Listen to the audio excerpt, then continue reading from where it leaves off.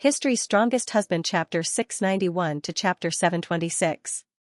Before jumping in, Xianxia thought of many outcomes.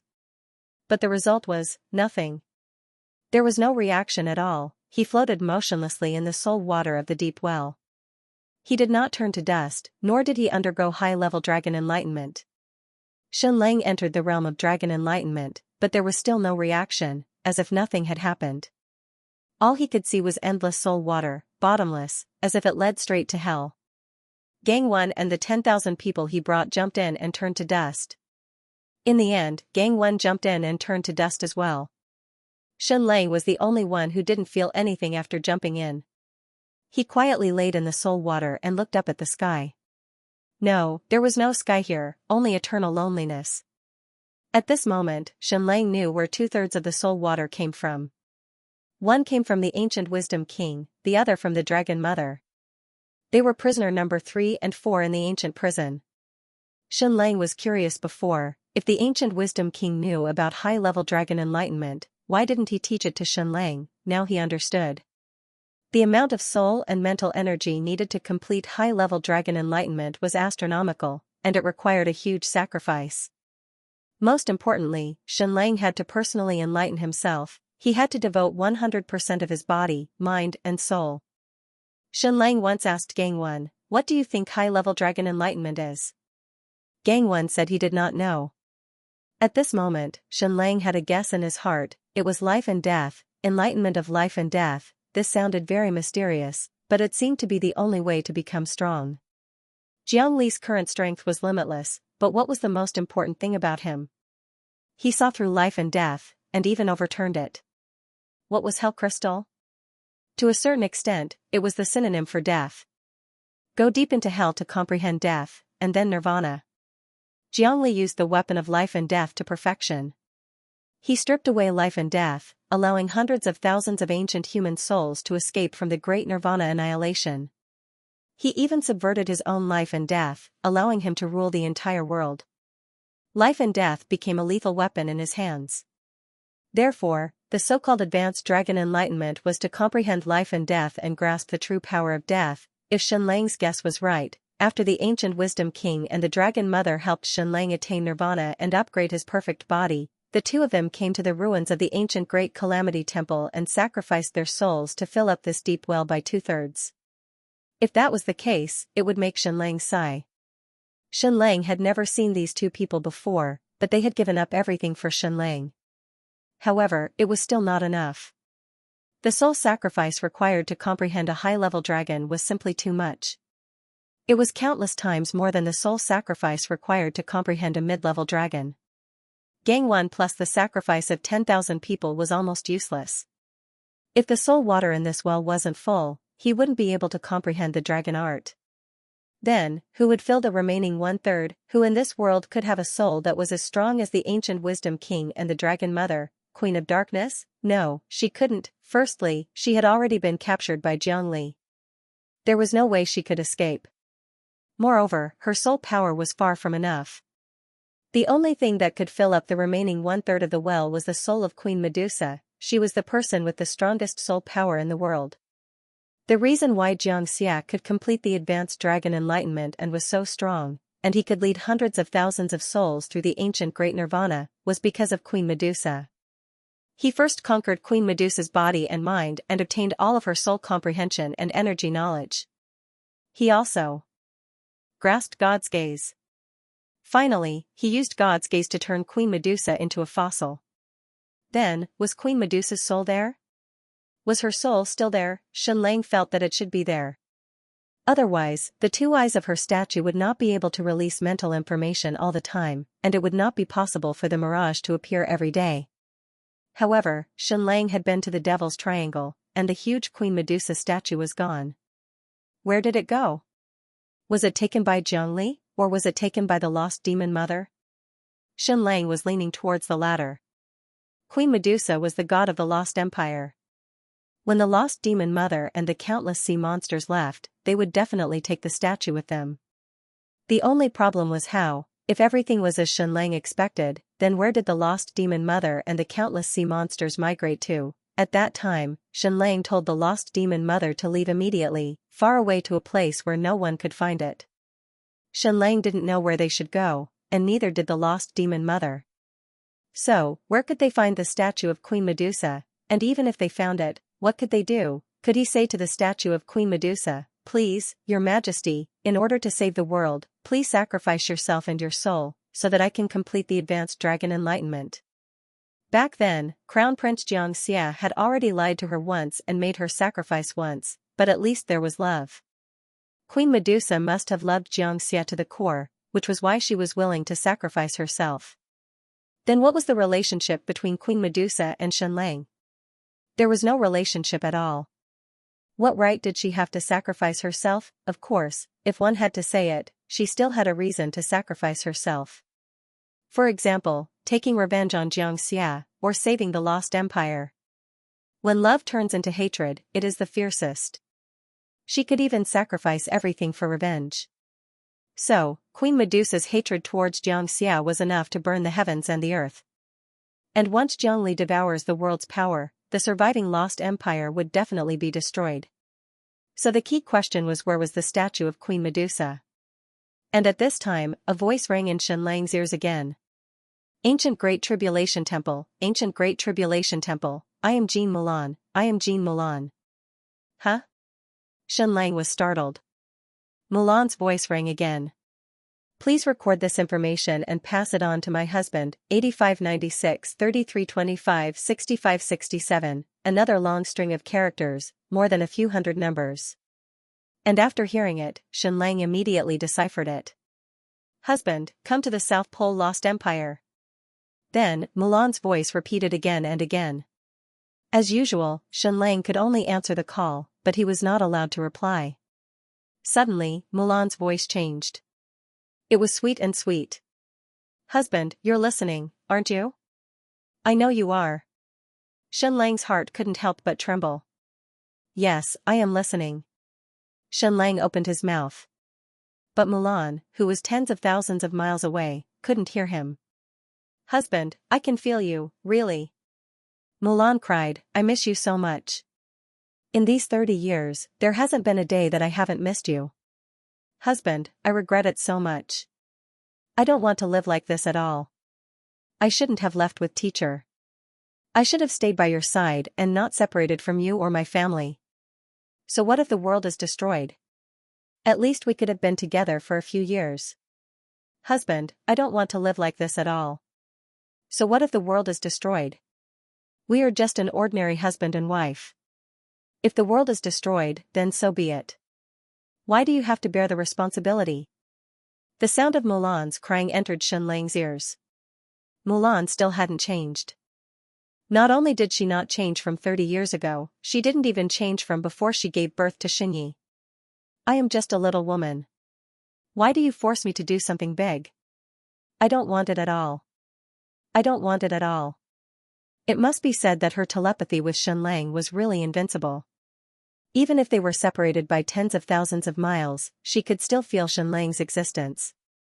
After crying for a while, Mulan said, "Husband, you, come to the South Pole Lost Empire." Then I. What should he say at this time? This wasn't a phone call. He couldn't say that he hung up. From Ancestor Luo's point of view, this might be Mulan's wishful thinking. Meanwhile, Xianlang sighed in his heart. Mulan, since 30 years ago, Mulan baby had been running around for him every day as if there was no end. At first, she was looking for the traces of the giant dragons. Then, she was helping Xianlang to complete the advanced dragon enlightenment. However, they couldn't meet because Mulan always wanted to be one step ahead of Xianlang. This ancient Great Tribulation Temple ruins also had a similar energy center like the magic crystal that could receive information. Now, Xianlang knew where the Queen Medusa statue was. The lost demon mother brought countless sea monsters to the South Pole. That should be the furthest place from the Zhongli Empire. If Xianlang wanted to complete the advanced dragon enlightenment, he had to go to the South Pole. But, how could he get out now? How could he leave the ancient Great Tribulation Temple ruins? One had to know that he came in during the total lunar eclipse. And he didn't know when the next total lunar eclipse would happen. Gangwon had already sacrificed himself and turned to dust, so he couldn't ask. But Shenlang didn't wonder for too long. He went deep into the Well of Souls and kept diving deeper and deeper. He didn't know how far or how long he went. Maybe hundreds of thousands of meters, maybe even further. Suddenly, when he reached the bottom of the Well of Souls, Shenlang suddenly rushed out. He left the ancient Great Tribulation Temple ruins and appeared in the vast ocean. Dachao, what are you doing? After charging out of the bottom of the sea, Shenlang saw a strange scene. Dachao was doing a very strange posture. It stood on one leg and used its wings to support the other leg, trying to stretch it over its head. Are you doing yoga? As a flying beast, don't you think you're too ambitious? When Dachao saw Shenlang appear with a Baiyu sound, it was shocked. The yoga posture collapsed and it flipped into the sea. It was really too boring. As for this yoga posture, it saw Princess Ninghan doing it often, so it inexplicably learned it. As for why Princess Ninghan, who was so skilled in martial arts, would do such a strange posture, it was completely unknown. Let's go. Shenlang patted Dachao's neck. Then, Dachao charged out of the sea, and Shenlang landed on its back. They flew south. Keep going south. Go south, to the South Pole. Shenlang had never been to the South Pole before. Almost no one in this world had been to the South Pole because there was no white jade capital and no traces of human life. Shenlang couldn't imagine how the lost demonic mother would survive if she brought countless sea monsters to the South Pole. A few days and nights later, Shenlang flew to the sky above the South Pole. Compared to the North Pole, there were almost no traces of civilization here. It was a world of ice and snow. He didn't see any lost empire or sea monsters. The temperature here was around -80 degrees Celsius. It looked like it was impossible to survive here. Shenlang searched again and again, but he still couldn't find any traces of the lost empire, nor did he see the statue of Queen Medusa. But Baby Mulan told Shenlang to come here, so the lost empire must be here. Shenlang thought of the discovery of Mojing. It was Princess Ninghan who received Queen Medusa's message and changed her body, gaining a special vision. 2. Others, the great desolate desert was an endless expanse of red sand. But when Princess Ninghan looked at the great desert, it was as if she could see the cities of ancient times, as if she had entered the vision of an AR. After the marriage between Shenlang and Ninghan, he directly obtained the spiritual vision. He closed his eyes and completely entered another spiritual world, entering the spiritual memory world given by Queen Medusa. He opened his eyes again. The scene in front of him had completely changed. It was no longer ice and snow, nor was it endless glaciers and oceans, but a prosperous lost empire. Endless cities, quaint and beautiful cities, half under the sea, and the other half above the sea. Even these glaciers in the South Pole had become the cities of the lost empire. These towering glaciers were carved into all kinds of castles, all kinds of beautiful buildings. Have you seen a giant ice sculpture? And in Shenlang's vision, it was a world of ice sculptures magnified 1,000 times, 10,000 times. Not only was the area magnified 10,000 times, but the aesthetic attainments were also magnified 10,000 times. It was too gorgeous. The lost empire of the Devil's Triangle was already fascinating. Unexpectedly, the Medusa royal family had such an ice and snow kingdom in the South Pole. The houses here didn't even have stones, only blue ice. Shenlang blinked again, and the scene of the lost empire disappeared, leaving only a desolate world of ice and snow in front of him. In another blink, the ice and snow city of the lost empire appeared in front of him again. Shenlang understood that this was not an illusion at all, but a spiritual memory in his brain. When the ancient spiritual memory overlapped with the place in front of him, he saw the beautiful city of the lost empire. But it had indeed disappeared and been destroyed. Earth's South Pole was a total of 14 million square kilometers, and this world's South Pole was even bigger, a shocking 50 million square kilometers. Shenlang rode on Big Chow and kept flying, all the way to the center of the South Pole. In the vision of the ancient memory, the tens of millions of square kilometers of the South Pole were all densely packed cities of the lost empire. These ice sculpture cities, again and again, collided with Shenlang's aesthetic concept. It was almost intoxicating. It was unimaginable that there was such a beautiful city in this world. This should be the ancient lost empire, the Medusa Empire before the first great Nirvana annihilation era. It should be around the same time as the ancient empire in the 10,000-mile Great Desert. It was one era earlier than the ancient Eastern Empire and the ancient Lost Empire. Meanwhile, in the vast desert, almost all of the cities had been destroyed, turning into a sky full of red sand. It was the same in the South Pole. All the ancient Medusa Empire cities were destroyed, leaving only a world of ice and snow. Xianxia kept flying and flying. He longed to see the space tunnel above the magic crystal. Mojing was the only surviving ruin of the ninth city of the ancient empire, so the ancient Medusa Empire in the South Pole should also have one, otherwise, Babe Mulan would not let him come here. Sure enough, Xianxia saw it. The space tunnel was almost exactly the same as the one above Mojing, and it was constantly changing. At this time everyone could only see the sky full of ice and snow, only Xianxia could see the space tunnel. Xianxia followed the space tunnel, going deeper and deeper. He flew for thousands of miles, 10,000 miles. Because it was constantly changing, this was to protect the last remaining city in the South Pole. Finally, after flying for a few hours, he saw the end of the space tunnel. Xianxia rushed over. In an instant, his vision changed completely. The space tunnel was gone, and in front of him was a beautiful city of ice and snow. But it was not as complete as the city of ice and snow in the vision of the ancient memory. It was withering.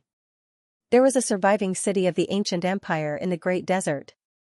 As expected, there were surviving cities of the ancient Medusa Empire in the South Pole. There was also an energy shield here, hiding and protecting the entire ancient city. The magic crystal was only about 30,000 square kilometers, and the ruins of the ancient Medusa Empire in front of him were only about 30,000 square kilometers. There was a giant pyramid in Mojing, and there was one here too. At the top of the giant pyramid in Mojing, there was a totem with a human face and a snake body looking up at the sky. And there was also a totem here. It was the statue of Queen Medusa in the Devil's Triangle. Not long after Xianxia appeared, countless figures suddenly emerged from the ruins of the ancient Medusa Empire's ice and snow city. They were all kinds of sea monsters. Thousands, tens of thousands, hundreds of thousands. But there were no more, only hundreds of thousands. But when the lost demon mother led these sea monsters out of the Devil's Triangle, there were more than millions of them. Now there was only 1/10 left. After a while, a body made of ice and snow gradually appeared in front of Xianxia. After a slight hesitation, she knelt down. Lost demon mother greets your majesty, long live the emperor, long live, long live. The lost demon mother was still unwilling to show her real sea monster body in front of Xianxia. Xianxia reached out and helped her up. Then, he looked at the hundreds of thousands of sea monsters of the lost demon empire. They knelt down neatly. In the end, you still found this place with your people, escaped Jiangli's massacre, and saved the lost demon empire. You have worked hard, Xianxia said. The lost demon mother said, I am ashamed, your majesty. With my ability, I could not find this place, nor could I come here. It was Her Majesty who guided me here. The ruins of this city have been completely abandoned, even the totem statue at the top of the ice pyramid has melted, replaced by Her Majesty Medusa, who once again built an energy shield to protect us. Once again, Xianxia looked at the statue at the top of the giant pyramid. This time she was no longer invisible. The eyes of the totem of the magic crystal were looking at the sky, but the eyes of the Queen Medusa here were looking at the same level. Xianxia said, Lost demon mother, is my wife still here? The lost demon mother said, Your wife? Queen Jean Mulan? I have not seen her. Xianxia could not help but be stunned. How is this possible? Gangwon could not say where Mulan was, and the lost demon mother could not say where Mulan was. However, baby Mulan did guide him to the ancient ruins of the Great Tribulation Temple, and then to the ruins of the ancient Medusa Empire in the South Pole. However, there was no trace of her in either of these two places. So where is baby Mulan? Where did she guide Xianxia? Xianxia said, Lost demonic mother, did you not see my wife at all? The lost demon mother said seriously, Never. This is strange, Xianxia asked, then what about Ms. Luozu? The lost demon mother said, No. After we were guided to this ruin by Her Majesty, we have not seen anyone, but struggled to survive. I have been waiting for your arrival. Xianlang said, did anyone tell you that I would come? The lost demon mother said, never. Xianlang closed his eyes and asked Gangwon about Mulan's whereabouts. Gangwon replied, can I say I don't know? Then Gangwon had not seen Mulan, but he was extremely smart and could guess one thing. And the lost demon mother had not seen Mulan, so where was she? When the North Pole changed drastically, Mulan, Luo Zhu, the White Jing messenger, and even Adolf should have left. So where did they go? And they were helping Xianlang at all times, guiding Xianlang's path. Taking a deep breath, Xianlang temporarily put this thought aside.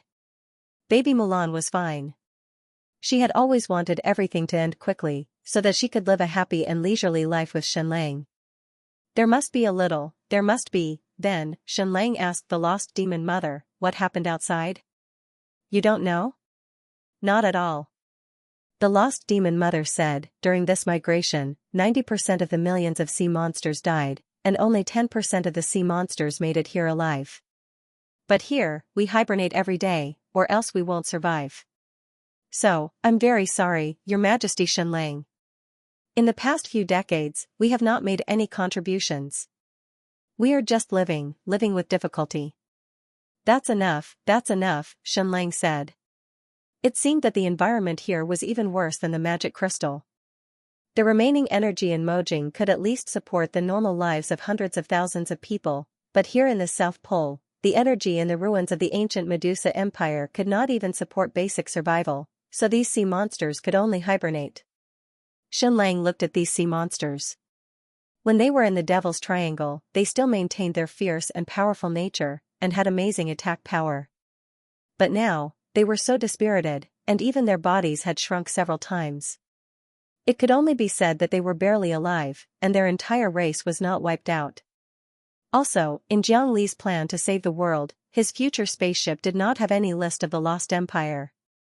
He wanted to save human civilization, not sea monsters.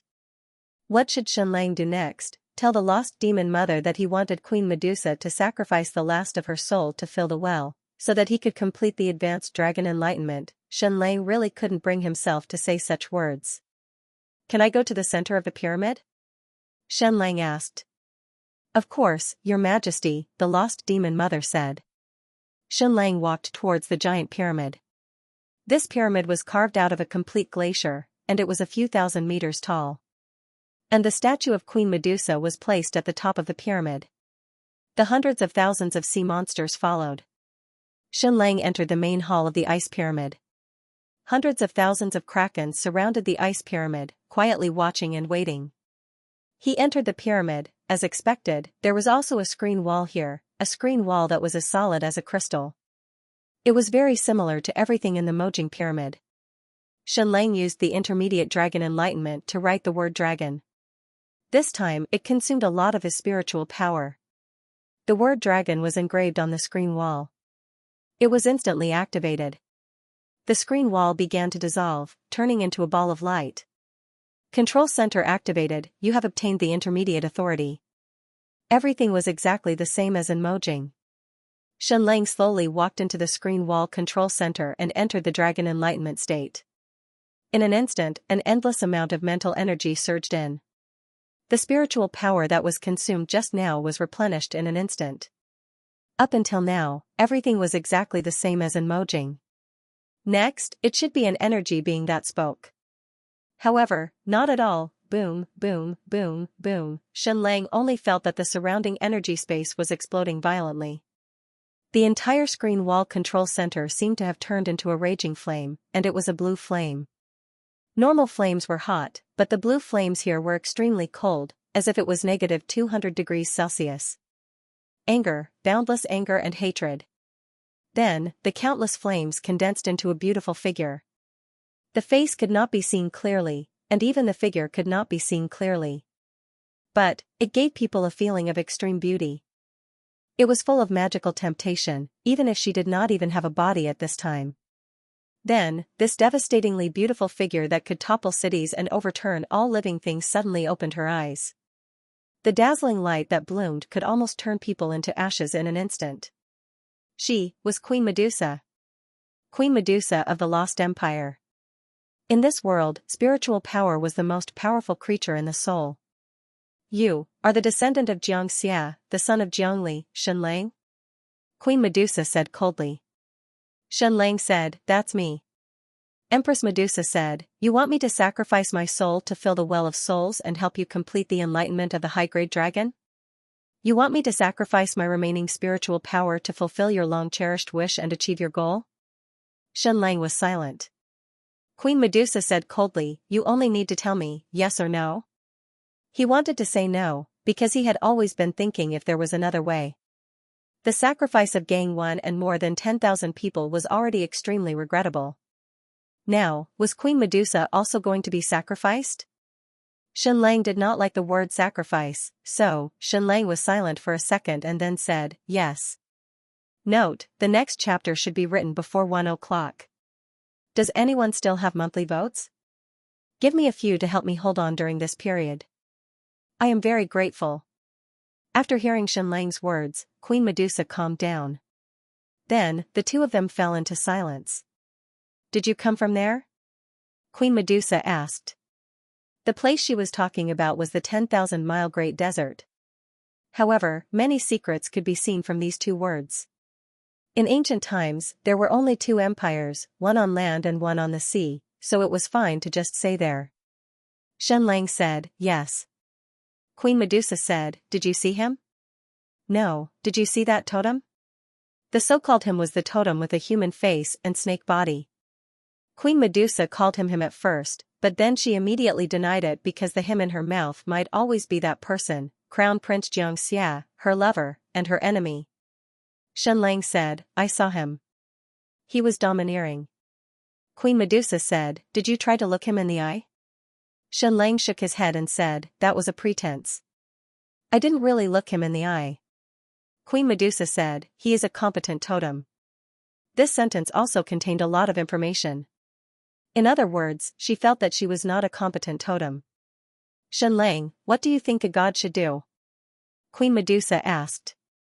Xianlang said, great love, but ruthless. Don't respond to the prayers of any believer, but protect the entire race. Queen Medusa said, as a god, you should stay on the platform forever, become a statue, and never go down the altar. Once you go down, your invincible body will be destroyed. Even if you are cursed, even if you are despised, don't go down the altar. Xianlang felt that this sentence made sense, but he couldn't understand it. I couldn't bear to see the Medusa Empire fall forever, so I went down the altar and changed from a totem to an empress.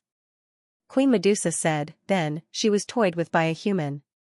Not only did she offer her body and mind, but she also offered everything she had. In the end, she was turned into a statue again, a broken statue. She was talking about Xianxia. After a long while, Queen Medusa said, Xianlang, back then, Xianxia paid a lot in order to obtain everything I have. It was a strategic price. Now you want me to sacrifice my soul? How much do you want to pay? How do you intend to persuade me with your glib tongue? How could he convince Queen Medusa? There are many reasons. For example, I can help you take revenge and eliminate Jiangli, Xianxia. Another example is that I can protect the lost empire and let it continue to exist. But there was no need to say these reasons. Did Queen Medusa not know? After thinking for a full minute, Xianlang said, I don't know how to convince you. Queen Medusa said, you can't say it and let others sacrifice for you. Right? Yes, Xianlang said. Queen Medusa sneered, then should I say that you still have some shame? Xianlang said nothing. Queen Medusa said, what kind of person do you think he is? The him she was referring to was naturally Xianxia, or Jiangli. Xianlang said, I can't comment. Queen Medusa said, you must comment. Xianlang said, I only have one goal, and that is to have no enmity with the world. So, he is my only remaining enemy. No matter what, wait until I eliminate him. This sentence didn't seem to make any comments about Jiangli, but it was already an evaluation. Up until now, Xianlang's direct goal was to defeat Jiangli. As for saving the world, that was his secondary goal. So, he couldn't righteously ask others to sacrifice for him. He was a selfish person. But Jiangli's entire body, mind, and soul were to save human civilization. For this goal, he could sacrifice everything, regardless of the price. So, he was an absolutely selfless person. It was just that he was so extreme that it made people feel terrified and cold. He is a very amazing person, Queen Medusa said. Queen Medusa said, everything he did was to achieve his lofty ideals, including deceiving me and destroying me. So, I hate him, but I still love him. As I said, as a totem, you should always stay on the divine position, no matter the reason. Even if the world is destroyed, you shouldn't come down. Queen Medusa said, because once you come down, you will betray yourself. You will destroy yourself. So, in a sense, everything that happened to me is my own fault. Be it a person or anything else, the most difficult thing was to be consistent from start to finish. I didn't do it, but Xianxia did. Was she talking about maintaining one's character? The most shameful thing for a person is not to betray others, but to betray themselves, Queen Medusa said. So, to a certain extent, Xianxia is not shameful, but I am. These words made Xianlang think a lot. Yes, the most difficult thing for a person was to be consistent. If a person was very hypocritical, they would always be pretending. But if they could pretend for a lifetime, even at the moment they entered the coffin, they would still be pretending. That would not be pretending, that would be eternal. You are also not bad. Queen Medusa said, you are also consistent, from the beginning to the end, you have not been affected by others. Whether it is a little son-in-law or becoming the Emperor of the East, you have never changed. You are indeed his son. Xianlang continued to be silent. Queen Medusa said, you want me to sacrifice my soul to fill that well, so that you can complete the high-level dragon enlightenment? Yes, Xianlang replied. He still didn't seem to be in the right. Queen Medusa said, many people have sacrificed themselves for you, because they feel that they have an obligation, because they chose you. And I do not have this obligation. Xianlang was silent. Queen Medusa said, maybe you want to say that you can help me take revenge and destroy Xianxia. But I have already said that my tragedy is my own fault. He has never changed. I hate him, but I still love him. I was deceived by him because of my stupidity, not his shamelessness. Huh? Xianlang had nothing to say. Queen Medusa said, maybe you want to say that you can save the lost empire. But I have also said that a long time ago, I was just like the Skywatch totem, just a totem, a sculpture. I should not have walked down the altar. I once gave everything for Xianxia, but at least I still have my soul. Now I have to sacrifice the last of my soul for you. Why? If the lost empire is destined to perish, then, let it perish. It was because I couldn't bear to see it perish that I stepped down from the altar and turned from a totem into an empress, bringing the fragmented lost empire together once again. Xianlang remembered, in the underwater tomb of the Neru, the souls of the little Medusas said that the once lost empire was fragmented. Several Medusas fought for the throne, and in the end, they were invaded by the Eastern Human Empire. They were in a precarious situation and were about to be completely destroyed. The Medusas would even become the playthings of humans. Later, Queen Medusa descended and became extremely powerful. She unified the entire Lost Empire and made the entire Lost Empire extremely powerful. In the end, she defeated the ancient Eastern Empire. If the heavens want the Lost Empire to perish, then so be it. We can't go against the heavens. Queen Medusa said, don't you think so? At least that's what the Skywatch totem thinks. So even if your Mojang is destroyed, it will not walk down the altar and fight for the last city-state. Xianlang continued to be silent. Queen Medusa was also silent. Xianlang, countless people have sacrificed themselves for you, right? Queen Medusa asked again. Yes. Xianlang said. Queen Medusa said, you said that your first goal is to destroy Jiangli and complete your revenge. So this is your selfishness, right? Even if you save the world, it is just a subsidiary. So what reason do you have for people to sacrifice themselves for you? No. Xianlang said. Queen Medusa said, then how are you going to repay these lives that you owe? Xianlang was silent for a long time. This is not an answer I can give now. Perhaps when I complete the high-level dragon enlightenment and understand life and death, I will have an answer. Queen Medusa said, amazing, amazing. you actually want to save all those who sacrificed themselves. You think that high-level dragon enlightenment is to overturn life and death, enter hell, grasp the energy of death, and then reverse life and death? Xianxia said, why? Can't you do it? Queen Medusa said, of course not. Life and death cannot be reversed. Jiangli seems to have reversed life and death, but he only found a gray area between life and death and wandered in it. Xianxia said, Your Majesty, you keep saying that you brought your tragedy upon yourself, but you still hate Xianxia. You keep saying that you don't want revenge, but you still want revenge and want to destroy him. You keep saying that since the heavens want the lost empire to perish, you will not go against the heavens. But, you still can't watch as the lost empire perishes. You still can't watch as your people perish. Even if you are an immortal, once your mortal heart is moved, your golden body will be completely broken and you will never be able to go back. You used to be a totem, but after you step down from the altar, you can never go back. This time it was Queen Medusa's turn to be silent. Well said, well said. Queen Medusa said, the moment I stepped down from the totem position, I could never go back. But you also know that I'm guarding the last ruins of the Medusa Empire. Once I sacrifice myself, the entire energy shield will collapse. The hundreds of thousands of descendants of my lost empire will no longer have a place to hide. Does that mean that my lost empire will perish? Obsession, a true obsession. Maintaining the inheritance of the lost empire was Queen Medusa's greatest obsession.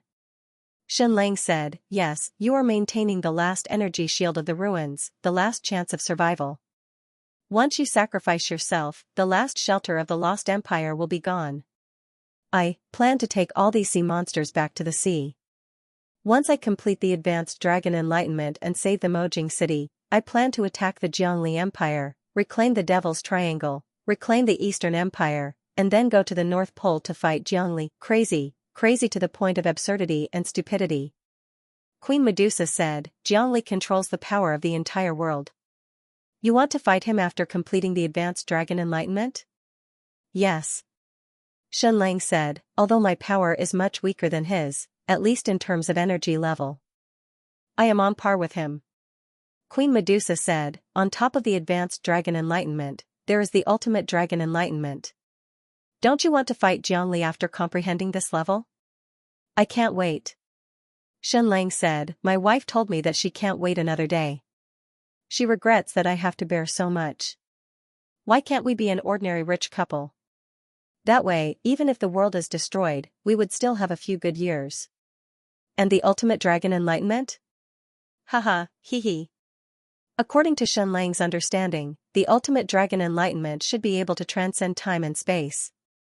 Jiang Li's teacher, the Chaos Prophet, completed the advanced dragon enlightenment countless years ago. After that, he spent countless years trying to complete the ultimate dragon enlightenment. In the end, he was turned into a fossil by Jiang Li and imprisoned in prison number 5. Then, he disappeared without a trace, releasing the other prisoners along the way. Did he complete the ultimate dragon enlightenment? No idea, but according to the Queen of Darkness's guess, the Chaos Prophet completed the ultimate dragon enlightenment and chose Xianxia to save the world. Of course, this was just a guess. As for the truth? Who knew? Queen Medusa said, Xianxia, do you know what will happen if we look at each other now? Xianxia said, I don't know. Queen Medusa said, you will turn into a fossil, and it is irreversible. Unlike the time when you were in Mojing, you were just acting. In Mojing, in order to lure the snake out of its hole and find the imposter, Xianxia put on a show of looking at the Skygazer totem. He even pretended to turn into a fossil. Xianxia once lied to me. After taking everything from me, he turned me into a fossil. Queen Medusa said, if you want my soul to be sacrificed now, then you should sacrifice yourself first. How about that? Everything has a price. You can't ask me to sacrifice myself for no reason, right? Xianxia was silent for a moment. Okay, I agree. Queen Medusa said, you should think about it. This may be a conspiracy of mine. After I turn you into a fossil, perhaps I'll be free. I'll replace you in that well and complete the advanced dragon enlightenment. Then, I'll take revenge on Xianxia myself. After all, no one wants to put their fate in someone else's hands. Shenlang said, I agree. Queen Medusa said, Xianxia once deceived my body and mind. You are his descendant, and you are also a human. Then I will deceive a human. Once you become a fossil, you will be a fossil forever. Your destruction in exchange for my freedom. These are all possible. Do you still want to take the risk? Shenlang still said, I agree. Empress Medusa said, all right, then go. Fly to the highest point and look into my eyes. Okay. Shenlang said. Then, Shenlang left the control center of the ice pyramid and walked out. At this time, the lost demonic mother and hundreds of thousands of sea monsters were still surrounding the pyramid, and all eyes were fixed on Shenlang. Shenlang opened his arms, and his whole body slowly floated up, higher and higher. He floated to the top of the pyramid, and then floated to the level of the eyes of Queen Medusa. He kept his eyes closed, because once he opened his eyes, he would look into Queen Medusa's eyes. What would be the consequences if they looked into each other's eyes? If she said it, it might be a conspiracy. A conspiracy to let Queen Medusa free. Shenlang had completed the ultimate dragon enlightenment, and he was the ancient wisdom king. The mother of dragons used all her efforts to upgrade the perfect body, so he could barely become Queen Medusa and transfer the curse. All of this was unknown. Perhaps, Queen Medusa just wanted to test people's hearts. Back then, she was deceived by Crown Prince Xianxia and gave everything she had. And now Shenlang wanted her to sacrifice herself, so she wanted to use the most decisive means to test Shenlang's heart. He didn't know. He didn't know anything. What would happen if Shenlang looked into her eyes? No one knew. Would it really be like what she said, that Shenlang would turn into a fossil, and she would be free and replace Shenlang to complete the ultimate dragon enlightenment? Both the ancient wisdom king and the mother of dragons had sacrificed their souls and themselves to pave the way for everything. This powerful temptation, this temptation to be on an equal footing with Zhongli, would Queen Medusa be able to resist it? Would she be able to resist the hope of personal revenge? These thoughts surged and flashed in Shenlang's mind. He took a deep breath and threw away all the distracting thoughts. Shenlang opened his eyes and officially looked into Queen Medusa's eyes. There was no buffer. The eyes of Queen Medusa suddenly lit up, and in an instant, endless energy drilled into Shenlang's eyes.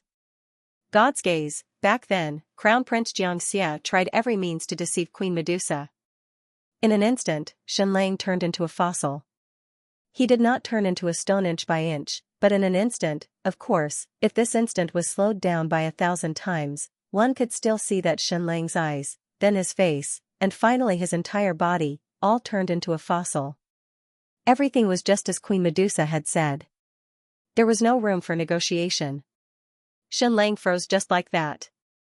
Not only did his body turn into a fossil, but his entire spirit instantly stopped. At the same time, Queen Medusa's statue began to shatter, turning into powder inch by inch. Then, a complete Queen Medusa, a nimble Queen Medusa walked out and slowly floated back to the ground. Then, the last refuge of the lost empire began to collapse. The energy shield disappeared. The ruins of the ancient Medusa Empire began to lose its protection. All of the magnificent ice buildings began to collapse. A city of 30,000 square kilometers, countless ice castles were completely shattered. In a short moment, the entire city was turned into ashes.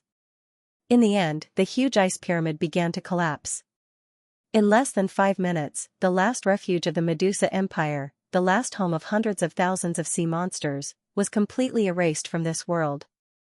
The lost demon mother and the hundreds of thousands of sea monsters were completely stunned when they saw this scene. At any time before, the lost demon mother had never shown her true face in front of Shenlang. She was either a beautiful body condensed from seawater or ice and snow. But without exception, she was a beautiful woman. And now, she finally revealed her true face. She was really a very ugly sea monster. What did she look like? A mermaid, but it was not a mermaid in movies and TV shows, but a real mermaid. She was very ugly and weird, with a little human characteristics, but she did not have a human face at all, nor did she have a human face and a fish body. In short, it was strange. At this time, tears gushed out of her eyes. She looked at Shenlang, who had turned into a fossil, and then looked at Queen Medusa. Her world was completely turned upside down. At this moment, she did not even know who to lean towards. Empress Medusa was her eternal spiritual pillar, her idol, and her empress. But Xianlang, now, Queen Medusa turned Xianlang into a fossil, but she was free and restored her original body. Why did this happen? If this was the only way to pass on the lost empire, wouldn't it be better not to have it? Are you disappointed? Queen Medusa said, the lost demon mother? The lost demon mother was silent. What should she do next? What should she do with hundreds of thousands of sea monsters, if her queen disappointed her? Was there any need for the lost empire to exist? What was the point of trying her best to maintain the empire's inheritance? Queen Medusa said, take the last group of the lost empire back to the Devil Triangle. Don't worry, I will not let you down, and I will not let you down. The lost demon mother looked at Xianlang, who had turned into a fossil again. Queen Medusa said, is he so charming? So many races are willing to die for him? Go, go. Remember my words, I will not let you down. The lost demon mother took a deep look at Queen Medusa, then left with the surviving hundreds of thousands of sea monsters. They left the South Pole and headed north. 29 years ago, she obeyed Xianlang's order and took millions of sea monsters south to the South Pole and found the last shelter, but there were still hundreds of thousands of them left. Now, she obeyed Queen Medusa's order and returned to the Devil Triangle. This time, how many sea monsters would be left? Hundreds of thousands of sea monsters quietly headed north, and in the blink of an eye, they disappeared into the snowy horizon. Along the way, many sea monsters had already fallen to the ground and were frozen in the snow. Queen Medusa looked at the desolate sea monsters and said to herself, is this my lost empire? Is this the lost empire that I have protected and passed on? Yes, no matter what it has become. It is still my lost empire. At this time, Xianlang's fossil statue suddenly fell from the air. Bang, a loud noise almost smashed through hundreds of meters of ice. Queen Medusa gently waved her hand, and Xianlang's fossil statue slowly flew up and floated in front of her. There was no reaction. There was no mental fluctuation. You are so naive, Queen Medusa said, Xianlang, you are so naive. How are you going to fight against Xianxia? Do you really think you can destroy him like this? You are not naive, but stupid. Then, Queen Medusa flew in the direction of the Great Tribulation Temple ruins. Xianlang's statue was clamped under her waist, motionless. A few days later, the lively Queen Medusa brought Xianlang's fossil statue to the ruins of the ancient Great Tribulation Temple and arrived in front of the dry well. Inside, there was still 2/3 of the soul water. This is so tempting. The soul of the ancient wisdom king, the mother of dragons. When I changed from the totem to the real body, I was already weakened once. This time, I changed from a statue to a real body and became weaker again. Once I complete the advanced dragon enlightenment, I can return to my peak strength. I can personally revive the lost empire, and I can personally find Xianxia for revenge. This is truly tempting. There's an endless amount of power within this well. The humans lied to me, so I will lie back to the humans. Isn't that normal? I am no longer a totem. I am just a weak Queen Medusa. I am just an idiot who was deceived by the humans and gave up everything. The humans harmed me, so I will take revenge on them. Queen Medusa continued to mutter to herself. The Great Tribulation Temple ruins were still dead silent. I will not be stupid anymore. I once lost everything because of love. Don't tell me that I'll sacrifice my soul for those illusory things? What a joke. Queen Medusa looked at Xianlang's fossil statue again. Xianlang, you are too naive and stupid. Queen Medusa said sarcastically, but, your naivety and stupidity, have once again conquered my heart. I'm actually tempted to sacrifice myself to fulfill your mission? No, I can't do that. I finally regained my freedom. I finally have the chance to grasp the advanced dragon enlightenment. I can't give it up. I will personally take revenge on Xianxia. I will personally protect my lost empire. Forget it. I have lost to your naivety. So I am even more naive and stupid than you. No wonder I was deceived by Xianxia. Xianlang, I will fulfill your wish. After muttering to herself, Queen Medusa dived into the Well of Souls and completely sacrificed her soul. She was right. A naive person would always be naive. Even if she was seen as stupid, even if she was deceived once, when her heart was truly moved, she would still give up everything. Instantly, Queen Medusa's peerless face and body turned into ashes inch by inch, turning into the soul water within. The well continued to rise and rise. It was finally full. As expected, it needed Queen Medusa's soul as a sacrifice to fill it up. In the next second, it was as if a gust of wind blew past. Xianxia's fossil statue that stood at the mouth of the well suddenly fell down and smashed into the well of souls. Note, finally finished. It was not easy. Benefactor, do you still have monthly tickets? Give them to me. Thank you for your 50,000 coins tip on WeChat message bio 2345. Thank you for your 10,000 coins tip on book friend 141216192128672. The process of the intermediate dragon enlightenment was still fresh in Xianxia's memory. If there was a word to describe it, it would be survival in the face of death. Although Xianxia had repeatedly described it as survival in the face of death, he had never really died. Whether it was the giant dragon in the dragon pool or Xianxia in the pyramid's well, death was chasing after them, forcing Xianxia and the giant dragon to transform and level up, constantly fighting, fusing, nirvana, and finally completing the intermediate dragon enlightenment. So in the intermediate dragon enlightenment, he was close to death countless times, but he never got close. What about the soul world of the advanced dragon enlightenment? All of them were death, all of them were sacrifices. There was no fighting, no leveling up, no nirvana. The only thing Xianxia felt was the process of death. He was turned into a fossil statue by Queen Medusa, and after falling into the well of souls, his whole body was crushed into pieces. His soul seemed to extend countless tentacles, reaching deep into everyone's death. This well of souls contained the sacrifices of countless people. The sacrifice of 3 of them constituted all the energy. The ancient wisdom king, the mother of dragons, Queen Medusa, and Gang 1, and the death of more than 10,000 people he brought seemed to be meaningless. Xianxia seemed to have entered hell. No, Azura hell should be gloomy and scary, but in this well of souls, it was not scary. On the contrary, it was very beautiful. How to describe this kind of beauty? It was like a withered universe. What gave the universe its beauty? The galaxy formed by countless stars, the gorgeous and strange nebula, and the mysterious black hole. So in this well of souls, Xianxia seemed to see a region of the universe.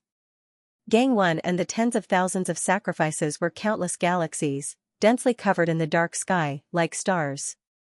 Then, they disappeared in front of Xianxia's eyes. It was as if every star in the galaxy was constantly extinguished. But he didn't know why.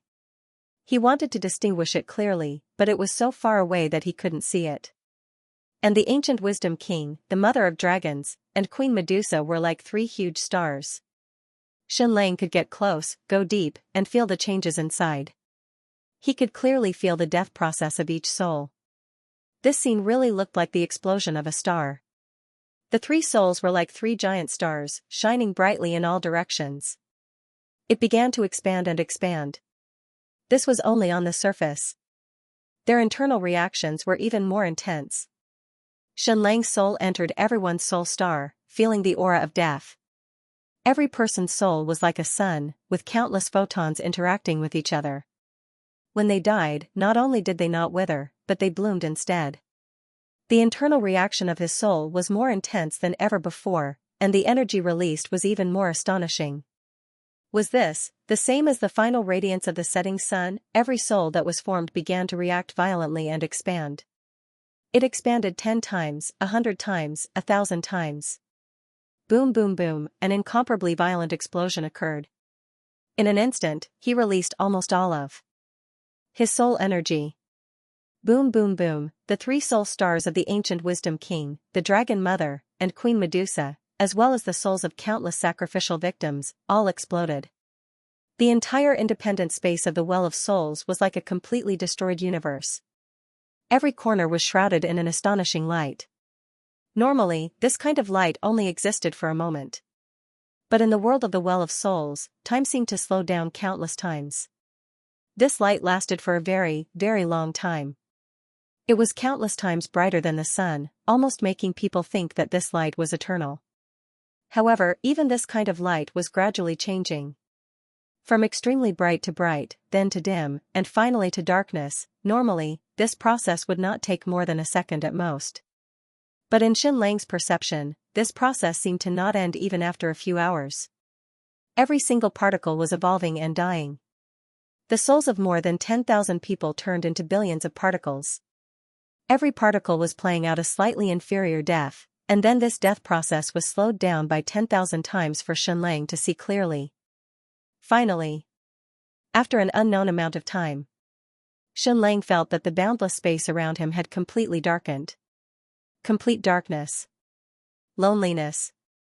There was no end, just a void. The entire death process was over. It was completely over, and throughout the entire process, Xianxia was only a bystander. He could not fight, could not resist. He could only watch as everything happened. Then, the entire space fell into complete silence. Had the advanced dragon enlightenment ended? No, because Xianxia had not left this place and was still trapped in the Well of Souls. Then what should he do? He had to leave this space of the Well of Souls. Only those who had completed the advanced dragon enlightenment could achieve this. However, no one could guide him. He had to complete everything by himself. This was because every single person's high-level dragon comprehension was unique and irreplaceable.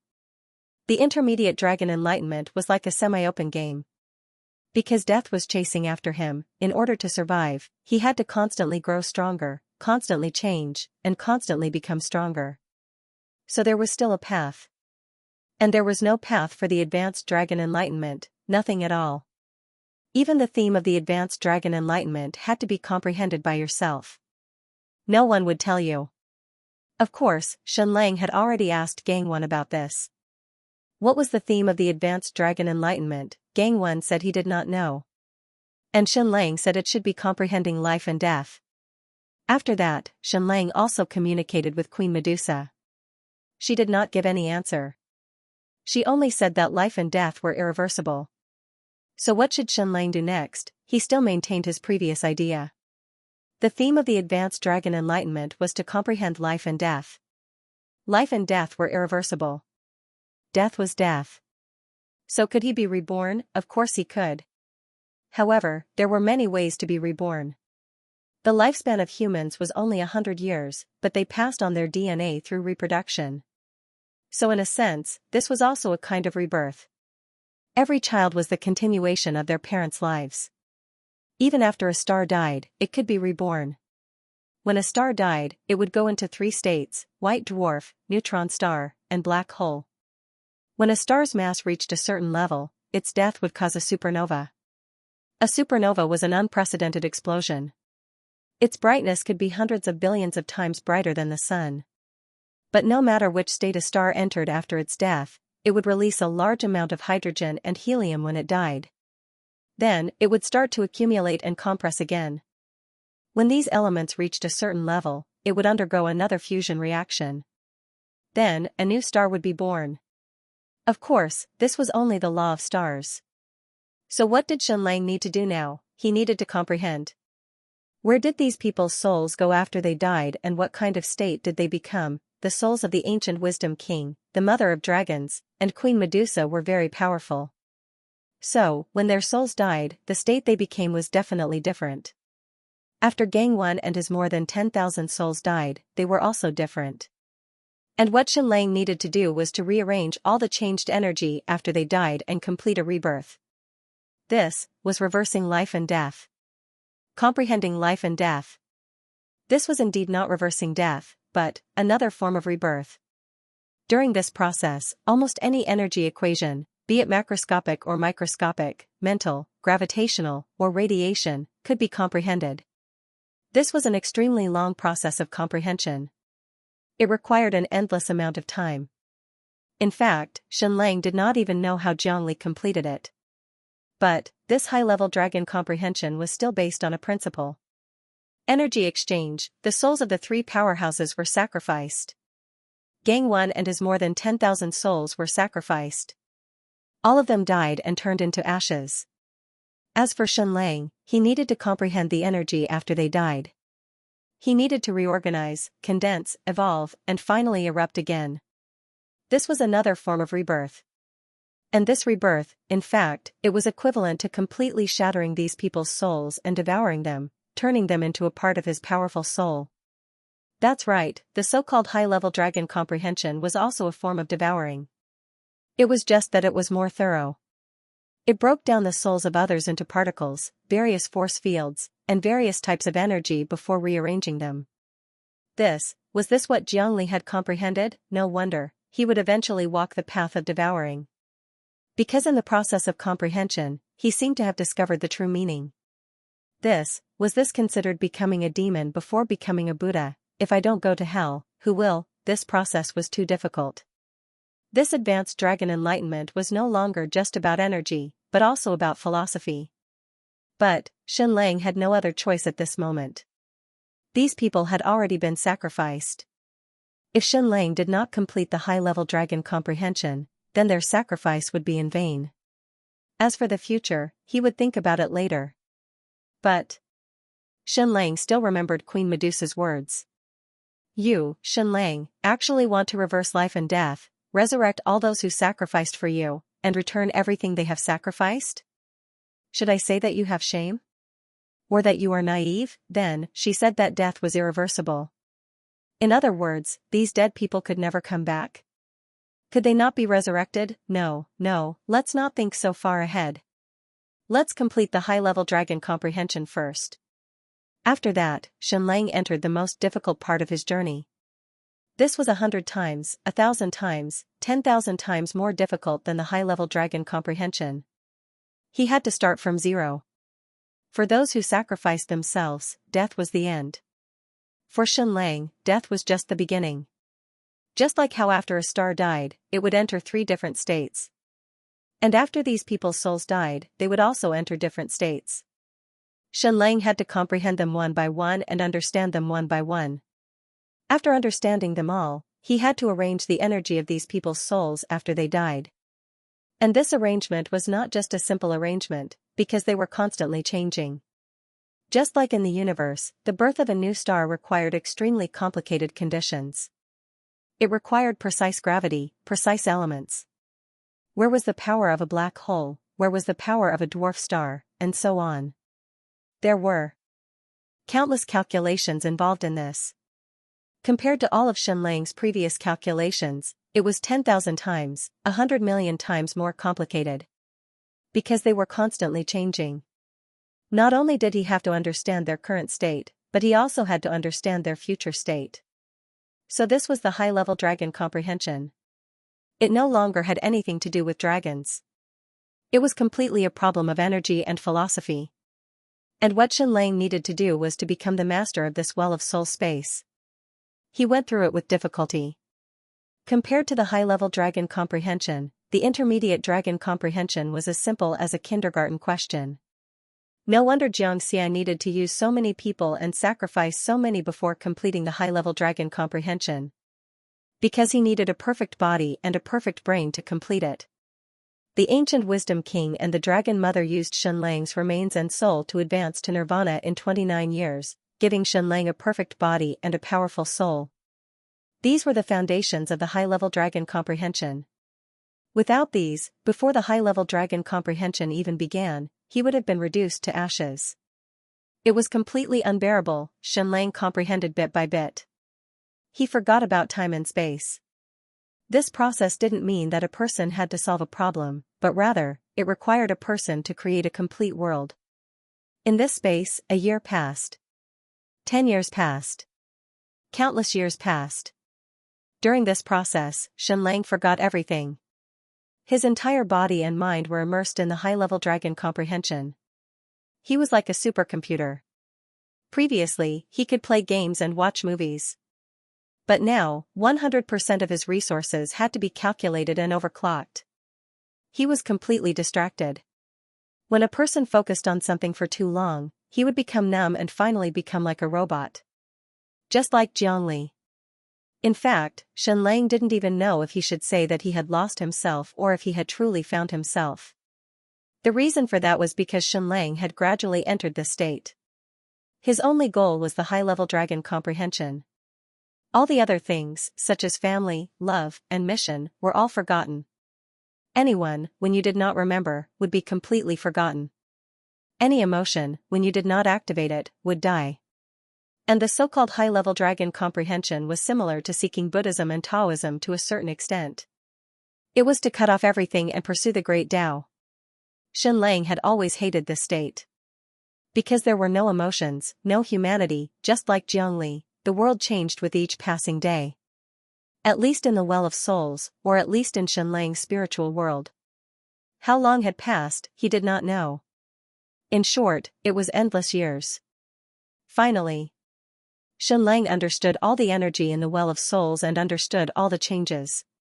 Finally, all the new arrangements were completed. Next, was a different kind of rebirth, just like the countless years after the death of a star, countless nebula dust once again condensed and exploded, giving birth to a new star. In the Well of Souls, countless energies were constantly being compressed and collapsed in the new arrangements. 98%. 99%. Boom boom boom boom boom, once again, an unprecedented explosion occurred. Then, a brand new soul energy body was born. It looked so familiar. It really did look like Zhongli's hell crystal, but there was a slight difference. This was because everyone's advanced dragon comprehension was different. The souls of the ancient wisdom king, the mother of dragons, and Empress Medusa, as well as the souls of more than 10,000 people from Gang were completely annihilated. After experiencing countless changes, they were reborn and transformed into this brand new soul energy body. Xianxia floated forward and devoured it. Instantly, the high-level dragon comprehension ended.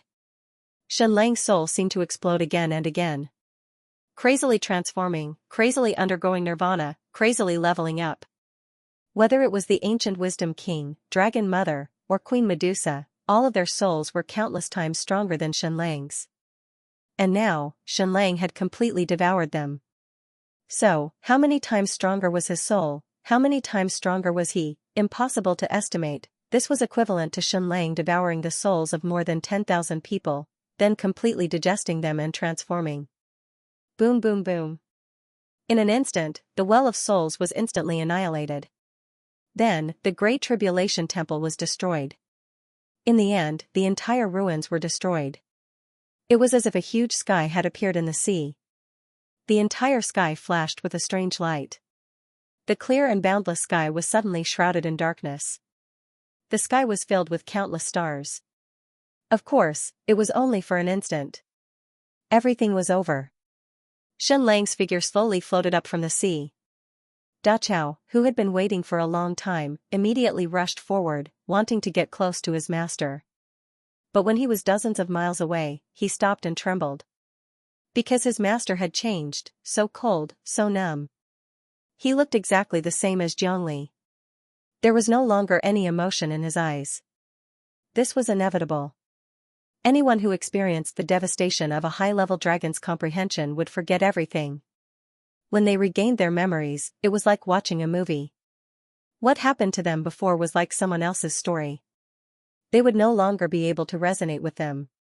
However, if that was the case, then what was wrong with the fact that a high-level dragon's comprehension would only create a second Zhongli? One Zhongli had already brought the entire world to the brink of destruction. If there were two Zhongli, wouldn't that destroy the entire planet? Dachao could not help but whimper, trying to recall Xianxia's emotional memories. But it was useless. Next, Dachao began to perform his bizarre yoga. If these movements were done on Princess Ninghan's body, it would be very enchanting. But Dachao's movements were very laughable. But Xianxia was still indifferent. It was as if he was immersed in the high-level dragon's regret, unable to break away. As for all the emotions and memories before that, it was as if they had happened countless years ago and were completely indifferent. Finally, Dachao took out a piece of beef from the pouch on his back, pressed it down with his claws, cut it with the sharp bone spurs of his wings, and put it into his mouth piece by piece, just like a gentleman eating steak elegantly. This was the first time Xianxia and Dachao met. It was the last time Dachao and Xianxia met before the upheaval in the North Pole. He desired to use this scene to once again awaken Xianxia's emotional memories. However, Xianxia only looked at him indifferently, still unmoved. what was a god? If the heavens had feelings, they would also grow old. A god had experienced too many things, too many years, and all emotions would be erased, eventually becoming a totem. Queen Medusa once said that the moment she stepped down from the altar, her golden body of invincibility was already broken. When Xianxia completed the high-level dragon's enlightenment, his soul had really experienced endless years, and all feelings and emotions were numbed. Was this the goal of the ancient wisdom king, the mother of dragons? Was this the goal of the chaos prophet, to create another Xianxia? What was the point? At this moment, another thing slowly rose. Fossil statue, Xianxia's fossil statue. In the South Pole, Queen Medusa turned Xianxia into a fossil. After entering the Well of Souls, Xianxia's soul went through the high-level dragon's enlightenment, but his fossil statue was undamaged. When the Well of Souls was destroyed and the ruins of the Great Tribulation Temple were destroyed, this fossil statue was still undamaged.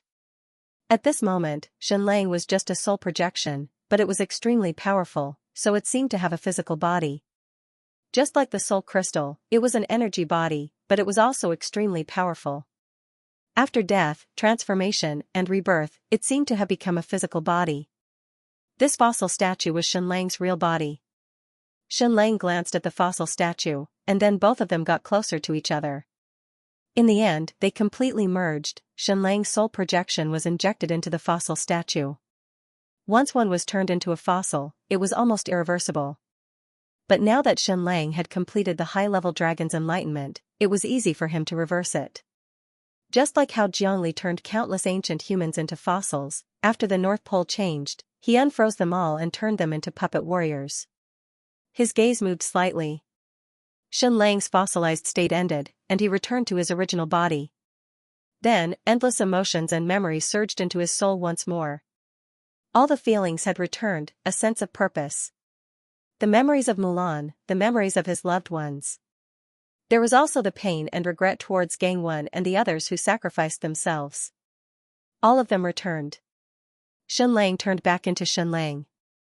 The Xianxia that was filled with humanity and emotions. Da Chao, your meat is rotten, you still want to eat it? Xianxia grinned. Da Chao was delighted, Master was back. Master was back. Just now, it really scared the beasts to death, What happened to the meat I just ate? Spoiled? Da Chao lowered his head and as expected, the meat had completely rotted, and there was a stench. But just now, in order to recall Xianxia's emotional memories, he had already eaten a lot.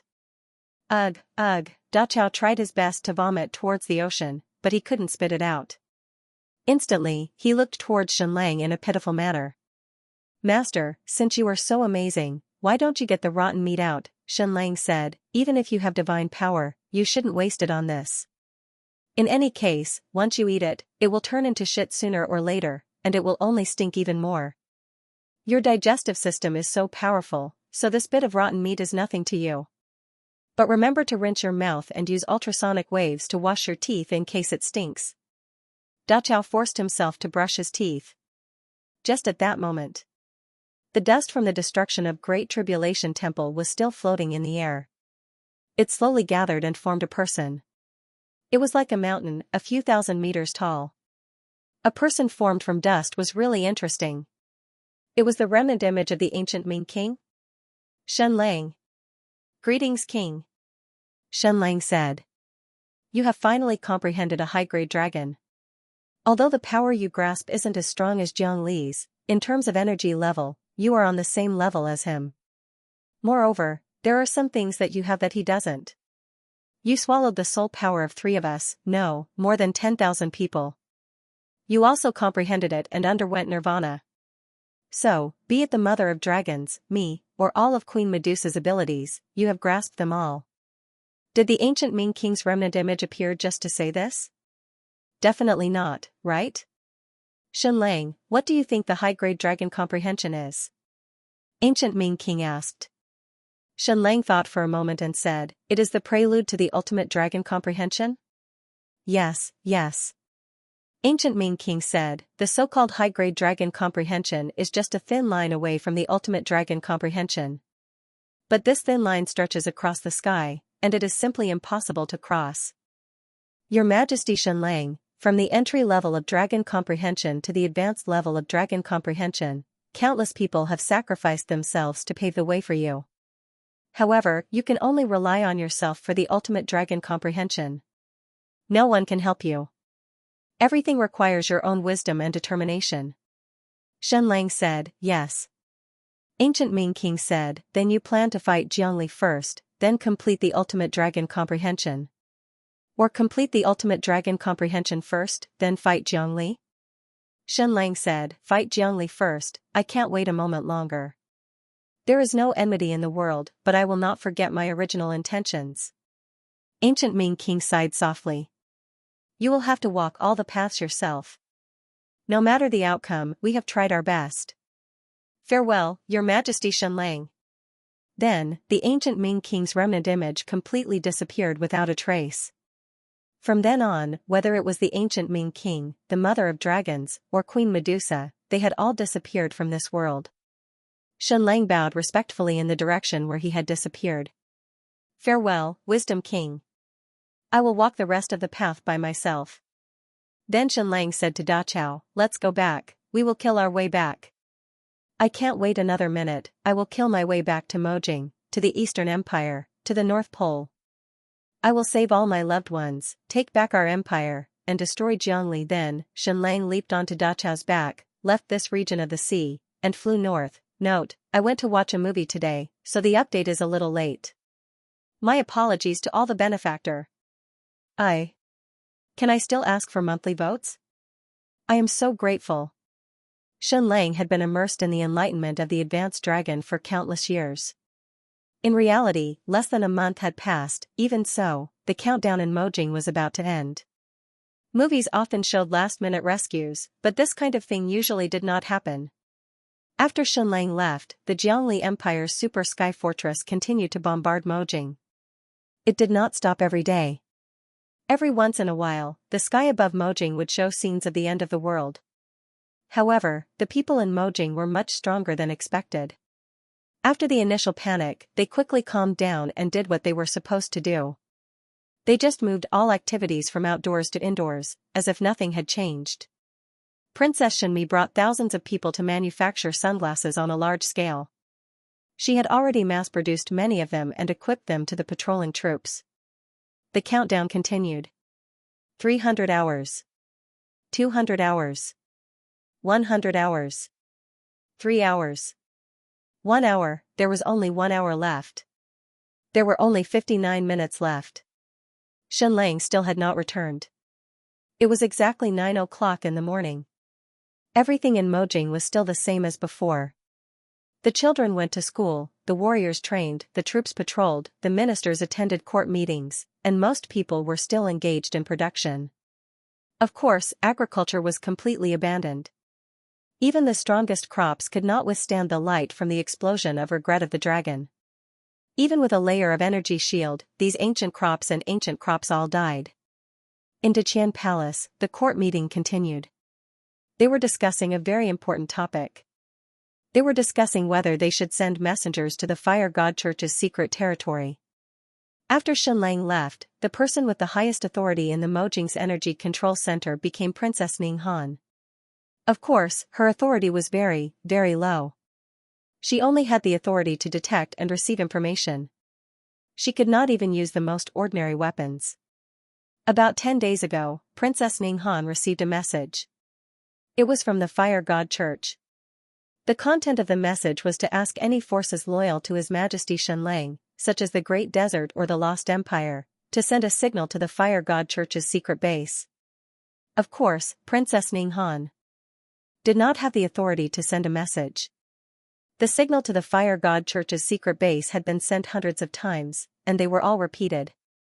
Presumably, no one in this world would respond, so in the end, they even sent out a coordinate, inviting any organization that was loyal to Xianxia to send an emissary over. They would send people to receive them and discuss extremely important matters. The coordinates were 19,000 miles west of the 10,000-mile wasteland.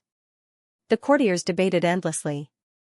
They didn't know if they should send a messenger or if this was just a plot of the Jiangli Empire.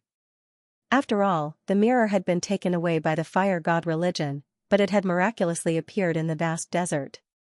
However, the final result of the Mojing Imperial Court's discussion was to send envoys there, and they had sent 3 batches of envoys. The first wave had already set off 9 days ago. This sounded very absurd. Mojing was about to be finished, but they still wanted to send messengers to contact the fire god cult. Wasn't this equivalent to sending envoys to participate in foreign affairs activities when the Manchurian Qing dynasty was about to perish? However, what Mojing insisted on the most was this sense of ceremony, the sense of an empire's ceremony. Even if this empire was about to perish, it had to be formal until the very last moment, and not scattered like a plate of loose sand. The mirror was still a perfect substitute for Xianxia, doing everything he was supposed to do, maintaining the hearts and morale of the entire Mo capital. Clang, clang, clang, clang, the bell rang a total of 9 times. Deputy Premier Zhu Yong picked up the pocket watch and glanced at it. The other important officials also picked up the pocket watch and glanced at it. There was still an hour until the countdown. There was still an hour until Mojing's energy shield was destroyed. It's about time. Let's call it a day. Xianxia said, everyone, go and make your preparations. We have to prepare for the best, and we have to prepare for the worst. Then, all the civil and military officials in the Mojing court bowed and retreated in an orderly manner. These officials quietly returned home, took off their official robes, and silently put on their ancient armors. They took out all kinds of weapons. Their wives, sons, and daughters also put on all kinds of armors and picked up all kinds of weapons. Not just the officials, all the troops and warriors in the entire Mojing checked each other's armors and weapons, then lined up neatly and left the barracks. Everyone, even those who knew a little martial arts, and even those who knew how to operate any kind of weapon, were all armed. In the past month, all the doors and windows in Mojing were tightly shut. A few minutes after the bell rang, all the doors opened, and people walked out one after another. Regardless of whether they were warriors, officials, scholars, or craftsmen, they were all fully armed and gathered on the streets. Everyone was a soldier. In the end, a total of 200,000 people gathered. Even though the mirror was a substitute, he still wore golden armor and rode on a flying beast. Whoosh whoosh whoosh whoosh, tens of thousands of flying beasts rose into the air, and tens of thousands of Sky-Sea Pavilion special forces lined up in the air. Let's go! Let's go! Protect Mojing, protect the Deqian Empire. With the command, the 200,000 people neatly and majestically headed towards the north of Mojing. Because countless troops of the Jiangli Empire would be coming down from the north, all the adults in Mojing had to participate in the defense battle. The best preparation was for Xianxia to return and save Mojing. But they had to be prepared for the worst, which was if His Majesty Xianxia could not return in time. But these hundreds of thousands of people must not tarnish the image of the Deqian Empire. The empire's sense of ceremony must be maintained until the end. At the same time, to the north of Mojing, dozens of Jiangli Empire's super sky fortresses were heading south. They were getting closer and closer to Mojing. The entire sky seemed to have been poked into a huge hole. More and more Jiangli Empire's super sky fortresses appeared, and more troops appeared in the sky, covering the sky. 300 miles away from Mojing. 200 miles. 100 miles. 30 miles. Of course, this was only the geographical distance. Mojing was still under the protection of the energy shield, so it was still hidden and undiscovered. But once the countdown ended, the energy shield would be completely destroyed, and the entire Mojing would be exposed to the Jiangli Empire's troops. Troops, land. Following the command of the Jiangli Empire's troops, countless super sky fortresses landed slowly and opened their doors. Innumerable ancient puppet warriors walked out of the cavern. These were ancient humans who had turned into fossils. They did not escape the great destruction of the ancient era, even when they turned into fossils. But after Jiangli returned, he used his high-level energy to revive them. But they still had no souls. Even their bodies had changed, and they were all made of energy. How many of these ancient puppet warriors were there? An astronomical number. There were hundreds of thousands of them in the ancient square relic, and this was only one of them that had been discovered. At that time, after the upheaval in the North Pole, countless cracks appeared on the ground, and countless ancient human fossils emerged from the ground. That scene was like countless ghosts returning to the human world from hell. the darkness was like a tide, forming an ocean. There were countless places like the ancient square relic underground in the eastern world. Therefore, only Jiangli knew how many ancient puppet warriors there were. But at least for now, there were 300,000 of them attacking Imojing. 3,000 Homo evolutus and 300,000 ancient puppet warriors walked out of the giant sky fortress. They were lined up neatly on the vast desert, stretching for dozens of miles without end. They waited quietly. As long as the energy shield of Mojing was broken, they could easily charge in and completely destroy the last surviving place of the human kingdom and completely occupy it. Of course, there was no need to go through so much trouble. They could just use a wave of regret of the dragon to cleanse the land. Boom boom boom boom boom. Another wave of regret of the dragon shot out and hit the energy shield of Imojing, causing an earth-shattering explosion. The flashing light was many times brighter than the sun. Within Imojing, 200,000 people closed their eyes and continued to march forward in an orderly fashion. After dozens of minutes, they arrived at the northern edge of Imojing. Formation! Formation! The 200,000 people lined up in a formation. Then, they waited quietly for the countdown to end. 10 minutes, 5 minutes, 3 minutes. 10 seconds, 5 seconds, 3 seconds, 2 seconds, 1 second, the countdown ended. Xianxia still hadn't returned. As expected, the entire Imojing's energy control center used up its last bit of energy. The huge energy shield disappeared instantly. All the defense systems in Imojing failed. All the space concealment systems failed. The ninth city-state of the ancient empire, Imojing of the Deqian Empire, was instantly exposed to Jiangli's army. Both sides were slightly shocked. Because of the energy shield and space concealment, they couldn't see it at all. They didn't expect the two armies to be so close to each other, less than 10 miles away. But at this moment, swoosh swoosh swoosh swoosh swoosh. Dozens of super sky fortresses shot out the last batch of regret of the dragon. They were very close now, less than 100 miles away. For the Jiangli Empire's regret of the dragon, it didn't even need 10 seconds. These hell crystal dragons were like a meteor shower, flying to the sky above Imojing in an instant. This time, there was no energy shield to block them. Once they exploded, the entire Imojing would be destroyed. However, when they were 1,000 meters away from Imojing, these regret of the dragon froze in the air, then turned around and flew back into the Jiangli Empire's sky fortresses. Was this a miracle performed by Xianxia? No, it wasn't. This was because the Jiangli Empire had decided not to use the regret of the dragon to destroy Imojing. Then, the commander of the Jiangli Empire's army walked down and lifted his mask, revealing his face. It was a very pure member of the Jiang clan's royal family. I am Xianxia, a duke of the empire. The third son of the last king of the ancient Jiang clan, but I have chosen to serve His Majesty, Xianxia. The last king of the ancient Jiang clan? He was the man who knelt in the ancient temple of King Kong Peak. Xianxia had gotten the ancient king's ring from him. If Xianxia was here, he would realize that the Xianxia in front of him did indeed look somewhat similar to the last king. Who is Xianxia? The commander of the Jiangli Empire's army, Xianxia, asked. Xianxia stepped out and said, I am. Xianxia said, His Majesty has decreed that although your plan didn't succeed, you still fulfilled your obligation.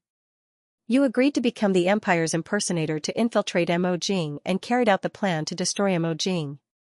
Therefore, His Majesty will fulfill his promise to you. There will be a name list of 1,000 people on the spaceship.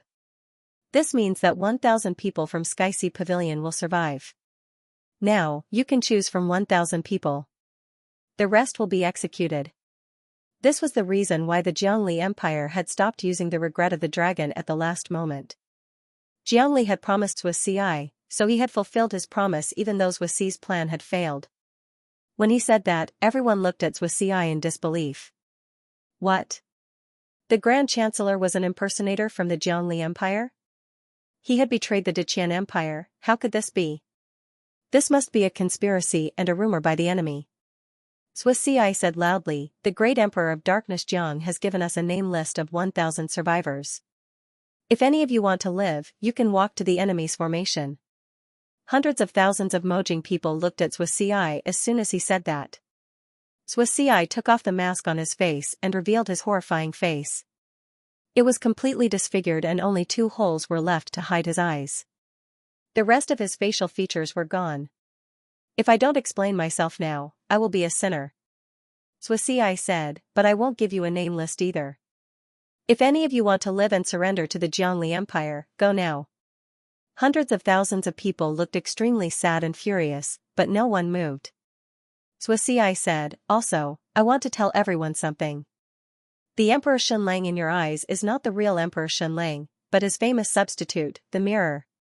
Once he said this, the hundreds of thousands of people in Emojing were shocked. The hundreds of thousands of ancient puppet warriors on the Jiangli Empire's side did not react at all. As for the 3,000 ancient new humans, they looked at Xianxia mockingly as if they were watching a farce. After hearing Xiaxi's words, the flying beast mirror slowly took off the crown and said to the hundreds of thousands of people in Emojing, "That's right, I'm the substitute mirror, I'm not the real Emperor Xianlang." As soon as he said this, the hundreds of thousands of people were even more shocked. The boundless anger felt like it was going to explode. The feeling of suffering and endless humiliation surged in their hearts. Was this the Deqian Empire that they were loyal to?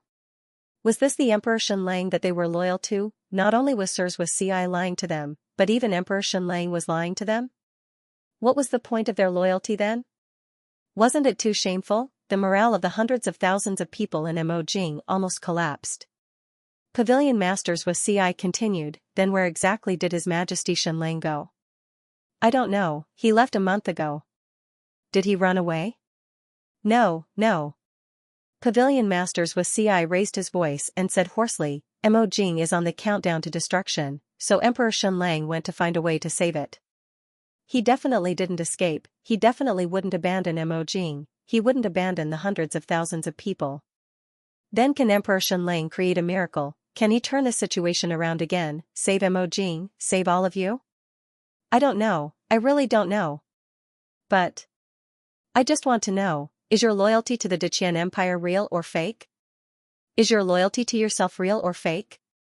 Could it be that all of you have chosen to serve His Majesty Xianlang merely because he can protect all of you? Are you only loyal to him because he can create miracles? If one day, Emperor Xianlang can't create miracles, will you not be loyal to him? All of us need to think carefully. What exactly are we loyal to? What is it? Is it Emperor Xianlang? No, it's our own belief. Everyone knows what the Jiangli Empire is like now. I've announced it countless times, it's like a dark hell. Countless humans are treated like pigs and dogs, like slaves. The great Emperor Jiangli is devouring the energy of this planet, he wants to sacrifice everyone, the hundreds of millions of humans he reared are just a source of energy for him in the future. Why are we gathered in Emojing? Why are we gathered under the flag of Emperor Xianlang? It's because we have the same dream, that is to defeat the Jiangli Empire, save countless humans, let them live with dignity, even if it's only for a few years, even if it's only for a few days, instead of being enslaved like pigs and dogs. Emperor Xianlang is doing his best, he's using all his strength, all his will, to rush back before the countdown ends, he's dying to save Emojing. But, if he can't create this miracle, are you not loyal to him because you want to betray him? If that's the case, your loyalty is too cheap. I only have one question. Is His Majesty Xianlang's determination and will to save you guys real or fake? Are you still independent souls? Do you not know how to fight if you leave His Majesty? Can you not fight? Think about it, what are you fighting for? Are you fighting for your own beliefs, or are you fighting for Emperor Xianlang alone? Is this Deqian Empire the empire of His Majesty alone? After Xianxia shouted these words, the hundreds of thousands of people in Emojing calmed down, their originally angry and panicked faces became solemn once again. Xianxia continued in his hoarse voice, "Of course, I'm not hiding my opinion.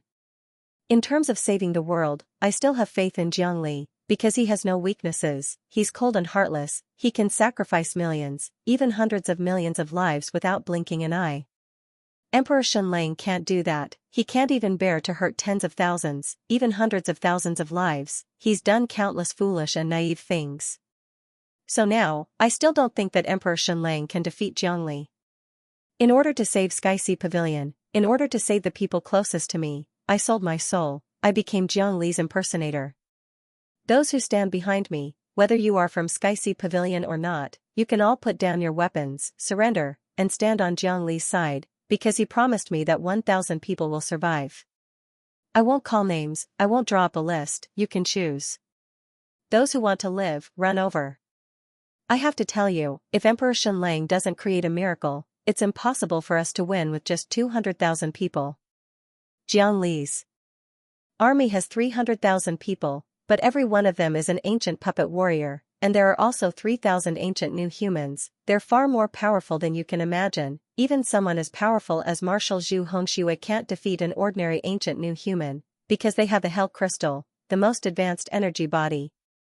So, if no miracle happens, the 200,000 people in Mojing will be annihilated within a minute. Therefore, if you want to live, take the initiative to run over and join Jiang Li's army. Although the Great Dark Lord is cold and heartless, he still keeps his word. He said that he will let 1,000 people live, so he will definitely let all of you live. Don't feel any moral or psychological pressure. In order to survive, anything you do is pardonable.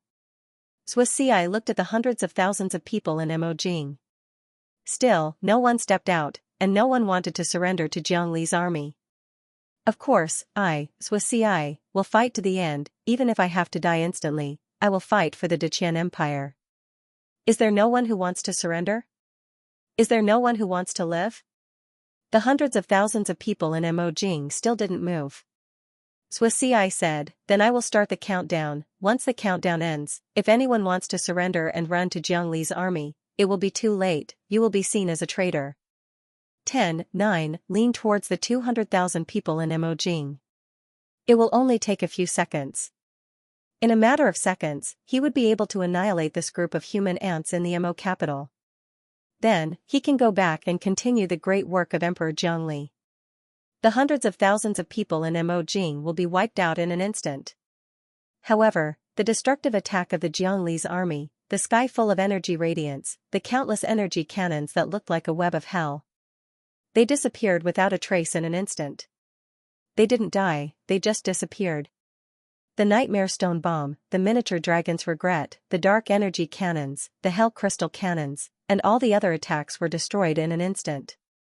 Then, a figure slowly descended from the sky. This person, of course, was Xianlang, the Deqian Empire's Emperor Xianlang who had completed the Advanced Dragon Enlightenment. The moment the substitute mirror saw Xianlang, he immediately put on a mask and hid himself in the crowd.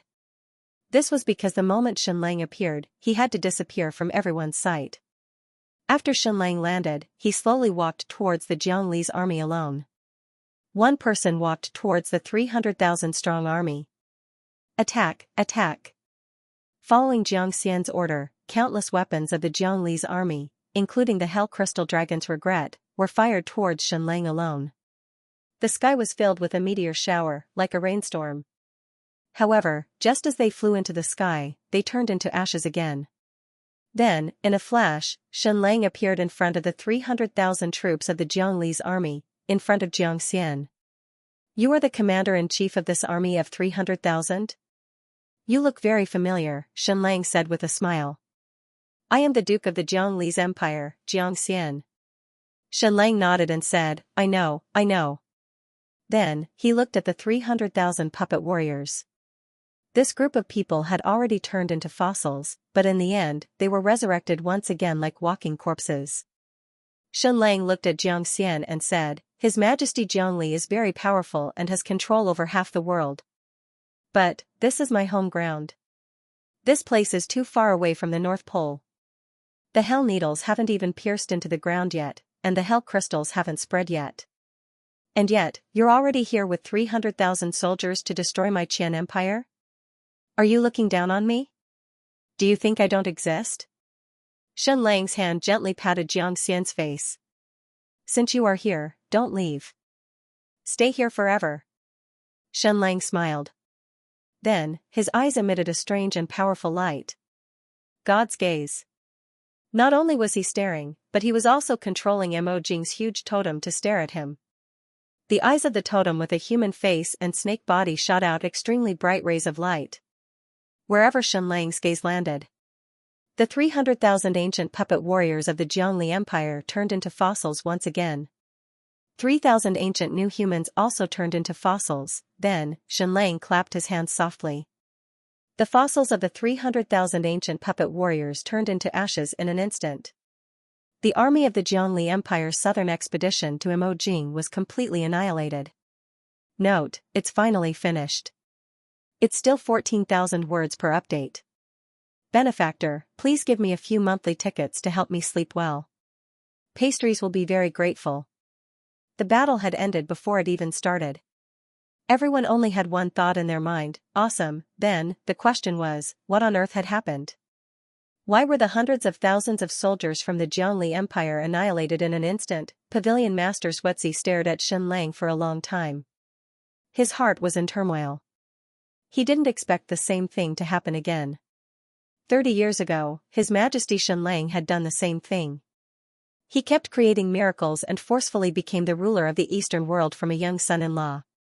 However, he had disappeared for the past 30 years. Therefore, the people could only rely on his legend to maintain the morale of the people.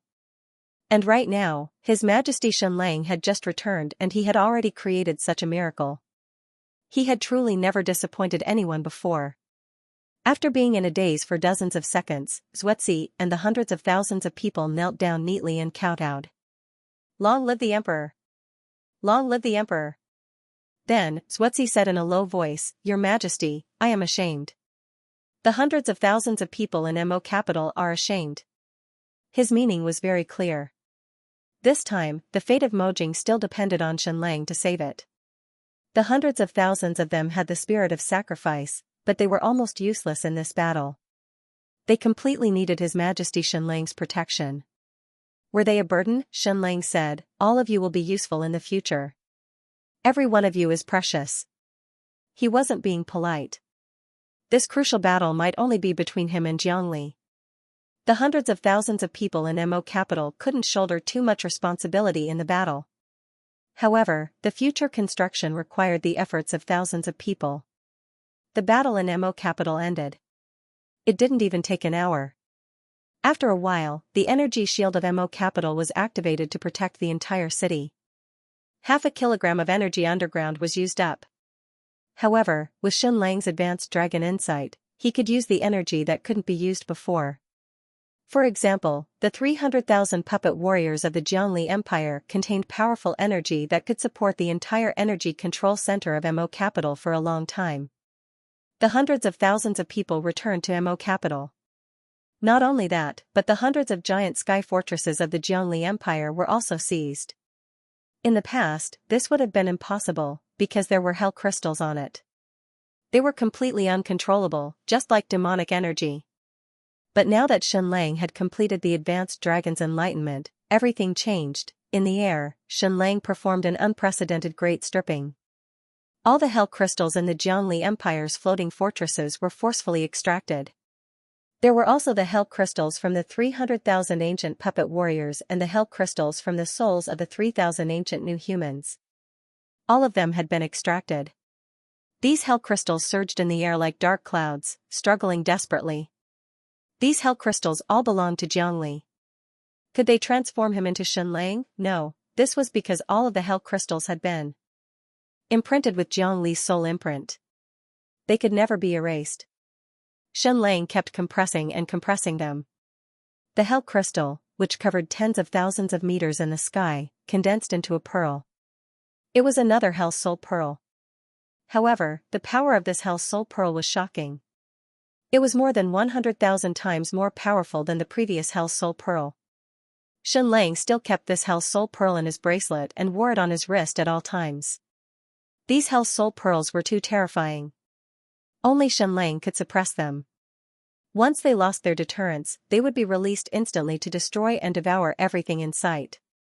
After the hell crystals were extracted, the giant sky fortresses, the regret of the dragon, and all the weapons inside all belonged to Xianxia and the Deqian Empire. When Xianxia returned to Mo capital palace, Princess Xinmi was still working on the magic mirror. Although the war had ended and the regret of the dragon would no longer explode outside Mo capital's energy shield, these sunglasses were basically useless. But this was the result that Princess Xinmi wanted. Moreover, they were in the vast desert, which was blinding to the eyes. Not only that, when they fought their way back to the Eastern Empire in the future, it would be a world of ice and snow everywhere. The reflections would also be blinding to the eyes. Wearing sunglasses would be easy to protect one's eyes. This is Daddy's, this is mine, this is Sister Yao Yao's, this is Mother's, and this is Great Mother's. Princess Xianxia arranged the sunglasses neatly on the table. Xianlang picked them up and put them on. They were indeed super handsome and had the elegance of the Matrix. Moreover, his pair and Princess Xianxia's pair were indeed father-daughter pairs. Then continued to produce them. In the future, everyone must have one. Xianlang said, "Make our Deqian Empire's army the coolest army." Once Xianlang returned, the mirror would disappear and he would enter the basement. He would either quietly read a book or play chess. When he walked in, the mirror was still playing chess. "Your Majesty, when you no longer need me, my career will be over," the mirror said. Xianlang said, "When that time comes, what do you want to do?" The mirror said, "I originally wanted to play chess for a living, but I think it will be very boring." It would definitely be boring. His chess skills were almost invincible in the world. "I may prepare to write a book." The mirror said, "No, I will write several books." Xianlang said, "What theme are you going to write?" "I don't know." The mirror said, "It should be a fantasy theme like Journey to the West." Xianlang said, "Let me check your brain."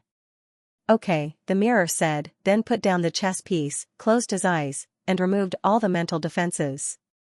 Xianlang checked every space in the mirror's brain. He didn't find any traces of being invaded by hell crystals or ancient human spirits. The mirror was not possessed. It was 100% the mirror. Moreover, there was a memory gap of nearly 30 years. Indeed, as he said, after being taken away by the fire god religion, the mirror had been unconscious in ice.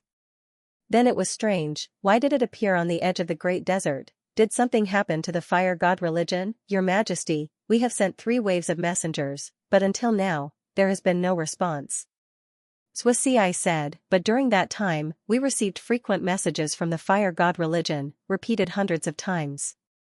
Xianlang was very concerned about the fire god religion, not only because of High Priestess Shelley, but also because of his baby. At that time, Xianlang had thought, which force should he let take away Little Little? At first, he was going to let the lost demon mother take away Little Little because Little Little's spiritual mother was Queen Nero of Medusa, of the same race as the Lost Empire. But later, he gave up on this idea because the lost demon mother didn't know where it should go.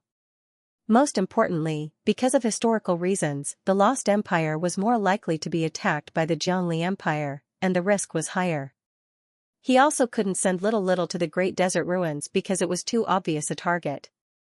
After careful consideration, Xianlang let the fire god religion take Little Little away. This was because the fire god religion had their own secret foothold, and Xianlang didn't just send away Little Little, he also sent away thousands of Fury Tide City scholars, and took away all the uranium. Therefore, among these forces, although the fire god religion was relatively weak, Xianlang still had high hopes. However, what happened to the mirror made people a little uneasy. What exactly happened to the fire god denomination? "I will go to the coordinates myself." Xianlang said, "I will leave Mojing to you again." Of course, I believe that the Jiangli Empire won't send troops to attack Mojing again. Once again, Xianlang rode on Big Chow and left Mojing, flying towards the west.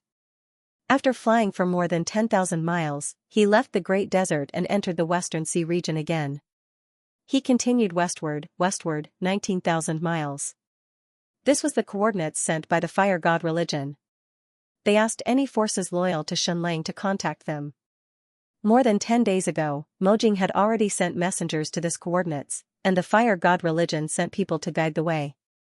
The last time Xianlang went to the ancient ruins of the Great Tribulation Temple, it was very complicated, and he almost went to heaven and earth. In the end, it was the whirlpool that appeared during the lunar eclipse that allowed Xianlang to find the entrance. And this time, not long after Xianlang appeared at this coordinates, a guide appeared. It was a black shadow with a green light shining in the middle. It flew in front of Xianlang, shook twice, and signaled for Xianlang to follow. Then, it continued to fly west. It kept flying, flying, and flew for another few thousand miles. Then, Xianxia saw something he had never seen before, and he couldn't believe it. Was this the end of the world? Because a huge crack appeared on the surface of the sea, and endless seawater poured down. It was more spectacular than any epic waterfall. This was the crack of the planet, and it was as long as 10,000 miles. It was as if a terrifying sword of darkness had slashed the planet and left a scar. Xianxia knew what this place was.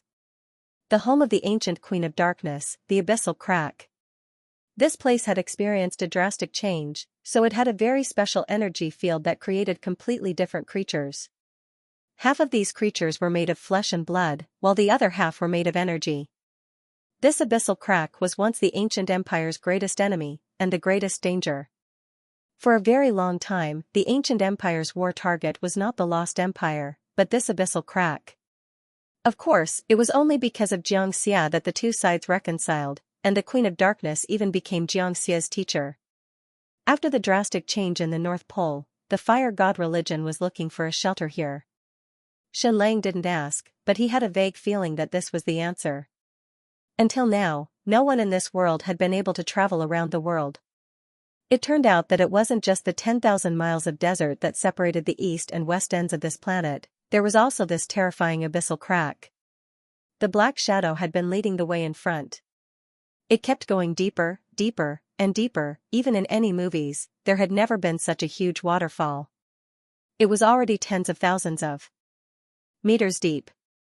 However, wouldn't the seawater run dry if it poured down like this? It wouldn't, because under the crack, there was a powerful energy field. The rushing seawater would constantly evaporate and return to the surface of the sea. The deeper they went, not only would the seawater evaporate, but even the salt would be directly turned into ashes. They kept flying down, down, down.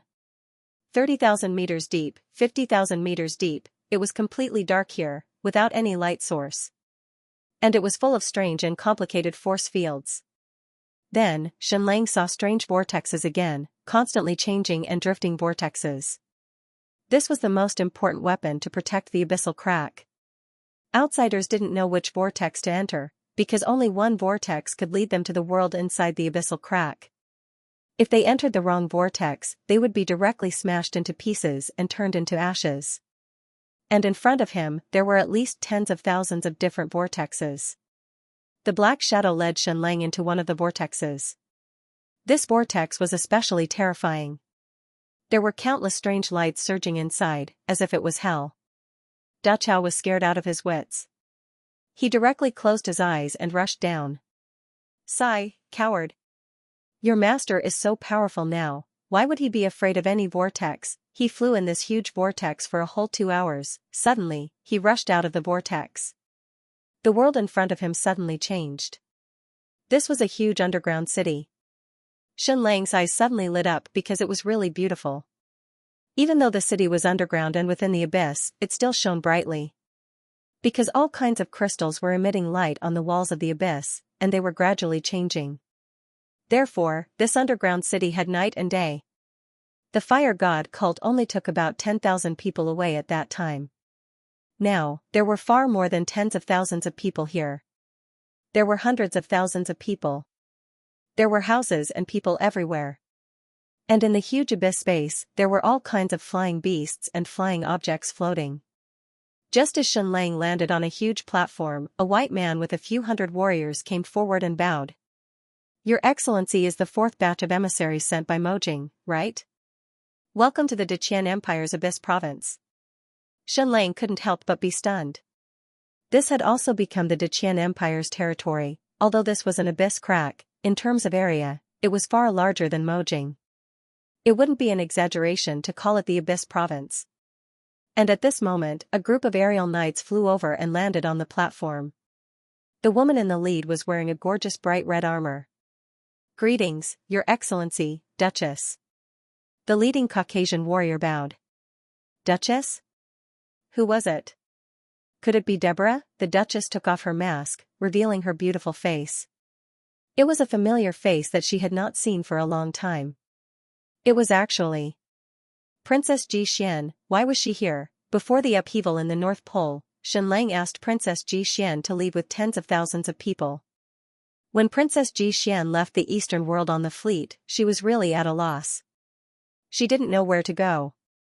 Because they really had nowhere to go. Where could they find a place where they wouldn't be discovered? Unexpectedly, Princess Xian was here. Welcome, we are planning to organize an emissary group to officially go to Mojing, Princess Xian said. When she looked at Xianlang, she was completely stunned, as if she couldn't believe her eyes. Shen.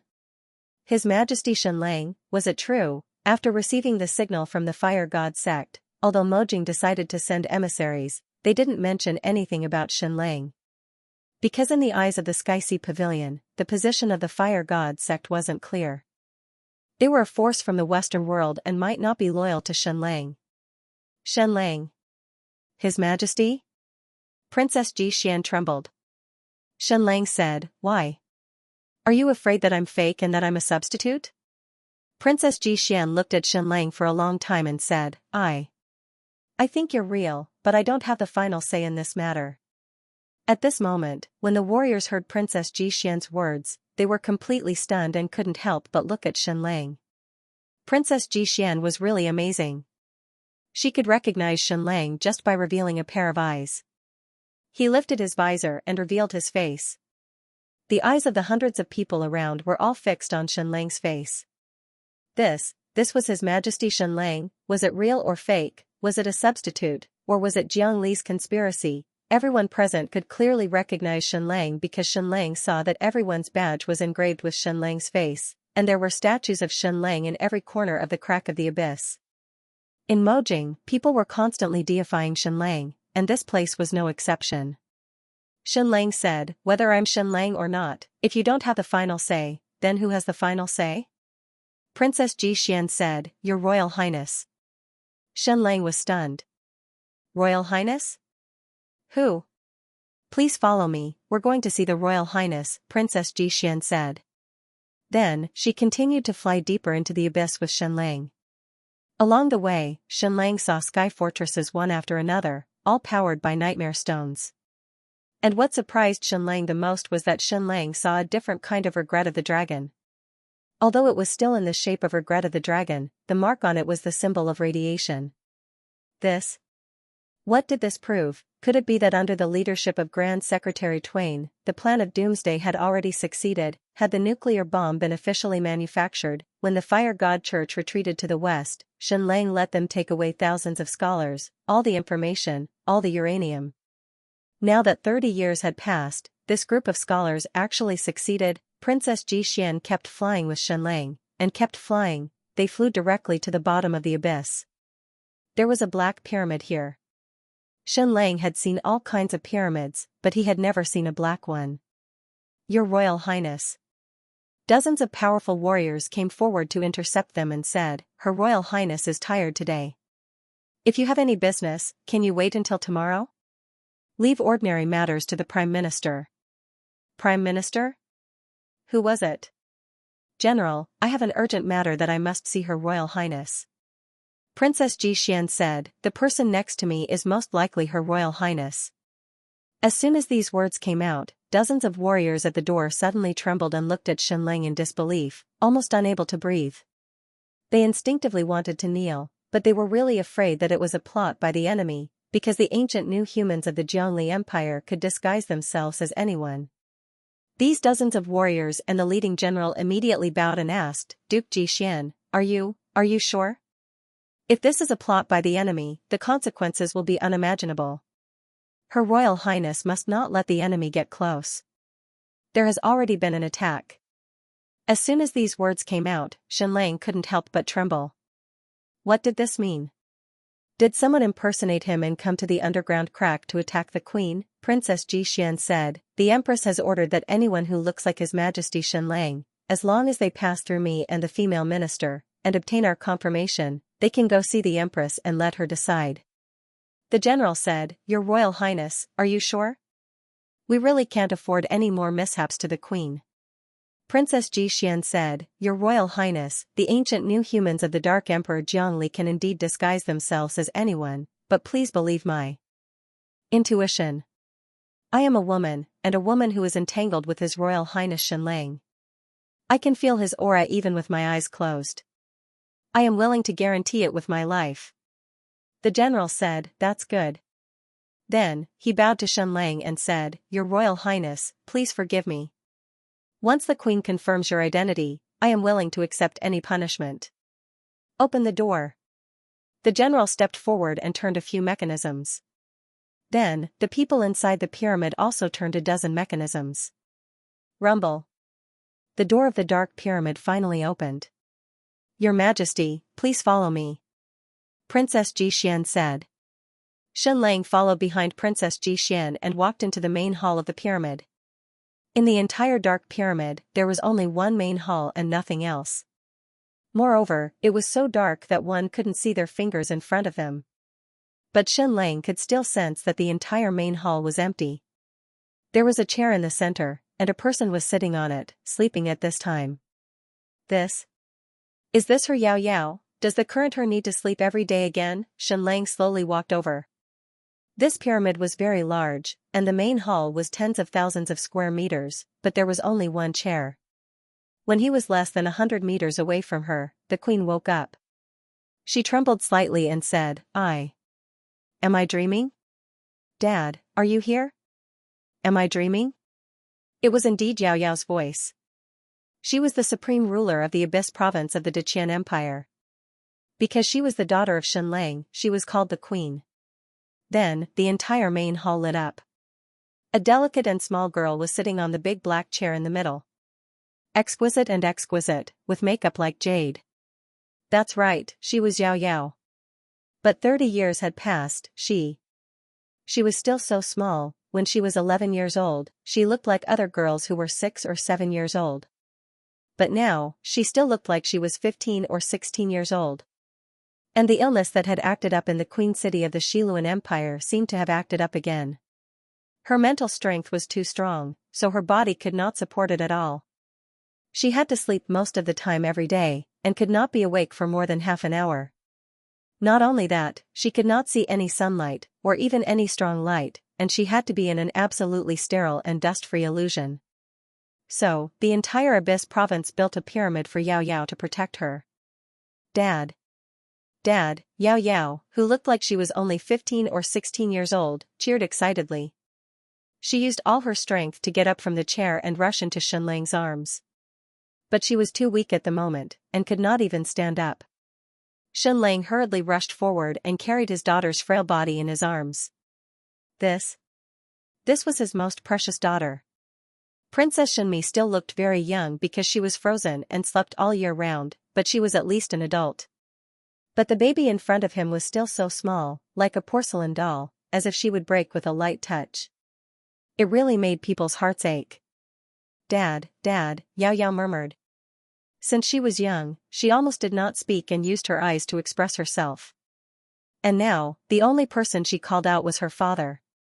With Queen Yao Yao's reaction, everyone was completely sure of Xianlang's identity. In this world, anyone could make a mistake, but Queen Yao Yao would never make a mistake.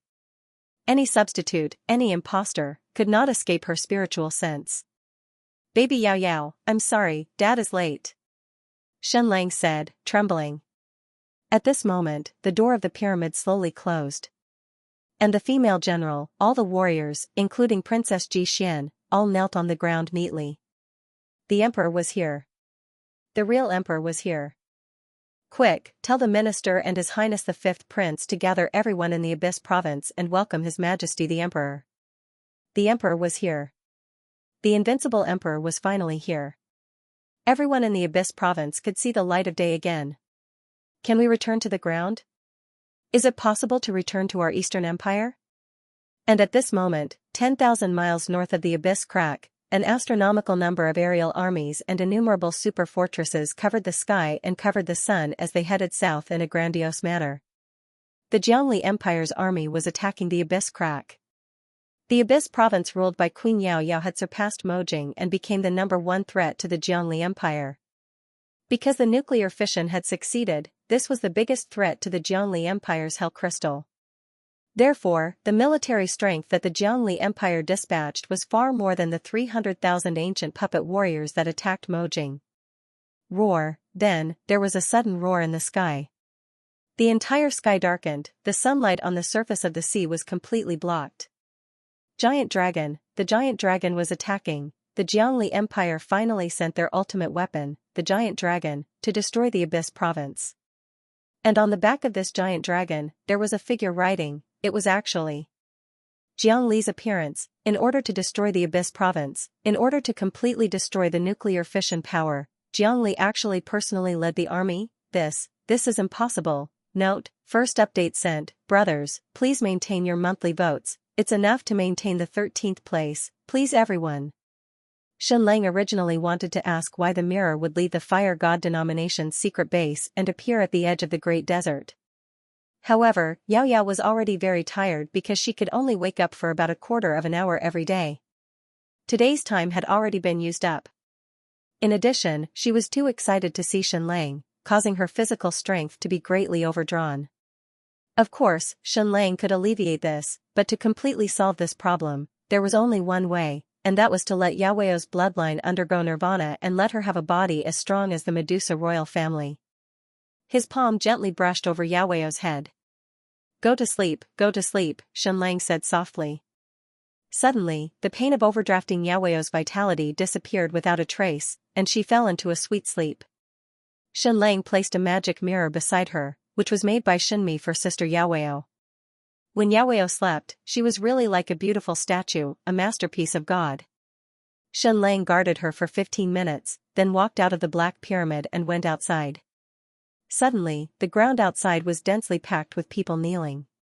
Long live the Emperor, long live, long live. Long live the Deqian Empire, long live, long live. There were 3 people in the lead, the Fire God denomination's High Priest Shelley, Grand Secretary Twain, and Princess Ji Xian. Shenlang couldn't help but be slightly stunned, because some people who should be here had disappeared, especially one person, the Fire God denomination leader. But this didn't hinder the group of people in front of him from being extremely excited. Hundreds of thousands of people shouted in unison, and it was deafening. Long live the Emperor, long live, long live. Long live, long live, long live, Father. Father. A mixed-blood youth knelt in front of Shenlang, and he was the son of High Priest Shelley.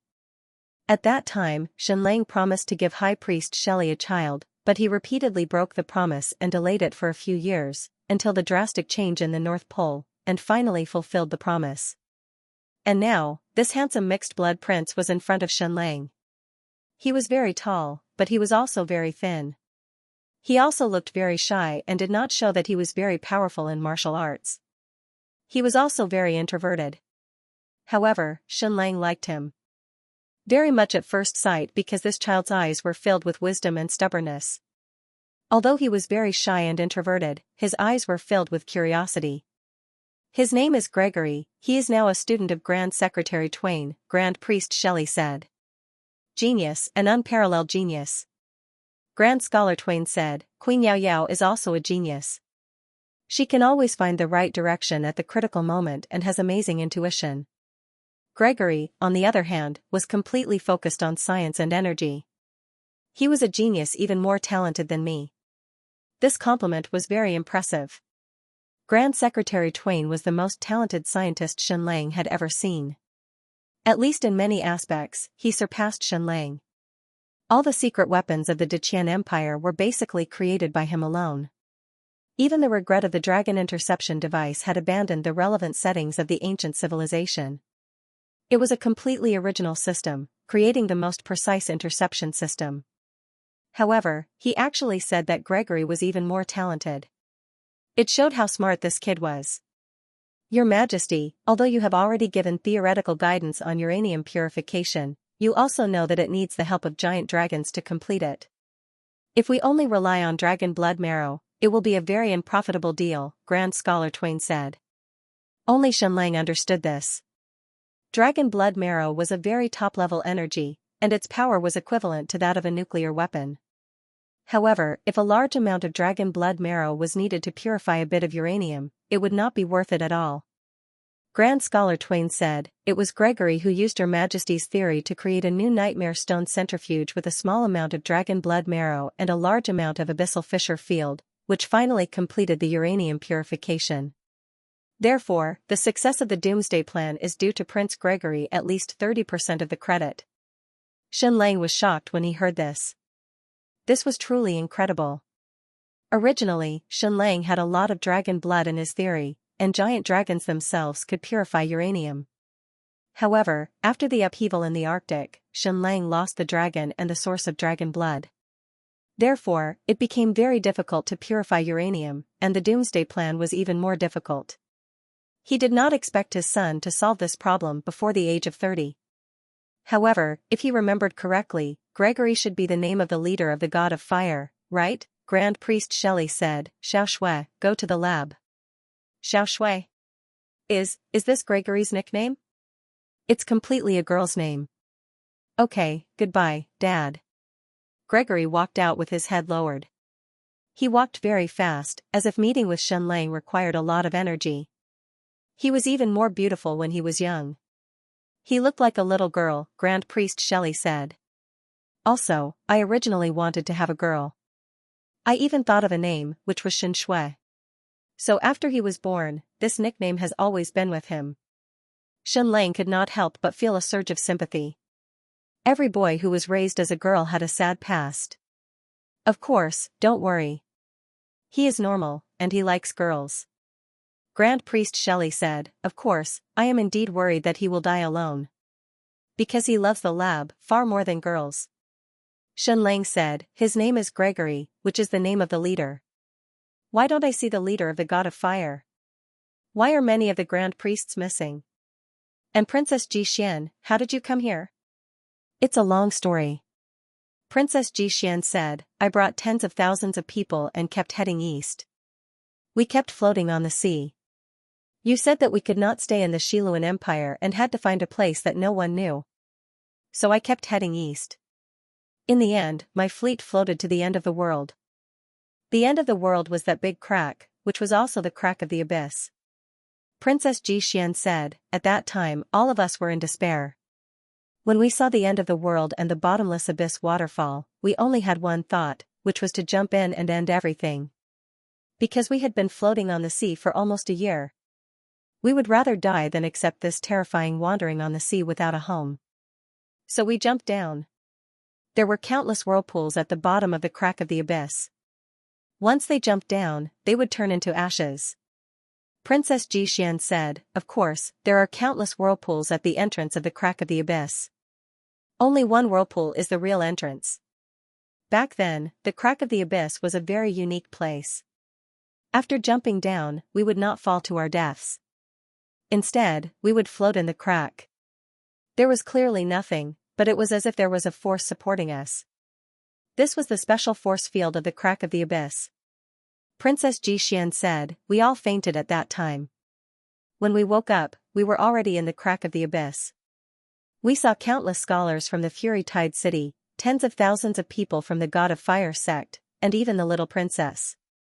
Grand Priest Shelley said, "It was us from the God of Fire sect who saved Princess Jixian and her followers and took them in." Xianxia said, "I even entrusted the mirror to the God of Fire sect. But not long ago, it appeared at the border of the Great Desert and was picked up by Xianxia." Grand Priest Shelley was silent for a long time before saying, "Your Majesty, this is what I will be reporting to you next." Xianxia said, "There was a civil war in this crack of the abyss, right?" Grand Priest Shelley nodded in pain. "Our God of Fire sect began to explore the entire world a long time ago. So, we know of the existence of World's End and the crack of the abyss." Grand Priest Shelley said, "So, Your Majesty ordered us to evacuate and find a place that no one knows of. We immediately had a target, the crack of the abyss. However, we had explored it for a long time and could not find any entrance. Once we fell, we would stop at a distance of less than 50,000 meters. We would just float there, unable to descend any further. However, it was as if it was destined. One day, the crack of the abyss suddenly opened, allowing us to enter. This crack only lasted for an instant. Xianxia knew what that instant was. It was the moment when the North Pole changed. This crack of the abyss is simply a blessed land. It is filled with all kinds of rare elements, rare crystals, and all kinds of energy fields. It is simply heaven for Grand Scholar Twain and also for us Grand Scholars of the God of Fire sect. Our research progress increased by leaps and bounds because it is too special. Grand Priest Shelley said, originally, we could have developed quietly like this. We also have a super genius, Princess Xiaoyao. She was the one who discovered the energy pattern of the crack of the abyss. She was the one who led us through countless disasters. Your Majesty, you will not be able to imagine that when the crack of the abyss is peaceful, it is like heaven. However, when its energy field goes berserk, it is simply hell. It is enough to crush anyone. Princess Xiaoyao led us through danger time and time again. She always knows when and where to go. Not only that, but she also built the defense system of the entire abyss fissure together with Grand Secretary Twain, turning the violent and chaotic energy field into order, turning it into the countless whirlpools you saw when you came in. Only one of the whirlpools is the real entrance, and this entrance is unpredictable. Grand Priest Shelley said, it is because of the establishment of this defense system that the crack of the abyss entered a period of peaceful development. We no longer have to worry about being attacked by enemies, including the ancient humans of the Jiangli Empire. We developed quietly like this, especially focusing on the development of Your Majesty's Day of Destruction plan, which is nuclear fission. However, the entire crack of the abyss is still heading in different directions. There are two major forces here. One is the God of Fire sect, the other is the people brought by Princess Xian. Grand Priest Shelley said, Your Majesty, you have created many miracles and obtained the friendship and even loyalty of the God of Fire sect. Especially after you conquered the giant dragon. However, you also know that humans are born weak. It is difficult to maintain faith just by relying on myths and legends. The longer you disappear, the weaker the influence of the miracles that you have created. Shenlang understood this point. The God of Fire sect actually didn't have enough reason to be loyal to Shenlang. There used to be because the totem of the God of Fire sect was the giant dragon. Shenlang conquered the giant dragon and even brought the Jiang clan giant dragon to defeat the Ji clan giant dragon. Therefore, during that period of time, Shenlang was almost like a totem to the God of Fire sect. However, during the upheaval in the North Pole, Shenlang lost and even lost his dragon. Princess Xiaoyao's performance became more and more outstanding. Therefore, including Princess Ji Xian and the group of scholars from the Fury Tide City, they all chose to be loyal to Her Highness. The God of Fire sect is divided into two factions. The scholars of the God of Fire sect are more inclined towards Princess Xiaoyao. This is because after coming to the crack of the abyss, almost all the miracles were completed by Princess Xiaoyao. However, the high priests of the God of Fire sect are still loyal to the leader Gregory. This is the difference between the East and the West. It is also the difference between the Deqian Empire and the God of Fire sect. As time evolves, this difference becomes more and more obvious. Your Majesty Shenlang, you should know about the closing effect. When people are in a closed environment, it is easy for them to break down. Although the crack of the abyss is huge, it is still a closed environment. In the beginning, there was great curiosity. However, later on, it only made people crazy. Most people would think about how to escape from here and return to the outside world. Of course, there is a group of people who are exceptions. Scientists are all otakus. If possible, they would rather stay in the laboratory for the rest of their lives. The outside world is not beautiful at all. Therefore, all the scholars are infatuated with this place. All the high priests and a considerable number of warriors of the God of Fire sect are eager to leave this place. Of course, even if this divergence and conflict were to become more and more serious, be it Church Master Gregory, Princess Xiaoyao, Princess Ji Xian, or me, the few of us leaders would try our best to maintain the peace and not let the conflict escalate. Therefore, almost 20 years passed peacefully. Mojing is resisting in the east while we, the crack of the abyss, are resisting in the west. There had never been any resistance from the Mojing Empire. Zhu Hongxue had been leading the warriors of the Mojing Empire into battle. Even though the results were minimal and could not shake the rule of the Jiangli Empire, at least the flames of war would never die out. The West has become the territory of the Jiangli Empire. However, Xianxia has never been there, so he doesn't understand the situation there. Maybe because of selfishness, the God of Fire sect is expanding while resisting. High Priest Shelley said, because in the crack of the abyss, the people who are loyal to your majesty Xianxia have the advantage. To change this situation, they have to rope in more people. However, the people in the east are destined to be loyal to your majesty. The grand scholars of the God of Fire sect are pure scholars. They don't have much need for power and are completely attracted by the various research projects of the Deqian Empire. Therefore, the God of Fire sect expanded in the name of resistance. They continuously went to the Xiluan Empire and roped in people in the name of resisting the tyranny of the Jiangli Empire. Therefore, there are more and more people in the crack of the abyss. Previously, Xianxia found it strange. When he left, the God of Fire sect, the grand scholars of the New Tiao city, and even the followers of Princess Ji Xian didn't exceed 30,000 people. Including the reproduction in the past 20 to 30 years, it was hard to exceed 100,000 people. However, there are 200,000 to 300,000 people in the crack of the abyss. Where did so many people come from? It turns out that the God of Fire took the opportunity to expand and attracted people from the Xiluan Empire. Of course, even so, it still wouldn't cause a civil war. High Priest Shelley said, however, in order to expand their power, the God of Fire sect expanded crazily and gave the enemy a chance to take advantage of it. Therefore, there were a few incidents where the new humans from the Jiangli Empire infiltrated the crack of the abyss. It even developed into terrifying consequences and brought us great destruction. Among them, the most fatal incident was the Adolf incident and the William incident. Adolf incident? This is related to Jiang Li's disciple Adolf in the Xiluan Empire. Then what about the William incident? High Priest Shelley said, all of us know that Adolf is a genius in the field of nightmare stones. He's unique. Furthermore, he hates Jiang Li. He was once subdued by the White Capital and completely focused on the research of the nightmare stone civilization. Therefore, in our hearts, he is very reliable because he was personally taken in as a disciple by the White Jade Capital Queen. Xianxia knew about this. After Adolf was defeated in the duel with the Amazon Queen, Xianxia crippled him and took him away by the White Capital emissary. After that, he passed the test of the White Jade Capital Queen and officially became a disciple of the White Capital.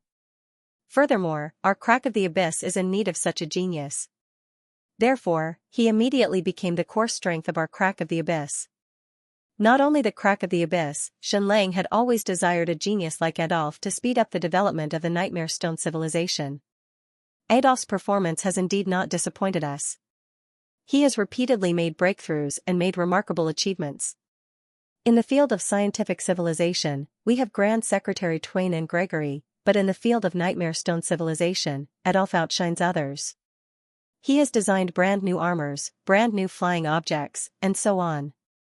Furthermore, his loyalty did not disappoint us. For more than 10 years, he gave everything he had to resist Jiang Li and be loyal to the Deqian Empire. Then, who was William? William was a Caucasian. He was also a genius. He was upright, passionate, and had a natural charm. Very quickly, he stood out among the Fire God sect's priest apprentices. In just a short 10 years, he was promoted to a high priest and became the successor of Gregory. High Priest Shelley said, even in the last few years, Gregory handed over all the internal affairs of the Fire God sect to William. He did not disappoint and gained the loyalty of countless Fire God sect priests and Fire God sect warriors. Of course, even so, the crack of the abyss still did not go to war because the leaders of both sides were very restrained. Until 3 months ago, Gregory suddenly died, and all kinds of evidence pointed to the Easterners. The conflict between both sides instantly intensified to the extreme. Countless people in the Fire God sect thought that the forces loyal to the Deqian Empire murdered their leader. They wanted to completely destroy the Fire God sect and monopolize the entire crack of the abyss. Hence, a civil war broke out. This civil war lasted for more than a month. The forces originally loyal to the Deqian Empire had the upper hand. However, they did not expect Adolf to suddenly betray them. Most of the nightmare stone weapons and equipment were personally researched by him. He almost had the highest authority in the entire crack of the abyss. Suddenly, all of our weapons lost their effectiveness. Under the leadership of William, the army of the Fire God sect occupied most of the crack of the abyss. In the end, they chased after Princess Xiaoyao and wanted to attack the pyramid. At the crucial moment, Princess Xiaoyao counterattacked. She used the uranium radiation energy and the pyramid's energy formation to make William and Adolf show their original forms. They had hell crystals in their bodies. They were spies sent by Zhongli. It was not just the two of them. There were more than a few hundred ancient humans mixed in. The most terrifying thing was that Adolf's loyalty and talent were real. His hatred for Zhongli was also real. However, his body was suddenly controlled by another ancient soul.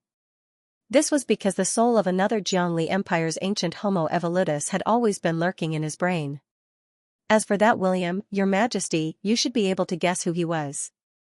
He was Zhongli's shadow, Phantom Noon. He took over Sauron's body and was killed by you in a duel in the Xiluan imperial capital. His heart exploded with a huge hole, but his soul did not die at that time because his soul was wrapped in hell crystals. Once enveloped by the hell crystal, even if the body was torn into pieces, the soul would not completely dissipate. At that time, Phantom Noon possessed Sauron in the Sea of Lava. That was another small base of the hell crystal. How could such a terrifying energy let Phantom Noon's soul go? However, at that time, Xianxia knew too little about the hell crystal. He did not even know about it. Moreover, he had not completed his intermediate dragon enlightenment, so he could not realize that Phantom Noon's soul was not dead. He did not expect that after the upheaval in the North Pole, Phantom Noon would be loyal to Zhongli again. He came to the abyssal crack and tried to murder Little Yao. Phantom Noon was so close to succeeding. He had created a civil war and almost destroyed the entire abyssal crack. Princess Xiaoyao controlled the energy formation of the pyramid and used the powerful radiation to defeat hundreds of ancient humans from the Zhongli Empire. Especially William, who was Phantom Noon. He used a few hundred grams of highly enriched uranium mixed with the energy of the dragon's blood marrow to release a shocking radiation ray to defeat Phantom Noon. He also exposed his conspiracy. He was the one who murdered Gregory and created the civil war in the abyssal crack. The hell crystal was too powerful. We destroyed their bodies, but we could not destroy the souls that were enveloped by the hell crystal. After the souls of the ancient humans from the Zhongli Empire lost their bodies, they all fled and returned to the ground. The warriors of the Fire God sect who were loyal to William also began to flee in large numbers. The mirror substitute disappeared at that time and was taken out of the abyssal crack. Princess Xiaoyao overdrew her vitality in order to control the energy formation of the Dark Pyramid. After that, she fell into a long sleep and could only wake up for 15 minutes a day. We bear great responsibility for the disappearance of the mirror substitute. But, when Princess Xiaoyao fainted, the situation was chaotic, and a large number of weapon systems failed. It was really difficult for us to stop the rebels from escaping. The civil war ended. We won with great difficulty and exposed the conspiracy of the Zhongli Empire. We also established a radiation energy system that could identify the hell crystal and restored the defense system of the abyssal crack. After the civil war, the conflict between the two sides of the abyssal crack was completely suppressed. The forces loyal to the Great Qian Empire had the absolute upper hand. So the abyssal crack was renamed the Great Qian Empire's Abyss Province. Princess Xiaoyao was called the Abyss Princess of the Great Qian Empire and became the only leader of the abyssal crack. The opposition and differences of more than 20 years were completely resolved. However, all our secret information about nuclear fission and nuclear bombs was also stolen by Phantom Noon and obtained by the Zhongli Empire. Instantly, Xianxia's eyes twitched. What about Adolf? Xianxia asked. High Priest Shelley said, he is still loyal to Queen Yao Yao. However, he was taken over by the ancient humans of the Zhongli Empire, so he escaped the abyssal crack. Xianxia heaved a sigh.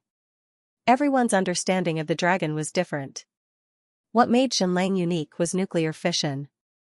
So, before the northern expedition, Xianxia had been writing information about nuclear fission and forcing Xinyi to memorize it. However, there was 1% of the information that was wrong. It was to delay the enemy's research in this area. Only the nuclear fission information given to Yao Yao was 100% correct. Before heading to the North Pole, Xianxia had completely deleted all information about nuclear fission from the AI. His goal was to gain an advantage in a certain area so that it could become a trump card against Jiangli in the future. However, man proposes, God disposes. Now, all the information about nuclear fission was still in Jiangli's hands.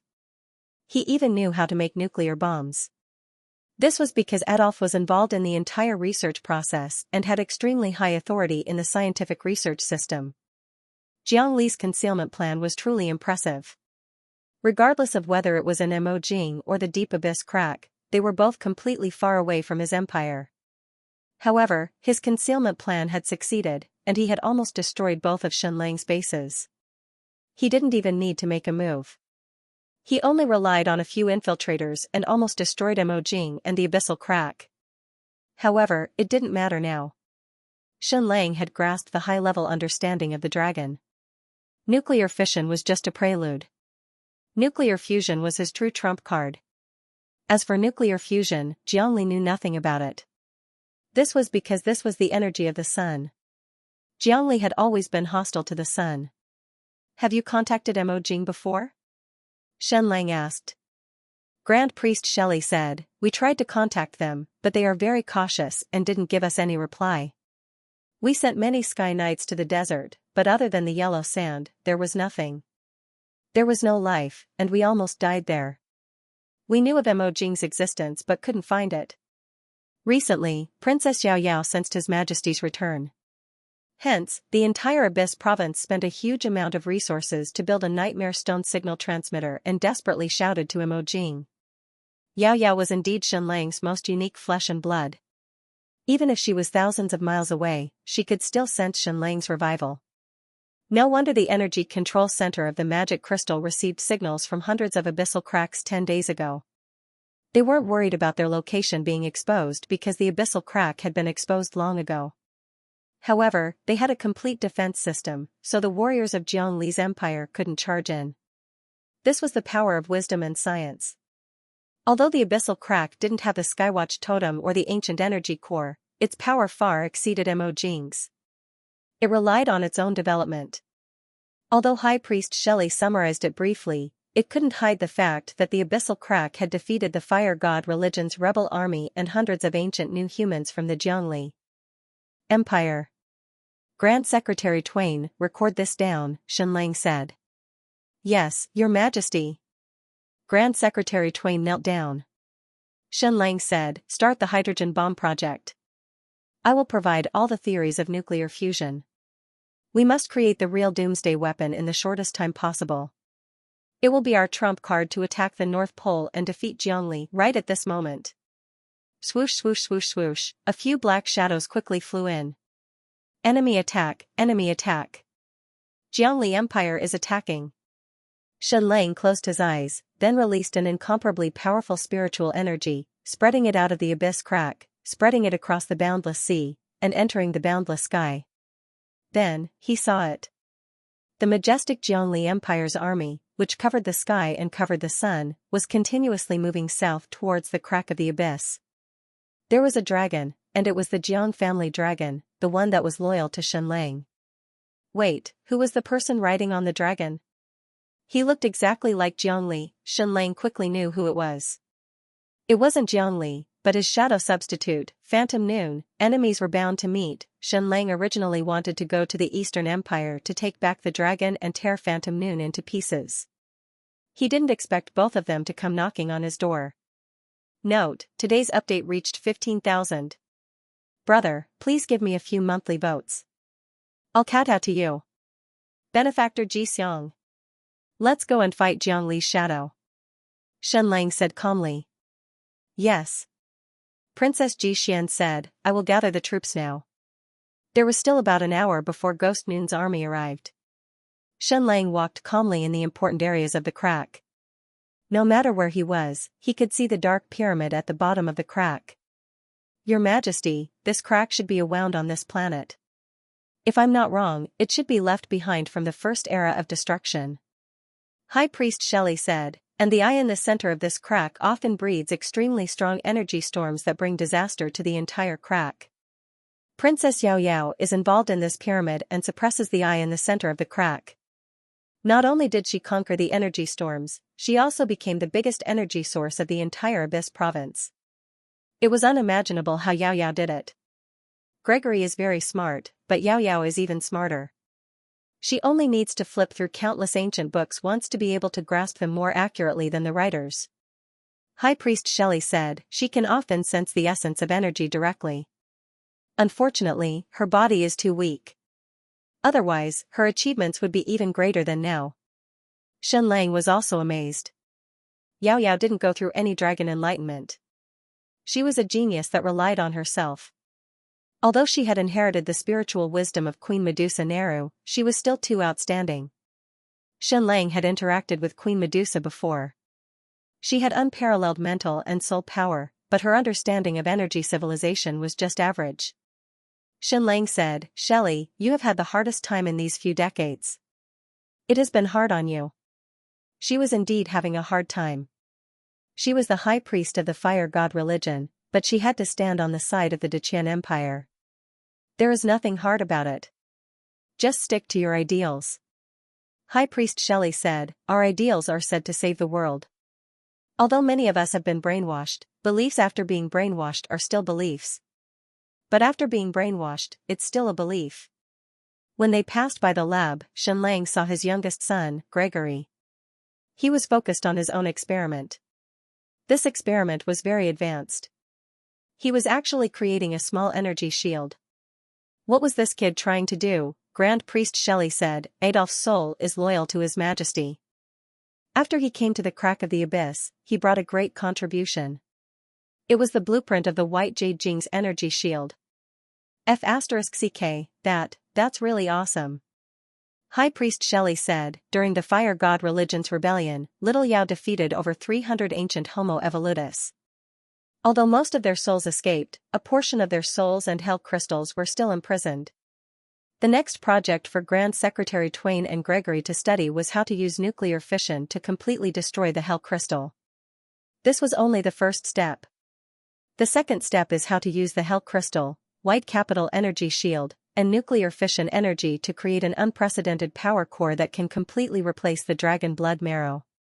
Xianxia was instantly stupefied as he looked at his shy and introverted son in disbelief. Is he such a genius? This was probably the pinnacle of the ancient civilization and technological civilization. He wanted to build a nuclear power core and completely abandon the metal hydrogen energy core. The key was that this path could be taken in theory. Using the Hell Crystal and White Jade Jing's dome energy shield as the shield, and using the Nightmare Stone and Secret Metal as the conduction and control system, this nuclear power device was even safer than the one on Earth. Once it was successful, Xianxia's Deqian Empire would completely surpass the ancient civilization. All the ancient energy cores could be abandoned because they were too cumbersome and needed to be constantly recharged. Not only that, but the energy it provided far exceeded the ancient energy cores. This plan wasn't proposed by Xianxia. He didn't give any guidance either. It was Grand Secretary Twain and Gregory who came up with it. Xianxia couldn't help but take a look. This was the future he wanted. The dragon had 9 sons. On this point, Xianxia could be extremely proud. All of his children were so outstanding. This should be the biggest difference between Xianxia and Jiangli. Jiangli's desire for control was too strong. He wanted to swallow everything and control everything. He almost wanted to do everything by himself. But Xianxia was different. He was the one who truly liberated civilization and intelligence. He made full use of the intelligence of most people and only guided them and protected them. He will be the pride of your life. Xianxia said, although he won't inherit the throne, his name will be engraved in the history of this world. Hearing this, High Priest Shelley was extremely happy and leaned over to kiss Xianxia. She really wasn't that young anymore. After Xianxia woke up, he saw that Princess Ninghan was still young and even more beautiful. Baby Yao Yao still looked like a teenage girl. But time still left its mark on Shualai and Princess Jixian. This included Xianxia. His body and face were still very young, no more than 30 years old. But his gaze and temperament were no longer that of a young man in his 20s. Before the upheaval in the North Pole, I had planted many seeds of hope, and these seeds have all blossomed. The one you have is the brightest and the most vibrant. Xianxia said, let's go and meet Phantom Noon. In the sea above the crack of the abyss. Bang, bang, bang, bang. The originally calm sea suddenly became turbulent. Then, lumps of seawater condensed into the shape of giants. They stood on the surface of the sea like thousands of soldiers and horses. At the same time, whoosh whoosh whoosh whoosh whoosh, countless sky fortresses flew out from the crack of the abyss. These sky fortresses weren't as huge as the ones in the Xiongli Empire, but they flew very fast. Currently, they still relied on the ancient energy core to move them. This was even more backward than the Xiongli Empires. But the materials used were very advanced. This was because there was a very mysterious ore in the crack of the abyss, the superconducting magnetic levitating Oregon. It was this thing that caused the crack of the abyss to have such a complicated and strange energy field. Moreover, energy storms would erupt at any time. Using this special metal as the outer shell of the sky fortresses and the control center of the Nightmare Stone was simply superb. Therefore, even though the energy core wasn't as strong as the Xiongli Empires, the sky fortresses in the crack of the abyss could fly faster. Hundreds of giant sky fortresses lined up neatly in the sky, forming a formation. Then, Xianxia rode on Big Chow and slowly flew into the sky. In the north, Phantom Noon was leading the hundreds of thousands of Xiongli Empire's army. They were getting closer and closer. When they were about 100 miles away, Phantom Noon waved his hand and the Xiongli Empire's army stopped. There were also hundreds of sky fortresses, but the Xiongli Empire's sky fortresses were much larger. Each sky fortress was as big as a castle. Their energy system was more complicated. They had the ancient energy core and the hell crystal core. The strongest point of the Xiongli Empire's sky fortresses was the hell crystal energy shield. Almost no weapon could penetrate it. The Xiongli Empire's hundreds of giant sky fortresses stretched for hundreds of miles. When they flew over, even the sun couldn't shine through. But they didn't see the giant dragon or Phantom Noon. The next moment. Bang! There was a loud noise, the entire sky seemed to distort, and the entire sea trembled. The giant dragon appeared in front of them in an instant. It was unimaginably huge. And Phantom Noon was riding on the giant dragon. He still had Xiangli's face. Your Majesty Xianxia, how have you been? Phantom Noon said. Xianxia said, he just let you appear with his face? Phantom Noon said, Your Majesty Xianxia, don't you also not care about the existence of the mirror? That was true. Xiangli had never shown his face in the North Pole. Why would he care about others taking his appearance? To him, if he minded others looking like him, that would be a low-level emotion. Xianxia said, should I call you Phantom Noon, Sauron, or William? Phantom Noon said, it doesn't matter, Your Majesty Xianxia. I'm very sorry that I didn't let you kill me 30 years ago in the Xiluan imperial capital. Xianxia said, at that time I didn't know enough about the Hell Crystal Core. I didn't even know that I wasn't completely dead. But I didn't expect him to forgive you and put you in an important position. Phantom Noon laughed. That's Xiangli's breadth of mind, isn't it? Unlike you, Your Majesty Xianxia, petty and narrow-minded. Do you still remember that time? You took away the dragon from me.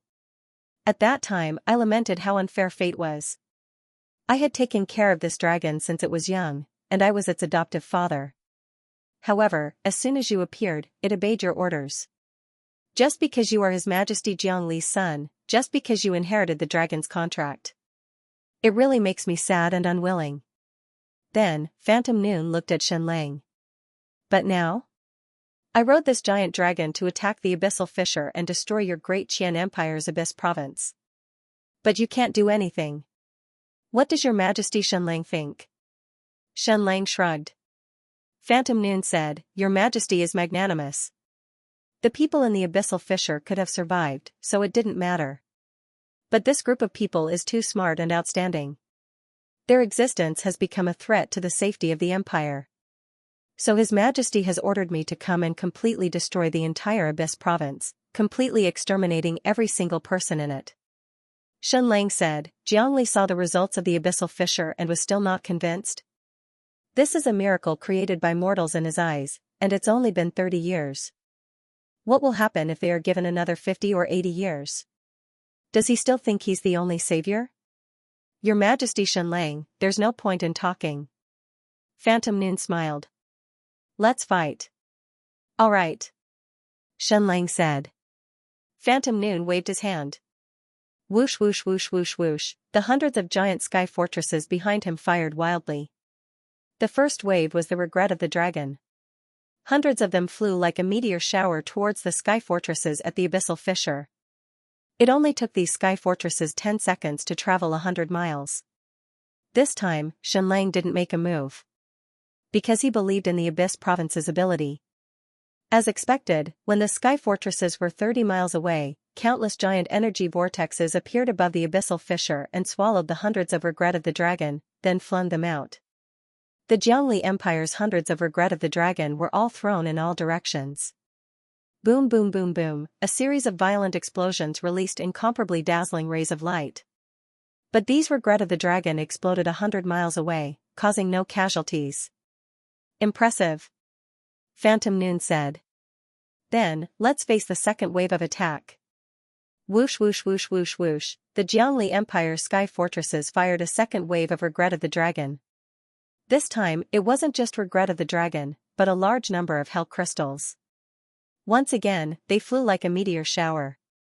Countless energy vortexes appeared in the sky above the abyssal fissure. But as soon as these vortexes swallowed the hell crystals, they were quickly swallowed by the hell crystals.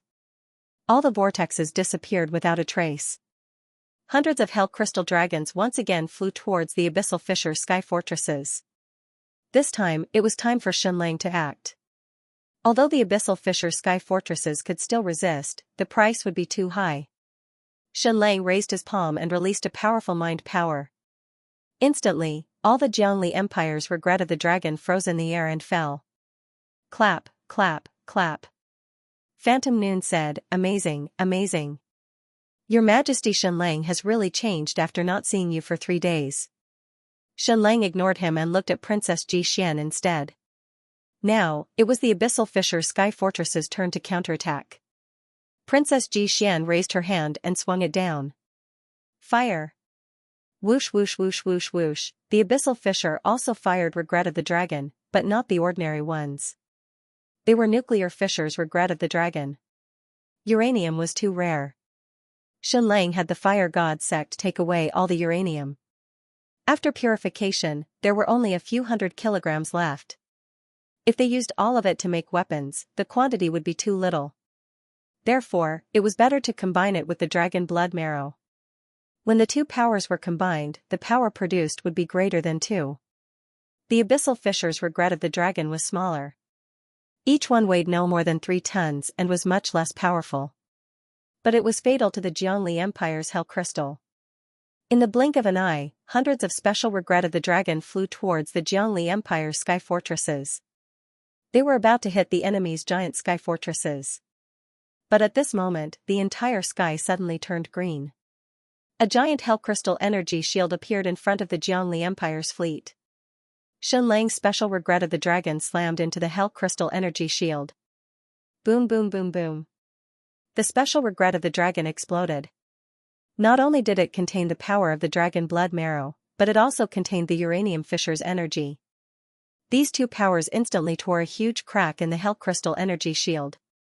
Then, the remaining special regret of the dragon passed through the crack and hit the Jiangli Empire's giant sky fortresses. Boom boom boom, another earth-shattering explosion. The Jiangli Empire's giant sky fortresses were torn apart one by one and fell into the sea. At this moment, Xianlang was extremely proud. He didn't attack, but his great Qian Empire's Abyss province still relied on their own power to take down the Jiangli Empire's sky fortresses. This was probably the first time they had defeated the Hell Crystal energy system. All of this was the work of the Raging Tide city's close to 10,000 scholars, Yao Yao, Adolf, Gregory, and tens of thousands of people. No wonder Jiangli Empire was willing to destroy the abyssal fissure at all costs. He couldn't leave the North Pole himself, but he sent Phantom Noon. Phantom Noon's expression changed. For decades, the Empire's Hell Crystal energy system had been invincible. Today was the first time it had been breached. The Jiangli Empire's giant sky fortresses fell one by one. At this moment, the giant dragon's figure suddenly appeared. As if it had countless clones, it instantly intercepted all of Xianlang's special remorse of the dragon. Boom boom boom boom, these special remorse of the dragon exploded inside the giant dragon's body. Once again, there was a burst of light that was countless times brighter than the sun. However, not only was the giant dragon safe and sound, but it had also become even more powerful. Because it had been reborn in the ancient dragon pool, not only could the nuclear explosion not destroy it, but it could also replenish a large amount of energy. Your Majesty Xianlang, your doomsday plan is indeed powerful, Phantom Noon said. Ghost Moon said, and what's even more amazing is that you proposed this doomsday plan 36 years ago. It took your Grand Scholar team over 30 years to finally complete the doomsday plan and create this, called a nuclear weapon, right? Wasn't that right? The Manhattan Project of the United States took 3 years. Germany's nuclear bomb project also took a few years, but it didn't succeed. As for Xianlang's doomsday plan, it took him 35 years to complete. It's really too powerful, Phantom Noon said. You proposed the doomsday plan to defeat the Great Yan Empire, right? But isn't your doomsday plan a little too late? Yes, it can break through our Hell Crystal defense system, but all of the results of your doomsday plan have been stolen by us. Not only that, but you also helped the Jiang clan dragon rebirth. Not only did it defeat the Ji clan dragon, but it also happened to devour all of your nuclear bombs.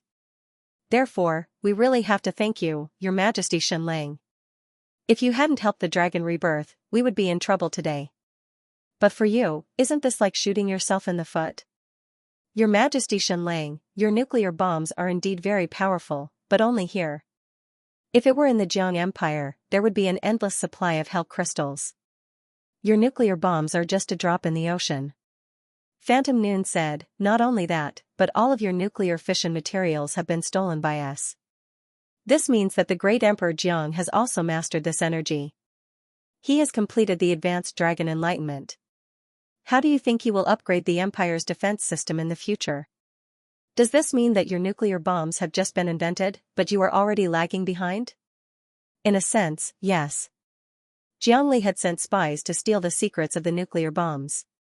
To a certain extent, it wasn't to create nuclear bombs, but to master the principles of the energy inside and upgrade the Empire's defense system. Therefore, the Jiangli Empire's army and the entire Jiang Empire's defense system would no longer be afraid of nuclear bombs. However, Xianlang didn't pin his hopes of defeating the Jiangli Empire on nuclear fission. The power of nuclear fusion was his real trump card. Your Majesty Xianlang, this Jiang clan's colossal dragon was once loyal to you, and it went through thick and thin with you. Even at the very last moment, it still resisted Your Majesty Jiang Li's fate and didn't collide with the White Jade Capital's dome energy barrier. Gue Wu said, it's a pity that it no longer has an independent soul. It still possesses powerful energy, but it's like a walking meat dragon. Its soul has been completely suppressed, and it has lost control of its entire body. Do you know what His Majesty Jiang Li did? Xianlang said, he killed its soul. Phantom Noon said, yes, he killed its soul. Of course, the power of a dragon's soul comes from a fragment of a divine dragon. An adult dragon's soul is almost indestructible. Moreover, it can't be completely killed. Otherwise, the dragon's body would be completely dead. To use a common analogy, this dragon's soul is less than 1/10,000th of its original size. It's on the verge of death, hanging on by a thread.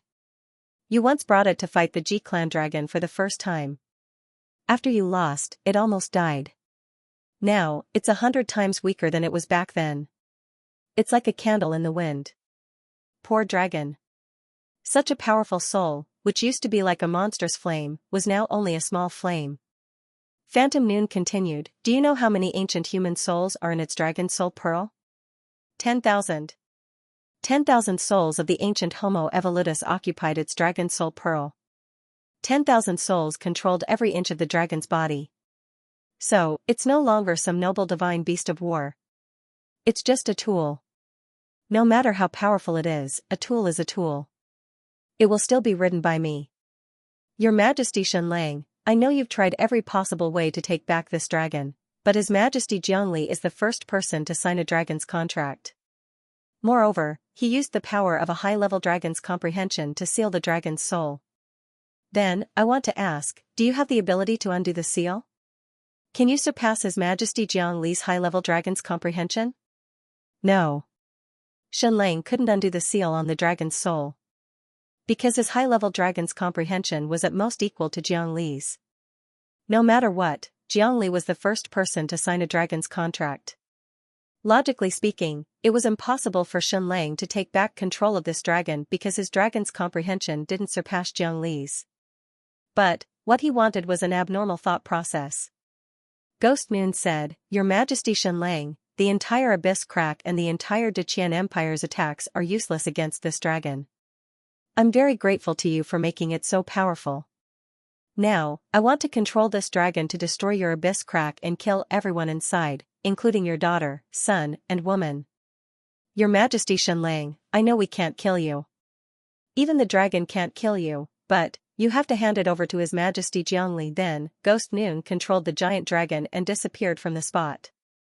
In the next instant, it appeared above the Abyss Crack's aerial army.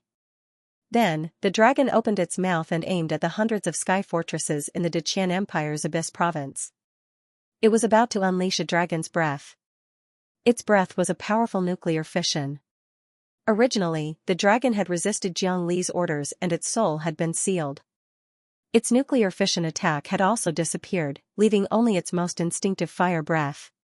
But after Jiangli had sent people to steal all the information about nuclear fission, they understood the principle, so the dragon they controlled had the ability to attack with nuclear fission again. Once it started, even without nuclear fission energy, all the sky fortresses in the abyssal rift wouldn't be able to withstand the normal dragon flames. They would be completely crushed and turned into ashes. Moreover, all attacks were useless against this dragon. Destroy, dragon's breath. Your Majesty Xianlang, when you took the dragon away, did you ever think of today's disaster? Ghost Moon roared. Then, the dragon was about to breathe wildly. Boom, boom, boom, boom, boom, endless fission flames. And endless sublimated radiation energy were spewed out of the dragon's mouth. It was truly destructive. Everything within a radius of tens of thousands of meters was swallowed by the terrifying fission dragon flames. Everything should have been annihilated. However, it only lasted for a moment. The hundreds of sky fortresses in the Deqian Empire's Abyss Crack instantly appeared a few hundred miles away. Ghost Noon couldn't help but be stunned. What was going on? What the dragon flames destroyed just now was only the illusion of the Abyss Crack's aerial army. What was this? Spatial refraction? Spatial folding? Xianlang smiled. You won't understand this kind of high-level dragon enlightenment. Now, I'm going to take back my dragon. Ghost Noon was stunned and laughed. Impossible, absolutely impossible, ha ha ha. Xianlang said, yes, under normal rules, it's impossible. But, under abnormal rules, it's possible. Dragon, do you remember the two-way contract I signed with you? Not only can I restrain you, but you can also restrain me. Xianlang said, to a certain extent, we can even share souls. Xianlang used high-level dragon enlightenment to constantly inject powerful mental energy into the dragon's soul. The dragon's soul, which was originally extremely weak, gradually grew stronger and woke up. Master, long time no see, the dragon said. I've slept for a long time. You've finally awakened me. As Xianlang poured his mental energy into the dragon's soul grew stronger and stronger. However, it stopped when it reached a certain limit. Because it was bound by Jiangli's dragon contract, it could no longer break free. Master, I'm very sorry. I still can't break free from Jiangli's dragon contract. I still can't become a free soul, the dragon said. Xianlang said, Dragon, do you believe me? The dragon said, I believe you. Xianlang said, then let's stage another Nirvana rebirth. Once again, we'll put ourselves on the brink of death. I've already completed high-level dragon enlightenment. I can walk on the edge of hell. Since you can't break free from Jiangli's dragon contract alive, then use death to break free. But don't worry, I won't let you truly die. I'll let you be reborn in another way, a new Nirvana rebirth. When that time comes, you'll be a true free dragon, a true noble dragon, completely free of Jiangli's soul's restraint. The dragon said, I understand, Master. I trust you without reservation. In the next second, the dragon committed suicide. Its dragon soul pearl suddenly self-destructed. Note, it's the end of the month. Benefactor, if you have any monthly tickets, please give me a few. Thank you very much. The high-level enlightenment that Xianxia had undergone previously was to comprehend life and death, and to overturn it. To put it more bluntly, he was using the process of death to completely decompose the souls of the ancient godly kings, the mother of dragons, Queen Medusa, and Gangi into the most basic form of energy, then recombine them and undergo a nirvana rebirth. And now, Xianxia wanted the dragon's soul to experience death and then nirvana rebirth. The suicide of the dragon's soul was a very shocking process, but it was not earth-shattering. The dragon's soul was completely suppressed and sealed, and Xianxia had injected tens of thousands of ancient human souls into the dragon's soul pearl to control every inch of the dragon. However, the root of this giant dragon's life was its own soul. Once its soul died, the dragon's soul pearl would be completely extinguished, and the entire dragon's body would die. Boom, boom, boom, boom, the most shocking explosion was taking place in the dragon's soul pearl. The dragon's soul was of a higher level than the Queen Medusa, the mother of dragons, and the ancient famous souls because it came from a fragment of the godly dragon. So at that moment, the 10,000 ancient human souls in the dragon's soul pearl were instantly annihilated and completely disintegrated. It did not matter what energy these souls were protected by. Everything in the dragon's soul pearl dissipated and dissolved into the most primitive energy particles. Everything in the dragon's soul pearl fell into complete darkness and silence. Then, the dragon's body began to collapse. Boom, boom, boom, boom, this kind of destruction was destined to be earth-shattering. This was because its body had absorbed too much radiation from the ancient dragon pool, and it was going to explode all of it before it died. This was similar to the sun. Before the sun died, it would explode like never before and expand 100 times. A sun that exceeded a certain mass would even explode into a supernova and destroy the entire galaxy. Therefore, the dragon's death also had to release all of its previous energy. Boom, boom, boom, boom, boom, everything in sight was the shocking dragon flames and the shocking flames of the nuclear explosion. The dragon's breath was already so terrifying, let alone the dragon's self-destruction. It was like countless dragons' regrets and countless nuclear bombs exploding at the same time. If it was in the past, all of this energy would be wasted. It would either vaporize countless oceans, destroy the seabed, or even bring disaster to the entire abyssal crevice. But now that Xianxia had the enlightenment of the dragon, everything was different. Xianxia was like a god in his empire because he had control over countless hell crystal energies. Wherever he pierced the probe into the ground, that was his domain. It was the same for Xianxia. After completing the advanced dragon enlightenment, as long as he had enough energy, he would have godly power. Everyone's understanding of the dragon was similar, yet unique. For example, the uniqueness of Xianxia's understanding of dragons lay in the energy of nuclear fission. Therefore, the nuclear fission energy produced by the dragon's self-destruction could all become a source of divine power for Xianxia. Boom, boom, boom, boom, the endless radiation energy and the powerful nuclear fission flames were instantly controlled by Xianxia. And then, an unprecedented show of destruction took place. The dragon flames and nuclear fission energy from the dragon's self-destruction were used by Xianxia as a lethal weapon, smashing towards the Jiangli Empire's aerial army. In the face of this destructive energy, the Jiangli Empire's giant sky fortresses lost all their defensive power. The giant flying objects that were like castles instantly disintegrated in the air and were smashed into pieces. Boom, boom, boom, boom, one after another, the giant sky fortresses, the ancient puppet warriors, and the ancient Homo evolutus were destroyed. They were instantly destroyed by the energy of the dragon's self-destruction. 1 second could be broken down into countless parts in Xianxia's spiritual world. It could become very, very long. But in the real world, it was only 1 second. The Jiangli Empire's hundreds of giant sky fortresses and hundreds of thousands of ancient puppet warriors were completely destroyed. The sky above the sea was completely engulfed by the dragon flames and nuclear fission flames. It was only 1 second. The powerful army that Ghost Noon had brought with him was completely destroyed. There was no need to fight, no need to explode. It only took a second for the dragon to complete the suicide process. The soul died, and the body died. Almost all the energy that it had stored was unleashed. Its body began to shrink rapidly. In the end, it was only a dozen meters long. Like a small snake, it fell from the sky. Xianxia had used the energy of the dragon's self-destruction to destroy the hundreds of thousands of troops that Ghost Noon had brought with him. But he had only used less than 10% of the energy. Where did the remaining 90% go? Was it wasted? Impossible, the energy had been devoured. Devoured. By what? This was the product of Xianxia's comprehension of the advanced dragon art.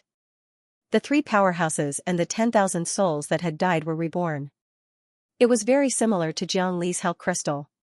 It was at least 99% similar. Xianxia really liked the appearance of the Hell Soul Pearl.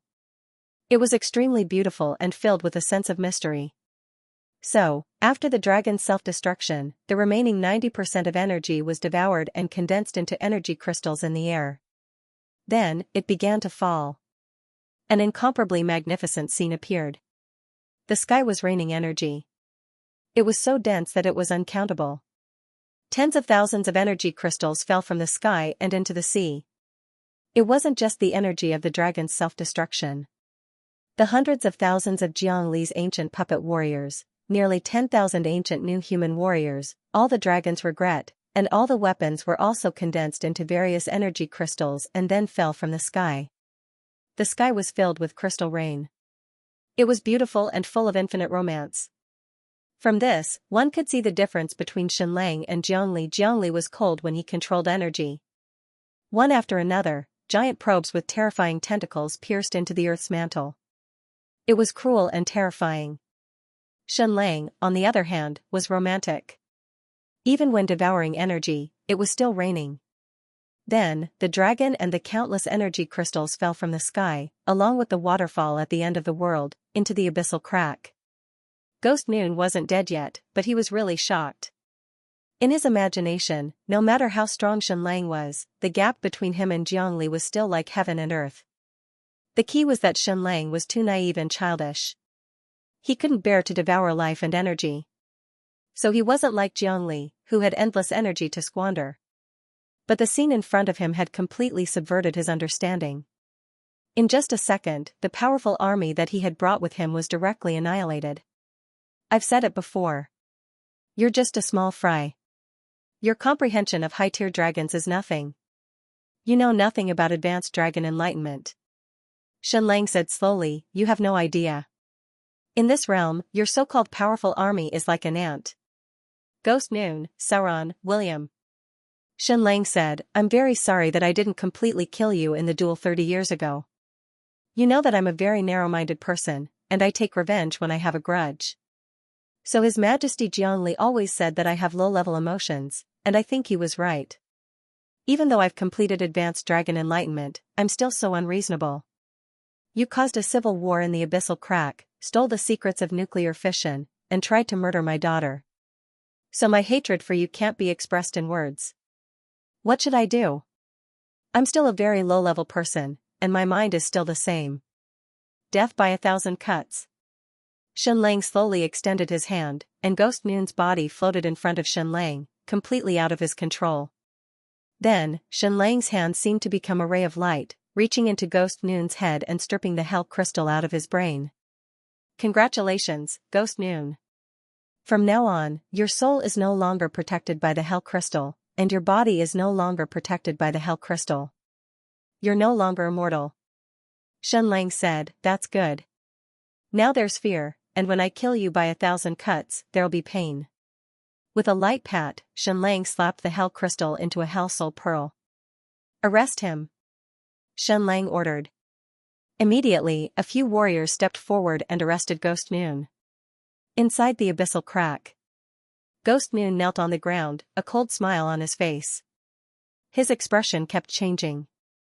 One moment, it was Zhongli's substitute, Ghost Noon. The next moment, it was Emperor Sauron. The next moment, it was William, the heir of the God of Fire Church. He had no fear, because ever since he pledged his loyalty to Zhongli, he had gained an immortal soul.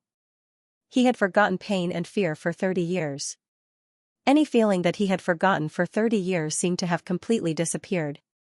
Because even if an energy body was destroyed, it could still be reconstructed. Even if he was cut into 1,000 pieces, he wouldn't feel any pain, and he could quickly recover as long as he had enough energy and materials. Under such circumstances, how could he feel fear and pain? Only when his body was unique, and it couldn't be repaired would he cherish it. Do it. Xianxia ordered. Princess Xian personally executed Ghost Noon. Just the first cut, Ghost Noon's expression completely changed. Terrible pain and incomparable fear surged into his soul in an instant.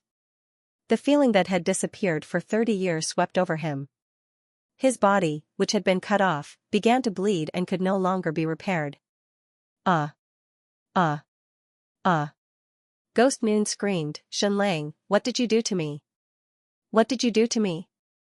Xianxia said, "I felt that it was necessary to recall your previous feelings, so I reconstructed your body into the form of flesh and blood. That pain, especially the feeling of your body starting to disappear, can be perfectly reproduced."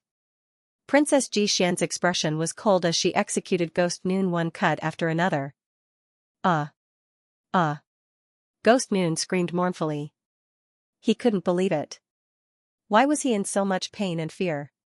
Even without the hell crystal, before he had an energy body, he wasn't so afraid of death. 60 years ago, of course he wasn't afraid of death, because he was loyal to Zhongli, and his heart was filled with the spirit of sacrifice. But when he wanted to take the dragon for himself, when he wanted to possess Sauron, and when he longed for power, he became greedy for life and afraid of death. Under the gazes of tens of thousands of people, Ghost Noon continued to be executed. It would definitely be 1,000 cuts, and it would last for several days and nights. "Your Majesty Xianxia, kill me, give me a quick death. Your Majesty Xianxia, spare me, don't kill me, I surrender, I really surrender," Ghost Noon screamed with all his might, the words coming out of his mouth disjointed and chaotic. "That's enough, I've had enough. Make him shut up. Just scream, don't shout," Xianxia said. "Otherwise, he'll be cursing me next." Princess Xian waved her hand, and Ghost Noon became mute. He couldn't shout anymore, and could only scream from his throat. At this moment, the familiar feeling she had for Xianxia returned. He was still so vengeful, and he was still so evil. Xianxia watched for a full 15 minutes, and then closed his eyes. He was already satisfied, and Ghost Noon was miserable enough. Next, he had to let the dragon's soul undergo nirvanic rebirth in the realm of advanced dragon enlightenment. This required him to devote all of his energy, all of his soul, to complete it. Inside the dragon's soul pearl, it was like a soul well, an independent energy space. This space contained the dragon's soul, the dragon's contract, and 10,000 ancient human souls. But now, everything was gone. Whether it was Zhang Li's dragon's contract, or the two-way contract between Xianxia and the dragon, both were completely destroyed. The suicide of the dragon's soul meant the end of all contracts. Ashes to ashes, dust to dust. Now, inside the dragon's soul pearl, there was chaos, and dead silence. The energy of the giant dragon's soul and the energy of 10,000 ancient human souls were all scattered aimlessly in this independent space, squeezing and colliding with each other. It was like a galaxy. After the death of the sun, all the planets, moons, and stars in the galaxy would be completely annihilated, turning into dust. But the energy wouldn't disappear, it would only change. Therefore, the dragon's soul energy and the 10,000 ancient human souls existed in another form. It was like the death of the sun, turning into a dwarf star, a neutron star, or even a black hole. Next, Xianxia had to evolve these energies, rearrange them, and then undergo another violent reaction to undergo nirvanic rebirth. It was like the death of the sun, turning into dust and nebula. But after countless years, these materials would condense again and explode, giving birth to a new sun and a brand new galaxy. In space, this would take a very long time, more than billions of years. In the microscopic space of the dragon's soul pearl, it would also take countless years. But in reality, it would be shorter, at least shorter than the time it took for Xianxia to complete the advanced dragon enlightenment. The process of letting the dragon's soul undergo nirvanic rebirth was actually almost identical to the process of advanced dragon enlightenment. Therefore, this could be considered the second time, and Xianxia could take fewer detours. Shenlang's consciousness wandered inside the dragon's soul pearl. He had to thoroughly understand these energies before he could rearrange them and make them react again. Explore, explore, explore, the entire space was completely dark, because all the souls were dead. However, when Shenlang's consciousness explored the center of this space, he suddenly felt that his consciousness was about to be completely devoured. What? What is this? It was completely different from the previous advanced dragon enlightenment. Shenlang tried everything to sense and investigate it. In the end, he realized that it was impossible. In the vision of Shenlang's consciousness, it was completely chaotic and unknown. Even in the microscopic world of his consciousness, it was invisible and formless. He knew of its existence, but he couldn't see or touch it. Shenlang was pleasantly surprised. He knew that this was the so-called Shenron fragment. This was the source of the dragon's soul. In the ancient Wisdom King's soul inheritance, there was a very obscure content. Someone stole the Shenron fragment and created a war dragon. This Shenron fragment was the true soul core of the dragon. Without it, the dragon could not be born. It was truly indestructible. This feeling was a bit like intercepting a dinosaur's gene fragment and creating a super large lizard. It only had 1% of the dinosaur's battle power, but it was already a super beast. The so-called dragon was just a small fragment of Shenron. Of course, this had nothing to do with Shenlang, at least for now. He even felt that this was a very dangerous information that he couldn't touch. But with this Shenron fragment, the dragon's nirvana rebirth would be more certain, and the progress would be faster. This was equivalent to a giant puzzle with tens of thousands of color pieces. It would take a long time to put it together from scratch. But if the middle of the puzzle had already been put together 100 pieces, then it would save several times the time. Originally, Shenlang estimated that it would take countless years in the Dragon Ball space to help the dragon's soul nirvana rebirth, and it would take half a month in reality. However, because of the existence of Shenron fragment, the time would be shortened by several times. Sure enough, it was immortal. This was unique to the dragon race, and humans couldn't be envious of it. Other creatures, even Medusa, couldn't reverse life and death, but the dragon race could. Everything went smoother than expected. In the real world, it only took a few days for Shenlang to help the dragon nirvana rebirth. Moreover, there was still 90% of the energy left from the dragon's self-destruction, and Shenlang had stored it in the form of energy crystals. Therefore, after the soul nirvana rebirth, it could recover 90% of its strength in a very short period of time. What was the greatest significance of Shenlang's resurrection of the dragon? Was it to attack the Jiangli Empire? No, the greatest significance was to create hydrogen bombs and complete nuclear fusion. With the dragon, Shenlang's hydrogen bomb plan would be like a tiger with wings.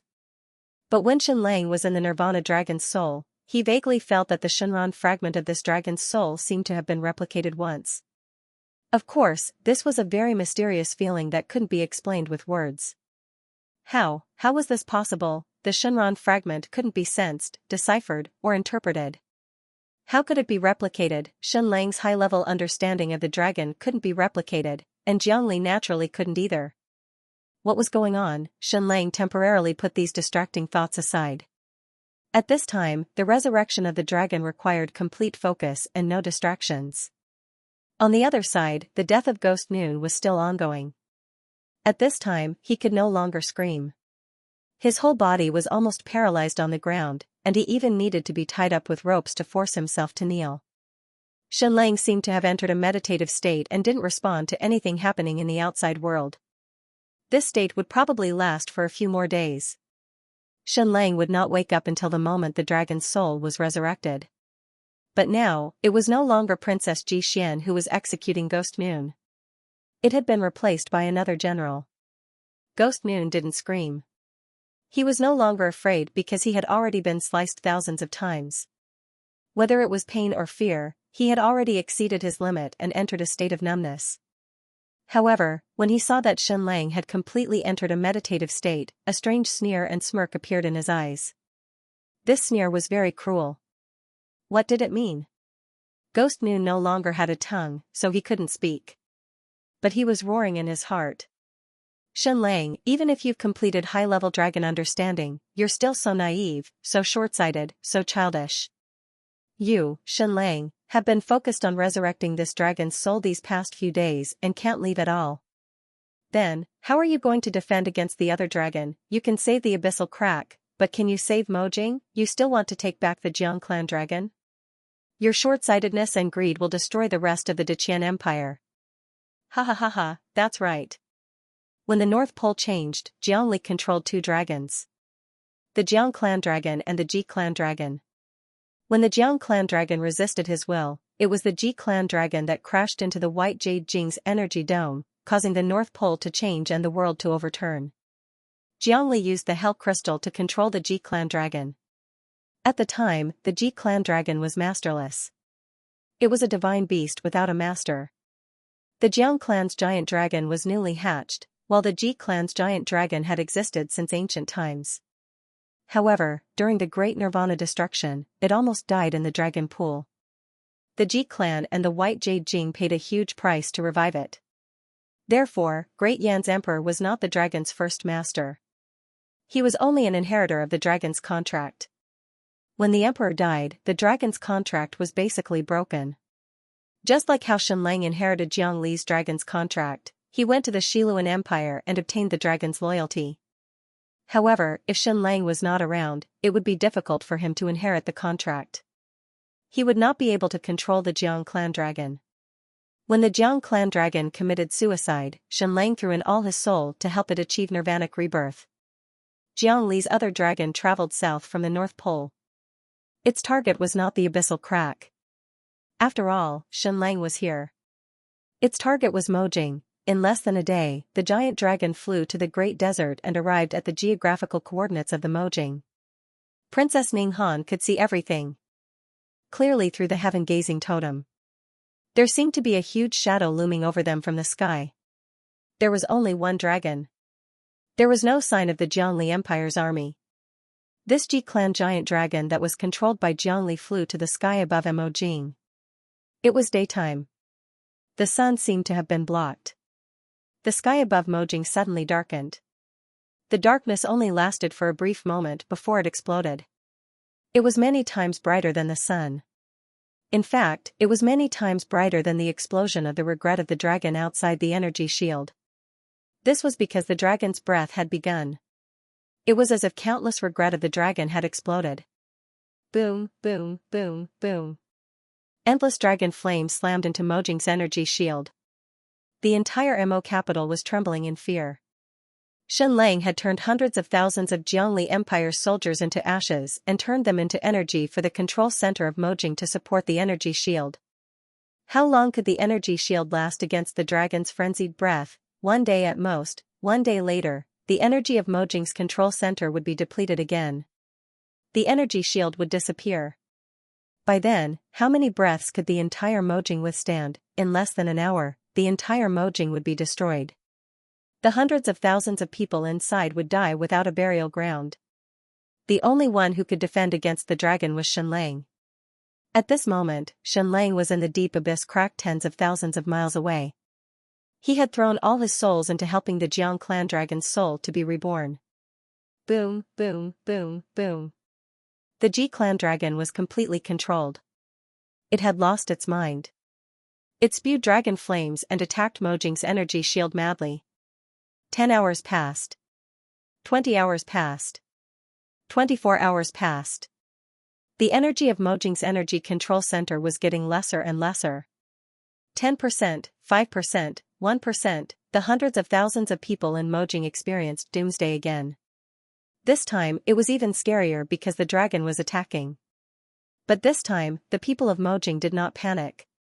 They were calmer and more confident than the last time. Because they firmly believed that His Majesty Shenlang could save Mojing once again. The Emperor had already performed a miracle in front of them. No one could doubt His Majesty's divine power. But what they did not know was that Shenlang could not rush over now. He had to use 100% of his mental strength to revive the Jiang clan dragon. Boom boom boom boom. The giant dragon breathed out once again. Finally, Mojing's energy shield collapsed once again. The fragile Mo capital city was once again exposed to the outside world, exposed to the giant dragon's vision. At this moment, the Ji clan dragon was still controlled by the 10,000 ancient human souls of the Jiangli Empire. They were controlling every part of the dragon's body. The powerful hell crystal suppressed the soul of the Ji clan's dragon, causing it to be on the verge of death. At the moment when Emo Jing's energy shield was destroyed, the eyes of this giant dragon even released an extremely cruel and cold glint. Of course, it was not the dragon's own eyes. It was the eyes of 10,000 ancient human souls. Mojing, the temporary capital of the Deqian Empire of Xianxia, was about to be turned into ruins. They controlled the Ji clan dragon to raise its head and open its mouth. It was about to breathe out the destructive dragon flame again. It was about to destroy everything in Mojing. It was about to turn the hundreds of thousands of people in Mojing into ashes. The entire Mojing was about to be destroyed.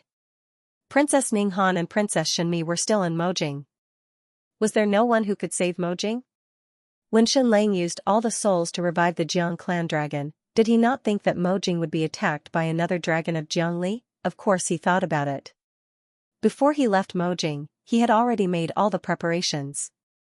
If Jiangli only sent one dragon, then Shenlang's side would win easily.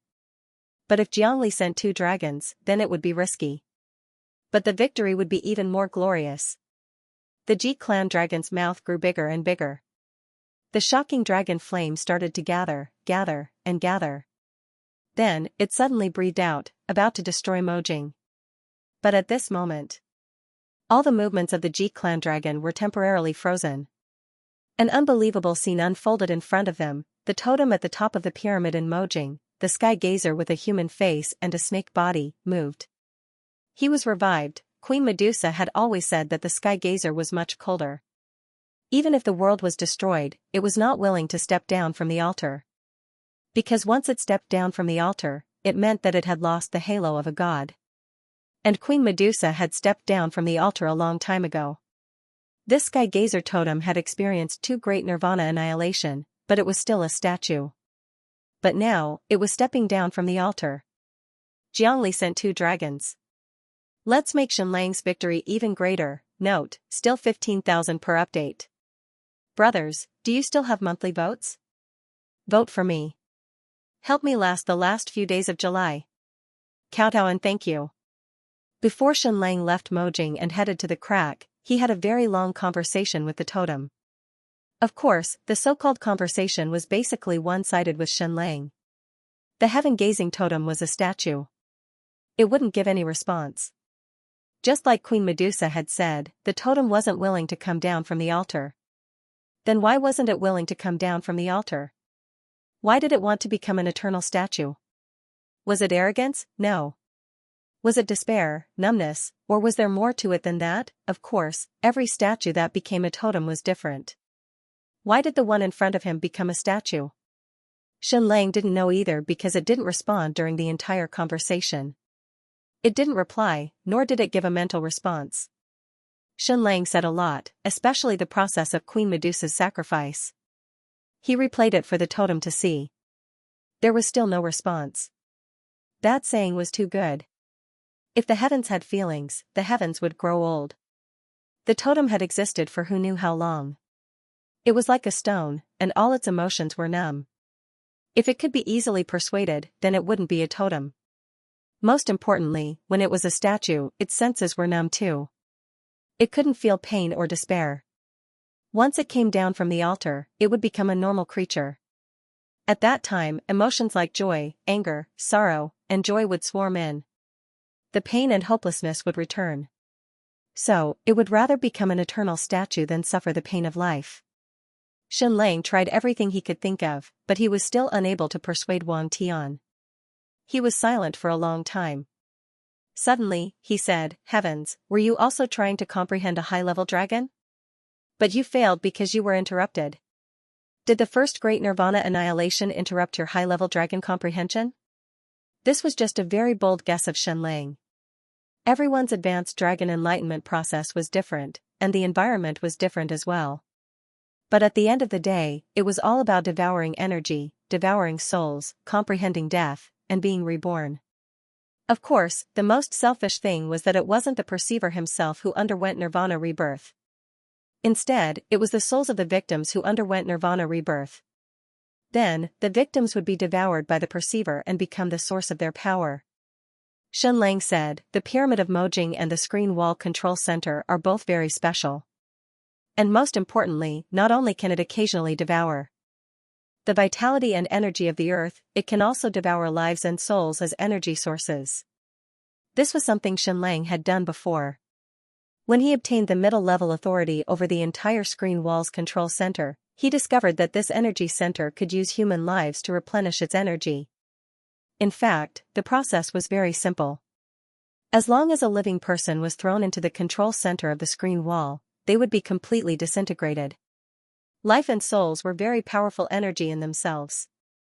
Therefore, at that time, Zhu Hongxue and Zhou Xi even decided that if the situation worsened, they would directly jump into the screen wall's control center and disintegrate themselves into energy to supply the Skygazer totem.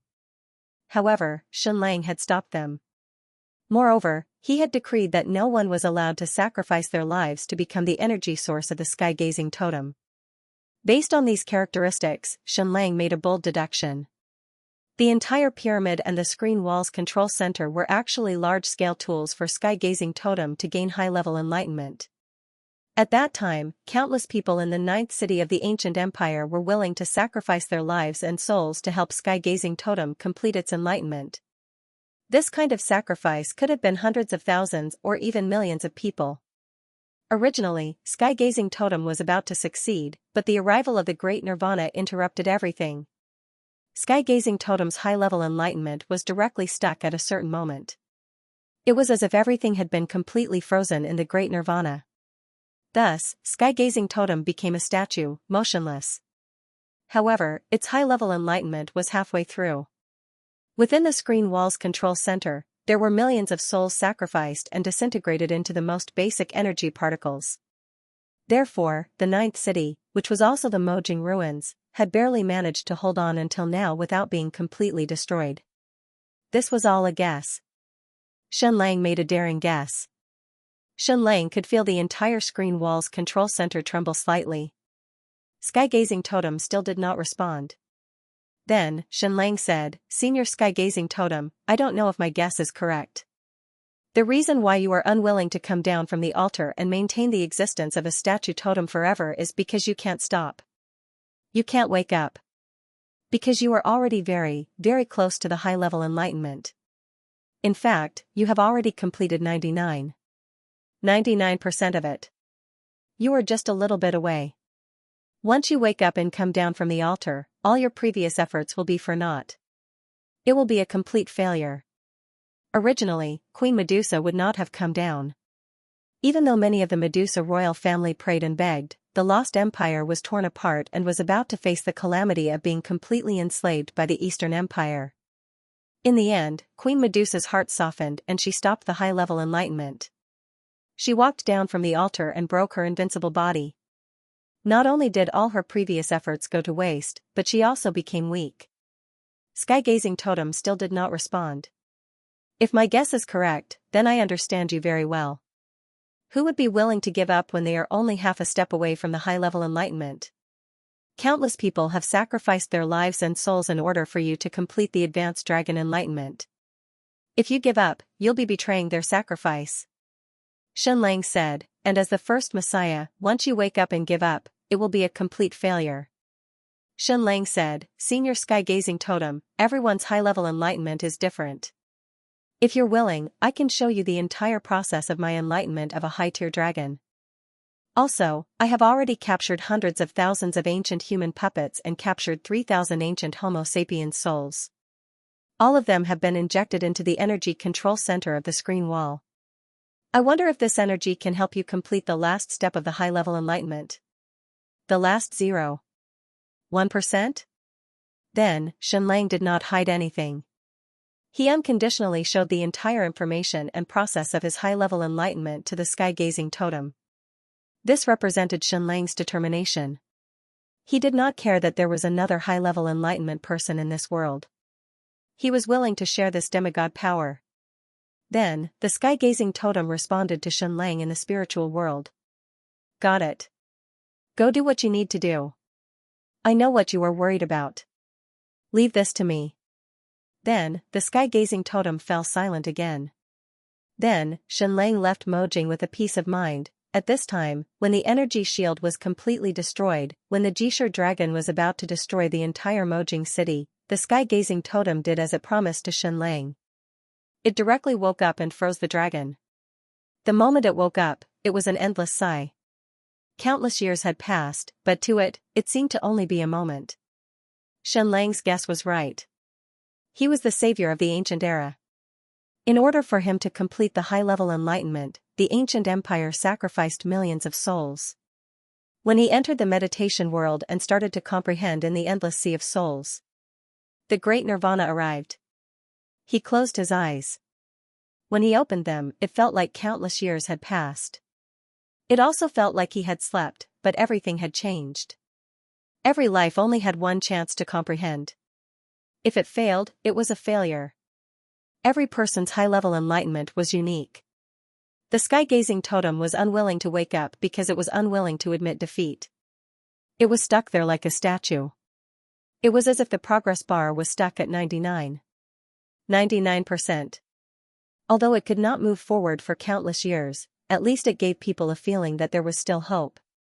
Once it woke up, it meant that it would be a complete failure. The entire process of Shenlang freely contributing his high-level enlightenment and Queen Medusa sacrificing herself completely shocked the sky-gazing totem. Most importantly, it completely reminded the sky-gazing totem. A miss was a miss, a failure was a failure. The progress bar was stuck at 99%. The last 1% could never be completed. Moreover, his mission seemed to have been inherited by someone else. But was this successor Jiangli or Shenlang? No one knew. The sky-gazing totem, after waking up from the statue, was still incomparably huge. It fought madly with the Jishur dragon. His eyes released an unprecedented power. Although sky-gazing totem did not complete the high-level enlightenment, it was still 99% complete. His gaze of God wasn't able to lock onto a giant dragon. However, what controlled the Jishur dragon was not the dragon's soul, but the 10,000 ancient human souls. They could not withstand the gaze of God from the sky-gazing totem and were instantly frozen. But the hell crystal was incomparably strong. It could even swallow the energy of the gaze of God. So, the sky-gazing totem and the dragon put on a long show. Sky-gazing totem kept releasing the gaze of God to freeze the dragon. The hell crystal kept swallowing and dispelling the freeze, allowing the 10,000 ancient human souls to continue controlling the dragon to destroy the Mojing city. The battle between sky-gazing totem and the dragon was very intense, but also very quiet. Both sides seemed to be completely motionless. The sky-gazing totem could only continuously release the gaze of God. It could not be interrupted for even a second. Otherwise, the dragon could recover and destroy the Mojing city. Your Majesty Shenlang, my energy will also be exhausted. I hope you can come back as soon as possible. Just like that, sky-gazing totem grabbed the dragon's horns with both hands and released the gaze of God. The entire scene was completely frozen in this incomparably majestic moment. At the abyssal fissure, Shenlang's nirvana rebirth of the Jiang clan's colossal dragon was already 99% complete. All of the energies and reactions were ready. Just like the eve of the birth of a new sun, all the materials were ready, the energy was also sufficient, the nebula's pressure was also sufficient, and the temperature was also high enough. As long as the critical value was exceeded, it would be like a spark igniting the fusion of hydrogen atoms. Then there would be an unprecedented big explosion, and a star would be born. The Dragon Ball space was like an independent universe. Everything was ready. Shenlang tapped lightly, boom, boom, boom, boom, there was an unprecedented big explosion. In the completely dark Dragon Ball space, an incomparably bright light suddenly burst out.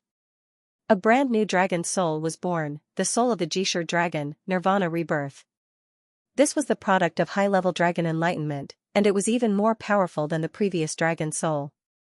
Because it had completely swallowed the energy of the dragon contract, the soul energy of 10,000 ancient human souls, and even the power of the hell crystal. Boom, as if there was a flash of light, the 10-meter-long dragon corpse lit up slightly. Then, all the scales seemed to be electrified and were plated with the luster of life, recovering piece by piece.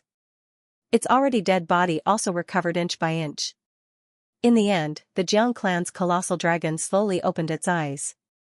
Innocent, flawless, and even a little dazed. Death was irreversible. After the Jishur dragon was reborn, it completely lost its previous memories. Because even its soul had been reborn, and it was completely reconstructed. The 10-meter-long dragon slowly stood up and directly came to Xianlang's side. Like a child, it attached itself to Xianlang and used its body to wrap around Xianlang. Its neck gently rubbed against Xianlang's face. At this moment, the dragon seemed to have become a cute pet like Dachao. Because it was completely born from Xianlang's high-level dragon enlightenment, and its soul was completely reconstructed by Xianlang. To it, Xianlang was almost the creator of the world, and this far surpassed the dragon's contract. Xianlang stroked the dragon's neck and said, "Before you died, I also stored your memories. Do you want to take them back?" The dragon thought for a moment, then shook its head. Since it was Nirvana rebirth, then it should start from the beginning and not bear any history. Okay. Xianlang smiled. From now on, you are no longer a Jishur dragon, but a Shen dragon. How about we call each other Shenilong? The dragon grinned. It instinctively felt that the name was too depressing and unpleasant. But it could reluctantly accept it. Xianlang said, "Ilong, enjoy your feast." He raised his hand slightly, and instantly, hundreds of thousands of energy crystals floated into the sky. Xianlang used 1% of the energy from the dragon's self-destruction to destroy Jiang Li's army of hundreds of thousands. The remaining 90% were all condensed into energy crystals, as well as the soul energy of hundreds of thousands of ancient human puppet warriors and tens of thousands of new human puppet warriors. They were also devoured and condensed into energy crystals, which fell into the sea like raindrops and flowed into the crack. Now, they were all used to feed the dragon. Whoosh whoosh whoosh whoosh, the incomparably gorgeous crystal storm appeared once again. The entire space of the abyssal fissure became dazzling. These tens of thousands, hundreds of thousands of energy crystals were all devoured by the giant dragon. Boom, boom, boom, boom, boom, every time he swallowed it, there would be an earth-shattering explosion. But they all happened inside the Shen dragon's body. So from the outside, it looked like the dragon was exploding continuously inside, bursting with dazzling light. A full 15 minutes later, the magnificent crystal rain ended. The dragon's devouring also ended, and so did its rapid growth. In just 15 minutes, it had recovered 95% of its previous strength. But it was still a dozen meters long. It didn't look like a dragon, but more like a pet. Xianlang looked at Ghost Noon in front of him. He had really been cut into pieces and didn't look like a human anymore. But he wasn't dead yet. And his eyes were fixed on Xianlang, full of schadenfreude, pride, and cruelty. He seemed to be telling Xianlang, "What are you so proud of? Your mojing is finished, and your daughter, Xinmi, has been smashed to pieces." Xianlang said, "Ghost Noon, you've become a bad person. My daughter has no quarrel with you, and you want her to be destroyed? The other giant dragon ambushed Mojing when I wasn't around, right?" Ghost Noon's eyes lit up, full of cruelty. He seemed to be saying, "Yes, Your Majesty Xianlang, and it's too late for you to save her now. Your Mojing is finished." "Idiot." Xianlang said disdainfully, "Do you know that Mojing has a powerhouse who is infinitely close to a high-level dragon's perception?" "Dragon, finish him," Xianlang said. The dozen-meters-long Shenilong yawned carelessly, and a small dragon flame sprayed out. In an instant, Ghost Noon was burned to a crisp and then turned into ashes. Xianlang and Yao Yao bid each other a short farewell. She still spent most of her time sleeping. Xianlang could totally modify an energy body for her, making it able to support a strong spirit and soul. She didn't need to sleep every day. But Yao Yao didn't want to. She wanted the purest body and didn't want to be changed, because it was given by her father and mother. "Little girl, then Daddy will seal part of your spirit?" Xianlang asked. Yao Yao shook her head again, because it was given by Mother Medusa. "All right then," Xianlang said, "as long as you're happy." Then, he took out a bead and hung it around Yao Yao's neck. Instantly, Yao Yao felt refreshed, no longer as tired as before. She didn't feel like her head was going to split open when she tried to think, and she immediately fell asleep. I'll go to Mojang and bring the other dragon back. Then, I'll open up a route between the Abyss Crack and the Great Desert. That way, you two sisters can see each other often. Little me can even come to the Abyss Crack to accompany you. Xiaoyao nodded sweetly. When Daddy was around, she was always that delicate and sweet little girl, innocent and flawless. But when Xianlang wasn't around, Xiaoyao became very strong. She still looked like she was 15 or 16 years old, like a little girl who walked out of a manga. Who would have thought that she was the one who suppressed the energy storm in the Abyss Crack? She was the one who defeated the rebellion of the fire god cult created by Ghost Moon? She was the one who defeated and even eliminated hundreds of ancient new humans? She was the one who led the construction of the powerful Abyss Province. Xianlang rode the giant dragon and left the Abyss Province. He flew back to the Great Desert, back to Mojang. Just a few hours later, he appeared in the sky above Mojang. Then, he saw an incomparably mighty and completely frozen scene. The giant snake with the face of a human and the body of a snake grabbed the claws of the Jishur dragon and kept releasing God's gaze. He had been like this for a few days and nights already. Seeing that Xianlang had returned, Wang Tian immediately let go of the dragon's horn and retracted God's gaze. Then, he put on the previous posture of looking at the sky and remained motionless. He didn't turn back into a statue. He just put on the posture of a statue. He had no intention of talking to Xianlang. Was this a different kind of king not meeting another king, and the Jishur dragon had just regained its mobility? It immediately flashed and fled desperately. Because Xianlang and the giant dragon had returned. Whoosh whoosh whoosh whoosh, almost in the blink of an eye, the Jishur dragon had escaped hundreds of miles away. But, Xianlang and the giant dragon didn't catch up. 10,000 ancient human souls controlled the Jishur dragon and continued to flee crazily, flying thousands of miles away. However, in the next moment, boom boom boom, a shocking flame and an incomparably huge dragon suddenly blocked in front of it. Xianlang's giant dragon instantly became big, connecting the sky and the earth. The raging flame stared fiercely at the Jishur dragon. Since you're here, don't think of leaving.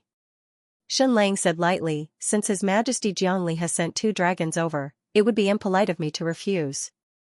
10,000 ancient human souls controlled the Jishur dragon and fled desperately, directly rushing into the sky. However, in the next second, the entire sky was covered by countless raging flames, and all of them were nuclear fission flames. To the south, it was covered by the flames. To the east, it was covered by the flames. To the west, it was still covered by the flames. Therefore, they controlled the Jishur dragon and desperately drilled into the ground, trying to escape from the underground world. However, after drilling into the ground, it found that all around it, there were raging nuclear fission flames, completely swallowing its entire body. Want to leave? Are you kidding me? Xianlang said slowly, in the North Pole, Jiangli is like a god. In the Great Jiang Empire, Jiangli is incomparably powerful. But here, is my home ground. You still want to leave? The Jishur dragon's body was burned by the endless raging flames. Boom boom boom. Countless nuclear fission explosions, even the giant dragon's body made of hell crystals was destroyed inch by inch. Its huge body continued to shatter and turn into ashes. Xianlang's psychic power burrowed into the Jishur dragon's soul pearl. He saw the dying soul of the Jishur dragon inside. It was suppressed by countless hell crystals. The once powerful dragon's soul was now as weak as a candle in the wind.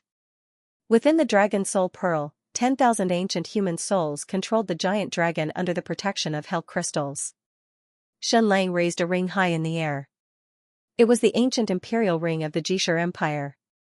Before Great Yan's emperor died, he gave the ancient imperial ring and the dragon's heart to Xianlang. Xianlang then gave it to Ji Xian. Now, Ji Xian had returned it to Xianlang. Jishur dragon, I know that you and Great Yan's emperor are not just master and servant. Although he inherited the dragon's pact, the two of you have signed a two-way pact. You are also comrades who will live and die together in battle. Great Yan's emperor is dead. He gave me the ancient imperial ring. In other words, he transferred the dragon's pact to me as well. Naturally, this dragon's pact is already at the 3rd level. It's very weak. You can choose not to abide by it. Jishur Dragon, let me ask you now. Are you willing to abide by this pact? The Jishur Dragon's soul said weakly, I'm willing, Your Majesty Xianlang. Xianlang said, very well. From today onwards, you are also my comrade in battle. These 10,000 clown souls are suppressing you and controlling your body. They're trying to turn you into a walking corpse. I'll grant you the power to kill them and devour them with your own hands. The dragon's pact was re-established. Xianlang then poured an incomparably strong power into the soul of the Ji clan's dragon. The Jishur dragon's soul grew stronger and stronger. It did not have a dragon's pact with Jiangli. Therefore, it grew stronger and was unrestrained. Originally, it only occupied 0.1% of the dragon's soul space. The rest was occupied by the ancient human souls of the Jiangli Empire. At this time, with the support of Xianlang's energy, the dragon's soul occupied 99% of the space. Endless radiation flames and nuclear fission flames completely burned up the hell crystal in the Jishur dragon's body. Then, the dragon's soul exerted its power and destroyed the ancient human souls in the dragon's soul pearl one by one. In just a short moment, the 10,000 ancient human souls that occupied the dragon's soul pearl were all dead. Xianlang stopped. The nuclear fission flames were completely extinguished. The Jishur dragon completely regained its freedom. Even though its body was only left with more than 100 meters. Then, was the hell crystal in its body completely destroyed? No, the hell crystal was a product of high-level dragon comprehension. It was very difficult to be completely destroyed and was close to indestructible. However, nuclear fission could melt them and spit out the energy they had devoured. Therefore, it kept shrinking and shrinking. In the end, it became a small crystal. Xianlang gently waved his hand. The hell crystal in the dragon's body flew out. It was very small, like a diamond less than 1 carat. At its peak, it occupied 90% of the dragon's body. It was boundless and could blot out the sun. Xianlang put the hell crystal back into his bracelet. He was the only one who could suppress the hell crystal. Not even the dragon could. The Jishur dragon circled in the air a few times and cheered. It was finally free. It was no longer enslaved by Jiangli. Then, it let out a series of sorrowful cries. It missed its master and great Yan's emperor. Finally, it slowly descended in front of Xianlang. It knelt before Xianlang and bowed its proud head. Because it was Xianlang who saved its soul and gave it freedom to be reborn. Xianlang caressed the top of his head and said with a smile, "You are thinking of master in your heart." Xianlang rode the giant dragon and slowly flew to the top of the pyramid to look at the Wangtian totem. "Senior, do you want to come down for a chat?" Xianlang said. "To a certain extent, you are our ancestor and our totem. You might not know this, but even in ancient times, there were many statues of you. There were even temples built for you. For a long time, I even thought those statues were your fossils." The Wangtian totem didn't say anything. Back then, he wasn't the only savior of the ancient empire. There were many powerful and wise people who tried all kinds of methods to save the world. But basically all of them failed, and only his statue was preserved until now. This was because he was walking on the path of a high-level dragon comprehension. But the other ancient saviors were also very impressive. After the first great nirvana, they at least preserved the spark of civilization. That was why there was a second ancient human empire. But Wangtian didn't want to talk about this with Xianlang. Because he was indeed an ancestor and a totem. But he didn't complete high-level dragon enlightenment. Jiangli and Xianlang did. This meant that the descendants surpassed the ancestors. It was a good thing that the new generation surpassed the old, but it was also a little sad. As an ancestor, although I'm willing to help you, don't I care about my reputation? Let's not meet each other in the future.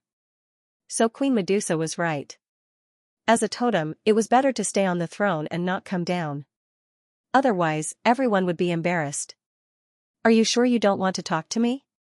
Xianlang asked. Wangtian didn't move. Even his eyeballs didn't move. It was as if he had returned to his statue mode. But everyone knew that he had awakened. Basically, he couldn't go back to his previous statue mode. "Okay then," Xianlang said awkwardly. Then, he took out an energy crystal and slowly floated into the pyramid's energy control center. Because the energy control center of Mojing had been exhausted, without the energy shield, the entire ecosystem of Mojing would be completely destroyed. So Shenlang needed energy crystals to maintain the entire operation of Mojing. 2 days later, Princess Xianxia of the Abyss province came to visit Mojing, and the route between the two places was officially opened. Every day, there would be a sky fortress flying between Mana Crystal and the Abyss province. If there was a greater demand in the future, more sky fortresses would be used. The Great Qian Empire was having a small-scale high-level meeting. There was only one topic: when would the Northern Expedition begin? When would they take back the Eastern world and the Xiluan Empire? When would they fight against Jiangli? Let me tell you my opinion. Xianxia said, Jiangli has always been in the North Pole. The hell crystals there should occupy most of the entire world. 95%. Shenlang, Jiangli's goal was to absorb the energy and matter of the entire planet to build an unprecedented spaceship. Before the next great nirvana annihilation, he would lead hundreds of thousands of ancient Homo evolutus away from this planet to occupy or destroy another planet full of vitality. Like a swarm of locusts, they would devour the energy of another planet in the shortest amount of time possible and then continue to expand, finally completing his dream of a sea of stars. It was a destructive expansion, not a developmental expansion. Everyone couldn't help but be shocked. The entire Jiang Empire had 200 provinces, which meant that there were 200 domed cities. However, the hell crystals in these cities added up to less than 5%. And a mere North Pole had 95%, in other words, Jiangli had almost endless power in the North Pole. He had the power of a god. Xianxia said, therefore, I think your majesty should first cut off all the hell crystal energy channels before fighting Jiangli. In other words, you should stop his devouring of the entire planet. Everyone agreed with this point. Jiangli had occupied most of the planet. Although he had recently lost hundreds of thousands of troops and hundreds of giant sky fortresses. However, these losses were negligible to him. Because he was constantly devouring the energy of the planet, he was getting stronger every day. In other words, his growth far exceeded his consumption. This was equivalent to the Pacific War during World War II. Although the US didn't fight well and suffered great losses. But when one of his battleships was sunk, a few new ones were launched. Nepal, which lacked resources and was relatively weak, was in despair in the face of such a situation. But after the upheaval in the North Pole, the ecology and climate of this world have changed greatly. Xianxia said, although Jiangli is guilty of the most heinous crimes, his domed energy shield and his city system are the foundation for the survival of human civilization. Once the hell crystal energy shield is destroyed, every domed city will stop devouring the energy of the planet's core. The entire city will be paralyzed, and millions of people will die. As soon as he said that, everyone nodded in agreement.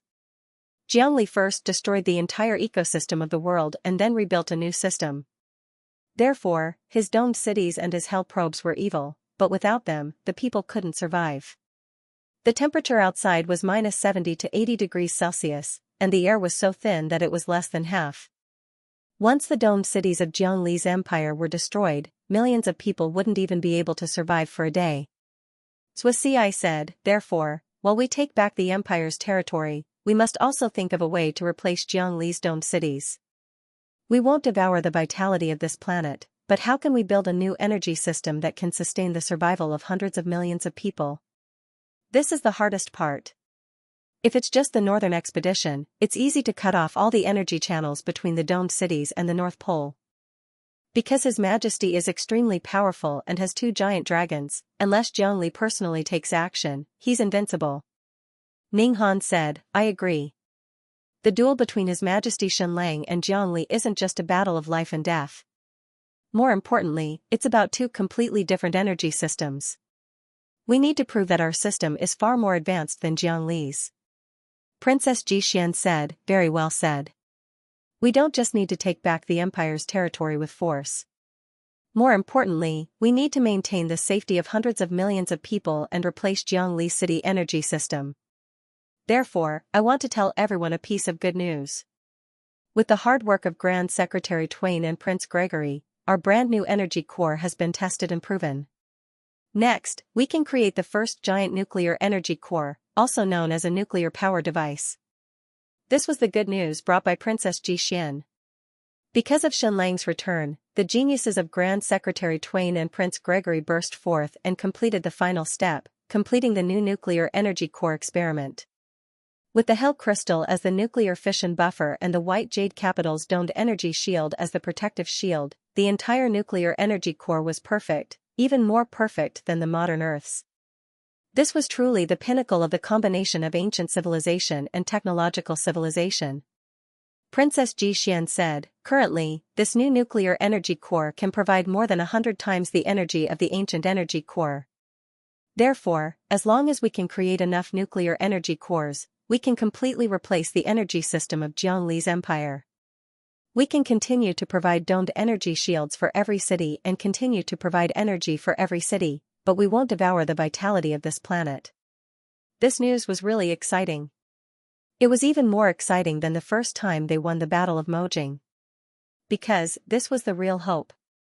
To Zhuo Xi, Ning Han, Zhu Hongxue, and the others, defeating and eliminating Zhongli was not the most important thing.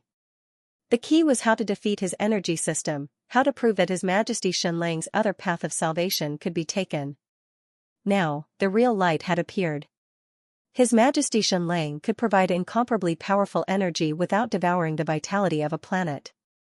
After hearing this news, Zhuo Xi and Zhu Hongxue couldn't help but want to shout, "Long live His Majesty Xianlang!" Princess Xian said, when His Majesty Xianlang returned from the west, the first city he conquered was the Raging Tide City, representing his return as a king.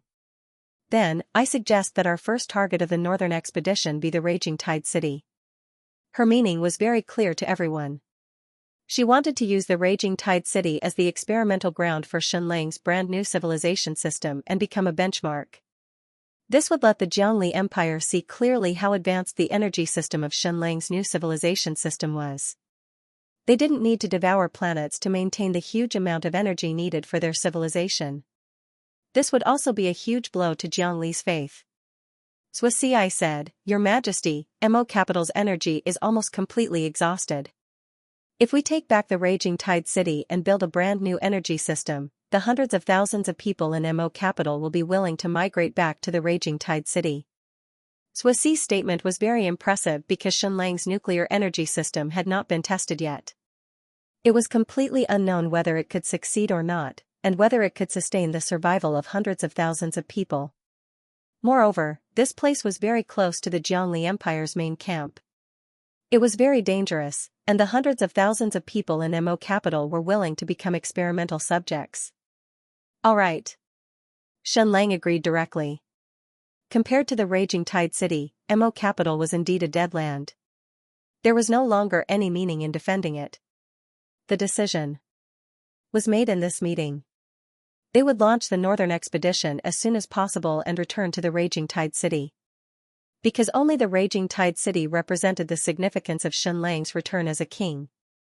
A few decades ago, the Raging Tide City represented the advancement of the Deqian Empire in Xianlang. Today, it would once again prove this point. Of course, Xianlang had thought of experimenting with this new nuclear energy system in Mo Capital first. After ensuring that there were no problems, they would then experiment in the Raging Tide City. However, it was not possible because the sky-gazing totem in Mo Capital also rejected nuclear radiation. It was even afraid of it.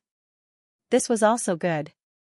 As the temporary capital of the Deqian Empire, the Raging Tide City represented exploration and bravery. It represented a new direction of development.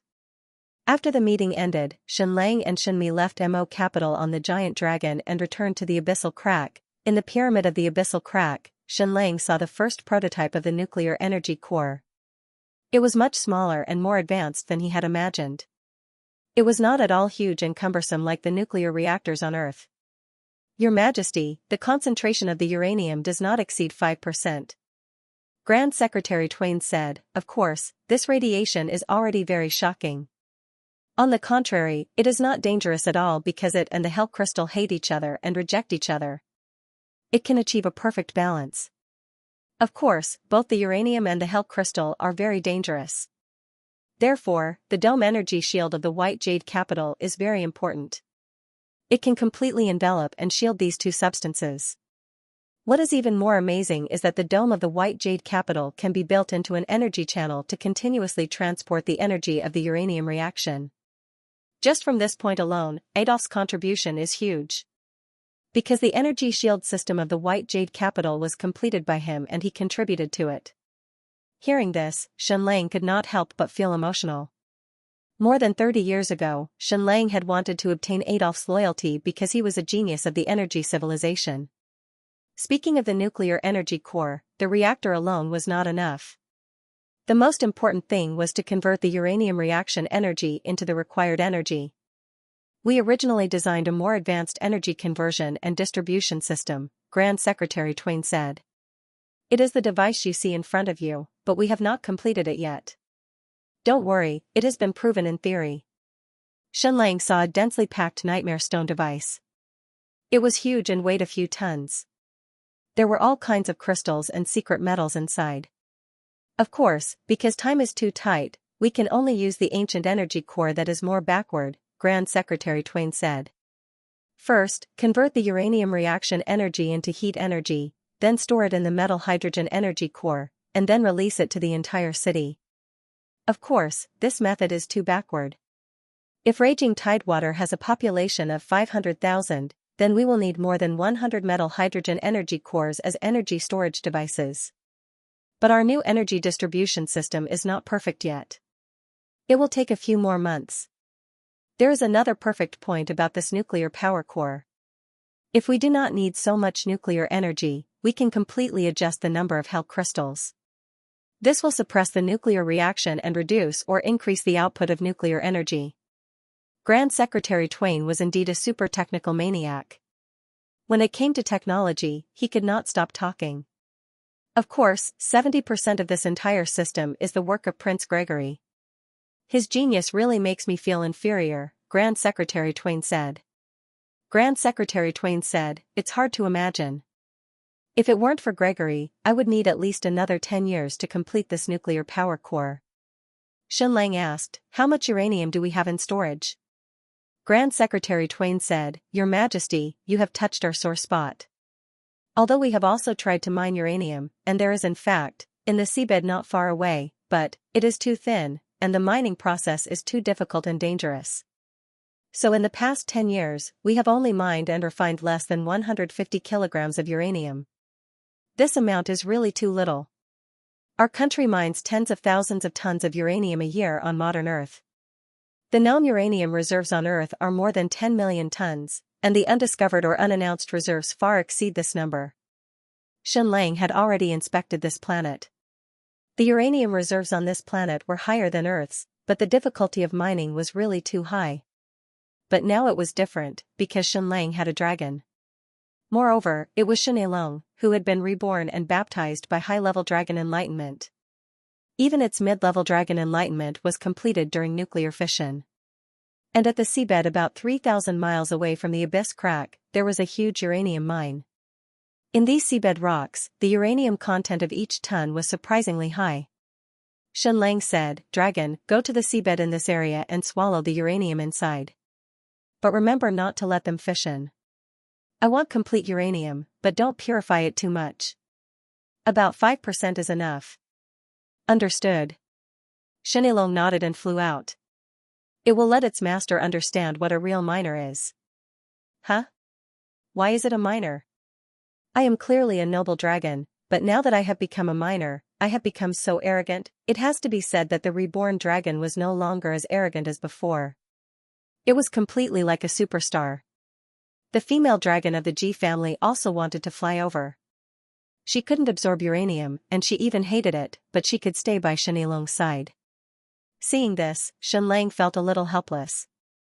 It seemed that these two dragons really had a relationship beyond friendship. But the female dragon of the G family should be much older than the dragon of the Jiang family. Xianxia said, Ji Long you also have a mission. Your mission is, forget it, it was too complicated. The dragon of the G family probably wouldn't understand. This was definitely a delicate task. Moreover, Shenlang and Shenilong's souls were the same. Shenlang didn't even need to give a direct order for Shenilong to know what to do, but Ji Long or might not. What was Shenlang going to do? Of course, he was going to start the hydrogen bomb project. There were several types of nuclear fusion. For example, the nuclear fusion of helium-3 was mainly to provide pure energy. The nuclear fusion of deuterium and tritium was much more intense. It was a hydrogen bomb.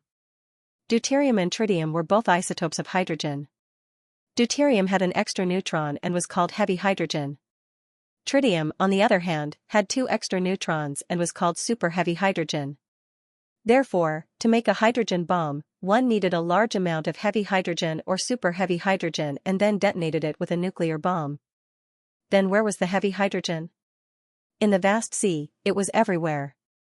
In natural water, there was about 0.015% heavy water, and heavy hydrogen could be broken down from heavy water. Of course, there was no difference between water and heavy water on the surface. They were all water, but the density of heavy water was slightly higher, and the boiling point was also different.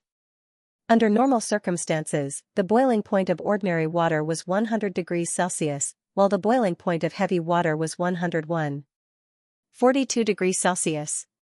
Using the difference in boiling points, heavy water could be extracted by distillation.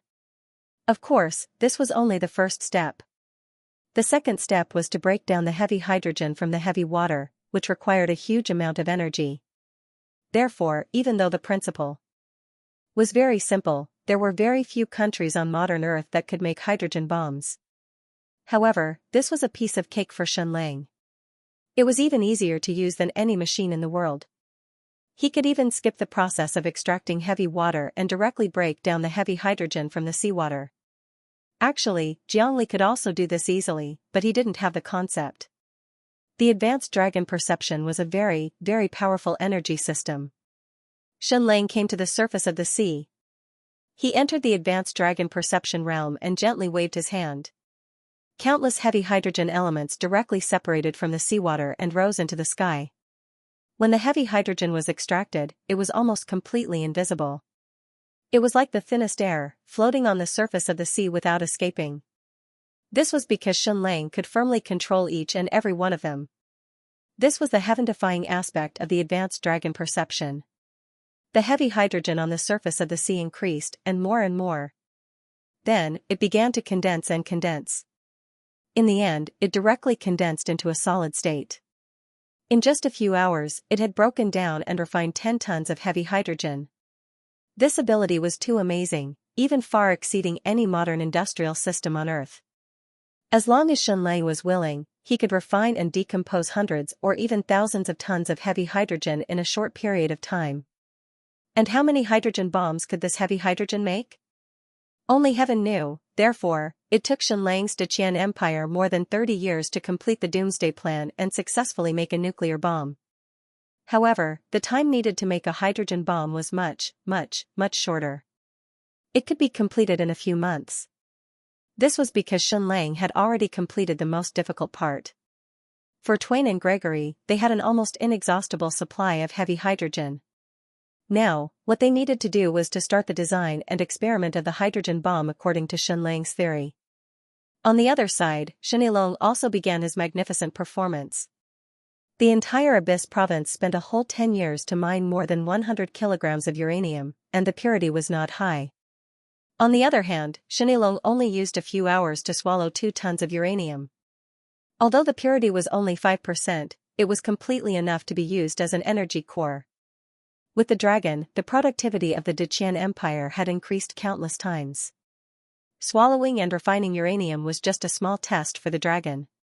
Its biggest contribution in the future might be to go to the distant moon to mine helium-3. Only it could easily fly to that place. Helium-3 was currently the ultimate known energy source. With Shenlang's high-level understanding of the dragon and the giant dragon, Grand Secretary Twain and Gregory's team had an almost inexhaustible supply of uranium and hell crystals. Furthermore, they were Shenlang's hell crystals, not Jiangli's. Although Jiangli's energy crystals could be controlled here, once they entered the Jiangli Empire, they would be controlled by Jiangli at any time. This was because they were the product of his high-level understanding of the dragon. Therefore, of course, Jiang Li's hell crystals could not be used for this nuclear power core. On the other hand, Shenlang's hell crystals were completely different. They were completely controlled by Shenlang's will and would never betray him. Of course, Shenlang did not want to call them hell crystals at all. Everyone's high-level understanding of the dragon was different. Moreover, Shenlang did not plan to use this thing to swallow any life, so it was not hell at all. This energy crystal itself was sinless. How perfect was it to suppress and balance the energy of nuclear fission, in just a short month? Grand Secretary Twain and Gregory's team of Grand Secretaries had built 3 giant nuclear power devices. Your Majesty, these 3 giant nuclear power devices are enough to supply the entire Raging Tide City with energy. Grand Secretary Twain said, "Our plan is like this. One of the giant nuclear power devices will be used to maintain the dome energy shield of the Raging Tide City. The second giant nuclear power device will be used as a backup to maintain the energy shield. The third giant nuclear power device will be used to supply the entire city with energy. Of course, in the following period of time, our team will be divided into 2 parts. 1/3 of US will continue to create the giant nuclear power devices and complete the Nightmare Stone energy distribution system. The other 2/3 will be completely focused on the research and production of hydrogen bombs. Rest assured, Your Majesty. We will not delay your northern expedition. We will create a large number of nuclear power devices in the shortest time possible. Once you take back the Eastern and Xiluan empires, our nuclear power devices will be able to supply energy and dome energy for these cities. We have to prove to Jiangli that our civilization is more advanced. We will defeat Jiangli in all aspects. We will make Jiangli despair because of our advancement." Shenmi and Yao Yao were very excited. The northern expedition was about to begin, and they would soon return to Raging Tide City. The 2 girls' childhood memories were all in Raging Tide City. That was their home. More accurately speaking, Paradise Manor was their home. They had spent 7 to 8 years there without any worries. That was the happiest time of their lives. Most of their family, including their grandmothers and Ning Yuanxian's grandfather, were in Paradise Manor. There were also hundreds of friends. They really missed Ning Yuanxian's grandfather. There was no one else in this world who loved them so much. There was also concubine Bian. She and Ning Yuanxian treated the children as their everything. Every day, even when they were sleeping, revolved around the children. Every day, the meals were prepared by Bian Fei herself. Binger's cooking skills were already very good, but she never had the chance to show it. As for Princess Ning Yan, she was even worse. She didn't know how to cook at all, even though she had 2 children. Of course, the 2 girls couldn't go to Raging Tide City immediately. They needed Shenlang to take back Raging Tide City and build all the defense systems and energy systems before they could go back. But they were still very excited because their father was going to take back their home. There was one more thing that Yao Yao and Shenmi didn't say, but their hearts were filled with hope. They wanted their father to save all their relatives, grandfathers, mothers, and siblings. 3 days later, Shenlang brought the 2 giant dragons, 100 sky fortresses, Princess Ji Xian, Zhu Hongxue, Ning Han, and the rest, as well as 100,000 soldiers. They left the deep abyss crack in Mojing, officially beginning the northern expedition to take back the Deqian Empire. Note, still at 15,000 per month, the monthly tickets are a little dangerous. Benefactor, please give me a few tickets to last the last few days of this month. I am extremely grateful to everyone. Shenlang's route was to head east and leave the desert. Then, he would head east, pass through the Devil's Triangle Sea, and then head north to the Jiangli Empire. After flying out of the 10,000 li Great Desert, they flew east for 20 to 30,000 li, and then north for another 10,000 li. The weather was getting colder. It was snowing, and the sea was freezing. White Jade Jing had said that as long as there was snow, it would be the territory of the Jiangli Empire. Now, as long as there was ice, it would be the territory of the Jiangli Empire. Soon, Shen Lang saw the familiar buildings, the Devil's Triangle Sea. The buildings of the Lost Empire, which stretched for thousands of miles, stood on the ice. They were no longer recognizable, as they were all covered in ice. Lost Demon Mother, I'm coming. Shenlang said. With a shout from him. Bang, bang, bang, bang, the ice surface was suddenly broken, and sea monsters rushed out one after another. There were only a few 100,000 of them, and this was all that was left of the powerful Lost Empire. The Lost Empire had gone through 2 great eras of destruction. When it was strong, it had ruled the entire world. Now, there were only a few 100,000 of them left, and each one was dying. After the North Pole changed, most of the world had been frozen. Although a third of the sea had not been frozen, many of the creatures in the sea had gone extinct. Shenlang had explored many oceans, but he had not seen any sea creatures. Instead, there were countless fresh food in the frozen sea. When the North Pole changed, the sea had been frozen suddenly, and it had been completed in a few days. Therefore, countless sea creatures had been frozen in the ice, and the hundreds of thousands of sea monsters had been relying on the sea creatures in the ice as food. When the Lost Empire had gone north from the South Pole, there had been more than 300,000 sea monsters. Now, only half of them were left. The lost demon mother was covered in ice and snow. It came in front of Shenlang. It was surprised, shocked, and then sad. In the South Pole, Queen Medusa had petrified Shenlang, but she had regained her freedom. This had disappointed the lost demon mother, but it had nothing to say. But when they left, Queen Medusa had said that she would never let them down. Now, Shenlang had once again appeared in front of the lost demon mother. What did this prove? Shenlang said, Empress Medusa sacrificed herself. She has completely left all of you. The lost demon mother twitched a little and said, I understand. Then, hundreds of thousands of sea monsters lowered their heads and wept. They were incomparably sorrowful. The protector they protected was gone. Shenlang, from now on, you are my people. I will try my best to protect each of you and treat each of you equally. In the future, we will build a brand new ocean empire together. The lost demon mother looked at Shenlang, then slowly shed the ice on her body, revealing her true face.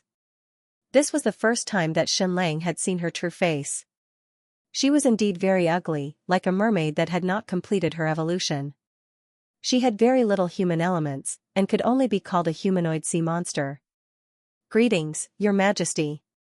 Long live Your Majesty. The lost demon mother knelt down, along with hundreds of thousands of sea monsters.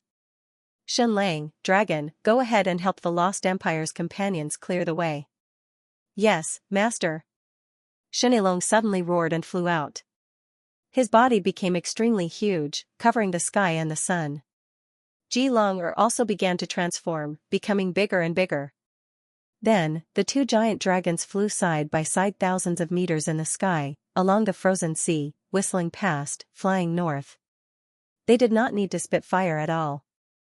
Wherever they flew, the frozen sea would melt, turning into seawater with a temperature of more than 20 degrees Celsius. Let's go. At the command of the lost demon mother, hundreds of thousands of sea monsters once again left the demon triangle along the waterway opened by the 2 giant dragons, swimming in the direction of the furious Tide City. Shenlang once again rode on Big Chow's back. Big Chow's eyes were filled with tears. Master, you have been riding the giant dragon all this time. I thought you had forgotten about me. In fact, most of the time, Shenlang would still ride Big Chow. The dragon was his combat partner. In the future, it would continue to grow and bear many responsibilities. It would leave this world to collect new resources, and even collect related data about the solar storm. Therefore, the dragon was not a mount. Shenlang's army continued to move north in a grandiose manner. Along the way, they did not encounter a large-scale army from the Jiangli Empire, but they occasionally encountered special envoys from the Jiangli Empire. All of them were ancient Homo evolutus, and they had been hunting the resistance army outside. After one of the ancient Homo evolutus discovered Shenlang's aerial army, his expression changed slightly. He then quickly dove into the ice layer, wanting to hide and report to the Tiannam province, or even the imperial capital. At this moment, this ancient Homo evolutus from the Jiangli Empire could not control his body at all, and directly floated into the sky. Bang! His body directly turned into ashes, and his soul was forcefully stripped away. The hell crystal on his body was compressed into a fragment, and once again, it was stored in Shenlang's bracelet. Just like that, they continued to move north, all the way north. In total, they killed a few hundred special envoys from the Jiangli Empire and encountered an aerial fleet from the Tiannan province. However, most of the people controlling the fleet were ordinary humans, so Xianlang did not open fire. Instead, he let them escape back to Tiannan City. A few days later, Xianlang's army finally arrived in the sky above Raging Tide City. After nearly half a year, Xianlang finally returned to Raging Tide City. To him, this city had extraordinary significance. Xianlang had relied on Raging Tide City to help the Kim family solve the crisis. After that, he returned from the Western world and established a brand new ancient civilization and technological civilization, which was also in Raging Tide City. Now, he had returned with the energy of a high-level dragon comprehension, and it was still in Raging Tide City. Therefore, Raging Tide City had already become synonymous with him, Xianlang. Xianlang rode Dachao and circled a few times in the sky above Raging Tide City. Dachao was also very excited because this had been its home for a long time. In its most glorious days, it had taken care of thousands of ultrasonic flying beasts. "Dragons, I'll leave it to you," said Xianlang. After hearing Xianlang's order, the two dragons immediately flew to the sky above Raging Tide City and began to circle continuously. The entire Raging Tide City's ice completely melted. Layer after layer of ice directly turned into ashes. The sea around Raging Tide City completely melted. The once temporary imperial capital of the Deqian Empire, Raging Tide City, once again appeared in front of everyone. The dragons once again rose into the sky. Deep space. Next, the two dragons continued to circle above Raging Tide City. This way, they could maintain the temperature of Raging Tide City at around 30 degrees Celsius. Xianlang closed his eyes and released his high-level dragon comprehension. He began to devour the surrounding air and restore the air density within the Raging Tide City to normal. After all this was done, the Deqian Empire's hundreds of giant sky fortresses began to descend. 100,000 people walked out of the sky fortresses and used the fastest speed to rebuild the entire Raging Tide City's energy system. The first step was to build an energy shield. This looked very similar to the Jiangli Empire's energy shield. It was also a giant probe that pierced deep into the ground, which was also an energy pillar. However, the probe that Xianlang pierced down wouldn't devour the vitality of the planet. This was an incomparably huge project that required the use of the sky fortresses and even the giant dragons to complete. A total of 9 giant probes pierced deep into the Raging Tide City's seabed, forming a giant oval shape. The Raging Tide City's energy shield was about the same size as Tiannan City's. It covered an area of about 5,000 square kilometers and covered the entire Liuzhou Island and part of the sea. After a few days and nights, the giant probes were finally implanted. Then, they began to replicate the nuclear power plant to provide energy for the entire city. Building an energy shield was an incomparably complicated process. It needed to evolve a few times before it finally became the White Jade Jing's dome energy shield. This was all thanks to Adolf. It was the result of his research that allowed the Deqian Empire to recreate the White Jade Jing's energy shield. A whole month passed.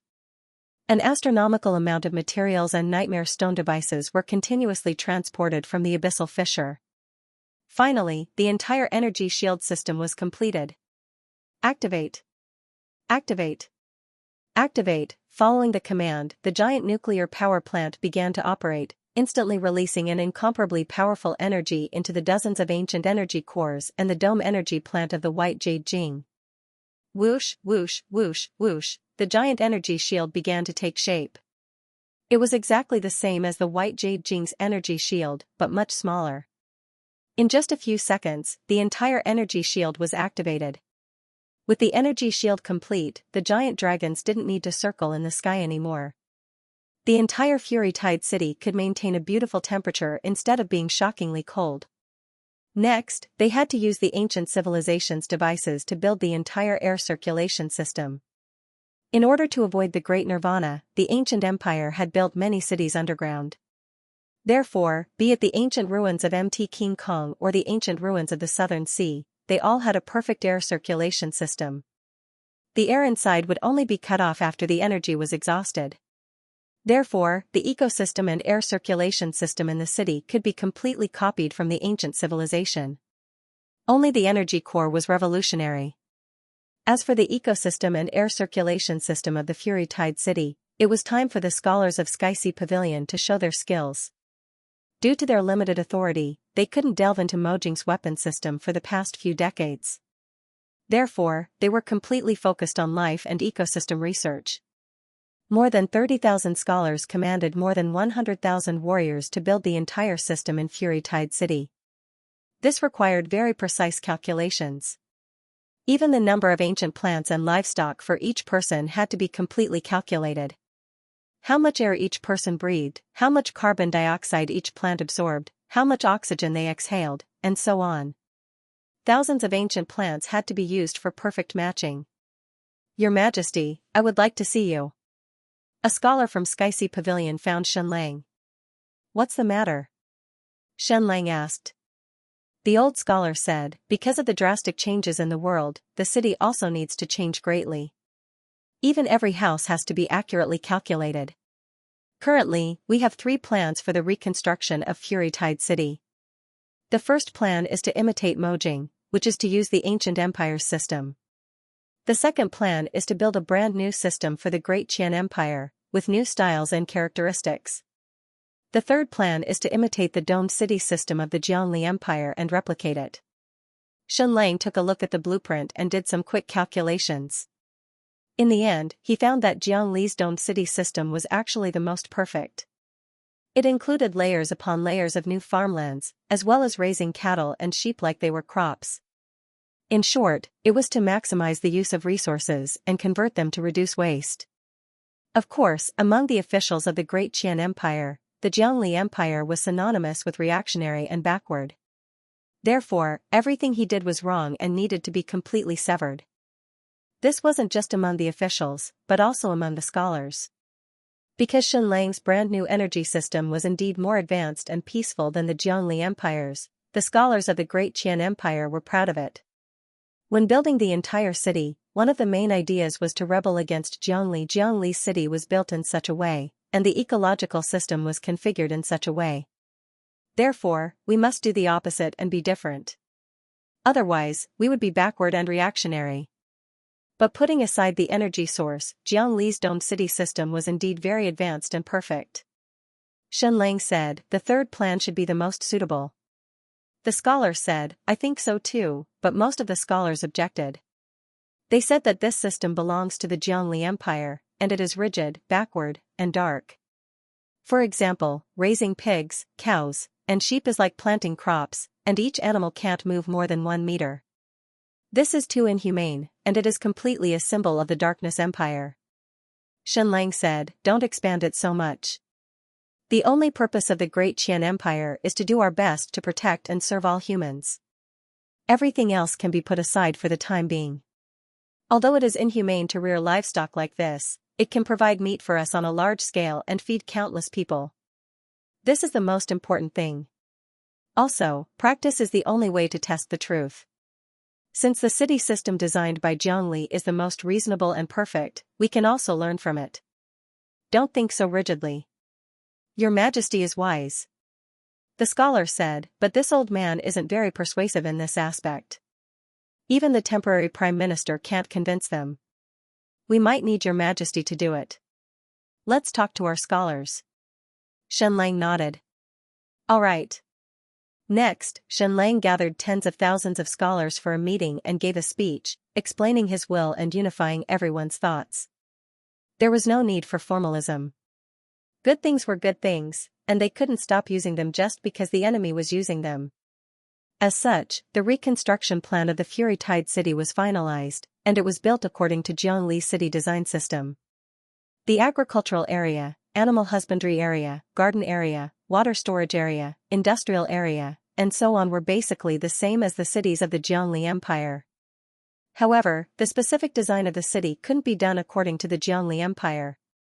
The cities of the Jiangli Empire were too cold, austere, and oppressive. One glance was all it took to tell that this was the stance of the Darkness Empire. Xianlang had promised Yao Yao that he would let her design a perfect city. This was something he had promised her over 30 years ago.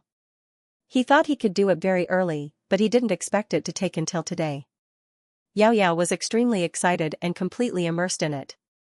She didn't even want to care about the matters of the Abyss province. She was constantly designing the new Fury Tide city. The city's plan had been completed, and what Xiaoyao needed was to carry out an artistic package. The entire city's temperament and appearance would undergo earth-shattering changes. Compared to the cities of the Jiangli Empire, it had to be magnificent. It had to be like a city in the sky, a city of dreams. Shenlang had seen the most beautiful queen city of the Xiluan Empire. He had also seen the last city of the Lost Empire in the South Pole, the City of Ice. Xiaoyao's aesthetic attainments were even higher than Shenlang's because she was naturally beautiful. Her eyes seemed to have a layer of filter. No matter what she saw, she could reimagine it in her mind and reconstruct it, turning it into a fairyland. Princess Shenmi was together with her elder sister as they worked on the design of the new Fury Tide city. Of course, she was mainly in charge of exclaiming in admiration and cheerleading. Wow! So beautiful! Wow! Elder sister, you're amazing! Wow! How did elder sister think of this? In front of Shenlang, Shenmi was an elegant princess. But in front of Xiaoyao, she became a little fan.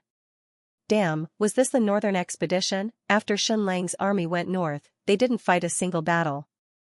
The Fury Tide city and the Jiang Empire's South Sky city were only 2,000 li apart, but the other side didn't send an army. There weren't even any air scouts. It was as if they didn't know what was happening here. Meanwhile, the reconstruction of the Fury Tide city was in full swing. It was a complete reconstruction. The previous large castle, all the houses, and all the walls were destroyed. The Fury Tide city became a piece of flat land, starting from scratch. In the beginning, 150,000 people were invested. Later on, 300,000 people were invested to rebuild the city. Countless sky fortresses and even giant dragons participated in the reconstruction of the city. Under these conditions, the reconstruction process was very fast, even faster than on modern Earth. But according to the design, the Fury Tide city was a large city with millions of people. It couldn't be built in a few months. They could only rebuild, move in, and produce at the same time. A few months later, the hundreds of thousands of people in Mo capital were all relocated.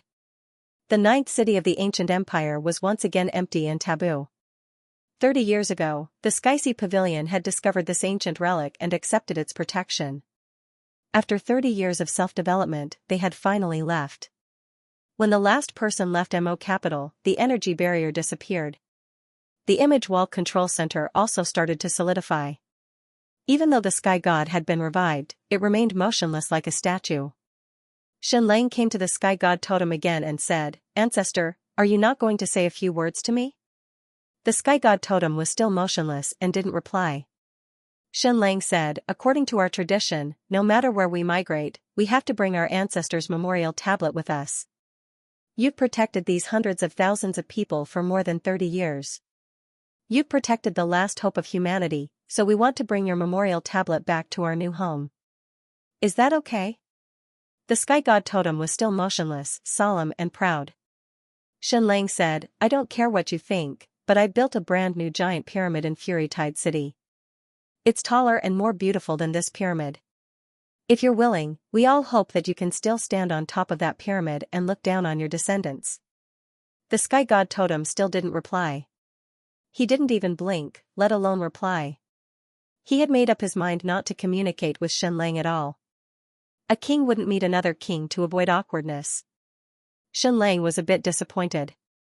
"Ancestor Sky, are you really not going to Fury Tide City with us? We've all gone. What's the point of you standing alone in this desert? There's not a single trace of life here." The sky god totem still didn't reply. It stood silently at the top of the pyramid in Mojing.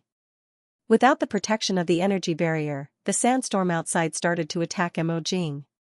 Countless sandstorms blew past the sky god totem's face, making it look especially miserable. This first-generation savior had failed to save the world and was now standing alone in the center of the desert. "Are you really not going to Fury Tide City with us?" Shenlang said bitterly. The sky god totem still didn't reply. Alas!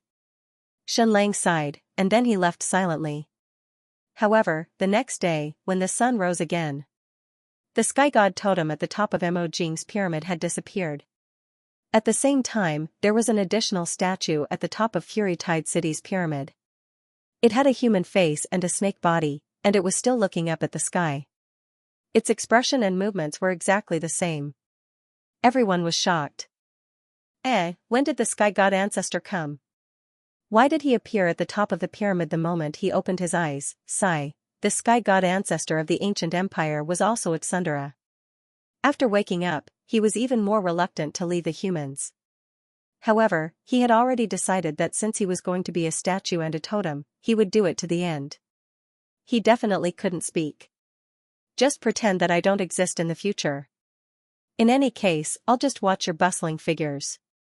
At the crucial moment, I can also be your final barrier. The sky god ancestor looked down at the entire new Fury Tide city and immediately felt relaxed. It was too beautiful. It was filled with romanticism, but it also didn't lack the majesty of the empire. A city like a fairyland, who designed this? It definitely wasn't that brat Xianxia. He didn't have such beautiful thoughts. Even though the construction of this city wasn't complete and only a portion of it was completed, the sky god ancestor could still feel its astonishing beauty. Beautiful, very beautiful. The sky god ancestor murmured to himself. Then, his entire body and even his eyes entered the state of a statue. Not only did his body stop moving, but even his thoughts seemed to have frozen. The construction of the new imperial capital of the Fury Tide city was still in full swing. Hundreds of thousands of people were doing their best, using their sweat and wisdom, as well as endless passion and loyalty. The Fury Tide city wasn't just the Fury Tide city, it was also the capital of the Great Qian Empire. The Fury Tide city represented a brand new civilization and represented its advancement. It had to crush the Jiangli Empire. It had to make people feel that the Great Qian Empire was better than the Jiangli Empire. The hundreds of thousands of people from the Great Qian Empire weren't the only ones busy. The hundreds of thousands of sea monsters from the Lost Empire were no exception. They were also constructing their Lost Empire city in the coastal areas of the Fury Tide city. Thus, the Fury Tide city was connected by the sea and sky. The city stretched from the land to the sea. It was truly beautiful. On this day, Xianxia rode on the giant dragon and left the Fury Tide city. He flew toward the heavenly South Province and Duke Xuanwu's residence. Only after leaving the Fury Tide city could one feel its beauty. At this moment, it could be considered a pearl on the sea. After flying out of the Fury Tide city's energy range, the sea started to freeze again. Xianxia once again landed in the Duke Xuanwu's residence. This place was once again covered in ice and snow. It should have been a long time since anyone cleaned this place. He once again went to his study room and wrote a name on the enemy's wall, Jiangli. This was his last and only enemy. There was no enmity in the world, but he would never forget his original intentions. After staying in the Duke Xuanwu's residence for a while, Xianxia rode on the giant dragon and left. He continued to fly west towards the Jiangli Empire's heavenly South Province. In the sky, he could see the giant domed city from afar. Outside the domed city, there were still countless slaves working diligently like worker ants. They dragged huge blocks of ice, boulders, and wood into the energy barrier.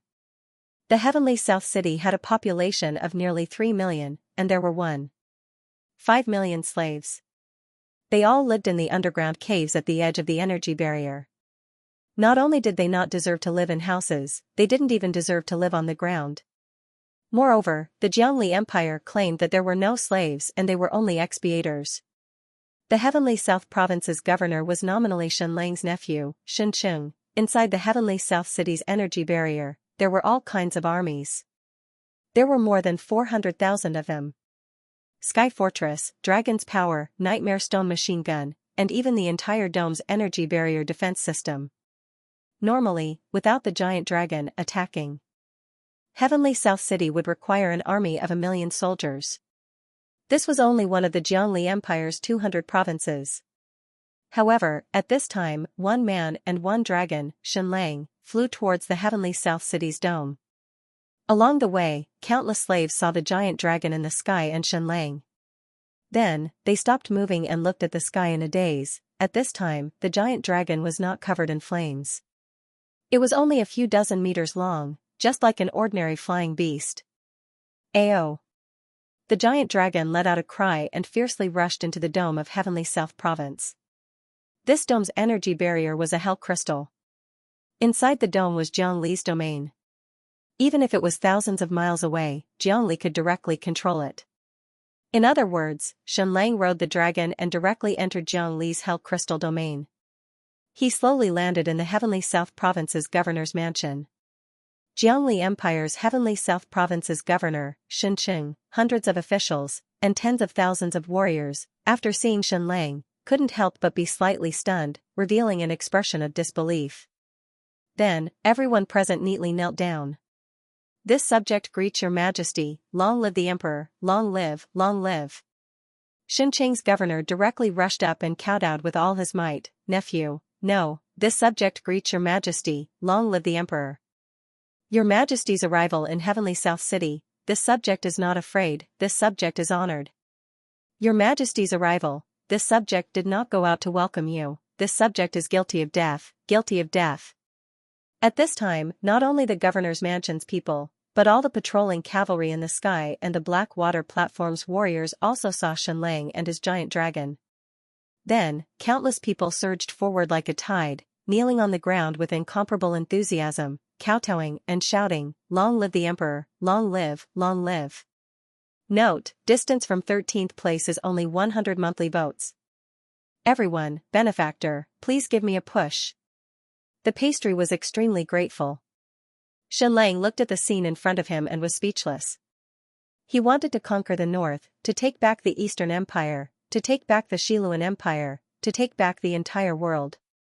But, what could he take back? Jiangli stayed in the North Pole and did not come down. He did not even proclaim himself an emperor. The emperor of the entire world was still Xianlang. Xianlang did not appear in the past few decades. In the official records of the empire, Xianlang did not go south either. This was the first time the people of Tiannan province saw Xianlang. Of course, the ancient humans of the Jiangli Empire were definitely aware that this Xianlang before them was the greatest enemy of the Jiangli Empire. In fact, he might even be the only enemy of the Jiangli Empire. But to the majority of the ordinary people, be it the officials of the governor's office, the warriors of the Black Water Platform, or even the hundreds of thousands of soldiers or the countless citizens of Tiannan City, they only had one feeling when they saw Xianlang. The emperor of the empire had arrived. In the past few decades, Xianlang had always been the highest emperor of the empire in their hearts. The emperor had never appeared before, but now he had descended into Tiannan province. Long live the emperor, long live, long live. Long live the emperor, long live, long live. At first, there were tens of thousands of people shouting, then hundreds of thousands, then millions. All the soldiers landed on the ground and kowtowed. All the civilians and finally all the slaves outside put down their work and knelt on the ground. In the beginning, the cheers were merely echoing his words. Their blood did not boil too much. But gradually, everyone's blood seemed to heat up. Regardless of the tsunami of cheers, everyone's eyes were filled with fanaticism, reverence, and worship. Not just the soldiers, but also the countless slaves. By right, the slaves should hate Xianlang. The empire had made them into redeemers for their sins, allowing them to live like livestock. But this was not the case. The originally lifeless eyes of the slaves were now filled with warmth and enthusiasm. Long live the emperor, long live, long live. The millions of people shouted. All the bells in Tiannan City rang without being rung.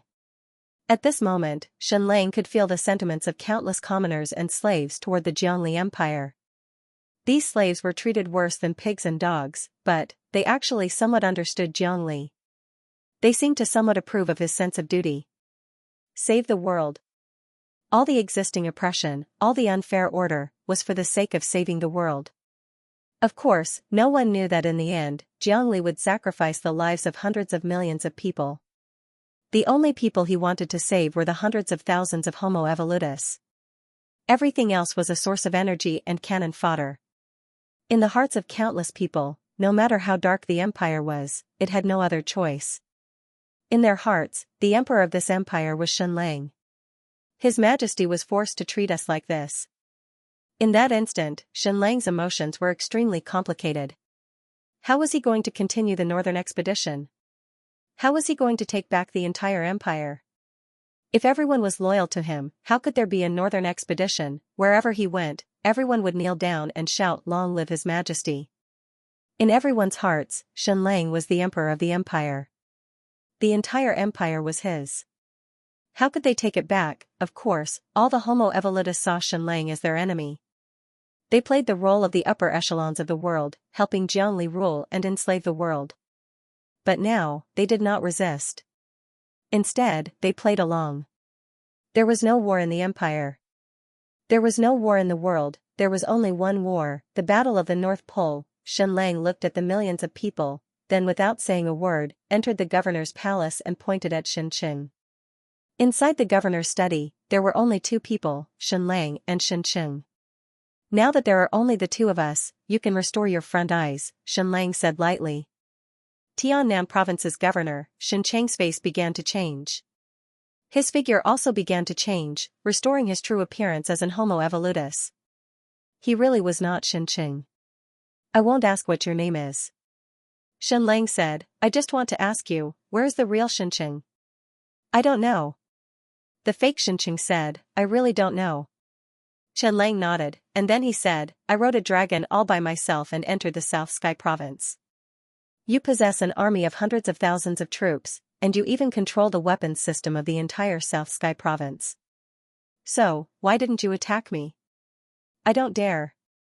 The fake Xianxia said, "Because in everyone's eyes, you are the emperor of the empire. And the most important reason is that we didn't receive any orders regarding you, so we couldn't take any action."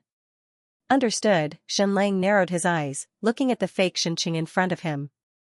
"In the entire Tiannan city, how many Homo evolutus are there?" Xianlang asked. 19. The fake Xianxia said. It was hard to imagine that the huge Tiannan city, with a population of nearly 3 million, was completely under the rule of 19 Homo evolutus, and it was still so peaceful. Xianlang looked at the fake Xianxia in front of him. Should he kill him? Should he kill these 19 Homo evolutus? After a long while, Xianlang gave up on this idea. Of course, Xianlang could completely execute them. Moreover, he could directly use the emperor's decree to execute them, and then directly send people to take over the entire Tiannan city. The hundreds of thousands of troops and millions of citizens would not have any resistance, they would even feel that it was natural. But, was there a need? Once he was prepared to take over the Tiannan province, Xianlang had to make all the necessary preparations. He even needed to have the entire energy system, which could directly replace the Jiangli Empire's Hell Crystal system in Tiannan City, allowing the huge Tiannan City to seamlessly connect. If there was a small mistake, tens of thousands, or even hundreds of thousands of people would die. The struggle between him and Jiangli was not a struggle for power, nor was it a struggle for territory, but a struggle for the right to speak in this world, the right to choose the route. That year, when Xianlang and the Great Yan Empire had a decisive battle, they did not engage in any large-scale battles, they directly fought with the Great Yan Emperor. Whoever won would be the ruler of the world, everyone had to agree to this result, including Prince Ji. Then, between Xianlang and Jiangli, it was even more so. If he didn't kill the fake Xianxia, then he could just warn him to not squeeze more than 1 million slaves? Completely liberate them? That wouldn't do either. Any order, no matter how bad, no matter how dark, was at least still order. If he wanted to change, he had to plan it slowly, and not directly and violently change it. That would cause terrible consequences. "I'm leaving, you're on your own," Xianlang said indifferently. The fake Xianxia stood on the spot, motionless. Xianlang left the governor's mansion, mounted the huge dragon, and directly soared into the sky, flying towards the north. Long live the emperor, long live the emperor, long live the emperor. Long live the emperor, long live the emperor, long live the emperor. Millions of people once again shouted in unison, kneeling on the ground to send Xianlang off. Only when Xianlang could no longer be seen did Xianlang stand up from the ground. His entire body felt hot. Even though the emperor did not say a single word, neither did he encourage them, nor did he comfort them, countless people were still very excited.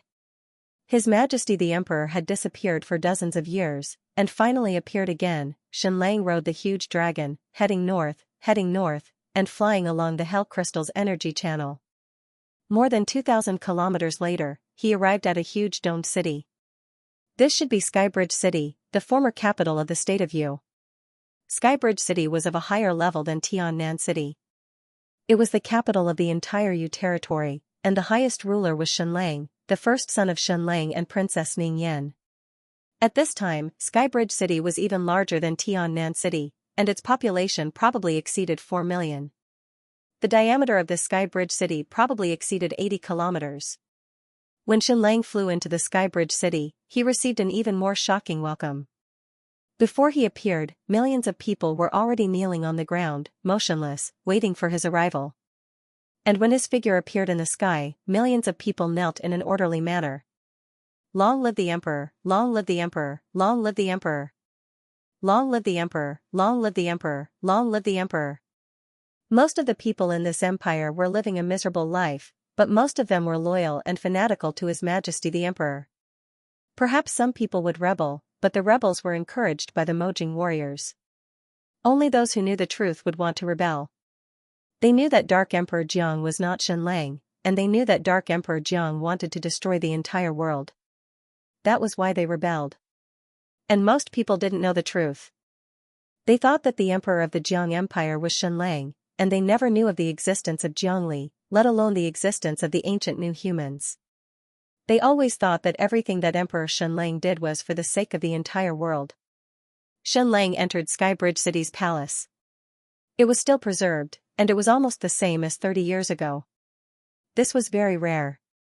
The entire Skybridge City had undergone earth-shattering changes, and it had the typical characteristics of the Jiangli Empire. It was huge, shocking, cold, magnificent, and oppressive. Only the palace was completely preserved, and it was exactly the same as when Ning Yuanxian was on the throne. Xianlang entered the palace and saw many familiar faces. Yan Yi, Crown Prince Zhong, Zhong Cheng's son, and so on. There was also the empire's Prince Xinli, who ruled over Skybridge City. But, all of them were fake. All of them were ancient humans in disguise. Not a single one of them was real. Therefore, there were no old friends. Xianlang looked at the face of this fake Xinli. Although he was from the family, the real Xinli should have looked like this. This child was the least handsome among Xianlang's sons. He looked serious and earnest, but he also had a trace of honesty. Although he was an enemy, and an ancient new human in disguise, Xianlang could still see his face and feel the longing in his heart. There were a total of 19 ancient new humans in the entire Skybridge City, but there were more than 100 in the entire Skybridge City. This group of people was extremely respectful when they were outside the palace. This was especially so for the fake Xinli, who addressed him as Father Emperor with utmost respect and filial piety. However, after entering the palace, only Xianlang and the 100 ancient Homo evolutus were present. Not a single normal human was present. Their faces instantly turned cold, and they fell silent. The 100 ancient new humans had all returned to their original appearances. They didn't kneel, beg for mercy, or threaten. They just coldly faced each other. You guys didn't receive Jiang Li's decree, right? Xianlang asked, so you don't know how to face me? Yes. The fake Xinli replied. Of course, Xianlang could kill these 100 ancient humans now, but was he prepared to take over the 5 million people in Skybridge City? No, he wasn't prepared. The Great Qian Empire's new capital, Raging Tide City, was still under construction. There weren't enough nuclear cores to take over the millions of people, and they didn't even have enough officials. Amidst the endless cheers, Xianlang left Skybridge City and continued north. There was no war in the empire. All the cities couldn't be fought, and there was no need to fight. He was the emperor. Was he supposed to fight himself? Other than the few 100,000 ancient new humans, the remaining few 100 million people were his people. They were loyal to him, so how could he start a war? How could he take it back? As long as he defeated Jiangli, the entire world would naturally belong to Xianlang. Of course, if he lost, then everything would be destroyed. Therefore, after that, Xianlang simply flew very, very high up. All of them were above 10,000 meters. Along the way, he would pass by many domed cities of the Jiangli Empire.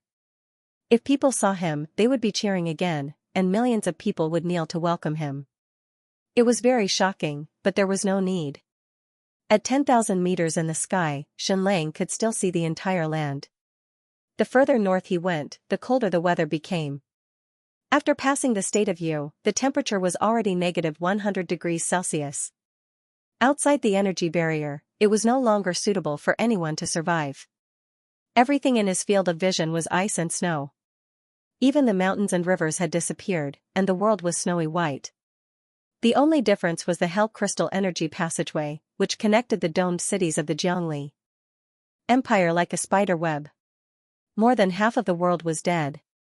10,000 meters in the sky, Shenlang couldn't help but think, even if he defeated Jiangli, even if he had the nuclear power core, even if he had the ancient crops, even if he could feed a few 100 million people. But would this world be like this from now on?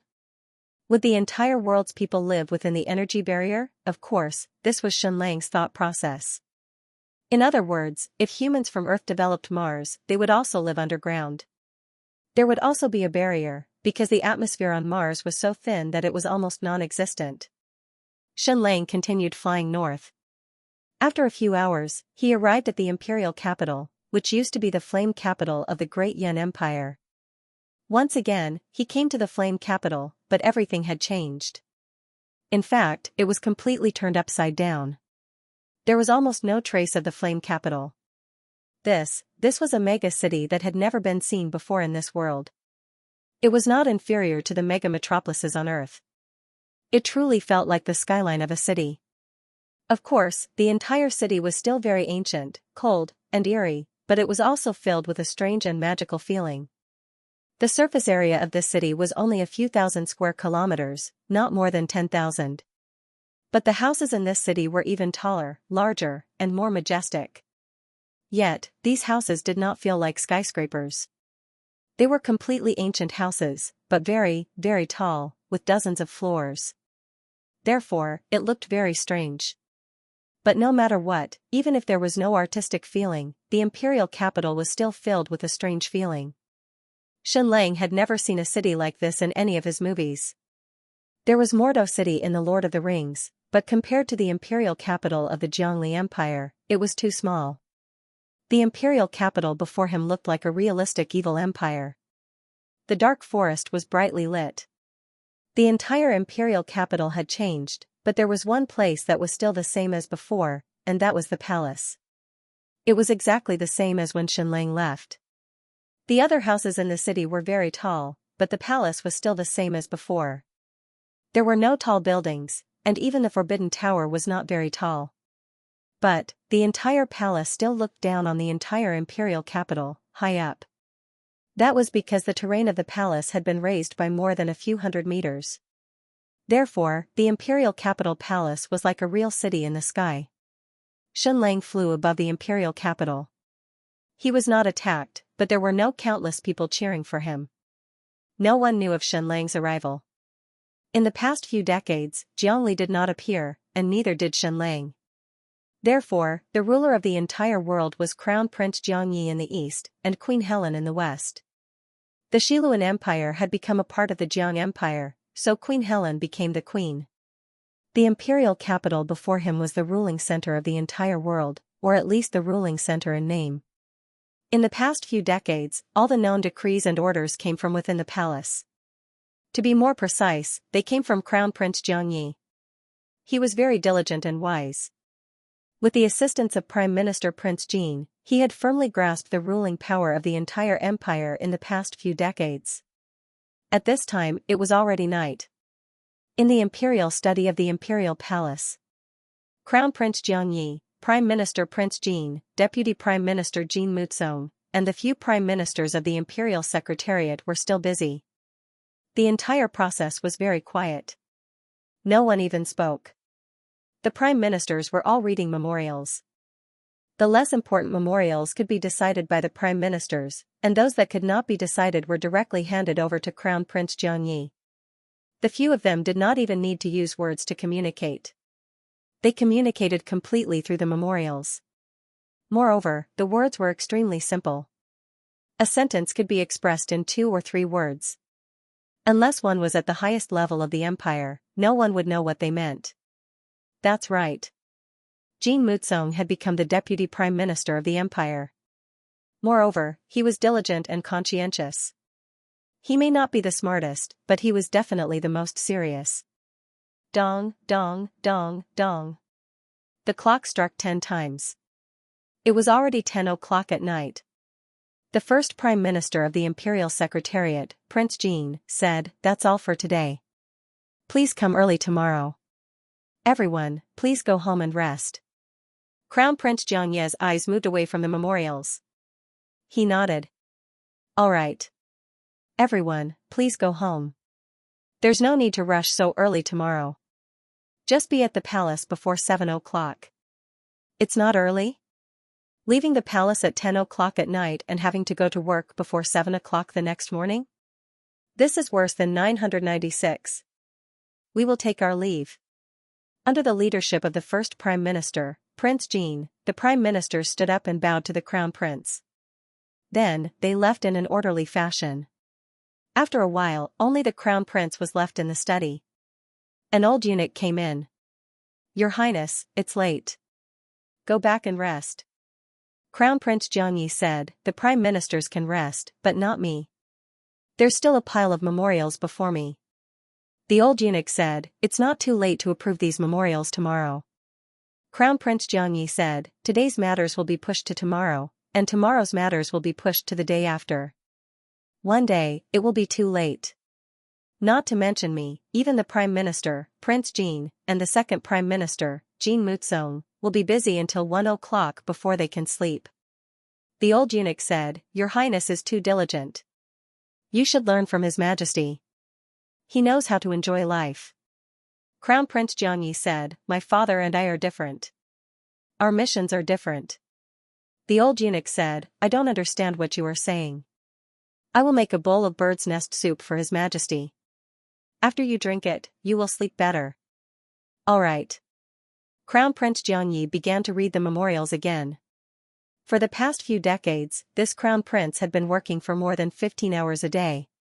Every night, he slept at 1 o'clock, but he had to wake up before 6. It was the same for decades. His diligence could be said to be a 1 in 1,000 years model of a ruler. When Xianlang was the emperor of Great Qian, he looked so carefree. He didn't need to attend court, and there was no such thing as diligence. But that was when he was conquering the world. Once he was governing the world, it was impossible for the emperor not to be diligent. To be in power and to live a carefree life? Impossible. Emperor Jiaojing and Emperor Xuanzong both learned a painful lesson. At midnight, Crown Prince Xianxia ate a bowl of soup and continued reading the memorials. Because he had just eaten, it wasn't good to sleep immediately. An hour later was the perfect time. He mastered a unique rhythm and read the rest of the memorials.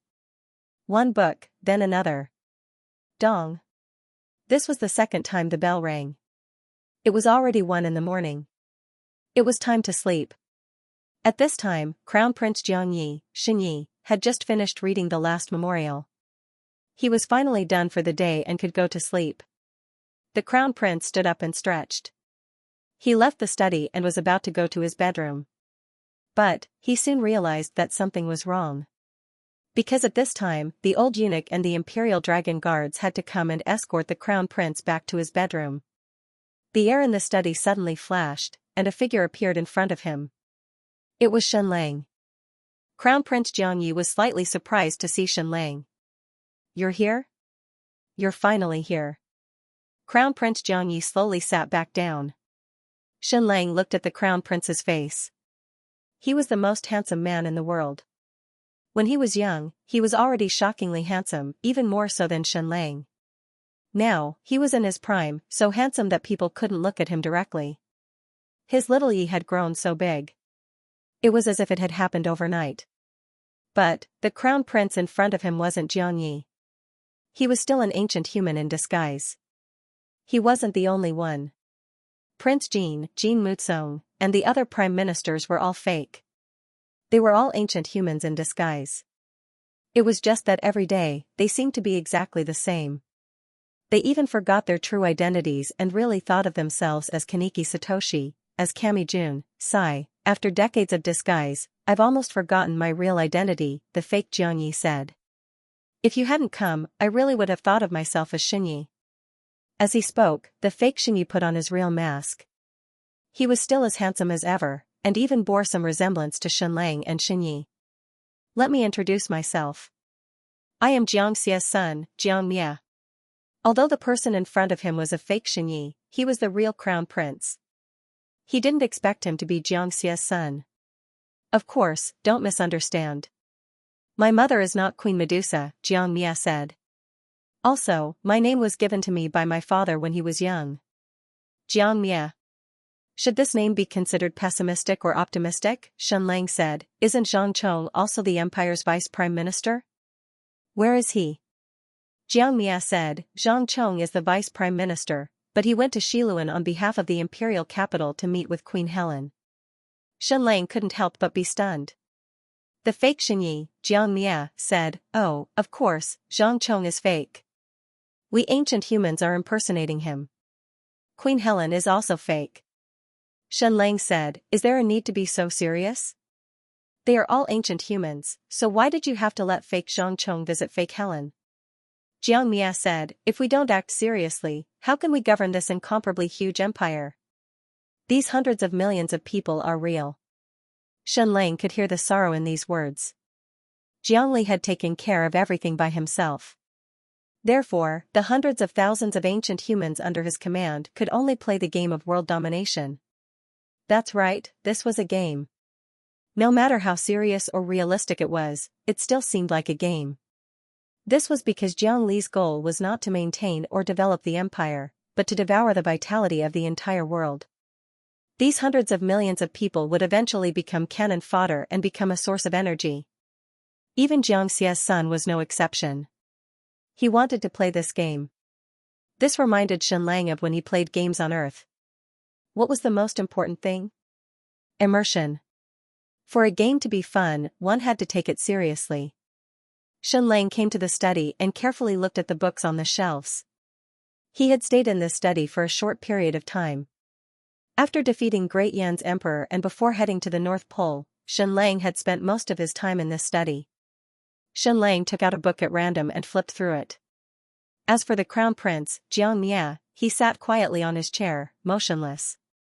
Shenlang felt very sad, but also very gratified. He was sad because Xinyi had been replaced. Originally, Shenlang thought that Xinyi was Jiang Li's grandson and the true successor of the Jiang royal family. Therefore, Jiang Li should have given him a way out and allowed him to truly become the crown prince and rule the empire. He was gratified because Xinyi was still loyal to his identity. He firmly remembered that he was Shenlang and Milan's son first, then the successor of the Jiang royal family. Jiangmia, all of the upper echelons of the empire, including all of my relatives, are fake. They are all impersonated by ancient humans, am I right? Shenlang asked. Yes, Jiangmia, fake Xinyi, said. Shenlang asked again, then do you know where the real Xinyi is? And where are my other children and relatives? Jiangmia said, I'm sorry, I don't know. Only the emperor knows about this. Why don't you ask him yourself? Go to the North Pole and ask him. I believe he has been waiting for you all this time. Jiangmia didn't call him father. He called him the emperor, or him. Jiangmia was probably very confused. The soul of the dark emperor Jiang was Xianxia, but he always thought of himself as Jiangli, so Jiangmia couldn't call him that. Xinyi, Binger, Ning Yuanxian, etc. Where were all of Shenlang's relatives imprisoned? Other than Jiangli, no one knew. Go to the North Pole? Fight the final battle with Emperor Jiangli? Shenlang said, I will. I will go. But at that moment, the sandalwood smoke suddenly condensed and formed the face of Emperor Jiangli, deep, simple, mysterious, powerful. Even though it was only a face formed by the smoke, it was still very intimidating. Even though it was just a smoke, it seemed to be able to turn countless lives into ashes. Shenlang said, Emperor Jiangli, I trust you have been well. Jiangli said, Emperor Shenlang, I trust you have been well. Jiangli said, Emperor Shenlang, I trust you have been well. Xianlang said, "May I ask where my wife, children, and all my relatives are imprisoned?" Jiang Li's face looked at Xianlang for a moment before saying, "Your Majesty Xianlang, I'm going to Raging Tide City to take a look at your brand new civilization. Prepare yourself."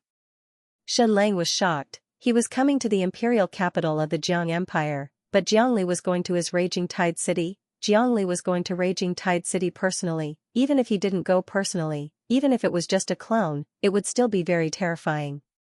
The Ji clan's dragon, the sky-gazing totem, and everyone else in Raging Tide City couldn't even defeat half a finger of Jiang Li. Whether it was Mo Jing, the deep abyss, or even the ruins of the ancient Great Tribulation Temple, Jiang Li never appeared. At most, he only sent second and third-rate people. Now, he was going to Raging Tide City? Jiang Li said slowly, "Your Majesty Xianlang, prepare yourself. I will be there soon." Then, Jiang Li's face formed by the sandalwood smoke completely dissipated. Note, I wish for monthly votes. Please give it to the benefactor. Thank you very much. Thank you for pig riding tigers 20,000 tip. Thank you for snow on the mountain and clouds in the sky. There are only a few chapters left in this book, forget it, let's not lament about it. It won't be too late to lament about it after the book is finished. In the last few days of this month, everyone, if you have any monthly votes, please give me 2, help me defend the monthly votes before the book is finished. Here, I would like to thank everyone, benefactor. Thank you for your kindness. I will try my best to finish the last few chapters of the plot. Then I will go to sleep. Good day everyone. This is the last few chapters of the book, please vote, currently typing, please wait a moment. After the content has been updated, please refresh the page to receive the latest update. Farewell. Xianlang said to Crown Prince Xianxia. Then, he silently left the imperial capital and flew back in the direction of the Raging Tide City. Raging Tide City was still under construction. Almost half a year had passed, and the huge Raging Tide City had completed 1/3 of its construction.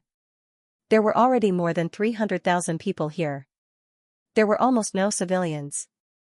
They were all soldiers, scholars, and all kinds of workers. However, the Paradise Manor could be considered to have been completed. The entire Raging Tide City had undergone huge changes, but the Paradise Manor was still the same.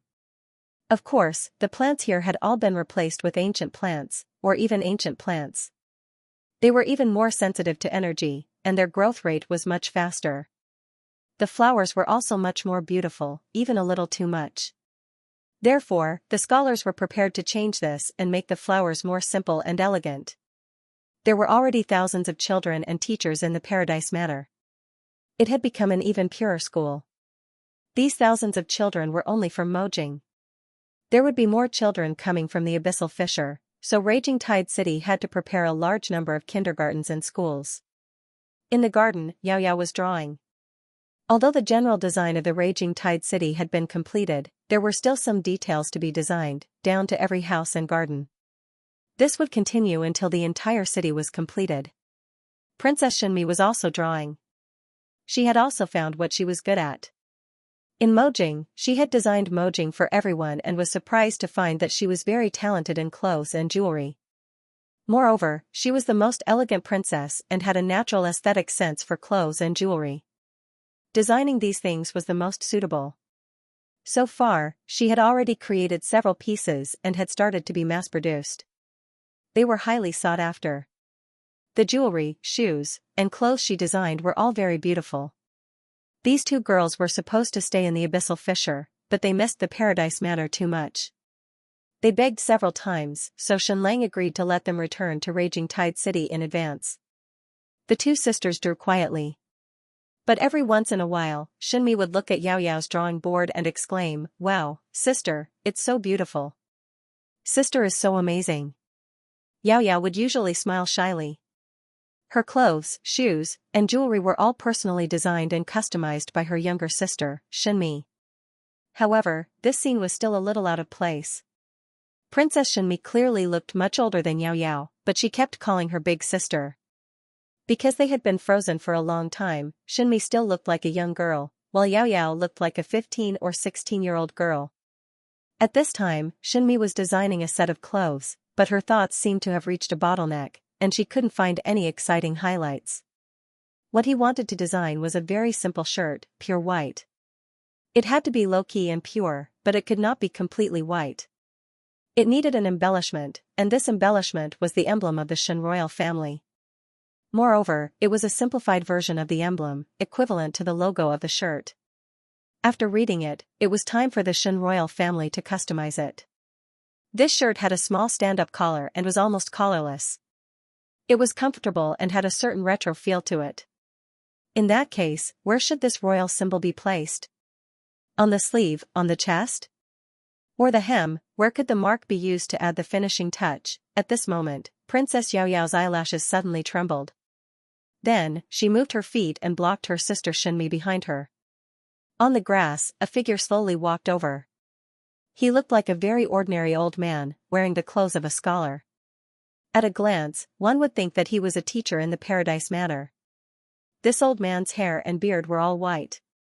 He wore the purest robe and walked with graceful and leisurely steps.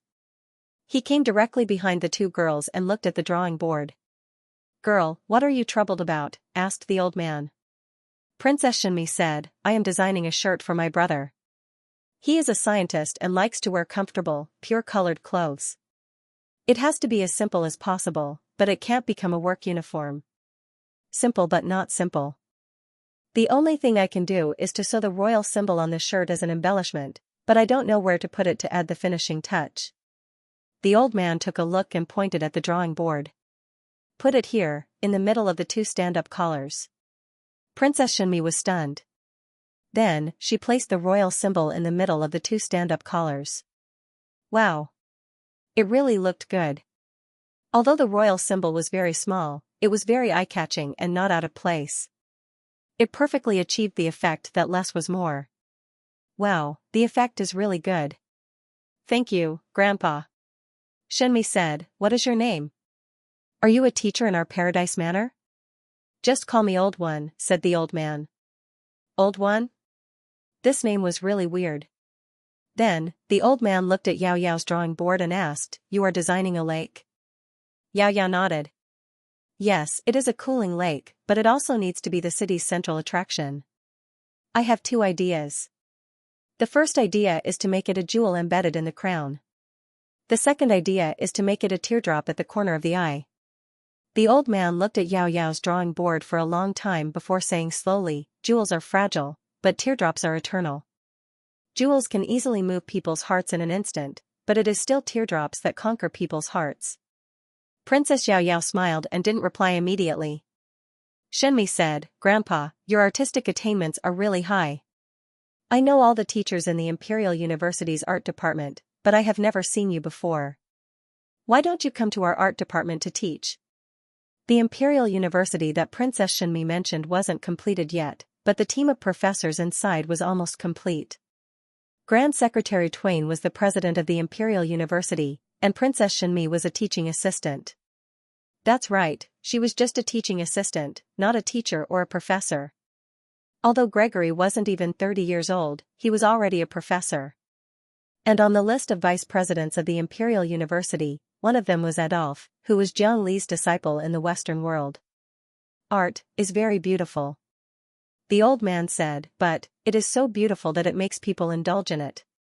Princess Shenmi said, "Isn't it good to indulge in beautiful matters?" "Good, very good." The old man said, "But not everyone has this authority. The greater the ability, the greater the responsibility. One must complete a more important mission." Princess Shenmi said elegantly, "You are right." And at this moment, Yao Yao's big eyes lit up. She sensed Shenlang from far away. "Daddy is here." A moment later, Shenlang walked over from the grass. "Daddy." Princess Shenmi said, "This is the first grandpa. He is very accomplished in art. I am inviting him to teach at the Imperial University." Shenlang said with a smile, "He is here to look for Daddy." Then, Shenlang said to the old man, "Let's go for a walk." "Okay." Then, the two of them walked toward the top of the mountain. The mountain in Paradise Manor wasn't high, only 800 meters above sea level, but it was enough to overlook the entire Fury Tide city. There was a pavilion on the top of the mountain. Ning Yuanxian often brought the children here to sketch and play chess. The old man carefully overlooked the whole city as if he didn't miss a single detail. He said, "Your city is very beautiful, much more beautiful, dreamy, and warm than my city." Xianxia said, "But the design of the entire city is exactly the same as your domed city. In fact, it's a complete copy." The old man in front of them was naturally Jiangli. Moreover, he called himself the first grandpa. Most probably, it was arranged according to the order of the ancient prison. Although the Xianxia in the first cell was fake, it was a substitute. Jiang Li's gaze landed on the gazing heavens totem at the top of the pyramid. At this moment, the gazing heavens totem had awakened again. From the moment Jiang Li entered the fury-tide city, its eyes had been staring at Jiang Li without moving away. For even a second. The gazing heavens is one of the great ancestors worshipped by our ancient empire.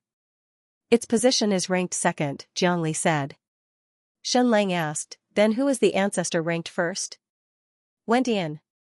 Jiang Li replied. "Alright, these names all sounded so Chinibyu." Xianxia asked, "Aren't you not allowed to leave the North Pole for even a second?" Jiang Li replied, "It's fine to condense a clone over." He bent his waist and plucked a small flower. His gaze once again turned to the gazing heavens totem. "Xianxia, is this something that all life forms yearn for?" Jiang Li continued, "That's why art was born. Any kind of art is a spiritual need for survival." Jiang Li's point was correct.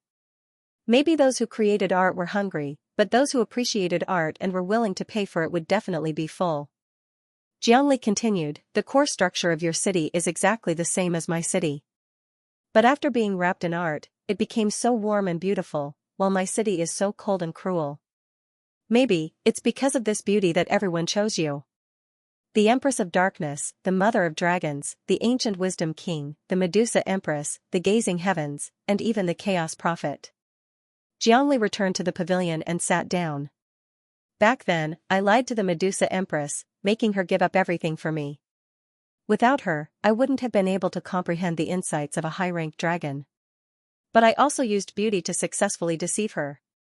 So, to a certain extent, art can numb people, but this world needs to be sober. Xianxia, everyone is on your side.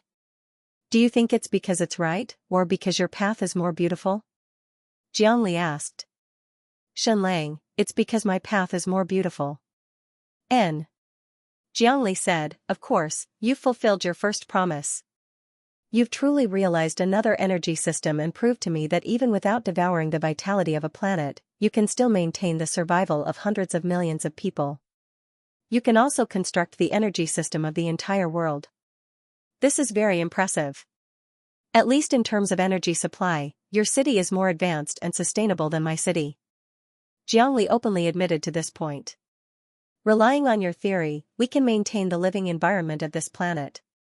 Jiang Li said, "But can your theory defeat the sun?" Xianxia shook his head. "No. Indeed, it couldn't. Even nuclear fusion was imitating and learning from the sun." Jiang Li said, "According to my theory, it's possible." This information gave Xianxia a huge shock. What did this prove?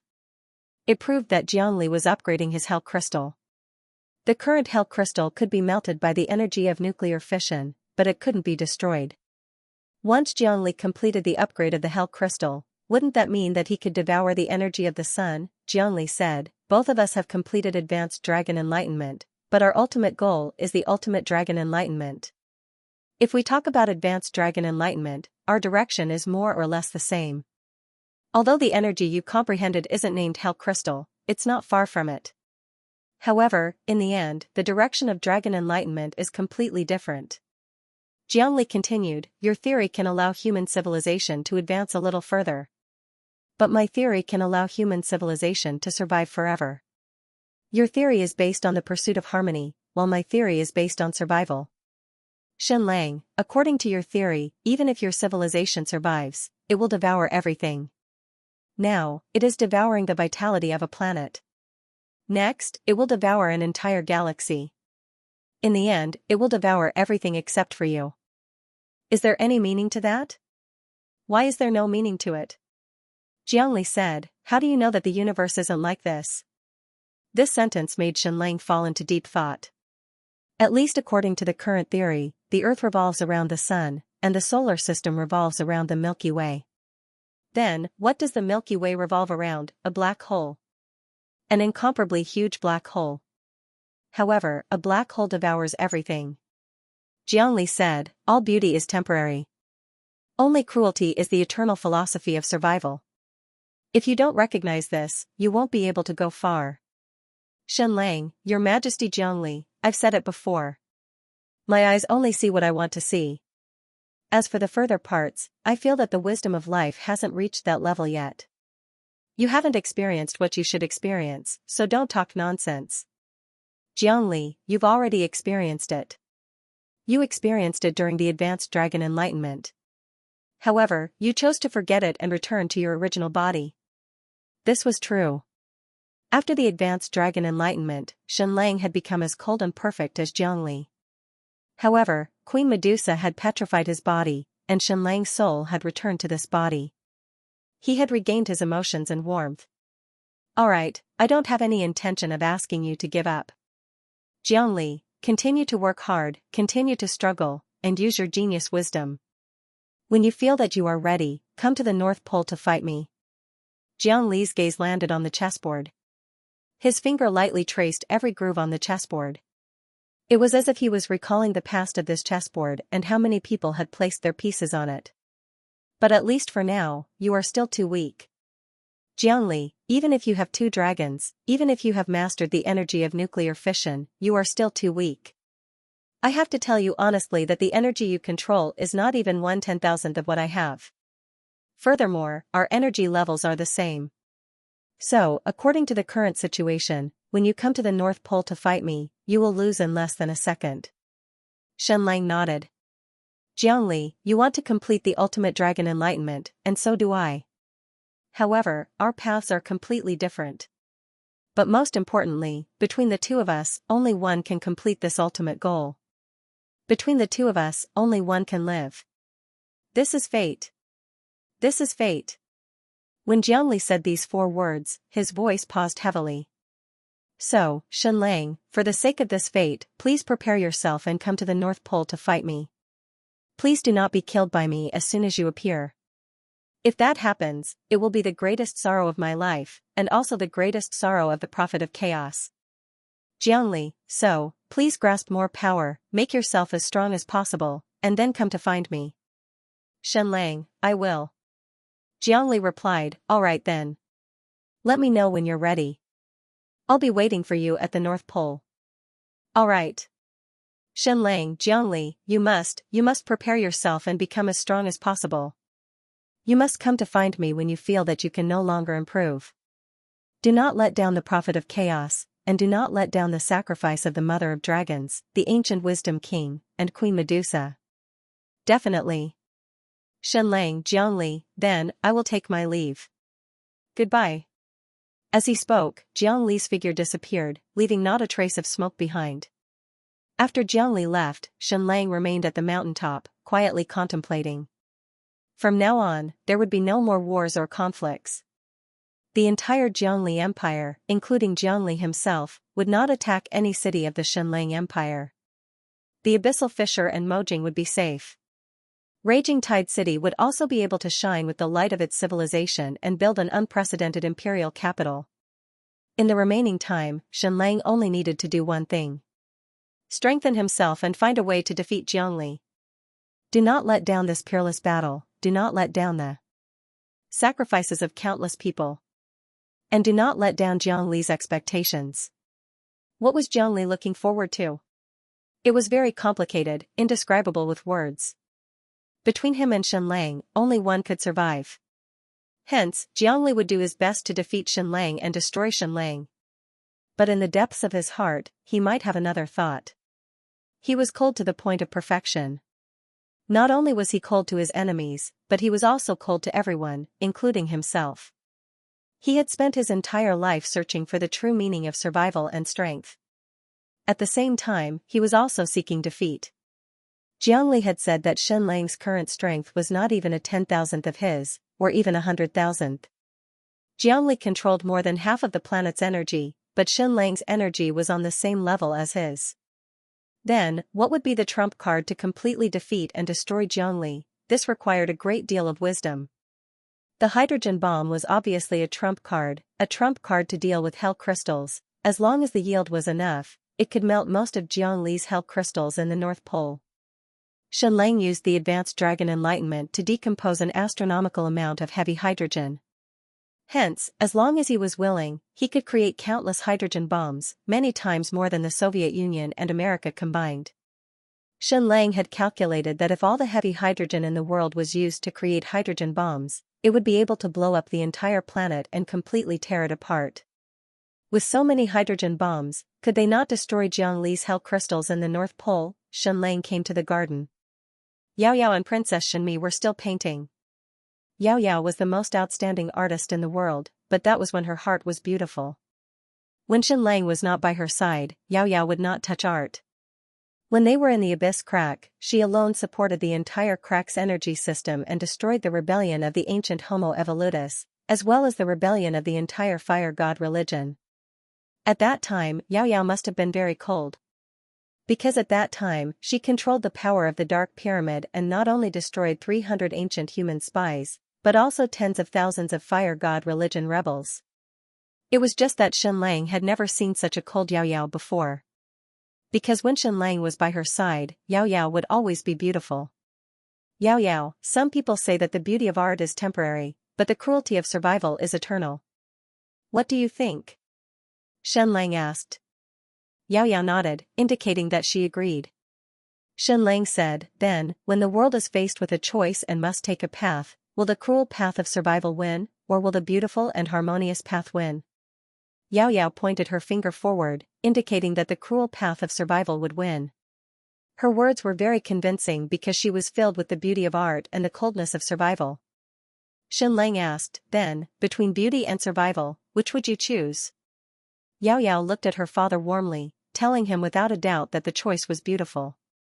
Xinlang said, then, between Daddy and Jiangli, who do you think will win? Daddy.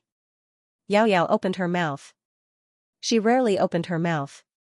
Basically, the words that came out of her mouth were either Daddy, Mommy, or Grandpa. They were all the most intimate forms of address. Yao Yao said that her father would win. Of course, it was the beautiful hope in her heart. However, how was Xinlang going to defeat Jiangli and eliminate him? Yao Yao didn't know either. Yao Yao only said this after seeing Jiangli. But at least for now, Xinlang's power was not even 1/10,000th of Jiangli's. Jiangli would devour the power of half the world, but Xinlang wouldn't. On this day, Xinlang was in the Paradise Manor for enlightenment, wandering in the world of high-level dragon enlightenment. And at this time, a figure rushed in. It was Princess Ji Xian. Your Majesty, please go to the abyssal fissure. Scholar Twain and Gregory have created the first hydrogen bomb and are waiting for you to personally detonate it. Xinlang couldn't help but be stunned, and then he was pleasantly surprised. He knew that the creation of the hydrogen bomb would be very fast. His doomsday plan took more than 30 years to successfully create the nuclear bomb. But for the hydrogen bomb, it might not even take a year. But now, only a little more than half a year had passed, and Scholar Twain and Gregory's team had already successfully developed it. Geniuses, they were really geniuses. Before leaving Fury Tide City, Xinlang went to see Yao Yao and Shenmi. Dad is going back to the abyssal fissure. Do you want to go with me? Xinlang asked. Yao Yao thought for a while and shook her head. She could guess the reason why her father was going back. The detonation of the hydrogen bomb was the closest way to the energy of the sun. It was a kind of destruction, but also a kind of art. Seeing the explosion of the hydrogen bomb might be able to burst out a lot of artistic inspiration. But Yao Yao still decided not to go because when her father was around, she only accepted beautiful things and didn't want to accept any destruction. Shenmi originally wanted to go with her father, but her sister didn't want to go, so she didn't want to go either. She had always been with her sister since she was young and they were inseparable. Xinlang rubbed the heads of the two girls and then left the Paradise Manor. He rode the giant dragon and flew towards the abyssal fissure. The flying speed of the giant dragon was extremely fast. It could easily reach a few times the speed of sound. In just a few hours, Xianlang once again arrived above the abyssal fissure. Father. Gregory was still shy. After calling Xianlang, he looked down. He didn't have the courage to look anyone in the eye. And it was this person who had just created the hydrogen bomb. Xianlang's gaze fell on Gregory's shirt. There was a royal logo in the middle of the collar. The shirt looks good, Xianlang said. Scholar Twain's clothes were still so sloppy and unkempt. Xinmi had also designed a scholar's robe for him and she had sewn it herself. But Scholar Twain basically couldn't bear to wear it. He always wore his lab coat, which was simply unsightly. Your Majesty, according to the original idea, the hydrogen bomb is detonated with a nuclear bomb. That way, when it is detonated, there will be a huge amount of nuclear pollution. Scholar Twain said, so for the first experimental hydrogen bomb, we used the regret of the dragon to detonate it because its temperature is also high enough for nuclear fusion. But for the real hydrogen bomb used in the Arctic, it needs to be detonated with a nuclear bomb because the radiation itself is extremely destructive to the Hell crystal. Xianlang asked, what's the explosive yield of our first hydrogen bomb? 50 million tons. It's equivalent to 1,000 regret of the dragon, Scholar Twain said. F***ck. Xianlang's scalp went numb. This Grand Secretary Twain is a madman. His first experiment was a hydrogen bomb, and it turned out to be a 50-megaton bomb. It was shocking. When the Soviet Union was creating hydrogen bombs, they only started to use this yield in the later stages. Your Majesty, please detonate it yourself. Scholar Twain said. A giant sky fortress flew more than 200 miles and continued to rise until it reached an altitude of tens of thousands of meters.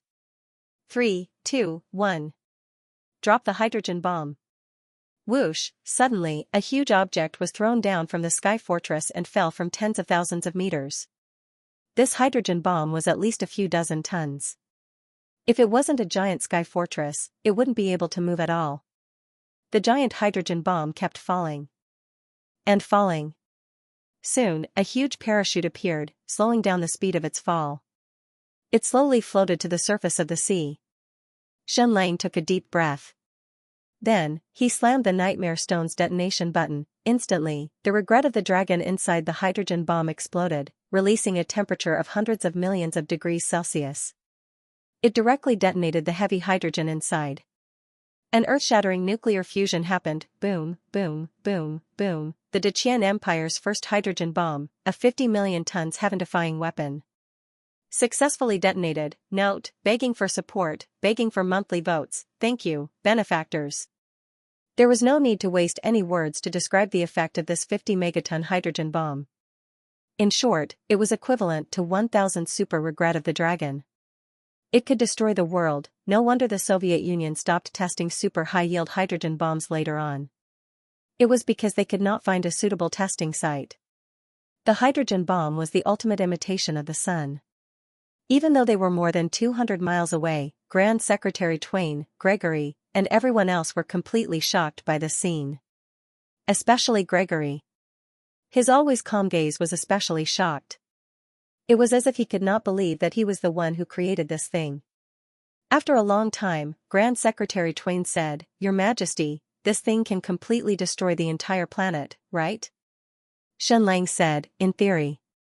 That's right, it was only in theory. There were many theories that the nuclear bombs of the United States and the Soviet Union could destroy the world many times over. But in reality, it was the nuclear winter effect. Using nuclear weapons to completely destroy the Earth was a drop in the ocean. A hydrogen bomb was powerful enough. A 50 megaton hydrogen bomb only needed a dozen tons of heavy hydrogen. Only 0.015% of the world's seawater was heavy water. Therefore, the amount of heavy hydrogen that could be extracted and decomposed was an astronomical figure. Even if all the seawater on the planet, all the helium-3 on the moon, and all the hydrogen energy on the planets in the solar system were gathered to create a hydrogen bomb, the explosive energy produced was only equivalent to the energy released by the sun in a few minutes. Just from this number, one could imagine how desperate it would be. A sneeze from the sun was enough to destroy the planet more than 100 times over. And 90 years later, the drastic change that the sun would undergo before its death would create an unprecedented great destruction. Of course, this matter was still too far away to think about. There was only one goal right now. Defeat and destroy Jiangli. Your Majesty, how many hydrogen bombs of this shield do we need to make? Grand Secretary Twain asked. To defeat Jiangli? Defeat Jiangli with just hydrogen bombs? Xianxia said, countless, an astronomical figure. That's right, countless. Jiangli swallowed more than half of the planet's energy in the North Pole. How powerful were the hell crystals there? Immeasurable. Well, it was still measurable and could be calculated. Next, Xianxia and Jiangli would have a race. Jiangli would continue to devour the life force of the entire world, while Xianxia would continue to create hydrogen bombs. In short, it was a competition to see whose energy grew faster. However, Xianxia had calculated that he would never be able to catch up to Jiangli in this aspect. Even if he invested more than 100,000 people in the production of hydrogen bombs, the gap in energy output would only grow larger and larger. For example, even if the Deqian Empire produced 10 hydrogen bombs every day, it would still not be able to compare to 1/10 of the life energy that Jiangli absorbed from the North Pole. The difference was growing with each passing day. Moreover, it was unlikely that the Great Qian Empire could produce 10 hydrogen bombs a day. Moreover, Jiangli's current energy was more than 10,000 times that of Xianxia. This gap was like the difference between heaven and earth, and as time passed, it would only grow larger. Didn't that mean that Xianxia would never be able to defeat Jiangli? No, it's not like that. Xianxia did not need an astronomical number of H-bombs. At most, 100 would suffice. He could use these H-bombs to create an energy vacuum in the North Pole for Jiangli so that he would not be able to absorb any hell crystal energy. This time might be very short, but it was more than enough. In this energy vacuum, Jiangli and Xianxia were the same. They could only rely on their own strength to fight. Otherwise, if Jiangli used half of the world's energy to fight Xianxia, he would not die even if they fought for 100 years. Produce 100, Xianxia said. Grand Scholar Twain said, 100? Just 100 is enough? Xianxia nodded. Yes. Even if they had enough uranium and heavy hydrogen, it would still take a long time to produce 100 H-bombs. However, Xianxia was no longer pressed for time. The Great Qian Empire and the Jiang Empire were no longer at war. Jiangli had given Xianxia enough time. He had made it very clear that when Xianxia felt that he was strong enough, he would go to the North Pole to fight him. Of course, during this time, Jiangli would still be in the North Pole. He would use countless hell needles and hell crystal channels to absorb the energy of the entire planet. The longer Xianxia delayed the battle, the closer the planet would be to death. Could he defeat Jiangli with just 100 H-bombs? It was far from enough. This was only a prerequisite. The only goal was to create an energy vacuum so that Jiangli could not control the hell crystals around him. He would lose his divine power and stand on the same level as Xianxia. Even so, Jiangli was still far stronger than Xianxia. To defeat Jiangli, Xianxia still had to rely on his own strength. How could he do this? It was very, very difficult. It was as difficult as ascending to the heavens. However, Xianxia had a huge advantage. It was a dragon. It was not Ji Long but Shenilong. It could fight with Xianxia in the North Pole. It could even share its life and strength with Xianxia. Therefore, once the 100 H-bombs were used to create an energy vacuum, it would be equivalent to Xianxia and Shenilong fighting with Jiangli. This way, they would have a huge advantage. However, Xianxia did not dare to be so optimistic. This was because when Shenilong's soul was reborn, he realized that the divine fragment of the dragon seemed to have been duplicated once. Moreover, the Ji family's dragon seemed to be very close to Shenilong. It was as if the two dragons had a relationship beyond friendship. Of course, this was not a free love between the two dragons. At that time, both dragons were controlled by Jiangli. Open your mind and boldly imagine what had happened. Jiangli had made the two dragons have an intimate relationship so that they could reproduce a new dragon. And this giant dragon combined the advantages of both dragons, surpassing the master. If Xianxia's guess was correct, then this new dragon would be in its 20s. Under Jiangli's nurturing, how strong would it be? It was completely imaginable, Therefore, even if an energy vacuum was created in the North Pole, and Shenlang had a dragon, Jiangli might also have a dragon, therefore, Shenlang had to verify this point. They absolutely could not be careless in this decisive battle. How could he verify it? Could he directly ask Jiangli if he had a new dragon, and if it was the offspring of the Ji family and the Jiang family? It had completely inherited the greatest strengths of its parents, and was an unprecedentedly powerful dragon? If he wanted to say it, Jiangli would have done so long ago. Next, the entire abyssal crevice became extremely busy. According to Shenlang's orders, 100 hydrogen bombs were produced in the shortest time possible. Shenlang rode Shenilong north again. However, this time, he did not return to Raging Tide City.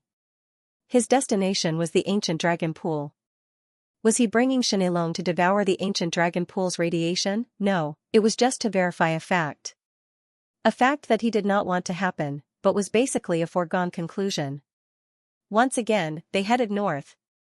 They flew past the Frozen Sea and the Great Yan Empire. The ancient dragon pool was located on Jade Capital Mountain. It was once the boundary of White Jade Capital's power. More than 30 years ago, Shenlang had allowed a dragon to complete its first nirvana in the ancient dragon pool, which was polluted by radiation. It completed its enlightenment as a mid-tier dragon. At that time, how much energy did the Jiang family dragon devour from the ancient dragon pool? 1%? 1,000th? That was about it.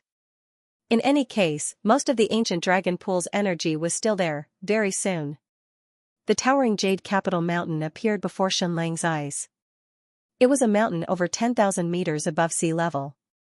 When Shenlang saw it for the first time, he thought it was a beautiful snowy mountain.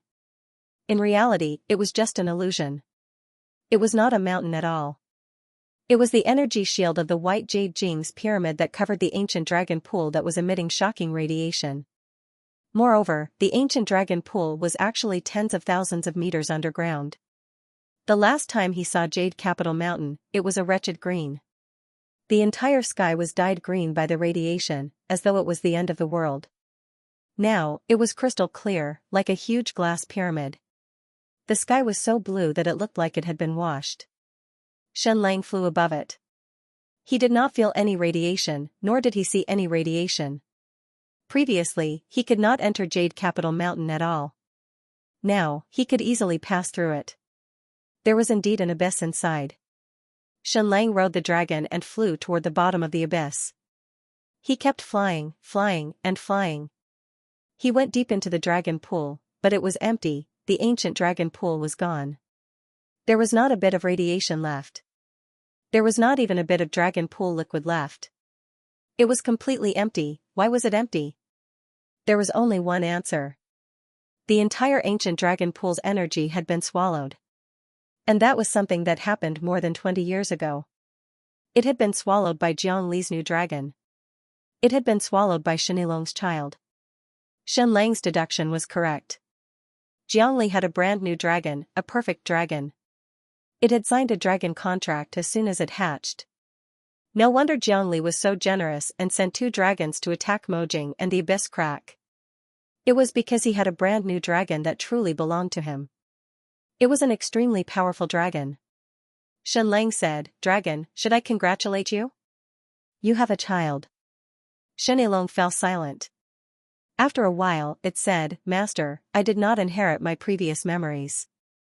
"That's great." Shenlang understood what it meant. Since it did not inherit its memories, it had no feelings for this unknown child. At the crucial moment, it could still fight, even if it was against its own child. Shenlang stroked the dragon's neck and said, "Jiang Li and I are enough to deal with the drama of flesh and blood. Don't let it happen to you." Shenlang once again returned to Heaven Manor in Raging Tide City. After staying for a few days, he went to Duke Xuanwu's mansion, which was his original home. In the next few days, he even stayed in the original courtyard of the Kim family. It was the courtyard where he, Mulan, and Bing'er had lived together. He lay quietly on his bed and looked at the ceiling. Bing'er was imprisoned, and she was sealed in ice. Most of Shenlang's family and relatives were imprisoned as well. But what about Mulan? Where was she? Not long ago, she had sent a message to Mojing and the ruins of the ancient Great Tribulation Temple. So, she shouldn't be imprisoned. Where was she? Where did she send the message to these two places? Getting up from his bed, Xianxia walked aimlessly in the courtyard. It was as if he had an AR screen in front of him. No matter where he looked, scenes from decades ago would appear in his mind. He was so happy back then. From the time he married Mulan to the time his identity as Jiang Li's son was exposed, it had been an extremely happy time. Even if he was busy, he was willing to do it. In order to protect the Kim family, he was willing to kill Sun An, the crown prince of the state of Yu, and Shui Che. But after his identity was exposed, everything he did became a responsibility. He had to do it. The first step was to detonate the hydrogen bomb and create an energy vacuum. The second step was to fight Jiang Li. I have a dragon, and so does Jiang Li. Jiang Li is far stronger than me. What should I do? How can I defeat Jiang Li? Xianxia racked his brains. Is there no other way? There is still a way. In the ancient prison, prisoners 2, 3, and 4 had all guided Xianxia. Only the prisoners in the 5th prison did not. The Chaos Prophet was the true leader of the Zero organization. So, he should be the last guide for Xianxia. But now, Xianxia had been thinking about whether he was ready to accept this guidance. This midget Chaos Prophet was Xianxia's highest teacher. He was the one who taught Xianxia to complete the advanced dragon enlightenment. Not only that, he was also willing to be turned into a fossil by Xianxia. Then, he released the other prisoners in the ancient prison, the Queen of Darkness, the Mother of Dragons, and the ancient Wisdom King. But he disappeared without a trace. In the ancient times, he once said that he wanted to complete the ultimate dragon enlightenment, but he didn't have the time. After being turned into a fossil, he should have unlimited time. Did he succeed in the ultimate dragon enlightenment? Xianxia returned to Heaven Manor in Raging Tide City. Yao Yao, help me draw a picture. Xianxia said, this is a midget called the Chaos Prophet. He is the smartest person in the world and Xianxia's ultimate teacher. He can almost predict the future. No one knew where he came from and no one knew where he had gone. But he seems to have chosen me in the end. This is also the reason why Jiang Li wants to have the final battle with me. Now, draw this Chaos Prophet according to Dad's description. Just follow your intuition. Yao Yao thought for a while and then drew a creature on the drawing board. Xianxia looked at it for a while. This was the Chaos Prophet in Yao Yao's mind. It had a tortoise-like head. Its small eyes were filled with infinite wisdom as if it could see through everything. There was no hair on its head, but it had 2 huge ears. Its head wasn't big, but compared to its smaller body, it seemed especially big. Under Yao Yao's drawing, the Chaos Prophet wasn't scary at all. Instead, it seemed very kind. Thank you, Yao Yao. After looking at it, Xianxia put the drawing into his sleeve. Then, Xianxia left Raging Tide City again and flew to the sea a few hundred miles to the south. The dragon gently breathed, and all the ice on the surface of the sea melted. Xianxia rode the dragon and dived into the sea. He opened the entrance and entered the ancient prison. Finally, he was here again. When he accidentally found this place, Xianxia felt that this ancient prison probably hid the ultimate secret of this world. As expected, even though the Xianxia in prison number 1 was fake, prisoners number 2, 3, 4, and 5 could completely change the fate of the world, just as Xianxia had expected. 30 years had passed, and the ancient prison was still operating normally. All the cell doors were completely closed. Xianxia entered cell number 1. It was still Xianxia's fossil, but it was fake and a substitute. It was hard to imagine that this person would actually become the ultimate boss that could destroy the world. Xianxia left cell number 1 and entered cell number 2. It was empty. The Queen of Darkness was gone. She should have been imprisoned in the North Pole by Jiang Li and had lost all her power. He came to the front of cell number 3, which originally housed the ancient Wisdom King. He didn't know why this cell was so big. Could it be that the ancient Wisdom King was like Wang Tian, a giant? Xianxia and the ancient Wisdom King should have a very close relationship, but he still didn't know what the ancient Wisdom King looked like. Previously, Xianxia couldn't even open the door to cell number 3.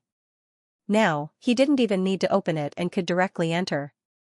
But Xianxia didn't do that and still opened the door. Of course, cell number 3 was also empty. The ancient Wisdom King wasn't here either.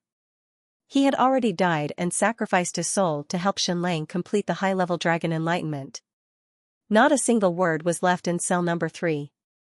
It was also impossible for him to be left behind because he had already turned into a fossil when he was imprisoned. He left cell number 3 and came to cell number 4. It was hard to imagine what kind of race the dragon matriarch was in such a huge prison cell. A normal human wouldn't need such a big cell, right? Just like the ancient wisdom king, Xianlang also didn't know what the dragon mother looked like. She had also been sacrificed. The door to cell number 4 was also empty. Not a single word was left behind. Xianlang's only hope was cell number 5. This was the smallest cell, only a few square meters in size. It was also very short, like a kennel. Xianlang took a deep breath and placed his palm on the door of cell number 5. This was the ultimate prisoner of this world. As Xianlang's palm pressed on the door, an energy whirlpool appeared on the door of cell number 5. Prophet of Chaos, what will you leave behind for me? Xianlang passed through the energy whirlpool and entered cell number 5. It was such a small cell. Xianlang couldn't even stand straight and had to bend his back. However, cell number 5 was still empty. The Prophet of Chaos wasn't here either. Even the fossil statue was gone. So, did he leave behind any important words? Did he leave any clues? Even a single word would be good. In the end, Xianlang searched the entire cell number 5 and found nothing. Xianlang even dissected the walls, floor, and ceiling of cell 5, but he still did not obtain any valuable information. How could this be? Did Jiangli sweep this place? Very likely, but if the Prophet of Chaos wanted to leave any clues, he would definitely be able to. Even after Jiangli's sweep, he would still find a way to leave some clues. But now, there was nothing in cell number 5. Was this normal? No, definitely not normal. The Prophet of Chaos must have left something behind, but Xianlang neglected it. Xianlang closed his eyes and sat cross-legged in cell number 5. He entered a meditative state. To be precise, he entered a state of emptiness.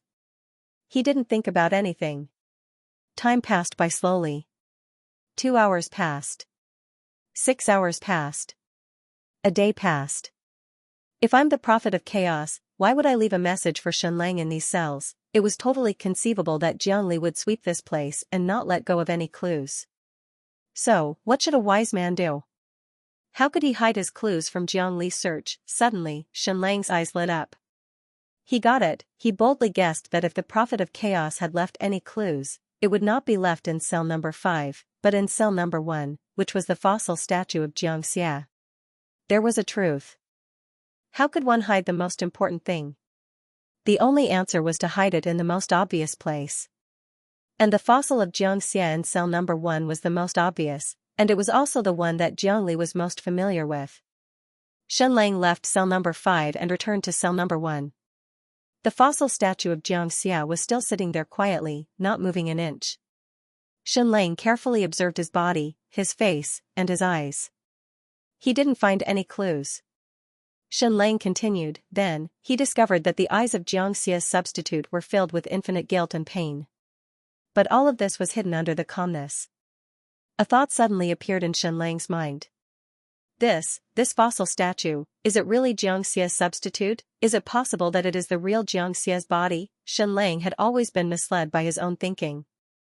When he first discovered cell number 1, he did not suspect Xianxia's identity at all. But when he discovered Xianxia and Jiangli's true faces, he immediately concluded that he was a substitute. After the great destruction of the ancient era, Xianxia and hundreds of thousands of ancient human souls left this planet on a spaceship under the protection of the Hell Crystal. But the spaceship had limited energy, so it could only rotate near the planet. At that time, Xianxia's soul left, not his body. More importantly, with the Hell Crystal, Xianxia could abandon his original body and create a perfect energy body for himself. No, this was not the most important thing. There was only one important piece of information. Xianlang asked him if he should call him Xianxia or Jiangli. The other party said that he should call him Jiangli. At that time, Xianlang was slightly puzzled. His soul was clearly Jiangxia's, but he had only taken over Jiangli's body. Why did he call himself Jiangli? Was it just because he wanted to be Shenlang's father? Also, was Jiang Li's near-perfect coldness and emotionlessness natural? No, no, no, no, Jiang Li just cut off his own emotions. How familiar was this scene? Not long ago, Shenlang had completed the advanced dragon enlightenment. He had spent countless years in the Well of Souls, experiencing death again and again, erasing hundreds of millions of emotions. So when everything ended and Shenlang returned to reality, he was also cold and emotionless, like another Jiangli. However, Queen Medusa turned him into a fossil, so Shenlang's fossil body retained the warmth of his emotions. When Shenlang's soul and fossil body merged into one, all his emotions returned. Yes, this scene was so similar, however, Xianxia did not choose to return. Instead, he remained cold and emotionless to the end. His soul did not return to his body. So this near-perfect and powerful Jiangli was created. All the pain, all the guilt, was left in this body. Was that so? Was that right? Yes, that should be the case. Xianxia was not born cold-blooded. His love for Empress Medusa was equally sincere, so when he turned Empress Medusa into a fossil, he should have felt heartache like a knife was being twisted. Many people sacrificed their souls and lives. In order to save the world, Jiangli also sacrificed all his emotions and warmth. So, this body was Jiangli's only weakness? If that was the case, why did Jiangli not destroy it? No, he could not destroy it. Jiangli had said that love, hate, and even fear were all low-level emotions. He wanted to completely get rid of them. If he destroyed his body, it meant that he was afraid. That meant that he had not gotten rid of his low-level emotions. So, he kept his body in cell number 1. This person was really amazing. Although he was heartless to others, he was even more heartless to himself. Next, Shenlang had to make a judgment. Was this body Jiangli's only weakness? Was it the key to defeating and destroying Jiangli? Also, did the Chaos Prophet leave any clues behind? If he did, where would it be? Shenlang went into deep thought again. Soon, his eyes lit up. If the Chaos Prophet had predicted everything, then the clue might not have been left behind after he turned into a fossil. Instead, it was left behind when Xianxia was in the advanced dragon enlightenment. Could it be inside Xianxia's body? If the Chaos Prophet wanted to leave any information, Xianxia's body should be the safest. This was because Jiangli would never enter this body. In order to defeat himself, he would not destroy this body. He would not even hide it. So, how should Shenlang search for the clues left behind by the Chaos Prophet? How should he find the key to defeating Jiangli? He tried to enter the brain of the fossil body, but it was like granite. He could not enter the brain. If Shenlang's guess was correct, he might need to restore this fossil into a body of flesh and blood. This would have been impossible for Shenlang in the past, but now that he had completed the advanced dragon comprehension and grasped the gaze of God, it was a piece of cake for him. A few moments later, Jiangxia's body was restored inch by inch. It turned from a fossil into a body of flesh and blood. Instantly, his expression became more vivid, and his eyes became deeper. At that time, when Shenlang saw this gaze and expression, he couldn't really understand it. But now, he really understood. This was the expression of a man who was in extreme pain and guilt. However, this was a completely empty body, so anyone could possess it, right? Shenlang looked into the eyes of Jiangxia's body and injected his soul into his brain. Boom, in an instant, Shenlang seemed to have found the key to defeating Jiangli. Note, everyone, please continue to seek votes. Don't give up on the 13th place. Please help me. As soon as Shenlang's soul entered Jiangxia's mind, he was immediately surrounded by boundless pain and guilt. It was an emotion, but it was also like a bottle of wine that had been poured out. However, there was still a strong smell of alcohol. One would feel intoxicated just by smelling it. It was an extremely complicated emotion: nostalgia, guilt, gentleness, regret. Wait a minute. It was so complicated that Shenlang could not tell them apart. Xianxia had betrayed his teacher and his lover.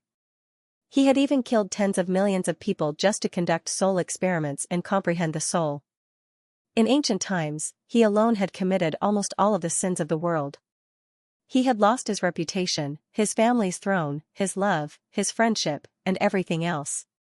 However, he had only one goal: to save the world. A person's soul was not strong enough to do that. Hence, he had chosen to sever himself from his emotions and body. He had used hell crystals and his soul to create a new body. He was not a walking corpse, nor was he a robot. There was no way to call him that. Someone had said countless times that Jiangli was far more powerful than Shenlang.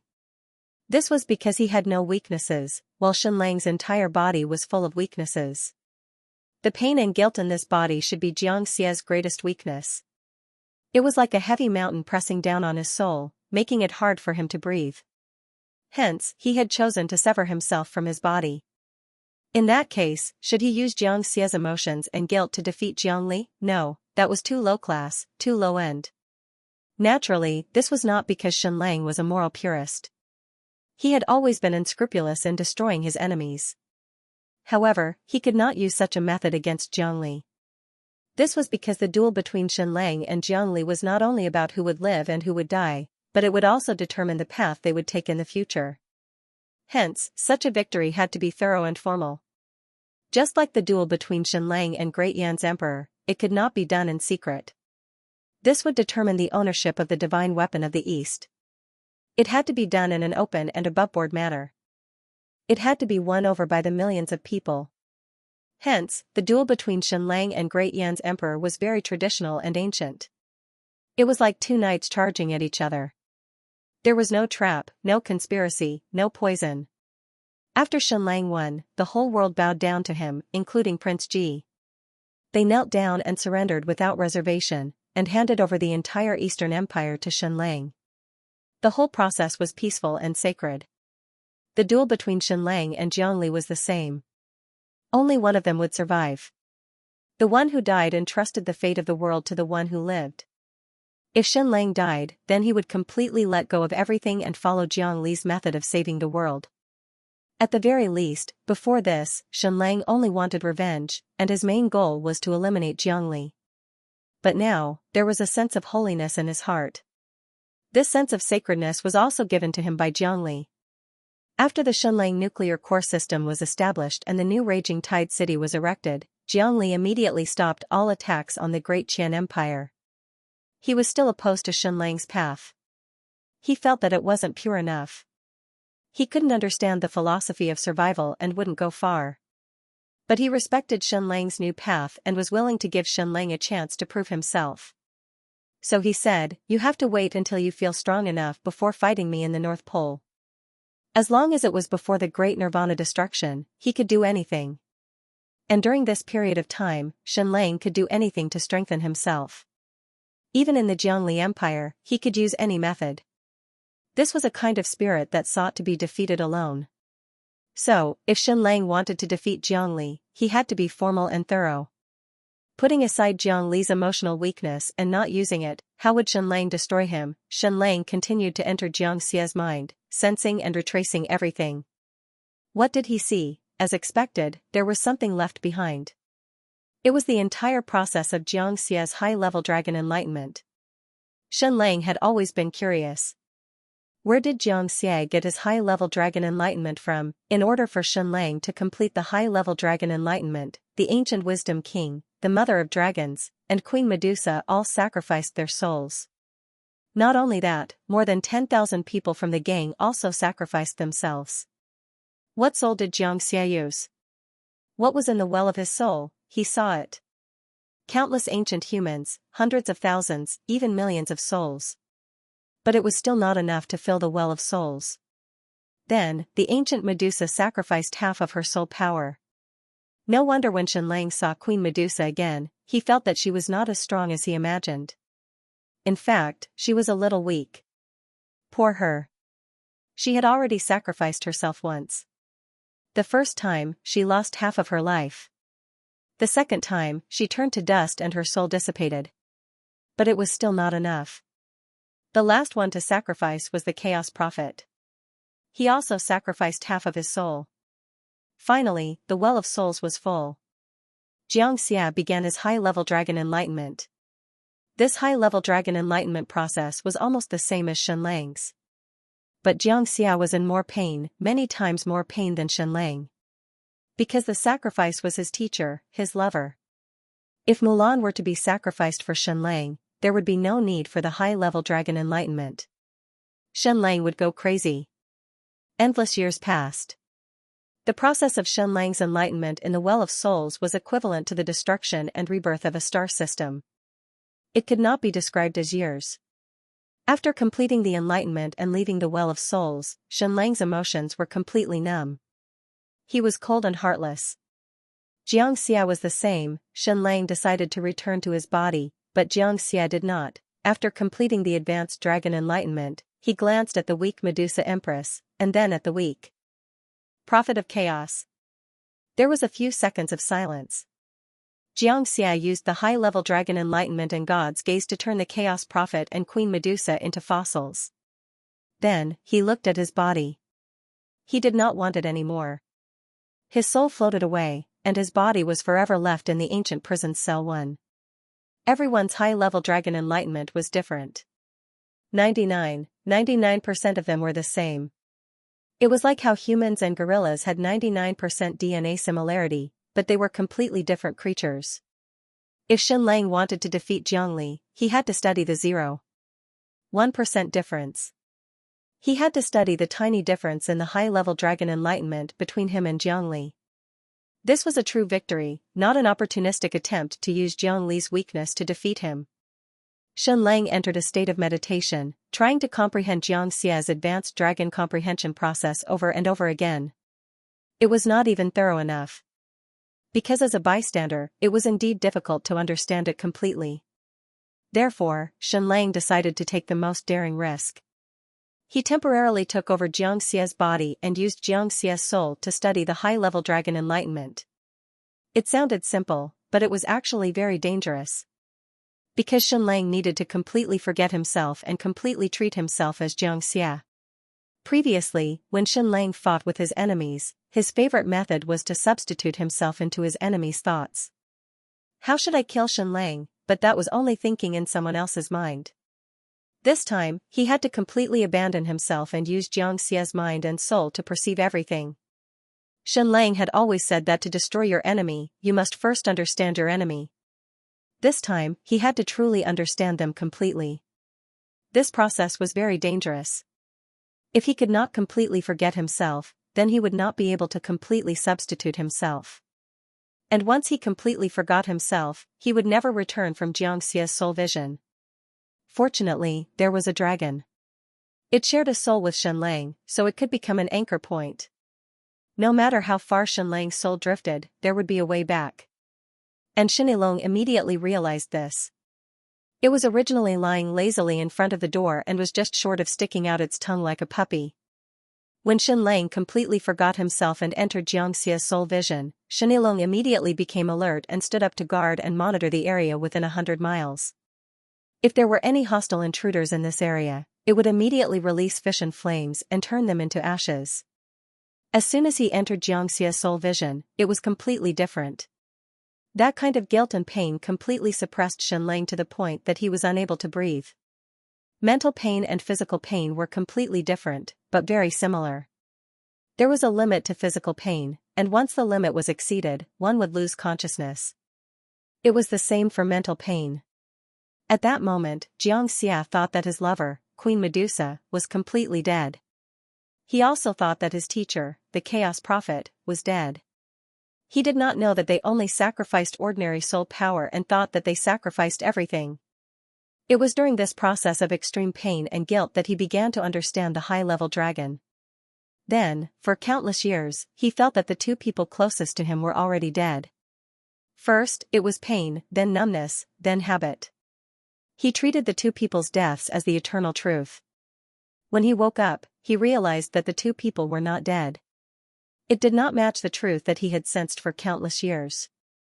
Therefore, the cold and heartless Xianxia directly added a knife to the two people and completely sealed them into fossils. This was the complete process. Endless pain and guilt ran through the entire process of Zhongli's high-level dragon comprehension. It also directly led to his hell crystal devouring the destruction genes. When a person began to feel pain and guilt, unable to let go and unable to recover, then he was not far from the abyss of depravity. This was the slight difference between the high-level dragon comprehension process of Xianlang and Zhongli. The ancient wisdom king, dragon mother, and Queen Medusa were not close to Xianxia. They were not family either. Therefore, when they sacrificed their souls for Xianxia, Xianxia was touched, grateful, and filled with a sense of duty and responsibility. In short, his heart felt good. Because the sacrifice was not a family member, he did not feel pain or guilt.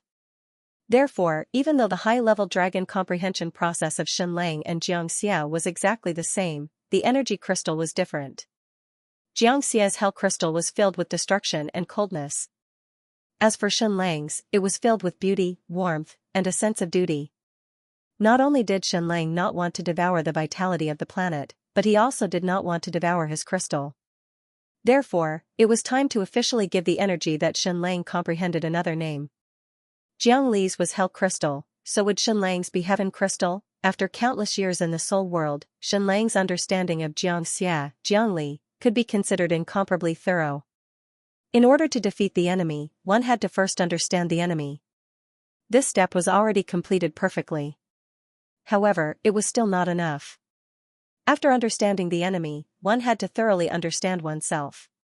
Only by knowing oneself and the enemy could one emerge victorious. In that case, did Xianxia understand himself well enough? No, he did not completely understand himself. There was a saying that if you looked at yourself, you would not be able to see clearly. Only your enemy could truly understand you. Not only did Xianxia have to use his own vision to observe himself, but he also had to use his enemy's vision to observe Xianxia himself. Therefore, Xianxia still did not leave Xianxia's soul vision. Instead, he continued to use Xianxia's soul perspective to observe Xianxia's high-level dragon comprehension process. One did not know the true face of Mount Lu because they were in this mountain. When Xianxia was undergoing high-level dragon comprehension, his soul would comprehend the souls of those who had sacrificed themselves, to comprehend the process of their deaths, and then rearrange and recombine them to achieve nirvana rebirth. However, during the entire process, Xianxia could not see the changes in his soul. It was like not looking at one's own face in a mirror. Even when looking at oneself in a mirror, one would not see one's real self. This was because the brain would beautify itself, so one's reflection in the mirror was about 10% more beautiful than in the eyes of others. Therefore, in Xianxia's soul vision, he could see Xianxia's high-level dragon comprehension even more clearly. Endless years had passed. How much time had passed in the real world? He did not know, but it had been countless years in the soul space. High-level dragon comprehension was an extremely grand process. It was like the destruction and birth of a galaxy. The space inside was vast and boundless, so one did not even know where to look. The first time, the second time, the third time, after a total of 9 times, even in Xianxia's vision, he could not find any clues about Xianxia's high-level dragon comprehension. There was only one difference between his and Xianxia's high-level dragon comprehension. One was filled with pain and guilt, while the other was filled with gratitude and happiness. However, this only proved that the two types of comprehension were different. It could not determine the root of the problem. Relying on this, he still could not defeat Jiangli. Happiness and gratitude sounded wonderful. As if justice would definitely prevail over evil. But in reality, that was not the case. To a certain extent, happiness, gratitude, guilt, and pain were all neutral. Even though Xianxia's current mission was to defeat evil with justice. But he couldn't think that it was enough just because of the banner of justice. He had to find another difference, the difference between him and Jiangli, the true difference in their high-level dragon comprehension. A total of 15 times, finally found it, Xianxia found something in the depths of his soul. Something that could not be seen, touched, or even felt. This was a very mysterious feeling. This thing was at the center of Xianxia's soul, and he knew of its existence. But whether it was in terms of spiritual perception or spiritual vision, it did not exist. It was like something from another dimension. This thing was very similar to the dragon god fragment. When Xianxia helped the dragon to undergo nirvanic rebirth, he found something in the center of the dragon's soul. It was also undetectable and untouchable, but he knew of its existence. Ancient humans called it the dragon god fragment, and also the god fragment. With this thing, the dragon's soul was immortal. And with this thing, it was especially easy for Xianxia to help the dragon's soul undergo nirvanic rebirth. It was like a huge jigsaw puzzle that had already been completed by someone, and could never be broken apart. Xianlang found it. This thing was the key to Xianlang's victory over Jiangli. His high-level dragon enlightenment was probably just a little higher than Jiangli's. Then, who left this thing behind, the Dragon Mother? Or the Chaos Prophet? But this thing was not only the key to defeating Jiangli, it was also the ladder to the ultimate dragon enlightenment. In the real world, 1 month, 5 months, 1 year, 2 years passed. As for the Shenelong, it stood motionless in front of Xianlang for 2 years, as if it had turned into a statue. As for Xianlang, he did not move at all. He was exactly like a statue. He had been comprehending in the soul world for countless years. A moment later, the dragon's eyes moved slightly. Then, Xianlang's eyes moved slightly as well. His eyes were completely blank. First was pain, then guilt, then coldness, then heartlessness. He had completely forgotten himself as he entered Xianxia's soul state. The dragon's soul shouted, "Master, come back, come back." This was like an anchor point. Xianlang's soul left Xianxia's body and returned to his own. Phew. Xianlang let out a long breath. Finally, he was finally back. He was so close to losing himself and never coming back. This feeling was hard to describe. It was like an astronaut leaving a space station in outer space. He needed a rope to tie to the space station, and if the rope broke, he would be pushed away by just a little bit of force, drifting into the depths of the universe, never to return. Xianlang and the dragon's soul were symbiotic. It was this rope that ensured that he would never be lost and could return. "Master, did you succeed?" The dragon asked. "Did you find a way to defeat Jiangli?" "Xianlang, I found it." The dragon said. "Then can we leave now?" Xianlang said, "I can't yet. I only know that I know myself and my enemy, and I know my true trump card. Moreover, I've already completed the battle plan. I still need to go through a battle simulation." The dragon grinned and said, "All right." It had stayed here for 2 years without moving. It really wanted to go out and play. The dragon in the past was not like this. The dragon in the past was extremely cold and would never play. This dragon was reborn under Xianlang's guidance.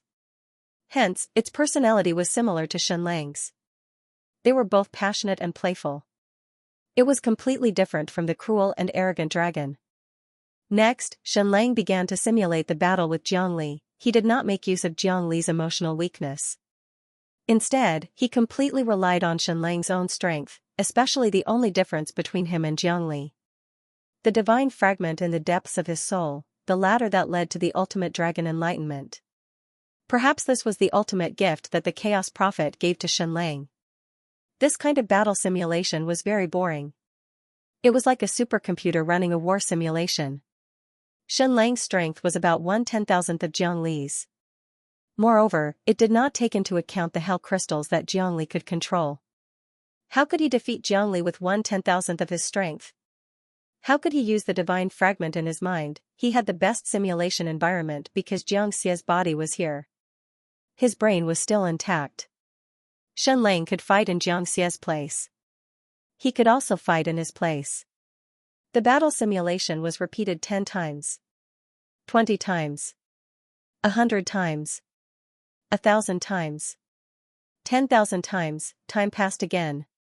Countless years passed in the soul world. In the real world, 3 months, 5 months, half a year, 2 years, 3 years, Shenelong wanted to go out to play.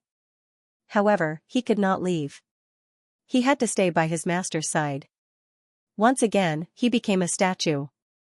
Finally, Xianlang completed 1,000,000 simulations. It really was 1,000,000 simulations. It was impossible to estimate how much time passed in the soul world.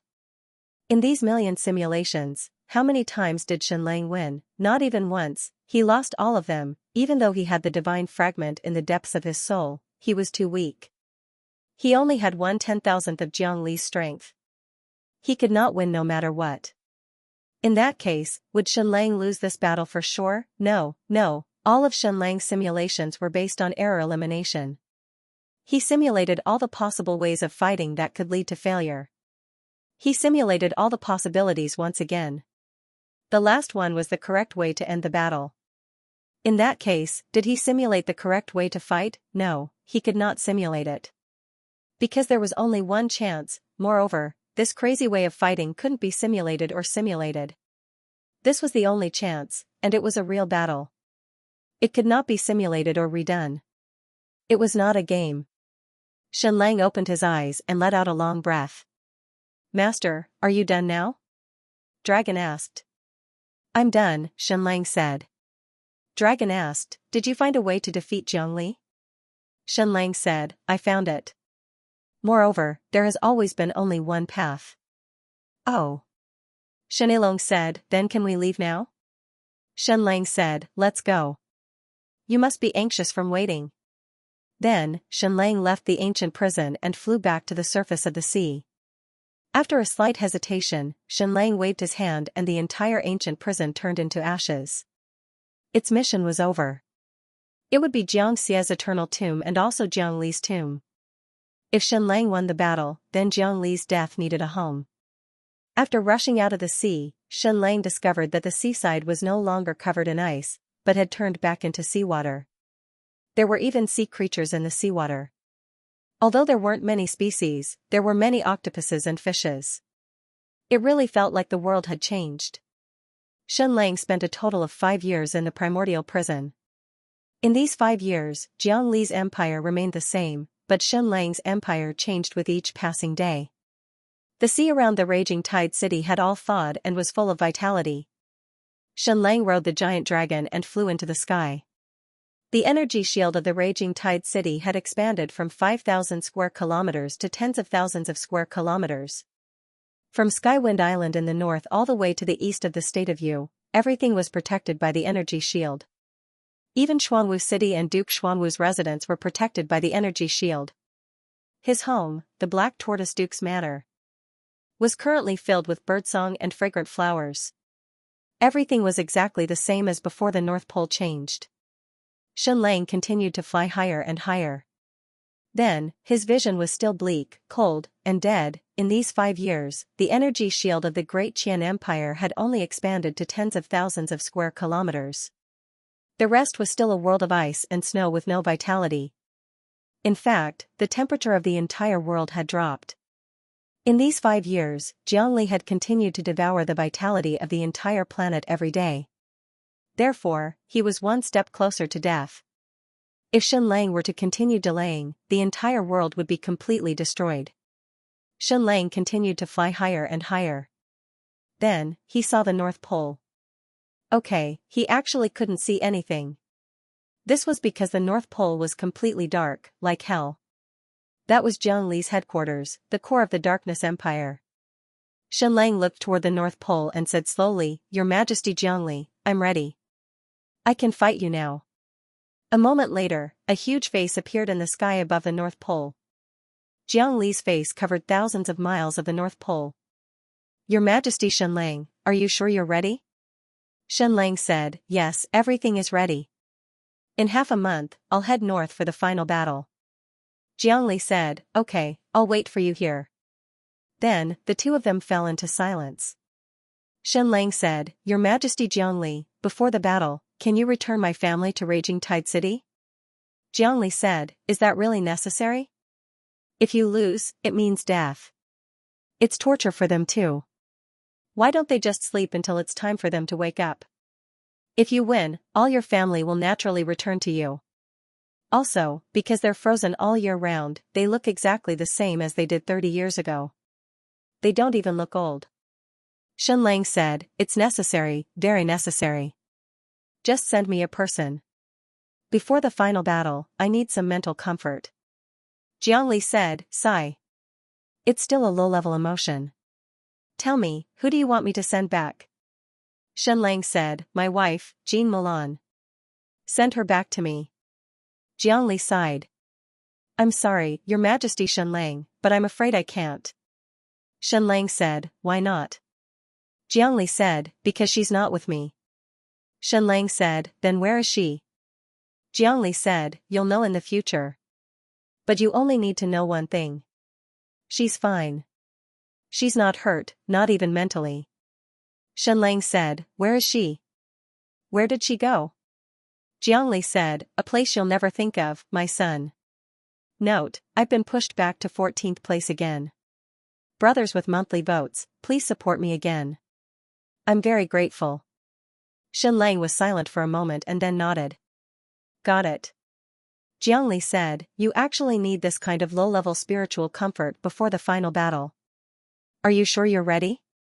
See you in half a month. Xianlang said. Goodbye. Jiang Li's face disappeared from the sky. Xianlang once again flew above the Fury Tide city. And then, he saw a magnificent city. This was definitely the most beautiful city in the world, whether it was in this world or on Earth. After 3 times of destruction and 3 times of reconstruction, the Fury Tide city had finally become a true pearl of the sea. It finally had the right to become the capital of an empire. Also, its name had been officially changed to Fury City. Of course, the name change had been announced decades ago. Until today, it had been changed to Fury City in all official documents. The entire Liuzhou Island was more than 5,000 square kilometers, and there were ancient buildings everywhere the eye could see. Countless terraced fields, countless pastures, countless gardens, and even countless forests were built on the mountain-like houses, layer upon layer. The entire city was filled with green trees, flowers, and flowing water.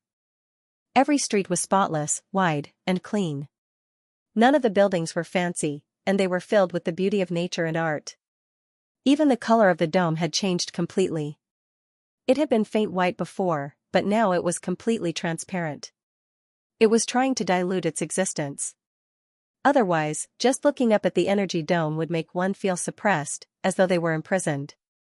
Now, the energy dome was so transparent that it was almost invisible. The people inside couldn't even feel the dome's existence when they looked up. Was the population of the Fury Tide city really this high? Xianlang estimated that there were at least 1 million people here, maybe even more. He had been meditating in the ancient prison for 5 years, but even in these 5 years, he couldn't have produced so many people. The population of Mojing plus the abyssal fissure wouldn't exceed 500,000. Xianlang rode the giant dragon into the energy shield and landed in the brand new Great Qian Palace. The Great Qian Palace was not big, only about 2,000 acres. It was filled with classical beauty. After seeing Xianlang, Sui Ci, Zhu Hongxue, Princess Ji Xian, Shelley, and the other loyal subjects of the empire were slightly surprised at first, but then they were overjoyed. It took a total of 3 years for us to completely build the entire Nujing city and produce enough nuclear power cores. Not only that, we have completely abandoned the old metal hydrogen energy core and have adopted a completely new energy distribution system. Of course, the metallic hydrogen energy core still has its uses. As a backup energy source, in case the nuclear power core malfunctions, the energy stored in them can be used as a replacement. By the way, I have to tell you that your son, the Vice-Chancellor of Imperial University, Gregory, has already begun a brand new research, a groundbreaking research, the Crystal Brain. This is a very fast computing device, mainly made of dragon crystal, secret gold, and dragon blood marrow. At present, the research has reached the 2nd generation, and it has been used in the energy distribution system. It can precisely control the energy required by each building. When Xianlang heard this, he couldn't close his mouth anymore. Did I give birth to such a genius son? Shouldn't his name not be Gregory, but Einstein Turing? Not only did this son complete the creation of nuclear and hydrogen bombs, but he was also preparing to research computers? The father of modern computers on Earth was the British mathematician Turing. He had already invented the most primitive computer in the 1940s. Princess Ninghan was reading the documents while talking to Xianlang. Xianlang was holding a little girl in his arms. This was his youngest daughter, only a little over 4 years old, born to Ninghan. This was a very, very beautiful little girl, just like her mother, and she was very gluttonous. Normally, at the age of 4, her milk fat should have disappeared long ago, but this little girl was still chubby and heavy in his arms. She was holding a piece of cake in her left hand and a fruit in her right hand, and she was nibbling on them as if there was no one else around. This was the first time Xianlang saw her. She was wearing a little princess dress designed by Princess Xinmi, and she sat on Xianlang's lap leisurely, not at all shy with strangers. "Baby," Xianlang said. "Daddy." The little girl raised her head and grinned at Xianlang with her chubby little face. Can I have a bite? Xianlang asked. The little girl said, Daddy, the cake is already stained with my saliva. Do you really want to eat it? Huh? The little girl stuffed the other half of the cake into Xianlang's mouth and said, Stupid, the other half has no saliva. Then, the little girl giggled, not at all like her mother, Ninghan, who was cold and arrogant. Xianlang said, Ninghan, are you just going to let her eat like this? Isn't it a little overweight? Ninghan said, What's wrong with it? Isn't it good to be a fat princess? Does she want to be like me? I've never had an easy time since I was born. It's good to be carefree for the rest of my life. Xianlang lowered his head and looked at the little baby. His big eyes were filled with intelligence. How was he heartless? But, baby is already more than 4 years old. It's not good to not even have a name, right? Xianlang said. Ninghan said, It's good. It's good to have a nickname. That's right. Xianlang's youngest daughter had not had an official name until now. Others had been calling her Nan Nan. She still has to have a name. Xianlang said. Ninghan said, Then call her Shen Nan Nan. Huh? Wasn't it too casual? Ninghan said, The more casual the name, the happier the life. She didn't know where this fallacy came from. The little girl didn't care at all. She also thought that the name Nan Nan was very good. After Ninghan gave birth to her, she was basically left to fend for herself. She was too tired in this life, so she wanted her daughter to live a life without any burden. Suddenly, the little girl's chubby body wriggled and wanted to get down. Sister, sister, then, the little girl went straight to the ground and ran out of the door like a duckling. She slammed into the arms of a woman. It was Princess Shenmi and Princess Xiaoyao. The little girl threw herself into the arms of Princess Shenmi, then pouted her mouth that was stained with cake and kissed Xiaoyao's face. After 5 years, Princess Shenmi seemed to have grown up a little, but Xiaoyao still hadn't changed. She still looked 16 or 17 years old. Dad. The 2 daughters looked at Xianlang sweetly. Hey. Seeing that the 2 sisters had come, the little girl Shen Nan Nan stopped eating. The 3 of them lay on the ground and read an album. Xiaoyao accompanied her to read, and Shenmi rubbed her bulging belly. She ate a little too much. Dad, I have become an associate professor at the Imperial University. Shenmi said proudly, Sister Xiaoyao has become a writer. Her books are popular throughout the empire, not only in Nujing, but there are also countless readers there. Xianlang already knew because there were several works by Xiaoyao on the bookshelf at Ninghan's house. And he had seen it. Xiaoyao's works were really from the age of 3 to the peak of scientific civilization. According to the design of Gregory's team, this crystal brain could be upgraded almost every year in the future. And there was one thing. The computers on Earth in the 1950s were still very huge. But the crystal brain in front of him was only less than 1 cubic meter. Comparatively speaking, it was already very advanced. This son was really something to be proud of. Gregory, you really make me proud. But don't you think you should get married? Xianlang said, You are already 35 years old. Your father, I, got married when I was 19. Gregory said, I really don't have time to waste on marriage. You are awesome. You can't even set aside the time to get married. And in the 5 years that Xianlang was away, Xiaoyao and Shenmi missed him very much. They felt that these 5 years were very long. And this Gregory had no concept of 5 years because his whole body and mind were devoted to his own research. Xianlang said, But you need to pass on your genius.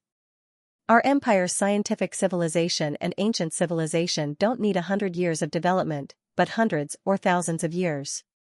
Gregory said, Actually, the probability of my descendants having a high IQ is not very high. Xianlang said, Then keep having children. What if I give birth to a child as smart as you? Gregory was silent for a moment and said, Then I'll think about it and start researching genetics.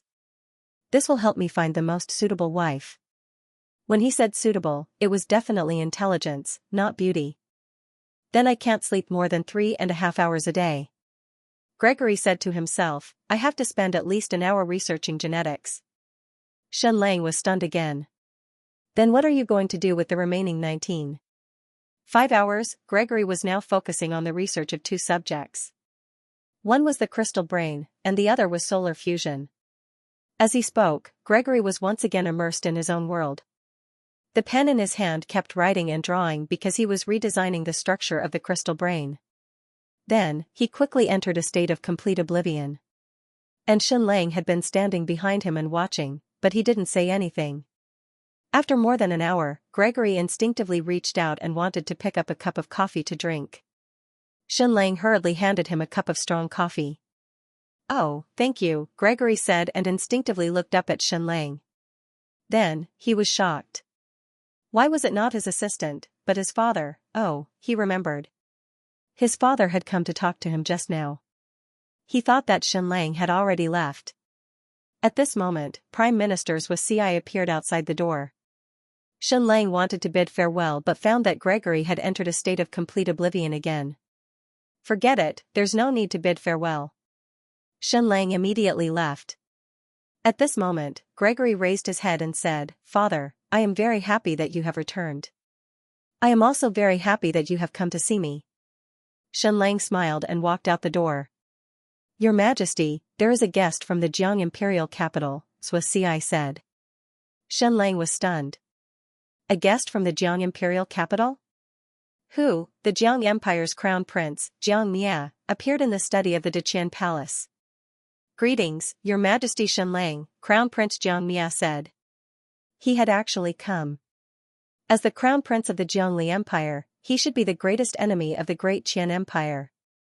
Why had he entered the new Tiao city so suddenly? "Is there a problem?" Xianxia asked. Crown Prince Xianxia said, "Yes, there is a problem." "Please take a seat," Xianxia said. Then, the two of them sat down. "Your Majesty," Xianxia should know that the new Tiao city has been expanding for the past few years and we have done nothing to stop it. In fact, many people have fled to the new Tiao city and we have not stopped them either. Xianxia said, "Recently, the minister of the new Tiao city has been discussing whether to build the second domed city of the great Qian Empire, the new Jiang Commandery. We have already issued a decree and the Jiang Empire will not stop you either. You can build a city in the new Jiang Commandery or build a second energy shield." Xianxia said, "Many thanks." Crown Prince Xianxia said, "There is only one reason for doing this. It is to blur the distinction between the great Qian Empire and the Jiang Empire. After all, in the records of the Jiang Empire, His Majesty Xianxia is still the emperor.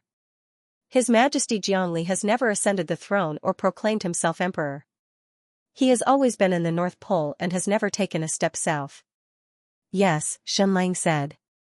Crown Prince Xianxia said, 12 days later, Your Majesty Xianxia will head to the North Pole to fight His Majesty Jiangli?" "Yes," Xianxia said. Crown Prince Xianxia said, "Between you and His Majesty Jiangli, only one of you can live?" Xianxia said, "Yes." Crown Prince Xianxia said, "You also know that when I was in the imperial capital, I always appeared as Xinyi. So if you die in the North Pole battle, everything will be over. Not only the imperial capital, but the new Tiao city will also have to announce your death. Of course, we will give you the highest honor and announce that you died to save the world. You will become the great ancestor of the empire. In the future, be it gold coins, pen and paper, or even the empire's air fleet, they will all use your face as a badge. But we have to announce that you are dead, and then I will inherit the throne as Jiangyi." These words were really blunt and direct. Xianxia looked at Crown Prince Xianxia and then at the book in his hands. This was Yao Yao's work. "I said before, between me and His Majesty Jiangli, only one of us can live." Xianxia said, "If I lose, then the entire world will walk the path of His Majesty Jiangli. Everything will have nothing to do with me. Whatever you want to do will have nothing to do with me." "All right." Crown Prince Xianxia said, "But in order to avoid unnecessary casualties and conflicts, I feel that you still need to inform the Bureau of Military Affairs and the Bureau of Military Affairs." "I will," Xianxia said. Crown Prince Xianxia said, "Oh right, there is one more thing. His Majesty Jiangli told me that you need mental comfort before the battle. So he asked me to send you an old friend." Xianxia was stunned. He really sent her over, but at that time, Shenlang only wanted to know the whereabouts of Milan. "Bring her in," Crown Prince Xianxia said. Then, two ancient human warriors carried a crystal coffin and walked in. "I'm very sorry, but the person inside is not dead. She's just sealed in ice and hibernating. It's just that she is in a coffin."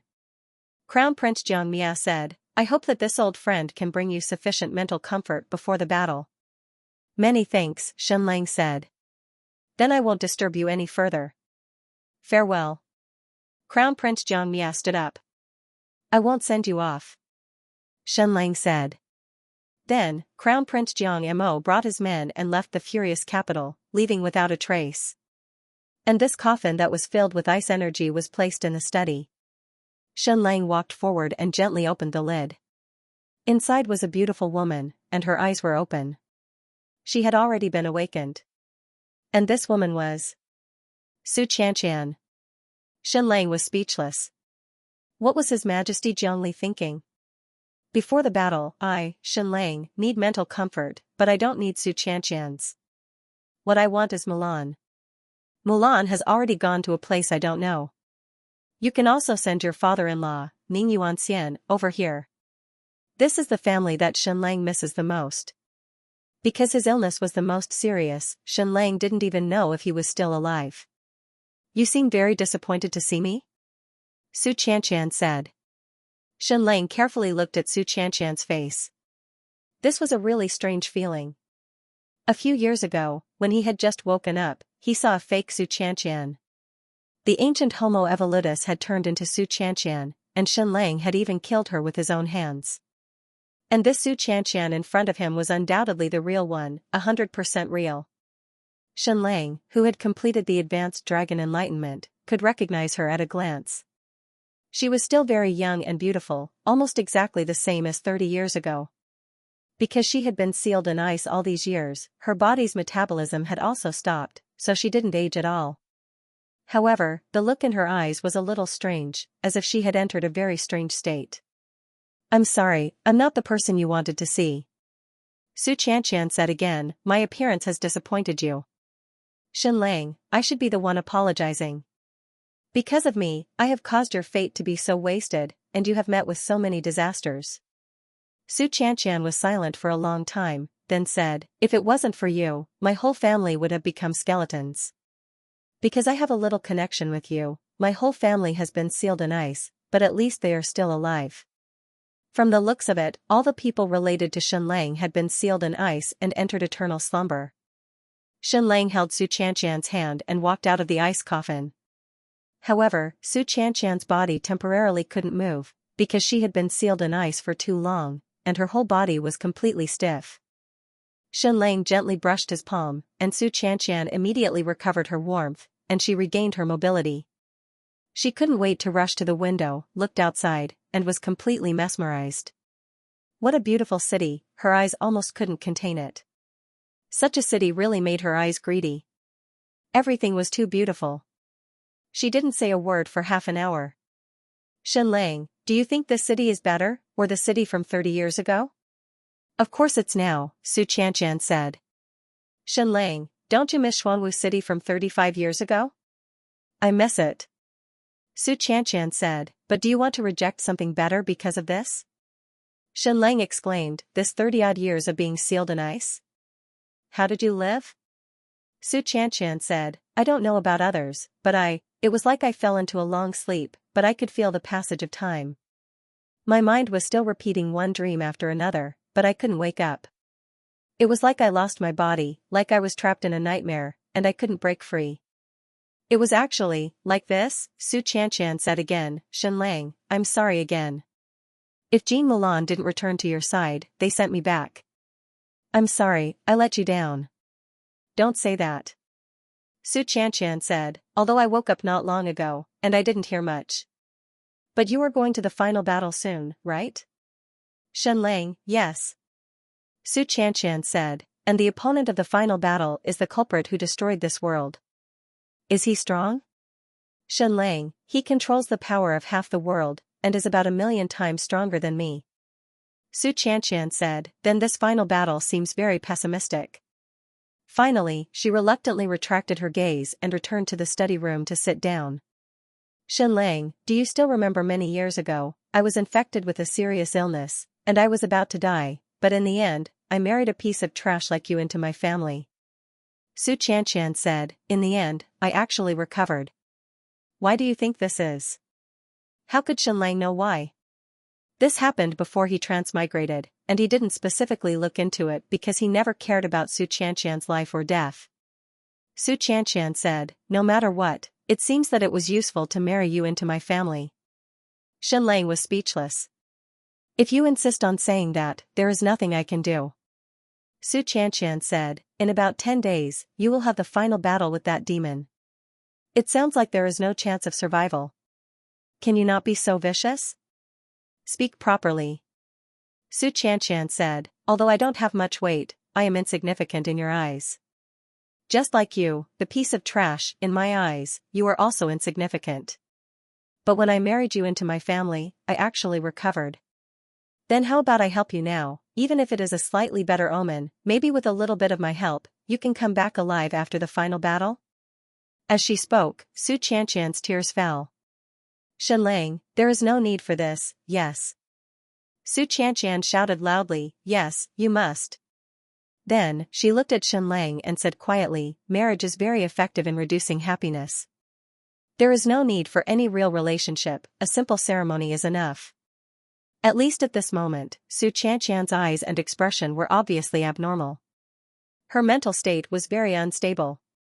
But this was normal, because she had been tortured by the dream for more than 30 years in the frozen sleep. Don't I even have the right to help you?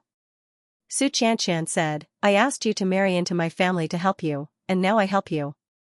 This is very fair, right?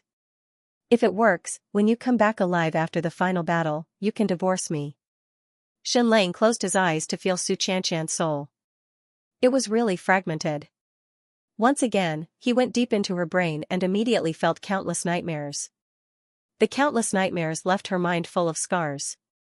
In the past 30 years of frozen sleep, she had at least tens of thousands of nightmares. She was only half a step away from a mental breakdown, from complete insanity.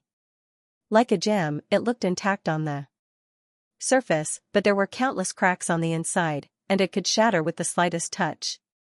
Xianlang had implicated her, causing her to suffer for several lifetimes. He stepped forward and put his hand on Xianxia's head, gently releasing warm and gentle energy.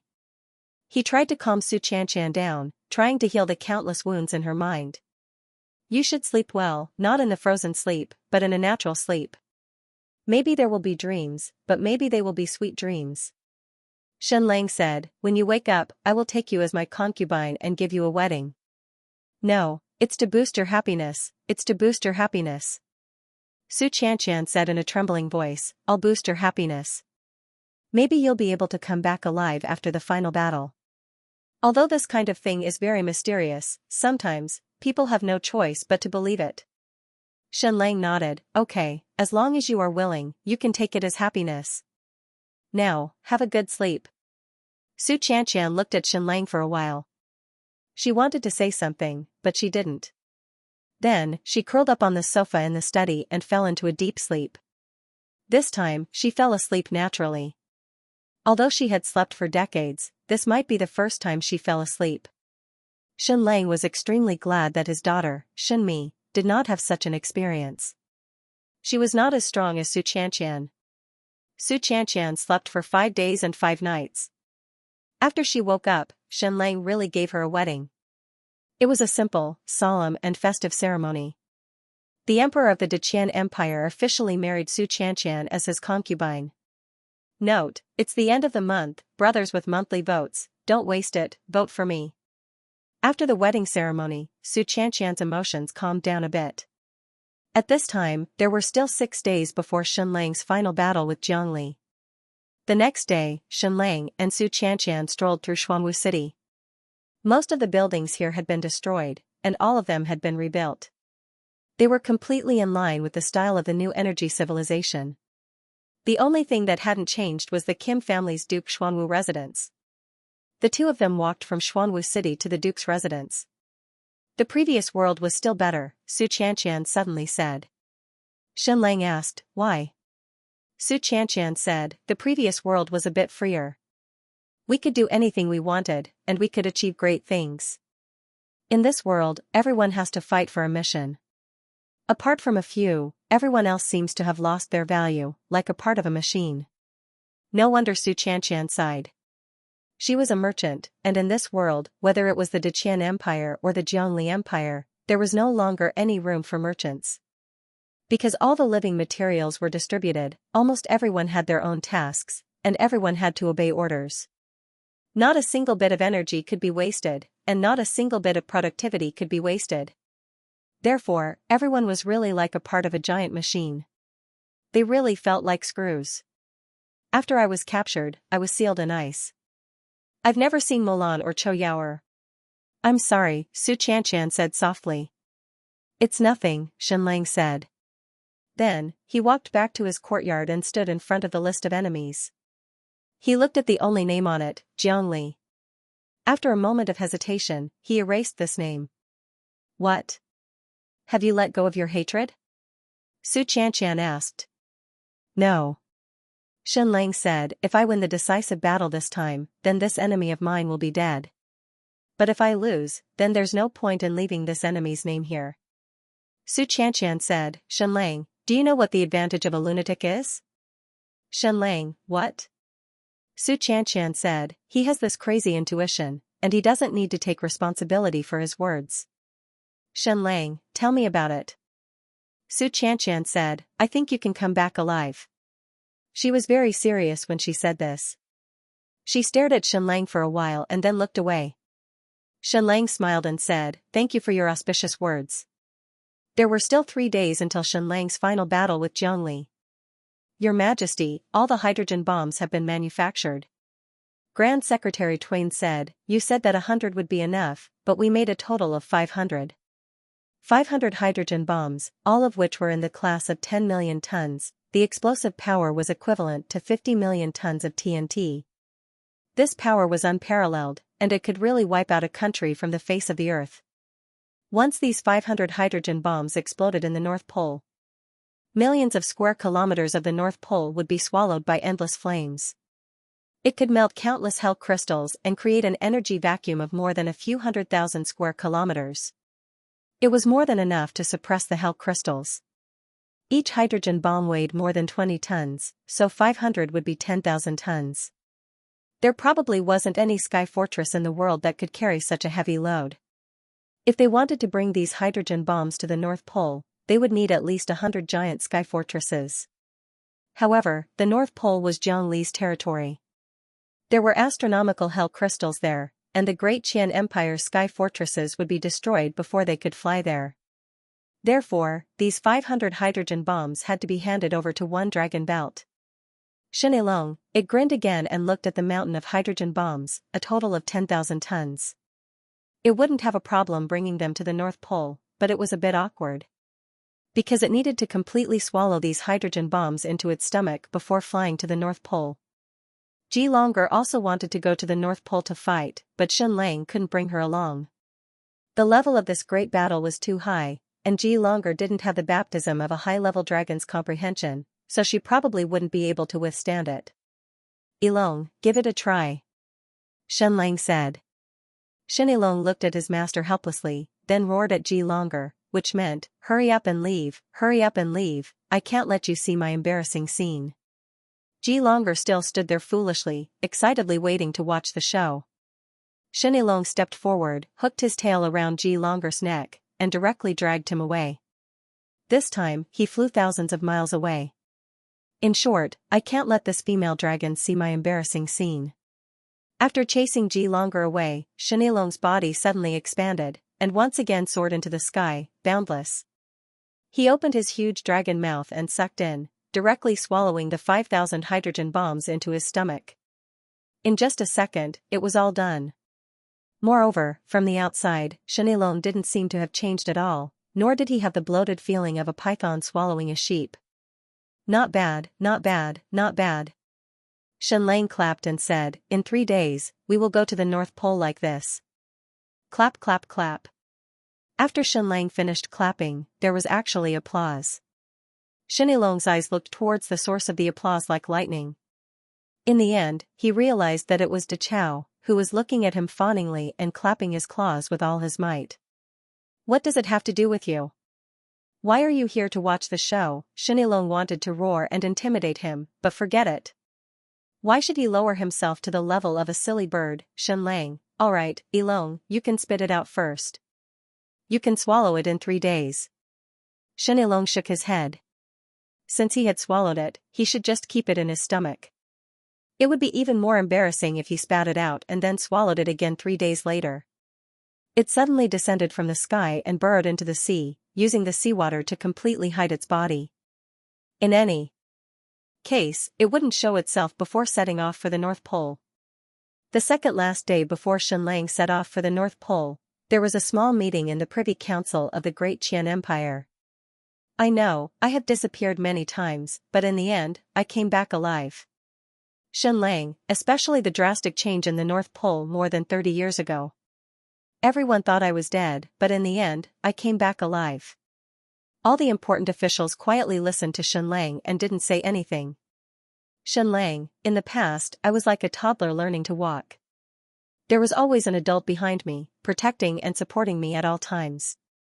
At critical moments, they would even sacrifice their lives to save me. Even though they didn't appear at all times, and all of you never knew of their existence.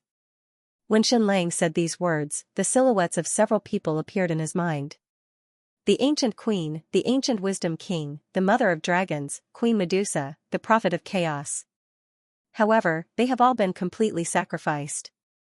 Thus, there will no longer be anyone who will save me at the critical moment, Shenlang said calmly.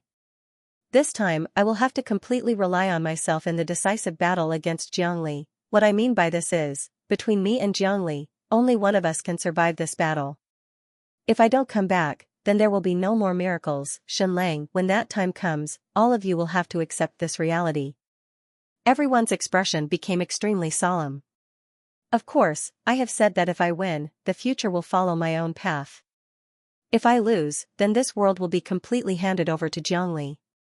I have tried my best, Shenlang, when that time comes, ashes to ashes, dust to dust. I will no longer be able to control the affairs of this world. When that time comes, what will all of you do? Shenlang looked at Pavilion Masters with CI, listen to my advice, living is more important than anything else. As long as you are alive, there will be hope. Immediately, Zhu Hongxue said in a hoarse voice, Your Majesty, don't say such words. You will definitely win. It was like this before, it is like this now, and it will be like this in the future. Of course, if even you fail, then I will also walk on the path of ashes to ashes, dust to dust. Shenlang said with a smile, usually, the ugly words are said first. So, of course, I have to say the worst-case scenario. So, I only have one hope for all of you. Even if I don't return in the final battle, all of you must work hard to survive. Of course. Shenlang smiled, even if Jiang Li's strength is more than 10,000 times that of mine, I might still be able to win this battle. Forever full of hope for the future, this is the naivety of our Deqian Empire. That's it, meeting adjourned. On the last day of Shenlang's battle with Jiang Li at the North Pole. On this day, the whole family only had one mission. Teach the little lass Shen Nan how to make ice cream, then make a sumptuous dinner. From day to night, the whole family put down everything and just stayed together. The whole family went to work. Even the busiest scientist, Gregory, was dragged over. He also brought along the liquid nitrogen from his laboratory. Could it be that ice cream without liquid nitrogen was imperfect? Gregory was beating eggs at this moment. His gaze and expression looked as if he had nothing left to live for. He could even hear the sound of his heart breaking. Every minute and every second that was wasted, if they were used for experiments, if they were used for thinking, how good would that be? Now, you actually want me to beat eggs? What a waste of life. It's been 5 years, have you gone home once? Shelley asked, Son, this is the first time we've seen each other for such a long time in these 5 years, right? Gregory said, if I remember correctly, we've eaten together 35 times. Shelley said, I've delivered food to your laboratory 35 times, and 34 times, you've treated me as your assistant. Oh. Gregory was once again scared out of his wits. He stirred the egg yolk mechanically, but his brain was starting to construct a new crystal brain structure. "Give it to me, silly." Shelley took the egg bowl and finally freed Gregory's hands. Then, he stood alone in the middle of the kitchen, completely at a loss. Xianxia was carving the fruits and marinating the venison steak himself. Steak didn't need to be marinated, but the venison steak had to be marinated. Otherwise, it wouldn't taste good. After finishing, Xianxia wiped his hands with a scarf like a housewife. Then, he looked at Princess Ninghan and Xianxia. These two women, one was staring blankly at the vegetables, and the other was staring blankly at the fish. "May I ask, how should I wash this vegetable? Should I eat the leaves or the stem?" Ninghan asked embarrassedly. "Should I remove the leaves or the stem?" Xianxia said, "Oh right, how should I kill this fish?" Alright, these two women didn't know how to cook. Jean Moulin didn't know how to either, and neither did Ning Yen. Xiaobing was the only one in the family who knew how to cook, and she was very good at it. It was a pity that she wasn't here. Xianxia looked at the two women helplessly and said, out of all the people in our family, am I the only one who knows how to cook?" "Me too." Shelley raised her hand. "Me too." Princess Shenmi raised her hand. Xianxia had no choice but to help Ninghan wash all the vegetables. Then, he helped Xianxia slaughter all the fish. "Leave the rest to us," Shelley said. "Little me and I will make these dishes. The ice cream is done anyway." It wasn't just done. They were almost finished. Shennan, the fat girl, ate every ice cream she made. She didn't know why, but the ice cream she made was especially delicious. "You've already eaten your fill. Don't blame us if you can't eat anything delicious later," Ninghan warned. Shennan stuck out her tongue. The dishes were delicious, but that was a matter of the future. Right now, the ice cream was still the best. Xianxia brought 2 glasses of wine to Gregory. He was still standing there in a daze. After leaving the lab, he didn't know where to put his hands and feet. If he wasn't told to go somewhere else, he could stand there until the sky turned dark. "Come out and sit," Xianxia said. "Oh, thank you, Dad." He followed behind Xianxia and came to the balcony. The father and son sat on the deck chairs on the balcony. Xianxia passed a glass of wine to him. Gregory instinctively took it and drank a big gulp like he was drinking coffee. Then, he shuddered. What was this? This was his first time drinking. It was his first time drinking in his 30s. He couldn't hold his liquor well. He was half drunk after drinking. Wow, this thing is a devil. I must not touch it. It will kill my wisdom and my time, Gregory said, but he took another big gulp after saying that. Xianxia said, but artists like it. Gregory said, artists need to be crazy, but we scientists need to be rational. Xianxia said, I'm a crazy person, but Jiangli is a rational person. Gregory said, not necessarily. I think Jiangli is even crazier than you, but he's crazy to the extreme. He's like a rational person. A complete lunatic is usually quiet. Alcohol was indeed a strange thing. It made Gregory say such a thing. Otherwise, he wouldn't talk about anything other than science. Gregory had never met Jiangli, nor had he interacted with him, but he seemed to know him well. Xianxia said, do you care about what I said to you last time? Gregory said, marriage, is it? I've been looking, but unfortunately, there are too few people who are worthy of me. Huh? He was so shy before, but now, after drinking, his tone became wild. However, Xianxia understood what he meant. When he said that she was worthy, it was not about her background, nor was it about her beauty or figure. It was purely about her intelligence. Xianxia asked, will you get married because of love? Love? Gregory said, is it because of the strong resonance and attraction between the two of us on the same research project? Then we have to get married. A marriage like that is more than 1 + 1 = 2. We can have a super scientific cremation. Well, fine, if you think it's love, that's fine. Xianxia's family was big enough to accept any child, even if the child was a little strange. Dad, can I have another drink? Gregory asked. Shenlang took the bottle and poured him another glass. Gregory drank a third of it and said, "This is the devil. You can't touch it in the future. You can't touch it." Then he drank another third. Is the truth really the truth of mankind? Very soon, the second glass of wine was finished. Gregory suddenly looked at Shenlang seriously and said, "Father, I'm very, very grateful to you and Mother for giving birth to me, allowing me to have such a wonderful life. It's as if I can bloom with the charm of my life every second." Did a scientist become a poet after drinking? Shenlang poured him another cup, and then the father and son clinked their cups. I have many sons. Your brother, Xianxia, is very outstanding. He's almost the most perfect heir to the empire. He's my pride. Shenlang said, "Now, you're also one of my greatest pride. In the future, your contribution to the world will be no less than your brother's, if not even greater. One day, someone will say that I'm Gregory's father. Not that you're my son, and I'll be proud of you in the future." Gregory drank another big gulp. Then, he lay on the table and didn't move. He was completely drunk. "Dad, you have to come back alive. You have to come back alive. Otherwise, we won't have a future." The drunk Gregory cried as he lay on the table. He had never cried before in his life.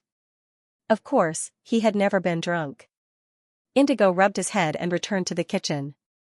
It should be time for him to cook. Following that, the family enjoyed a harmonious meal.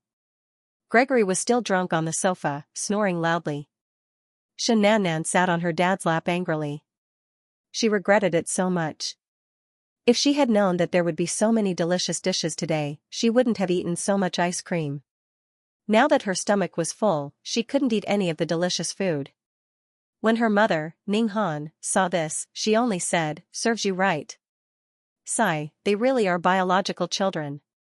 To Grandpa and Grandma. To Grandpa Ning Yuanxian, Grandpa and Grandma. To Mom, Auntie, Big Brother, Big Sister, Little Sister. The family chatted and drank the wine with low alcohol content. Hearing the clinking of glasses, Gregory suddenly sat up and raised the glass in front of him. To Dad, to the world, to the future. Then, he drank it in one gulp. This is the devil. You can't drink it. You can't drink it. Then, he slumped on the sofa and fell asleep. Shenlang said, "Yao Yao, take out the drawing board and draw today's scene." Yao Yao hesitated for a moment, then nodded and took out the drawing board. She drew very quickly and very well. In less than half an hour, the entire painting was finished. It was a colorful painting. It was the scene of Shenlang's family eating, including Gregory, who was snoring loudly, and Xianxia, who was sitting in Shenlang's arms and watching the adults eat. Of course, it also included himself, the one who was drawing.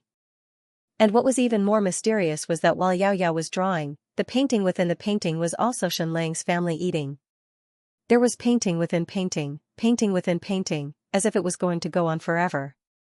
Then, Yao Yao gave this painting a name. An ordinary family dinner. Yes, it was an ordinary dinner, not the last dinner. In order to completely eliminate the meaning of the last dinner, she created a painting within a painting.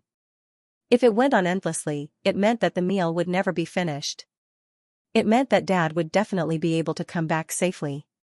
After the meal, they had dessert and ice cream. At this time, Xianxia felt that her stomach was a little digested and she was a little hungry. But she had finished all the delicious food just now. It was so infuriating. The family chatted about the most trivial things. They didn't mention a word about national affairs. They didn't mention a word about the final battle that Shenlang was about to carry out. Dong, dong, dong, dong, the bell rang 10 times. It was 10 o'clock at night. Xianxia was already dozing off. Shenlang smiled and said, "Okay, it's almost time for today. I'm leaving." "You're leaving now?" Ninghan said. "Come back early," Shelley said. It was as if Shenlang was just going on a long trip and not to carry out some final battle that would decide the fate of the world. "Okay, you guys sleep early too." Shenlang got up and waved at his family. There were no instructions or solemn words of farewell. "Say goodbye to Dad," Ninghan said. "Goodbye, Dad." Shenanan's eyes were hazy. She waved her hand in a daze, then hugged her mother's neck and fell asleep. Xianlang left the Paradise Manor. "Dragon, it's time to go," Xianlang said. The giant dragon suddenly rushed out of the sea, but it didn't make any sound or make any big splashes. It was very stable to enter the diving team. Xianlang sat cross-legged on the north side of the giant dragon and slowly flew out of Raging Tide City. On the sea surface, all the sea monsters of the Lost Empire floated out. The Lost Monster Mother led hundreds of thousands of sea monsters and knelt down neatly. In Raging Tide City, everyone in the Great Qian Empire Secretariat and the Privy Council knelt down neatly. More than 1 million people knelt down silently. No one shouted "Long live." Everyone prayed in their hearts that His Majesty Xianlang would be able to return one day. This was the ultimate battle. If His Majesty won, they would still have a future. If His Majesty lost, everything in front of him would be reduced to ashes. Gone, gone. Xianlang rode the giant dragon and headed north, flying towards the North Pole. Behind him, Ji Long kept chasing after him. Go back, Xianlang said. Ji Long stopped in place for a while, but not long after, he caught up again, but followed far behind. Go back, Xianlang and Shenilong said in unison. After driving him away 5 times, Ji Long reluctantly left. Xianlang and his dragon flew above the 9 heavens towards the North Pole with 500 hydrogen bombs. They were rushing to the ultimate battle with Jiangli. Note: my daughter is going to primary school. I'll take her out to play during the summer vacation. I'll be outside for the next few days, and I'll be on my way tomorrow. Therefore, the next chapter will be tomorrow night. Please understand. Thank you, everyone. A few hours later, Xianlang flew above the North Pole. After more than 30 years, he was finally here again. This place had changed drastically. Even though it was eternal night, Xianlang could still see it clearly. First of all, the beautiful aurora was gone. Basically, if a planet lost its aurora, it represented the death of its vitality. Of course, strictly speaking, this planet wasn't completely dead. It should still be filled with aurora, but the hell crystals were too terrifying. They even devoured the solar storm. Now, there were no glaciers or snow in the North Pole.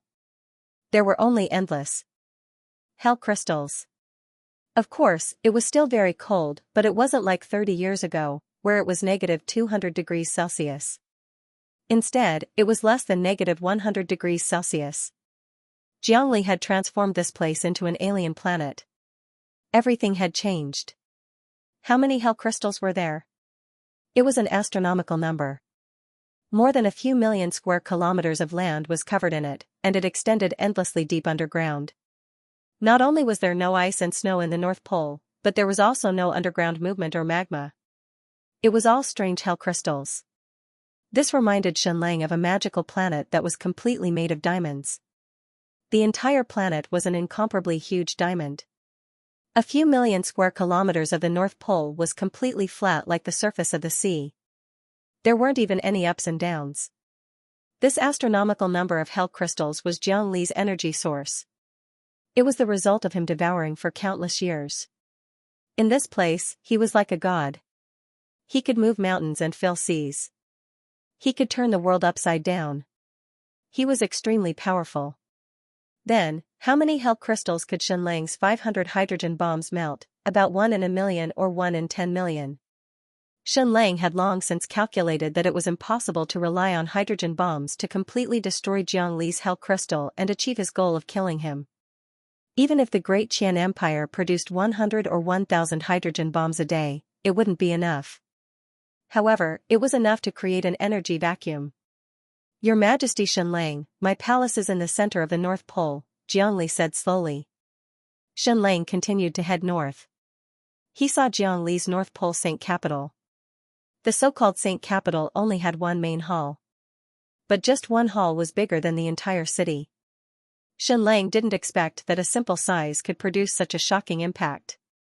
How big was Jiangli's Arctic Holy Temple? This was something that could not be seen in any movies. The height of the Holy Temple was higher than any mountain in the world, and its area was larger than a city. Of course, this had nothing to do with the building. because it was completely made of hell crystals. Not to mention the fact that humans were smaller than ants after entering the temple, Xianxia was already big enough. He could cover the sky above the city, and his stomach had swallowed 500 hydrogen bombs.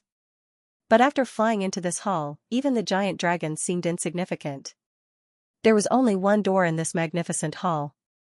When Xianxia flew in, he was slightly shocked. It had never seen such a huge door before. It was as if it was about to enter another world. After flying into the North Pole Temple, anyone who looked down at it would feel their blood run cold and suffer from trypophobia. This was because the hall was densely packed with ancient puppet warriors. This group of people had originally been turned into fossils, and now they looked like crystals.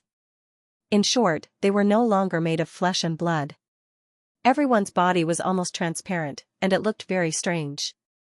How many ancient puppet warriors were there in the hall, he didn't know, and it was almost impossible to calculate.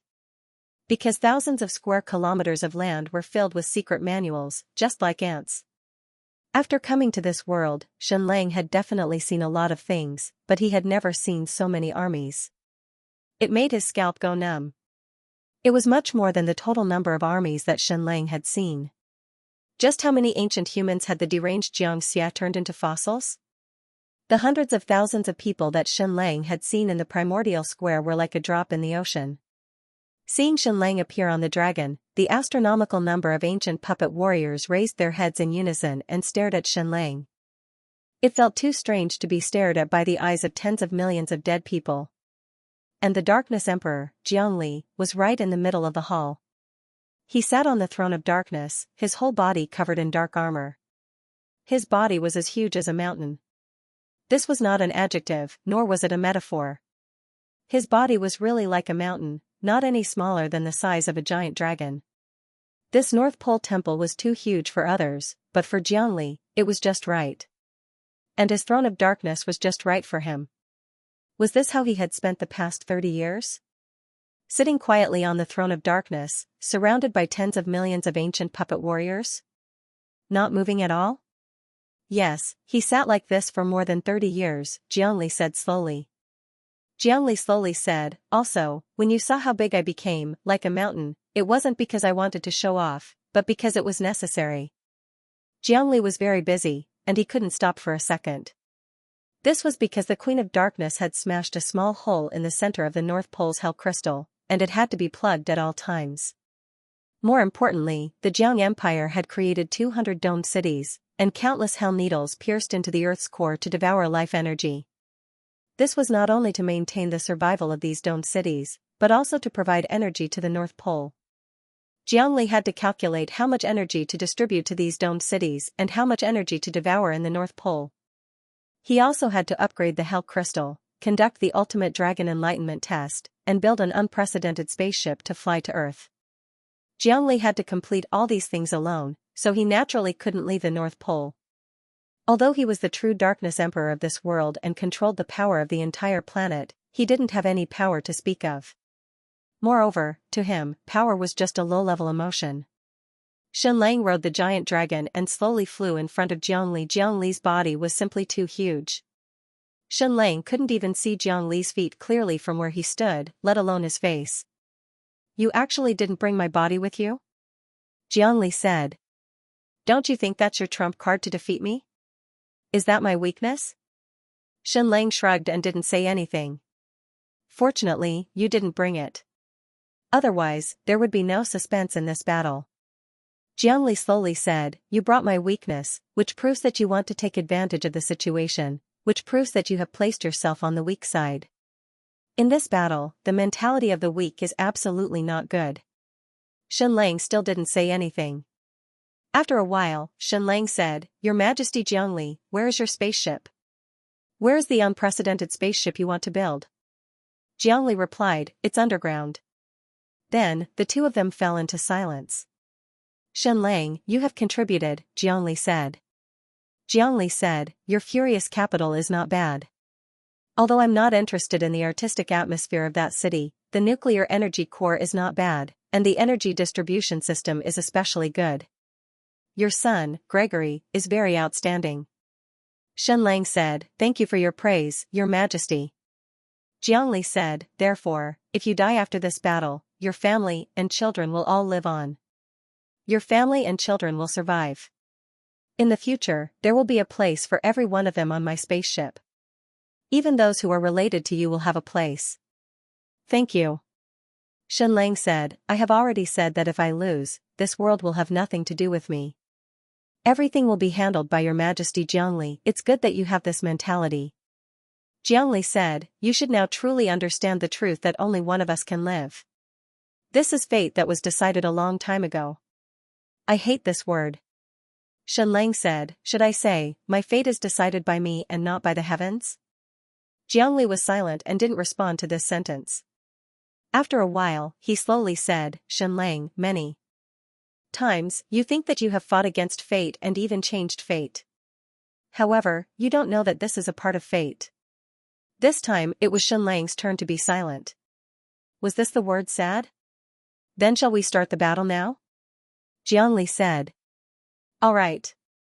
What would the final battle between Xianxia and Jiangli be like? It was like playing chess because every step was clear.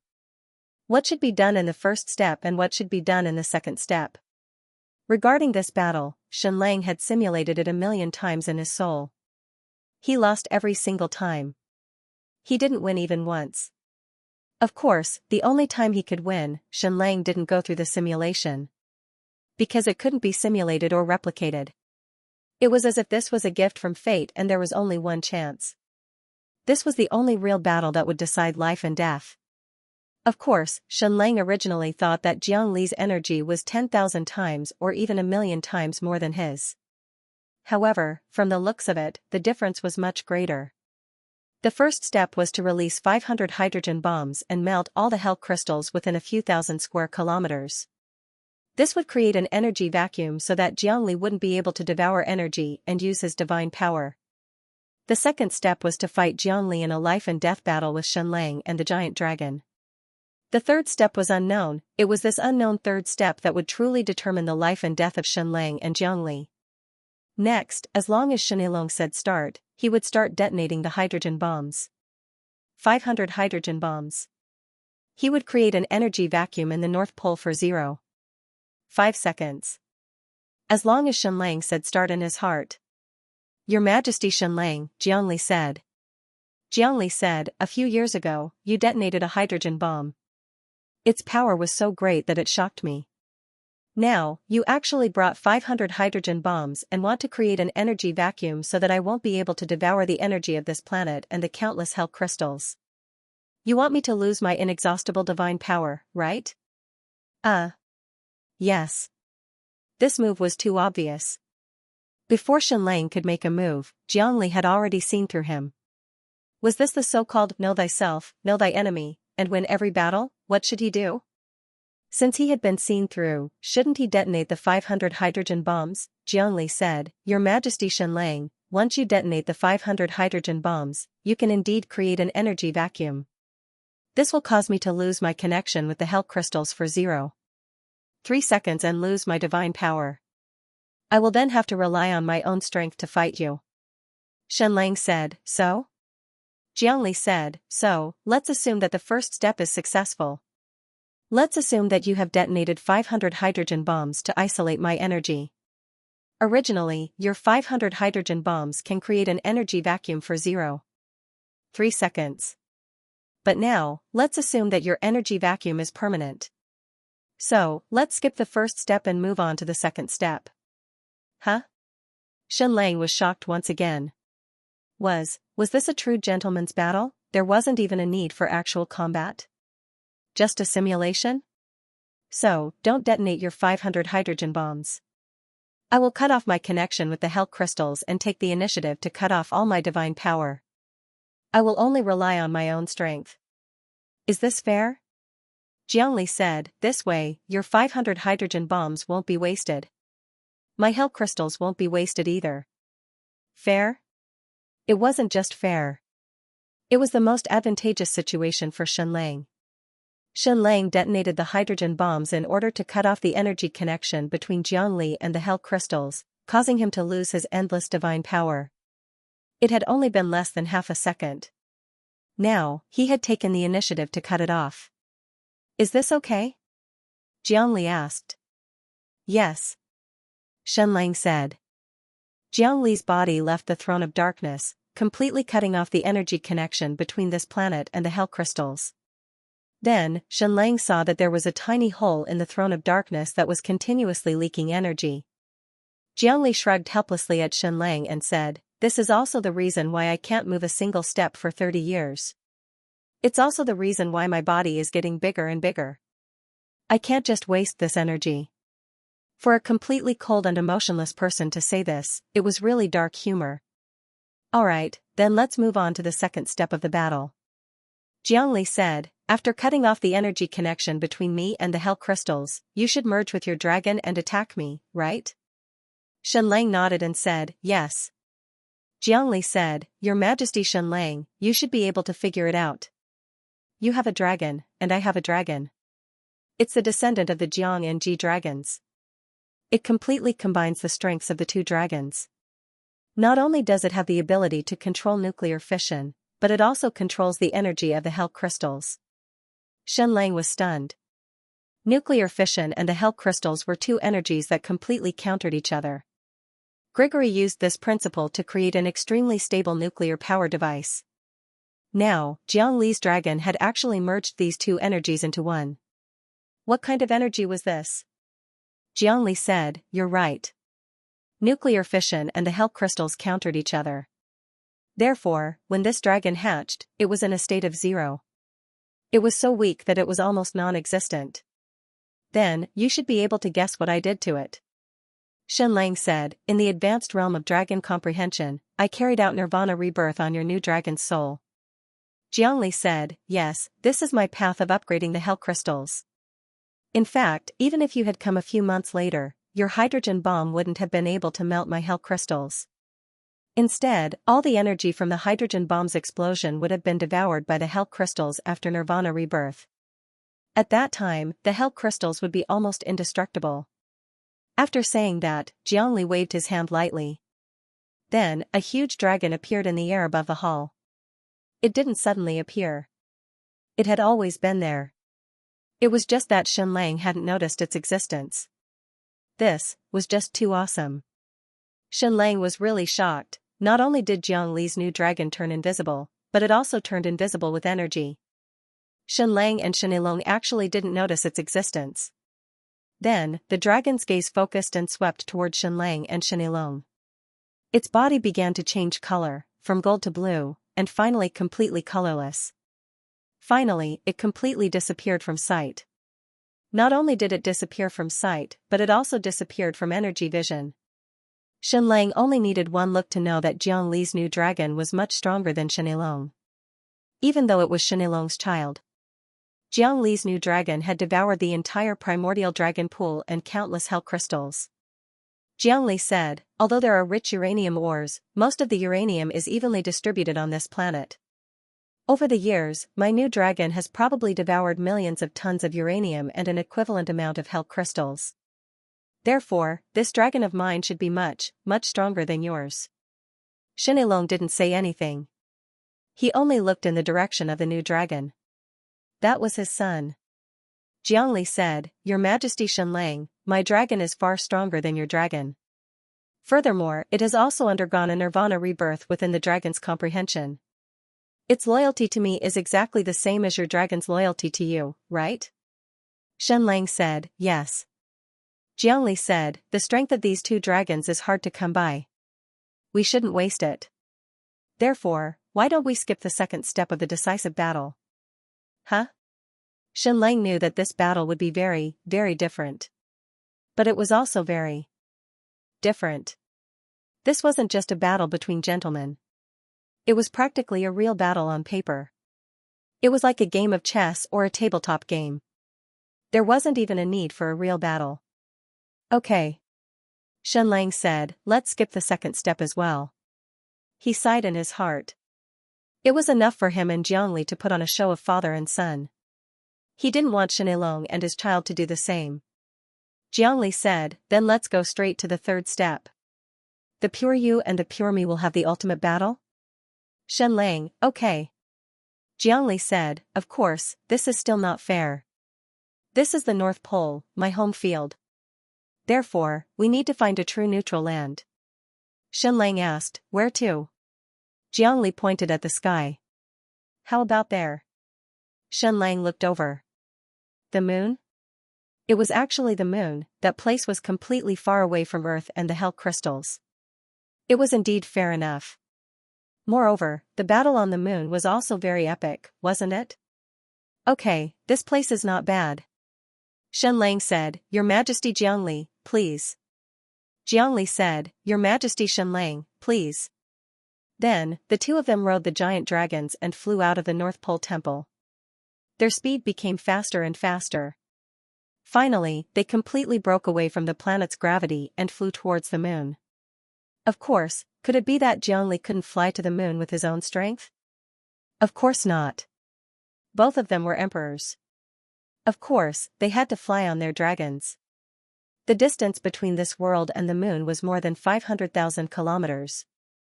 A few days and nights later, the two of them rode two dragons and approached the moon. At this time, Yao Yao was originally painting. It was still an ordinary family dinner. This was a painting that couldn't be finished. Because Yao Yao was painting in the painting. There was a painting in the painting. It was endless. Yao Yao would continue painting until her father came back.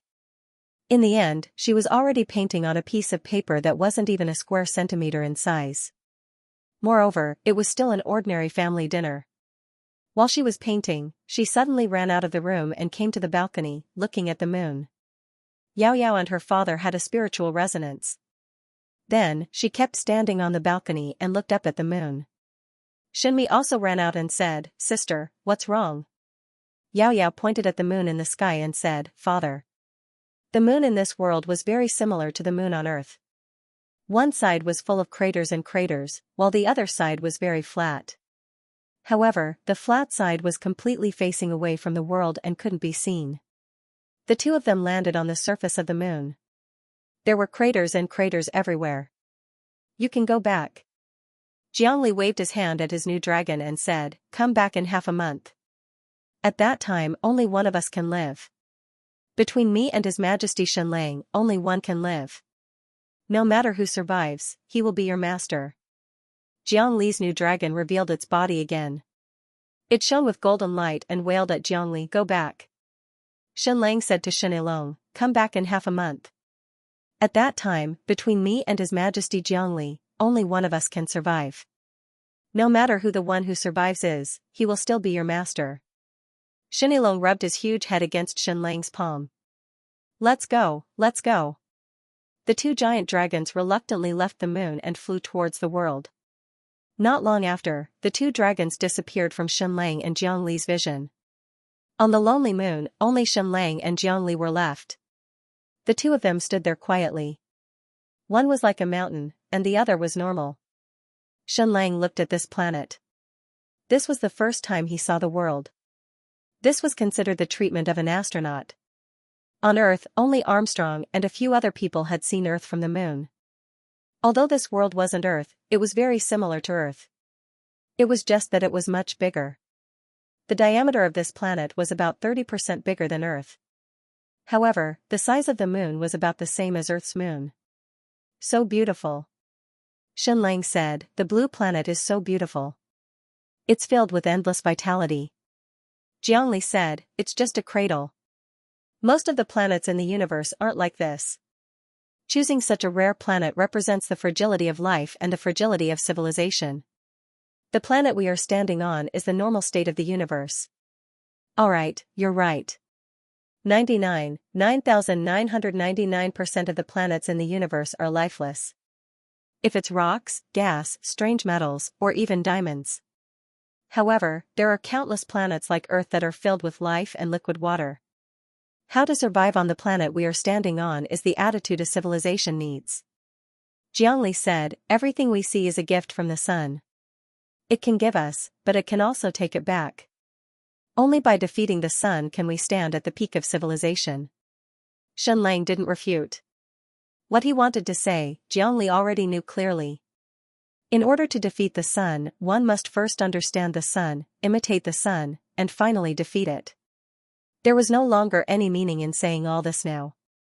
Between Xianlang and Jiangli, only one of them could live. This was fate. Jiangli said, "Your Majesty Xianlang, you can watch as long as you want within half a month. When you think you're done, we'll start." Xianlang said, "I'm done. We'll go to the dark side of the moon?" Jiangli said, "It's best not to let anyone see our final battle." "All right," Xianlang said. A few hours later, Xianlang and Jiangli arrived at the dark side of the moon.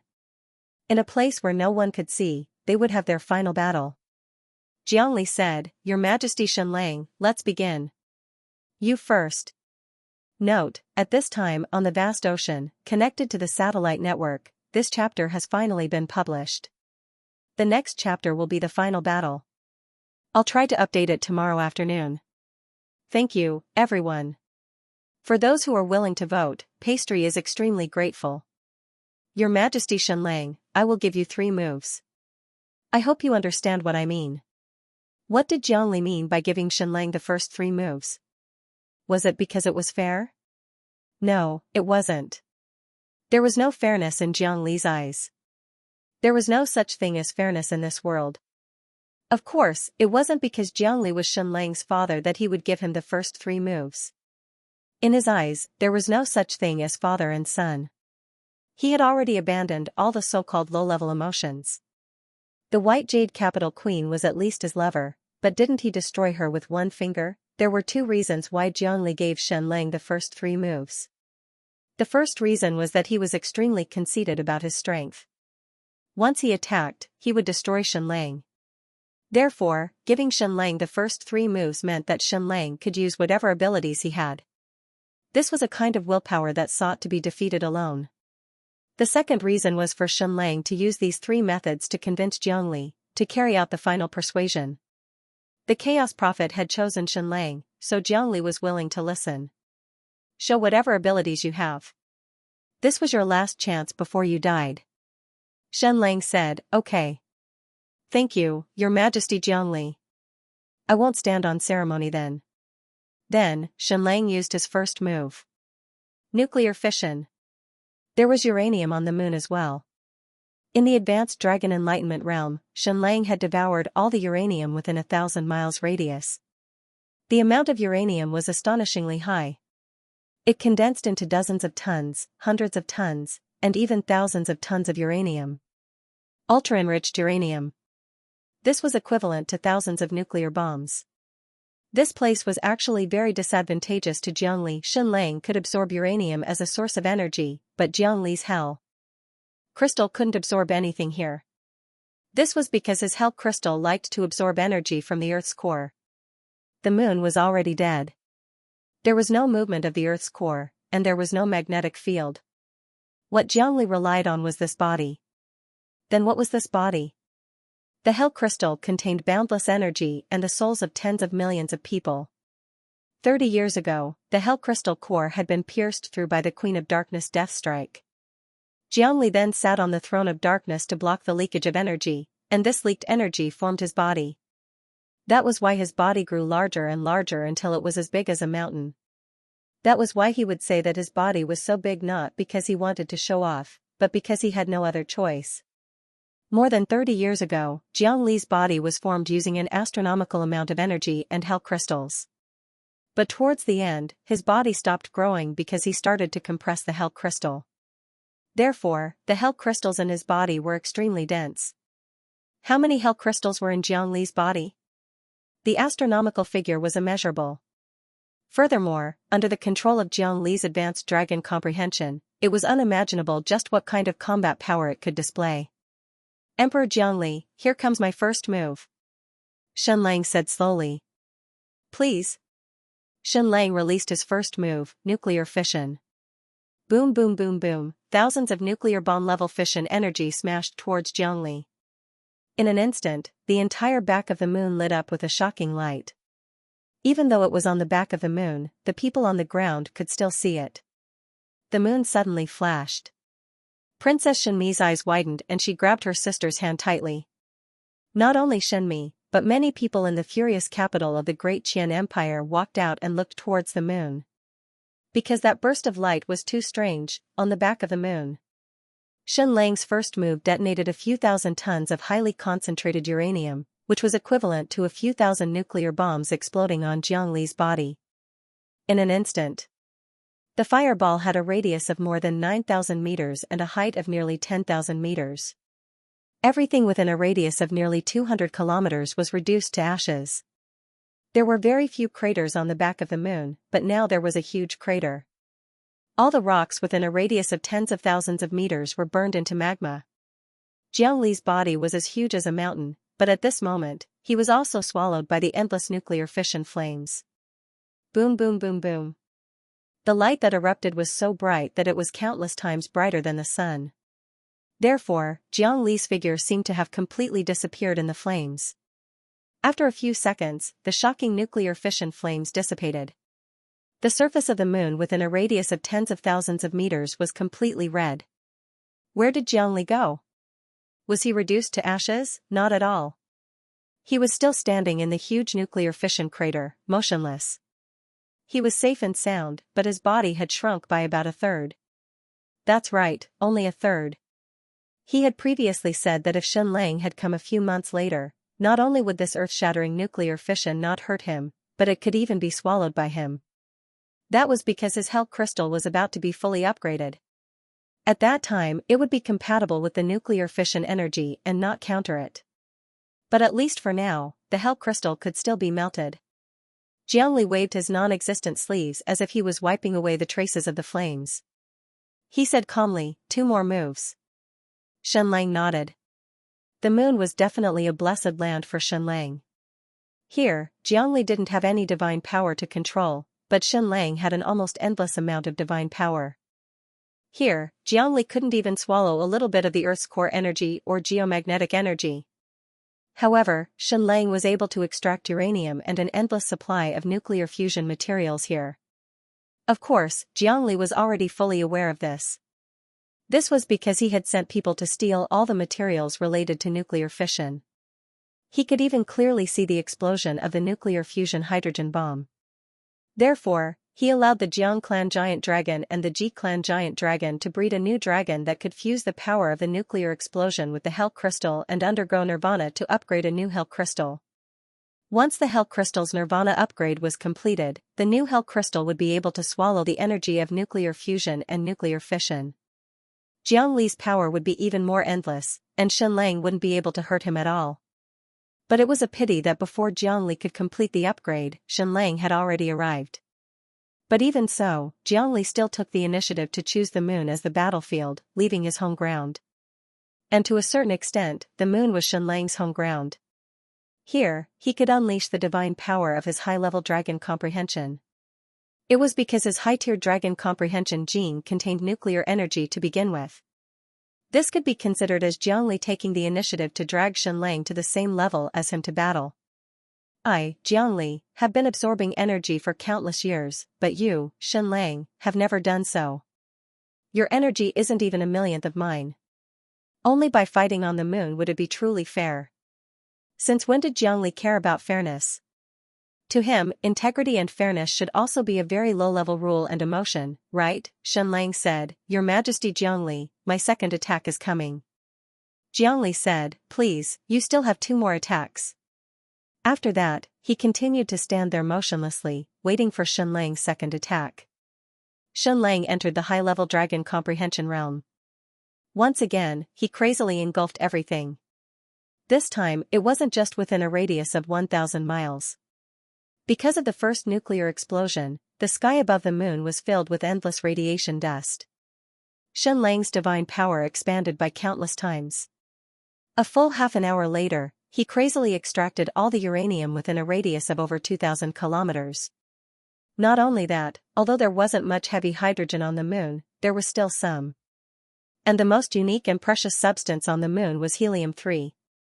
Of course, helium-3 was a controllable nuclear fusion material and was an absolutely clean energy source. Its nuclear fusion reaction wasn't as explosive as a hydrogen bomb. In any case, Shen Lang extracted an astronomical amount of uranium, heavy hydrogen, and helium-3. The second wave of attack was many times more powerful than the first, and it was several times more powerful than the first. In the world below, Xianxia had never displayed the divine power of his high-level dragon comprehension. Therefore, it didn't seem like he had the power to destroy the world. However, in reality, he did have such divine power. It was just that he had never displayed it. Because the world below was the planet he depended on for survival, he truly couldn't bear to use such a huge amount of power to destroy it. A full half an hour later, Xianxia finished condensing the second attack. That's right, the devouring took half an hour, and the condensation took another half an hour. Jiangli just stood there and waited. Your Majesty Jiangli, here comes my second attack, Xianxia said. Please. Jiangli said. Then, Xianxia suddenly released the second attack. An astronomical amount of nuclear fission and nuclear fusion. Moreover, there wasn't just one type of nuclear fusion. This was truly similar to the energy of the sun. Boom, boom, boom, boom.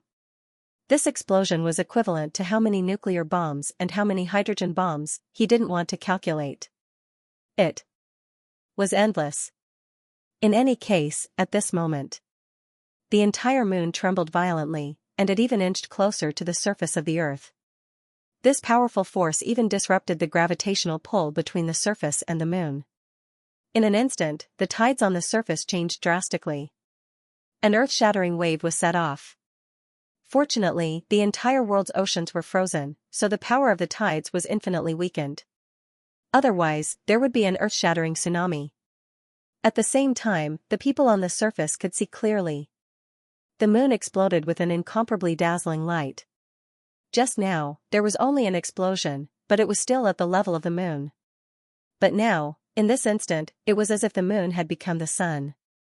Even the light from the dark side of the moon illuminated almost the entire hemisphere of the world, making it as bright as day. Everyone was trembling. The moon had actually become as bright as the sun. Was this the ultimate imitation of the sun? Moreover, this light lasted for a very long time.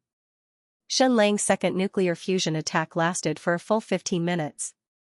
This was because the endless amount of helium-3 could continue to fuse and fuse. Boom, boom, boom, this was Xianxia's home ground. He controlled the divine power of nuclear fission and nuclear fusion. Boundless solar flames and nuclear explosion flames swept towards Jiangli crazily. An endless amount of energy was being poured out, and he kept attacking. Jiangli's mountain-like body kept shrinking, shrinking, and shrinking.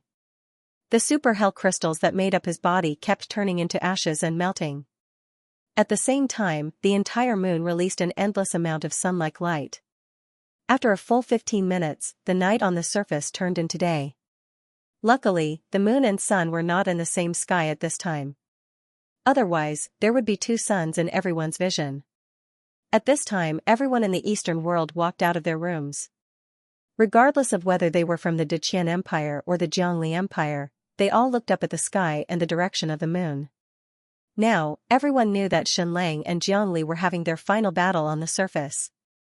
They could not imagine that scene. Luckily, this battle was not happening on the surface. Otherwise, the entire empire would be destroyed. 15 minutes later, Xianxia's second attack ended. All the light was extinguished. However, the entire dark side of the moon had almost turned into boiling magma. Where was Jiangli? Where did he go? Disappeared? Turned to ashes? Not at all. Earlier, Xianxia's attack had created an unprecedentedly huge pit. At this moment, Jiangli was standing right in the middle of this huge pit. He was still motionless and looked unharmed. But, his mountain-like body was gone. He was only 2 meters tall and looked like a normal person. Xianxia's second attack had melted 999% of Jiangli's hell crystal energy. His body was still covered in black armor. Of course, this black armor was the hell crystal itself. The Jiangli in front of him should look exactly the same as the Jiangli from decades ago. Xianxia said slowly, "Your Majesty Jiangli, do you want to remove your mask?" Jiangli hesitated for a moment. Then, the mask on his face slowly dissolved, revealing his handsome face. He was really like the sun, radiating light in all directions. Just now, he was wearing a black armor like a king of darkness. But after removing the armor, he seemed to be a completely different person. He was the legendary Sun King, the one who emitted light all over his body. He was the Emperor Jiangli that everyone couldn't help but worship. He was born with righteousness and radiance, just like the sun. It was no wonder that countless people swore loyalty to him and died for him decades ago. His appearance alone was rare. Compared to Great Yan's emperor, Jiangli was the true king of kings, the emperor of the world. Anyone who looked at him could not help but feel reverence. "If you've seen enough, I'll cover myself up again," Jiangli said. Xianxia said, "That's enough." After a short moment, the armor once again condensed on his body. That incomparably handsome and radiant face was once again covered by the dark armor. Jiangli once again transformed into the appearance of the King of Darkness. "There's still a third attack," Jiangli said slowly. "Your Majesty Xianxia, please." Xianxia looked at Jiangli. The current situation seemed to be very advantageous to Xianxia, wasn't it? More than 99% of Jiangli's hell crystal energy had been melted. He had returned to the size of a normal human. This was Xianxia's home ground. If he used his full strength, he might be able to defeat Jiangli, right? Xianxia closed his eyes and began to think. About 15 minutes later, he said slowly, "Your Majesty Jiangli, my third attack is about to begin." Xianxia began to prepare his third attack. The third attack was even more complicated. It was similar to the Queen of Darkness's suicide attack. After the Queen of Darkness had awakened, she had devoured almost all the energy in the world. Then, she gathered all the energy in the world and prepared her final attack. All the energy in her body was concentrated into a single point and pierced a hole through Jiangli's hell crystal core. Moreover, this hole would never heal. With this hole, the Arctic hell crystal would continuously leak energy. The level of damage caused by this attack was completely different. Nuclear fusion and nuclear fission were extremely powerful. They could melt an astronomical number of hell crystals. However, in essence, they were just two types of energy that countered each other. During the process of the nuclear explosion, the hell crystal itself did not suffer any injuries or damage. It only spat out all the energy it had devoured previously and consumed it all again. Therefore, when Jiangli's mountainous body shrunk to the size of a normal human, more than 99% of his energy had been consumed. However, his body was not damaged at all. There was not even a hole. He had only shrunk. There was no puncture or wound. Therefore, whether it was the battle in Mojing or the battle in the abyss, Xianxia did not really destroy the hell crystal. He only melted their energy and condensed it into a small crystal. Then, he hid it in his bracelet. However, the Queen of Darkness's suicide attack had left an eternal and irreparable hole in the Arctic hell crystal. Even now, energy was still leaking out. Therefore, the Queen of Darkness's suicide attack was the most effective method. However, her energy was too small. It only left behind a hole that was the size of a needle. However, the current Xianxia was completely different. The power he possessed was thousands or even tens of thousands of times more than the Queen of Darkness. He displayed his divine power once again. Once again, it absorbed an endless amount of elements and various types of energy. Then, he rearranged them in the advanced realm of dragon comprehension. He wanted to give Jiangli a fatal attack. Thousands, tens of thousands, hundreds of thousands, millions, all sorts of energy combinations. Finally, Xianxia used the product of his advanced dragon comprehension, the thing he named the Heaven Crystal, as the tip of his sword. That's right, Xianxia's advanced dragon comprehension crystal used itself as a weapon to attack Jiangli. Another nuclear explosion, once again, endless nuclear fission and nuclear fusion occurred. However, this powerful energy was only the kinetic energy used to move the Heaven Crystal. Xianxia devoured a vast amount of energy, arranging it in an extremely complicated manner. Furthermore, he completely devoured the energy within the Heavenly Hall's crystal, compressing it into a single point, a point of destruction. Then, the endless nuclear fission and nuclear fusion energy only provided the energy to accelerate this point of destruction. This point contained an astonishing amount of energy. In an instant, it was accelerated to the limit. It was infinitely close to the speed of light. It fiercely attacked Jiangli. At this moment, there was no concept of time. This was because this point of destruction had smashed into Jiangli's body at the speed of light.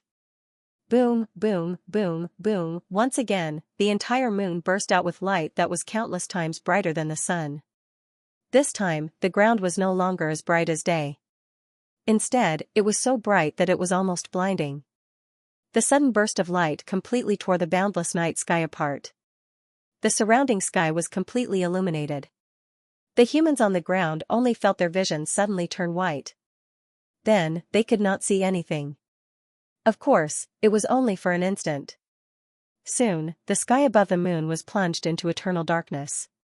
It was a true darkness where one could not even see their own fingers. When the point of destruction hit Jiangli at the speed of light, at that moment, the entire sky was illuminated. Inch by inch, Jiangli's body turned into ashes. Inch by inch, he dissipated. His hell crystal core disintegrated piece by piece. The seemingly indestructible hell crystal completely dissipated. Of course, this process was very fast. However, in Xianlang's vision, it could be slowed down countless times. Thus, everything seemed to be in slow motion. When the light disappeared and everything was plunged into darkness, Jiangli's body completely disappeared. It was as if he had turned into ashes and disappeared without a trace. He lost just like that, he died just like that. That was not possible. After all, Xianlang had made 3 moves. Jiangli did not even make a single move. Yet, he turned into ashes just like that. It really did not seem like it. However, Jiangli's hell crystal was completely destroyed by Xianlang. It was completely turned into ashes. It was as if he was really dead. Xianlang stood there without moving. There were 2 people on the dark side of the moon. Now, he was the only one left. Did he win? Did he win? After standing there for a few hours, Xianlang sat down again. He closed his eyes and did not move. He did not use his eyes to look. Instead, he used the spiritual vision of a high-level dragon to look. Then, he saw it, on the dark side of the moon, countless amounts of energy were condensing. All of the energy just now was condensing. Jiangli's hell crystal was destroyed. Xianlang released an endless amount of nuclear fission energy and nuclear fusion energy. These 2 types of energy that completely countered each other were continuously fusing and becoming one. A brand new energy substance was born. It was the new hell crystal. The hell crystal that was completely unafraid of nuclear explosion energy. The new hell crystal that was truly immortal and indestructible. A nirvanic hell crystal that was at the top of all energy. It could not be seen with the naked eye because it did not exist in one's field of vision. He could only sense its shadow when he was in the advanced dragon's perception. How much energy did Xianlang release to Jiangli? How much energy did Jiangli lose? Every single one of them had returned without a single one missing. Not only that, this dead moon could not be devoured by the hell crystal. Now, the nirvanic hell crystal could also devour everything on the moon, including helium-3, all the heavy hydrogen, all the uranium. Then, it would devour all the energy produced by nuclear fission and nuclear fusion. Finally, a brand new Emperor Jiangli was born. And this time, Emperor Jiangli was the real Emperor of Darkness. He was like a shadow that did not exist in one's field of vision. He was completely immortal and indestructible. He did not fear any energy attack. All attacks could only become his energy source. In Xianlang's high-level dragon's vision, the real Emperor Jiangli slowly stood up. God, at this time, he was no longer the size of a mountain. His body was indescribable. He stood on the back of the moon and almost changed the moon's rotation. At this time, Jiangli really stood on the ground and his head was in the sky. At this moment, Xianlang was no longer the size of an ant beside his feet. Instead, he was like a speck of dust. Your Majesty Xianlang, you are much stronger than I imagined, Jiangli said slowly. I really did not expect you to help me complete the nirvanic upgrade. Xianlang said, Your Majesty Jiangli, without me, the nirvanic upgrade of your new hell crystal would have been almost impossible, right? Yes. Jiangli said, I succeeded in the experiment on the new giant dragon and helped it complete the nirvanic upgrade. But my experiment on the hell crystal completely failed. I tried everything in the past few decades, but I could not heal the hole that the Queen of Darkness left in the core of the Hell Crystal. I tried everything, but I could not complete the nirvanic upgrade of the Hell Crystal. Even though I have completely mastered the principle of nuclear fission, I still failed. Xianxia said, "So, you propose to fight on the moon? You wanted to use my high-level dragon's vision and my nuclear fusion and nuclear fission divine power to help you complete the nirvanic upgrade?" "Yes," Xianxia said. "Only by putting them in a dead end can they be reborn. Our high-level dragon's vision is the process of understanding death and then the nirvanic rebirth. It is the same for the giant dragon's nirvanic rebirth. But I cannot kill my Hell Crystal. I cannot let them die, so I cannot be reborn. I can only use your high-level dragon's divine power. Your divine power is my nemesis." Xianxia said, "So, you did not resist and let me use 3 moves for your Hell Crystal and nirvanic rebirth?" "Yes." Xianxia said, "Thank you very much for your help." Xianxia said, "Take 1 step, look 3 steps, look 4 steps. It seems that I am not the only one who can do this. You are also very far-sighted." Xianxia said, "Once again, I have to thank you for your help. Now that I've undergone nirvanic rebirth, I'm truly unkillable and indestructible. I can also completely devour the energy of your nuclear fusion and fission energy. I'll also gladly accept your high-level dragon enlightenment." "Your Majesty Xianxia, thank you for helping me become stronger." Xianxia said, "God of deceit, you are right." Xianxia said, "Your Majesty Xianxia, I have never changed. For the sake of achieving my goals, for the sake of becoming stronger, for the sake of devouring everything, I am willing to pay any price. There are no schemes or schemes here, there are only goals." Then, Xianxia slowly walked toward Xianxia and said, "Your Majesty Xianxia, my teacher, the Chaos Prophet, thinks that you can save the world. But I don't agree. I want to prove to him that he is wrong. There are people manipulating my fate, and there are also people manipulating your fate. You once said that my fate is up to me, not the heavens. But when you said that, you seemed to be short of breath and didn't seem to be in the right at all. Now, I will officially say that my fate, Xianxia, is up to me, not the heavens. My fate is up to me, not the heavens." Xiangli's voice resounded throughout the starry sky. Even if there was no air, he created countless dust particles to transmit his thunderous voice. "Xianxia, thank you very much." Xianxia said slowly, "You should know that my unprecedented spaceship has been completed. It can accommodate 300,000 people. But the sad thing is that even if it devours all the energy of my planet, it won't be enough to fly to Earth. Because this world is too far away from Earth. Souls can be immortal, but without enough energy, the spaceship can't fly to Earth." At this time, your nuclear fission appeared, and your nuclear power device appeared. This gave me hope. Xianxia said, "But I have calculated that even if you extracted all the uranium in the world, the energy from nuclear fission would still not be enough to send the spaceship to Earth."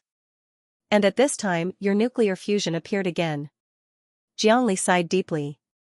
"Now, my Hell Crystal has completed its Nirvana upgrade. It can completely devour the energy from nuclear fusion. This energy is enough to support the spaceship for countless years to reach Earth. Your Majesty Xianxia, thank you for your help. It is because of you that my plan succeeded. You are truly amazing." "Xianxia, you're welcome." Xianxia said, "Half of my plan to save the world is because of you. Therefore, I will take away all of your relatives and everyone related to you. My savior spaceship has a ticket for each of them. But you, Your Majesty Xianxia, I am very sorry, but I still have to kill you. This is fate. Between the two of us, only one can live." Xianxia said slowly, "I said I would give you 3 moves. You have already used up your 3 moves. Now, it is my turn to attack. I only have 1 move left. Your Majesty Xianxia, I am going to kill you." Note, sorry, I thought I could finish writing the decisive battle in this chapter, but I still couldn't finish it. The next chapter will be about killing Xianxia. Also, this chapter took a long time to plan. It was already 8 p.m. when I finished. That's it for today. I have to disembark tomorrow, so the next chapter will be late. Sorry. After saying that, Xianxia sent out a light slap toward Xianxia's face. His method of attack was much simpler than Xianxia's. There was no nuclear fusion or fission. It was just a slap. However, his palms were really like 5 shocking mountains that pressed down fiercely. In an instant, Xianlang's body was instantly reduced to ashes. When Xianlang attacked earlier, it was earth-shattering. A huge crack was torn open on the moon, and the back of the moon was completely burned red. But now, Jiang Li's slap landed. It was done in complete silence and understatement. Xianlang did not have the slightest ability to resist and disappeared. Jiang Li heaved a sigh of relief. Phew, Your Majesty Xianlang, your contribution is far more than just helping me upgrade my hell crystal. You have also provided endless possibilities for our future, Jiang Li said slowly. Previously, my hell-devouring energy was not thorough enough. It was too shallow. On the other hand, your nuclear fusion and nuclear fission have maximized the energy of matter. This way, our new spaceship will not only be able to fly to your Earth, but it will also be able to fly to the stars. Your Majesty Xianlang, to commemorate you, I will name this spaceship Xianlang. What do you think? After Xianlang's body was reduced to ashes, it took a long time for his soul to gradually condense. After reaching the advanced dragon realm, he also had the heaven's crystal, which could protect his soul from dissipating. Your Majesty Jiangli, have I told you a story before? Xianlang asked. The story of Noah's Ark? Jiangli replied, no. Although I have a rough idea of what happened, I am still willing to hear it. Xianlang said, there was a world that experienced a great flood. The entire world civilization was about to be destroyed. In order to save the world, someone built an unprecedentedly large ship and placed countless humans and other species on it. They escaped the great flood, allowing the civilization to survive. Damn, this was the most boring story Xianlang had ever told. Then, Xianlang said, Your Majesty Jiangli, what are your thoughts after hearing this story? How cowardly, how weak, Jiangli said.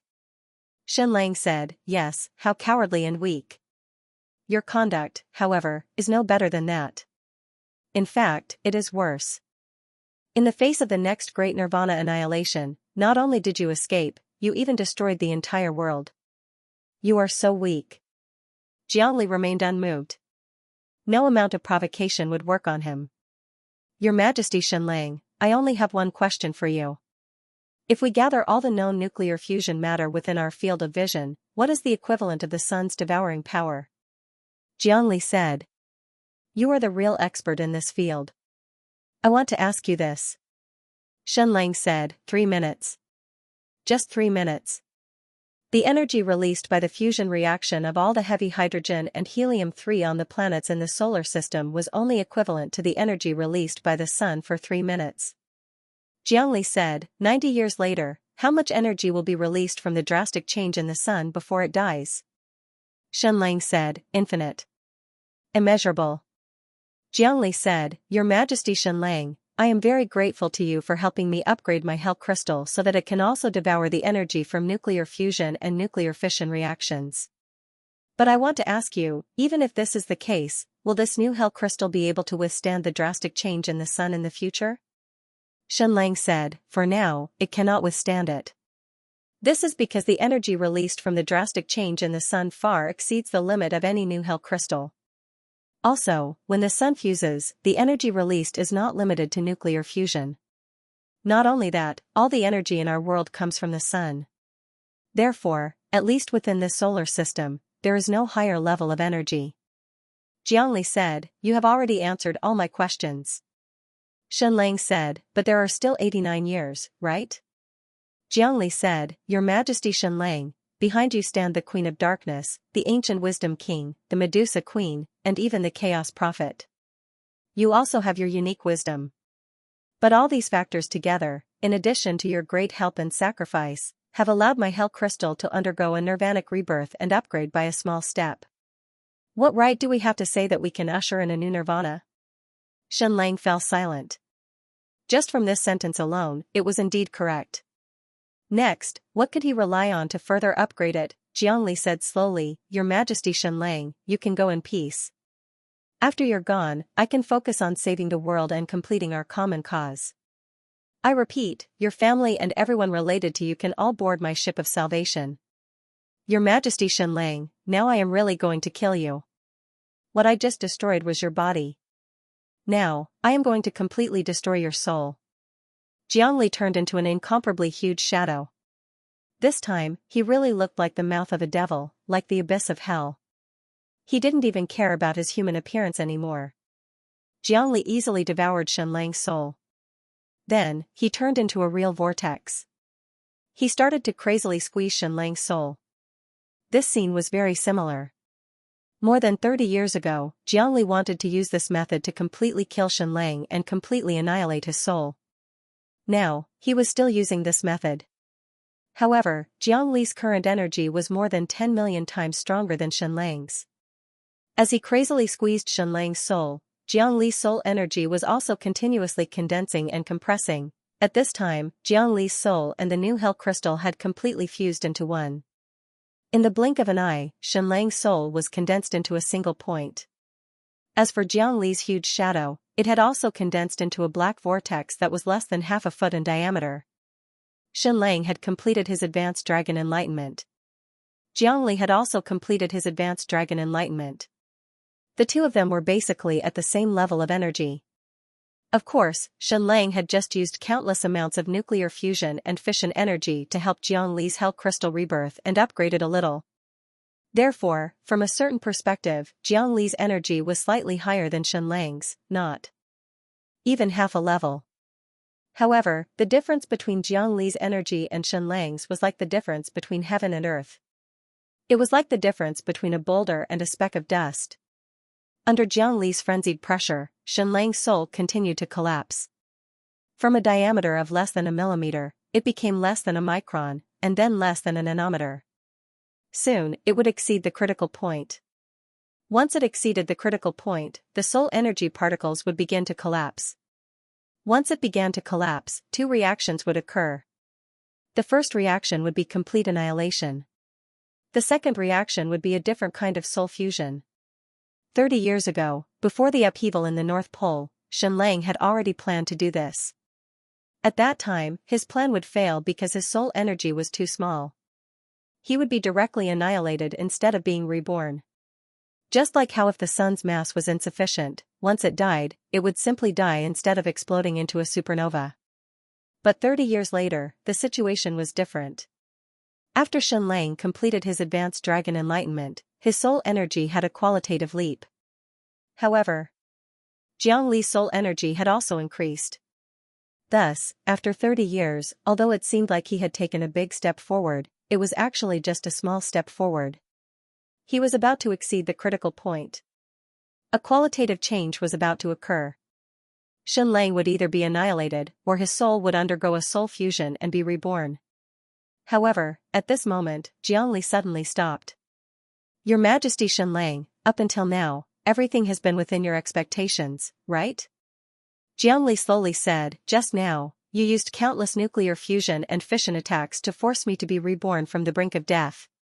You allowed my hell crystal to enter the realm of death and then be reborn. Now, you plan to repeat this scene and have me help your soul enter the realm of death and then be reborn. Your Majesty Shenlang, during the advanced dragon enlightenment, we only caused the souls of others to die, but we ourselves never experienced a death transformation. Now, you want me to help you complete this process, right?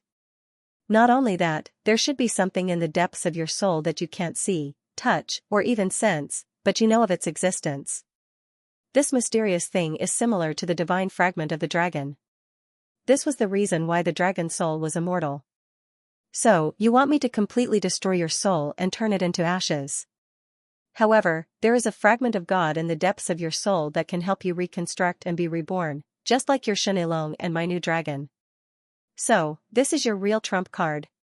Shenlang could no longer answer him, because his soul was already at the edge of hell. However, Jiangli's judgment was correct. The scene in front of him was the move that Shenlang did not know about. It was also the only move that could turn defeat into victory, and it could not be simulated. This was because Shenlang couldn't find any power strong enough to crush his soul and cause it to fuse.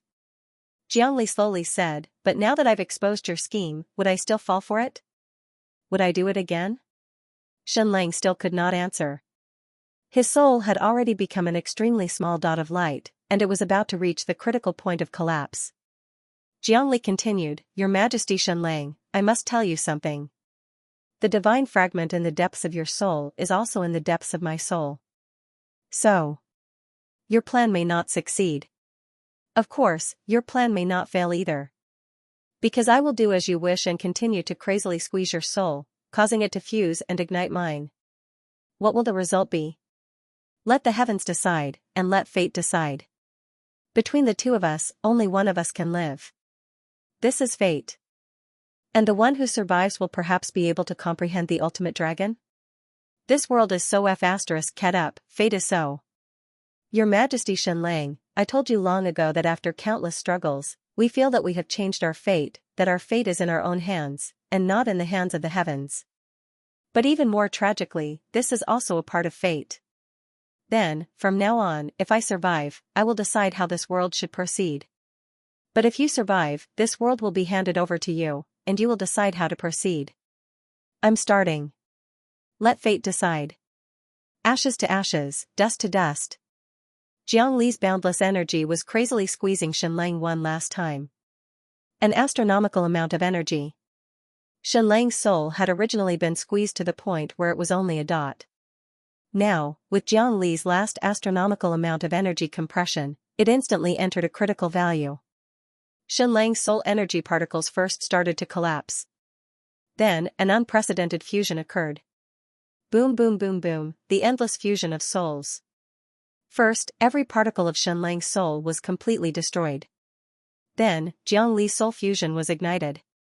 Boom boom boom boom, of course, all of this was happening in the microscopic world. Even though the soul fusion between the two of them was boundlessly powerful, it was not as vigorous as before. There was no shocking light either. It was not like the supernova that erupted after the death of the sun, which could illuminate a few galaxies. The soul fusion between the two of them merely flickered for a moment. Then, there was complete silence. Shenlang had disappeared, and so had Jiang Li's soul. The entire moon was empty. There was not a single figure in sight. Were the two of them dead? Had Shenlang's plan failed? It should not be like this. Only one of them could survive, but one of them could definitely survive. The final soul fusion and soul collision could be considered a form of mutual destruction, but it could also be considered a form of mutual help. Everything was left to fate. Shenlang had won. Actually, the instant the soul fusion happened, Shenlang had already won. This was because he had completed the soul fusion one step earlier than Jiang Li. Even though this time was very short, not even a 10,000th of a second, however, it was already too early. Shenlang had completed the soul fusion and soul nirvanic rebirth ahead of time because there was a segment of God in the depths of his soul. There was also a segment of God in the depths of Jiang Li's soul, but it was a little late. Once the soul nirvanic rebirth was completed, it would be another qualitative leap. Therefore, the person who completed the nirvanic rebirth first won. The person who completed the nirvanic rebirth first would devour the energy of the person who completed the nirvanic rebirth later. After Jiang Li's soul fusion, before his soul could be reborn, it was completely devoured and disintegrated by Shenlang. It was just like when Shenlang devoured the death energy of the Mother of Dragons, the ancient Wisdom King, and Queen Medusa. Even the segment of God in the depths of Jiang Li's soul was completely devoured by Shenlang. Jiang Li was dead, there was no sound. Or perhaps, he had already said his last words in advance. Fate, when one felt that one had fought against fate, when one felt that one's fate was not up to the heavens, it was very likely that this was just a part of fate. However, Shenlang had won. This was all within his plan. He had simulated the battle with Jiang Li 1,000,000 times, and he had lost all of them.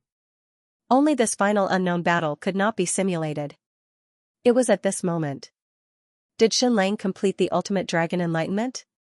Only by completely destroying and devouring Jiang Li's energy could he complete the ultimate dragon enlightenment. He had previously determined that the advanced dragon enlightenment was about life and death. So the ultimate dragon enlightenment was about time and space, because at this moment, he seemed to have the choice to go back to the past.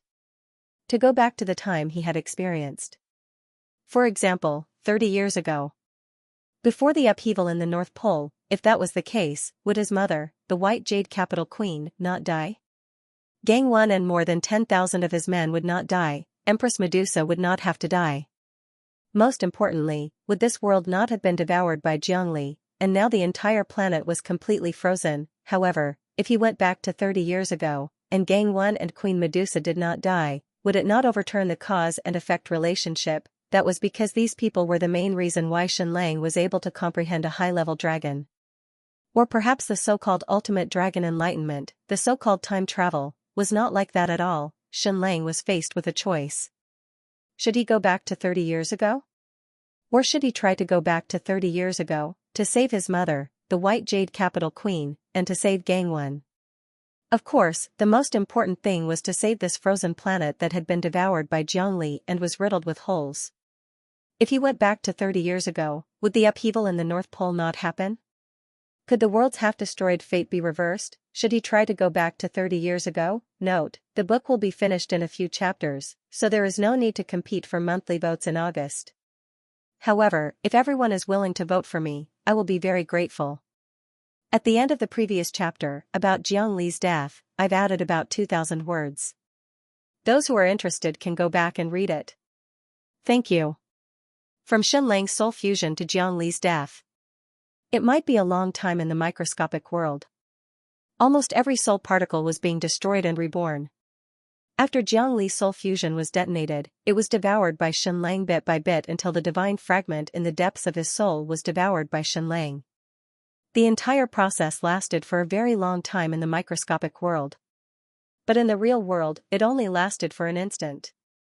Never forget, there will be an echo. After experiencing death and being reborn, Xianxia's soul was being reborn. It was taking shape bit by bit.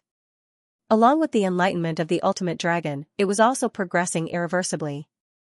At this moment, another thought came to Xianxia. Was all of this directed by the Chaos Prophet, including the ancient world? Xianxia's betrayal had turned them into fossils. Including this world. Xianxia had destroyed close to half of the planet. Including everything that was happening now. Wasn't it all directed by the Chaos Prophet? There was a divine fragment in the depths of Xianxia's soul, and so was Xianxia's soul. Only by combining the two fragments would one be able to complete the enlightenment of the ultimate dragon? Who was the one who placed this divine fragment in the depths of their souls? Was this the fate that only one of them could live? Then, was it fate that Xianxia would live and Xianxia would die? Was Xianxia's divine fragment destined to be devoured by Xianxia? Or to put it more bluntly, the sacrifice of the ancient wisdom king, the mother of dragons, Queen Medusa, was to help Xianxia complete the high-level enlightenment of the ultimate dragon. Then, was Xianxia's sacrifice the only thing that could help Xianxia complete the enlightenment of the ultimate dragon? Regardless of whether Xianxia's sacrifice was voluntary or not, this was a philosophical question. Would justice really triumph over evil? Would emotions really triumph over rationality? Of course, perhaps all of these were no longer important. What was most important now was Xianxia's choice. This was the enlightenment of the ultimate dragon. If one were to ask Xianxia, what was the enlightenment of the ultimate dragon? What was the feeling before him? It was a chaotic unknown. All he knew was that he wanted to comprehend the laws of time and space. His first instinct was to return to 35 years ago. Should he save his mother, the White Jade Capital Queen? Should he save Gang 1? Should he save this dying planet? Once this impulse appeared, he would have to make a choice. This was because this was an important part of comprehending time and space. It was also a part of the ultimate dragon's comprehension. 35 years ago, this was the easiest and most tempting path to take. In fact, it seemed to be the most direct way to complete the enlightenment of the ultimate dragon. It was also the embodiment of the ultimate dragon's enlightenment. However, if they were wrong, it would be a calamity for the entire world, a calamity 10,000 times more terrifying than what Xianxia had done. In Deleuze, The Three-Body Problem, there was a saintly female lead. She was extremely kind, full of emotions, and liked to act on her emotions. In the end, she destroyed the entire Earth, and then the entire universe. If it was the previous Xianxia, he would follow his heart because he represented his emotions while Xianxia represented his cold rationality. However, now that Xianxia was dead, the entire responsibility fell on Xianxia's shoulders. Not only did he have to represent his emotions, but he also had to represent rationality. Xianxia didn't make a choice immediately. Instead, he entered a deeper spiritual world. Boom. A figure appeared in front of Xianxia. It was the bald Gangwon, the androgynous, ridiculously handsome last successor of the Great Tribulation Temple. At the last moment, even if it was meaningless, the master of the Hollow Temple had sacrificed his soul. "Greetings, Your Majesty Xianxia." Gangwon bowed toward Xianxia. "Xianxia, it's been a long time, Gangwon." "Gangwon, Your Majesty Xianxia, I know what you're thinking.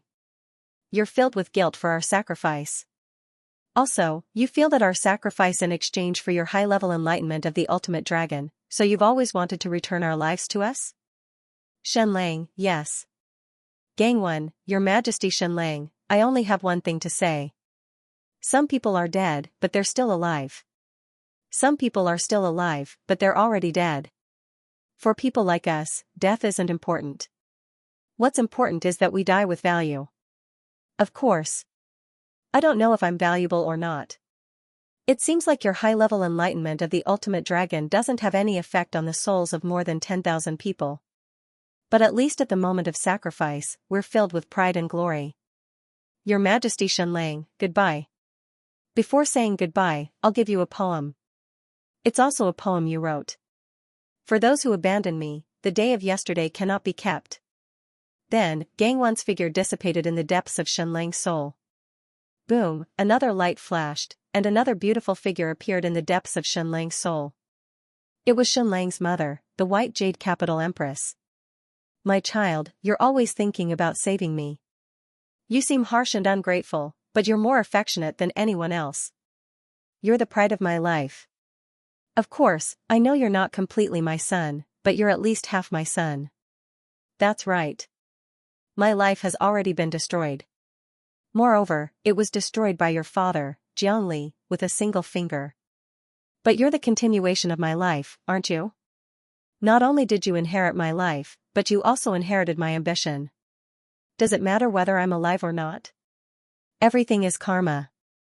A few decades ago, when the Great Qian Empire attacked the Great Yan Empire, I killed Jiangli with my own hands. From that moment onwards, I thought that one day, I would be killed by him with my own hands and end this karma. Therefore, it's only fair that Jiangli killed me with his own hands. Everything is karma. Jiangli kept saying that he wanted to get rid of his low-level emotions, so he killed me easily. He destroyed me with a single finger, even though I was once his wife. However, did he really not leave a mark in the depths of his soul when he killed me? Did he not leave any scars? Not really. Can he really get rid of his low-level emotions? That's not entirely true. Everything is perfect. It's even more perfect to leave regrets behind. I love you, my child." Then, the White Jade Capital Empress figure disappeared from the depths of Xianxia's soul. Boom. Another flash of white light appeared. An incomparably handsome man appeared in the depths of Xianxia's soul. This man was Jiangli. Of course, the souls of these people were not real. They were just reflections left behind in Xianxia's soul. Jiangli and Xianxia were silent. "Xianxia, I persevered on my path. Therefore, when I was comprehending the advanced dragon path, I abandoned my body and my emotions. I used the coldest logic to complete my mission. I believe that is the direction of human evolution.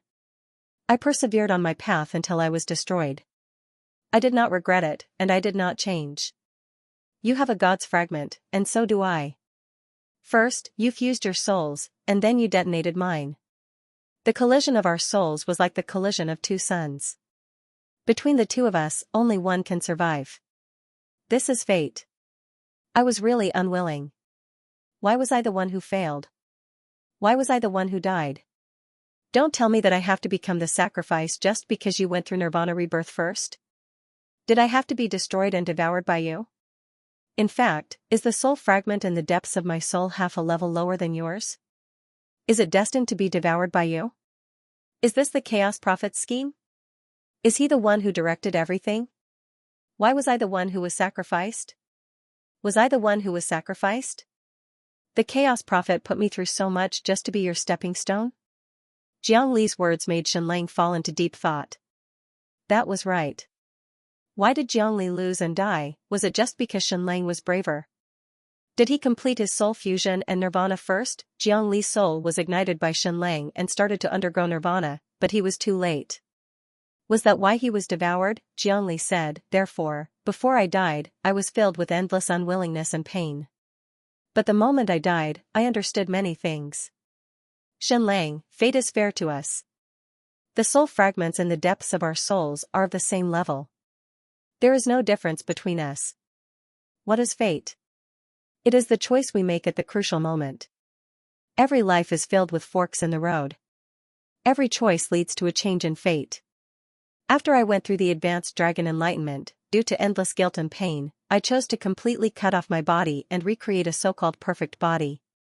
I felt that I had become perfect. I felt that I had abandoned my low-level emotions. I felt that I was on the right path to salvation. But, this in itself is a form of escape. A form of cowardice. Shenlang, you are right. I can't believe how powerful and heartless I appear to be. I even controlled the energy of half of the world. But what I wanted to do was cowardly. Before the sun died, it was going to undergo a drastic change. The entire world was going to face destruction. I wanted to create an unprecedented spaceship and escape with hundreds of thousands of souls. No matter how awesome I make my plan sound, no matter what survival instincts, no matter what ultimate path of evolution, it's just a matter of time. But in the end, it was a form of escape. Just like when I went through the advanced dragon enlightenment, I chose to abandon my body in order to escape the pain and guilt. But you are different, Shenlang.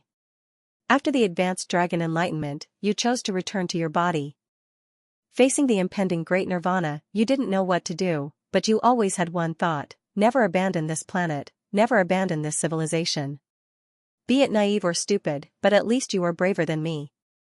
Our final battle, in the end, was a battle of souls. Your soul fused and was reborn. My soul was also ignited and fused, and I was reborn. But you won. You completed the rebirth. And I lost and became a sacrifice. This was not a conspiracy of the Chaos Prophet. It was destined from the start. Because I abandoned my body, my soul was no longer complete.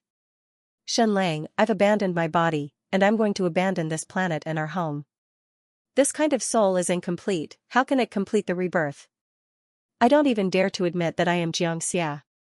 I only admit that I am Jiangli. How can such an incomplete soul complete the rebirth? How can I win? Jiangli's words were enlightening. A person, no matter how strong you become. But if you abandoned your home and country in your heart, then this soul is destined to be incomplete. How can you complete the rebirth? Even if you explain it 1,000 times, 10,000 times, using the most advanced theories, it is useless. For example, where there is freedom is the country. Shenlang, you destroyed the ancient prison and buried Xianxia's body at sea. Jiangli said slowly, you are not willing to use my weakness to attack me. This in itself is a kind of strength. But that body is not only my weakness, it is also a part of me that is missing. So, countless years ago, my failure was destined. This time, my failure in the ultimate rebirth was also destined. I became the power of the sacrifice to help you complete the advanced dragon enlightenment. This was also destined. That's because my soul has been damaged. A very important part of it is left in my body, and that is my emotions. After saying these words, tears fell from the corners of Jiangli's eyes. Of course, he was still not the real Jiangli. Jiangli was already dead. However, this was merely a projection in Shenlang's mind. It could be considered an echo of death. Shenlang, my son. You said before that a child first worships his father, then understands his father, and finally defeats his father. Now, you have completed it, and every step is very solid. Now, you are facing the most crucial step. You have to make the most important choice. Shenlang, you are in the process of the ultimate dragon enlightenment. As a loser, I can't teach you anything. But as a father, I want to have a few words to say to my son. First, pain and regret are a part of life. Do not isolate yourself in order to redeem your pain and regret. That is the worst possible outcome for me. Second, what happened in the past is fated to be in the past. It cannot be reversed. If you want to reverse it, it means denying the past. Denying the past means denying the self. Once you deny the self, it means complete destruction. There is a third sentence, but I do not know if I should say it. Jiangli sighed softly. Shenlang, my son, do you think the Chaos Prophet completed the ultimate dragon enlightenment? Jiangli asked. Shenlang did not answer. Jiangli said, he should have, or maybe even completed it with all his might. But, why does he need you to save the world, and not himself? This sentence was even more deafening, and it almost exposed the entire truth. Of course, it was not exactly a revelation, because it was even more confusing. What if the Chaos Prophet completed the ultimate dragon enlightenment? What did he rely on to complete it? The so-called dragon enlightenment, at the end of the day, was an exchange of energy. To put it bluntly, it was devouring. What kind of energy could support the Chaos Prophet to complete the ultimate dragon enlightenment, and most importantly, if he completed the ultimate dragon enlightenment, shouldn't he have saved the world? Could it be, when the Chaos Prophet completed the ultimate dragon enlightenment, he also made a huge mistake? Did he also want to redeem his pain and regret that led to the current situation? Who was the Chaos Prophet? Was he from the primordial era? Ancient era? Or was he from somewhere? When did he begin comprehending the ultimate dragon? All right, my son, farewell, Jiangli said, I have lost. I wish you a bright future, and never regret. Then, Jiangli's figure completely disappeared from Shenlang's sight. All of the soul reflections had disappeared. Shenlang returned to the strange and chaotic space, a completely lonely world. He wanted to continue his ultimate dragon enlightenment. Return to the past, 35 years ago? Save Gang 1, save his mother, the White Jade Capital Empress? Save this shattered world, it was a tempting thought. But the past was the past. Denying the past meant betrayal and overturning karma. This path seemed perfect, but he could not walk it. Since he could not return to the past, what was the content of the ultimate dragon enlightenment? What was the enlightenment of time and space? Soon, Shenlang understood now. He was the most suitable person for the ultimate dragon enlightenment. He was the most suitable person for the enlightenment of time and space. Because, he himself was a transmigrator. His transmigration was the product of the ultimate dragon enlightenment.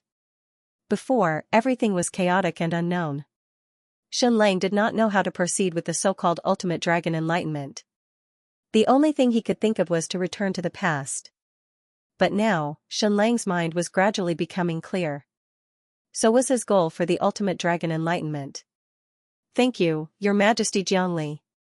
Thank you for your sacrifice. Thank you for your advice before your death. Thank you, your mother. Thank you, Gang 1. I know what I should do now.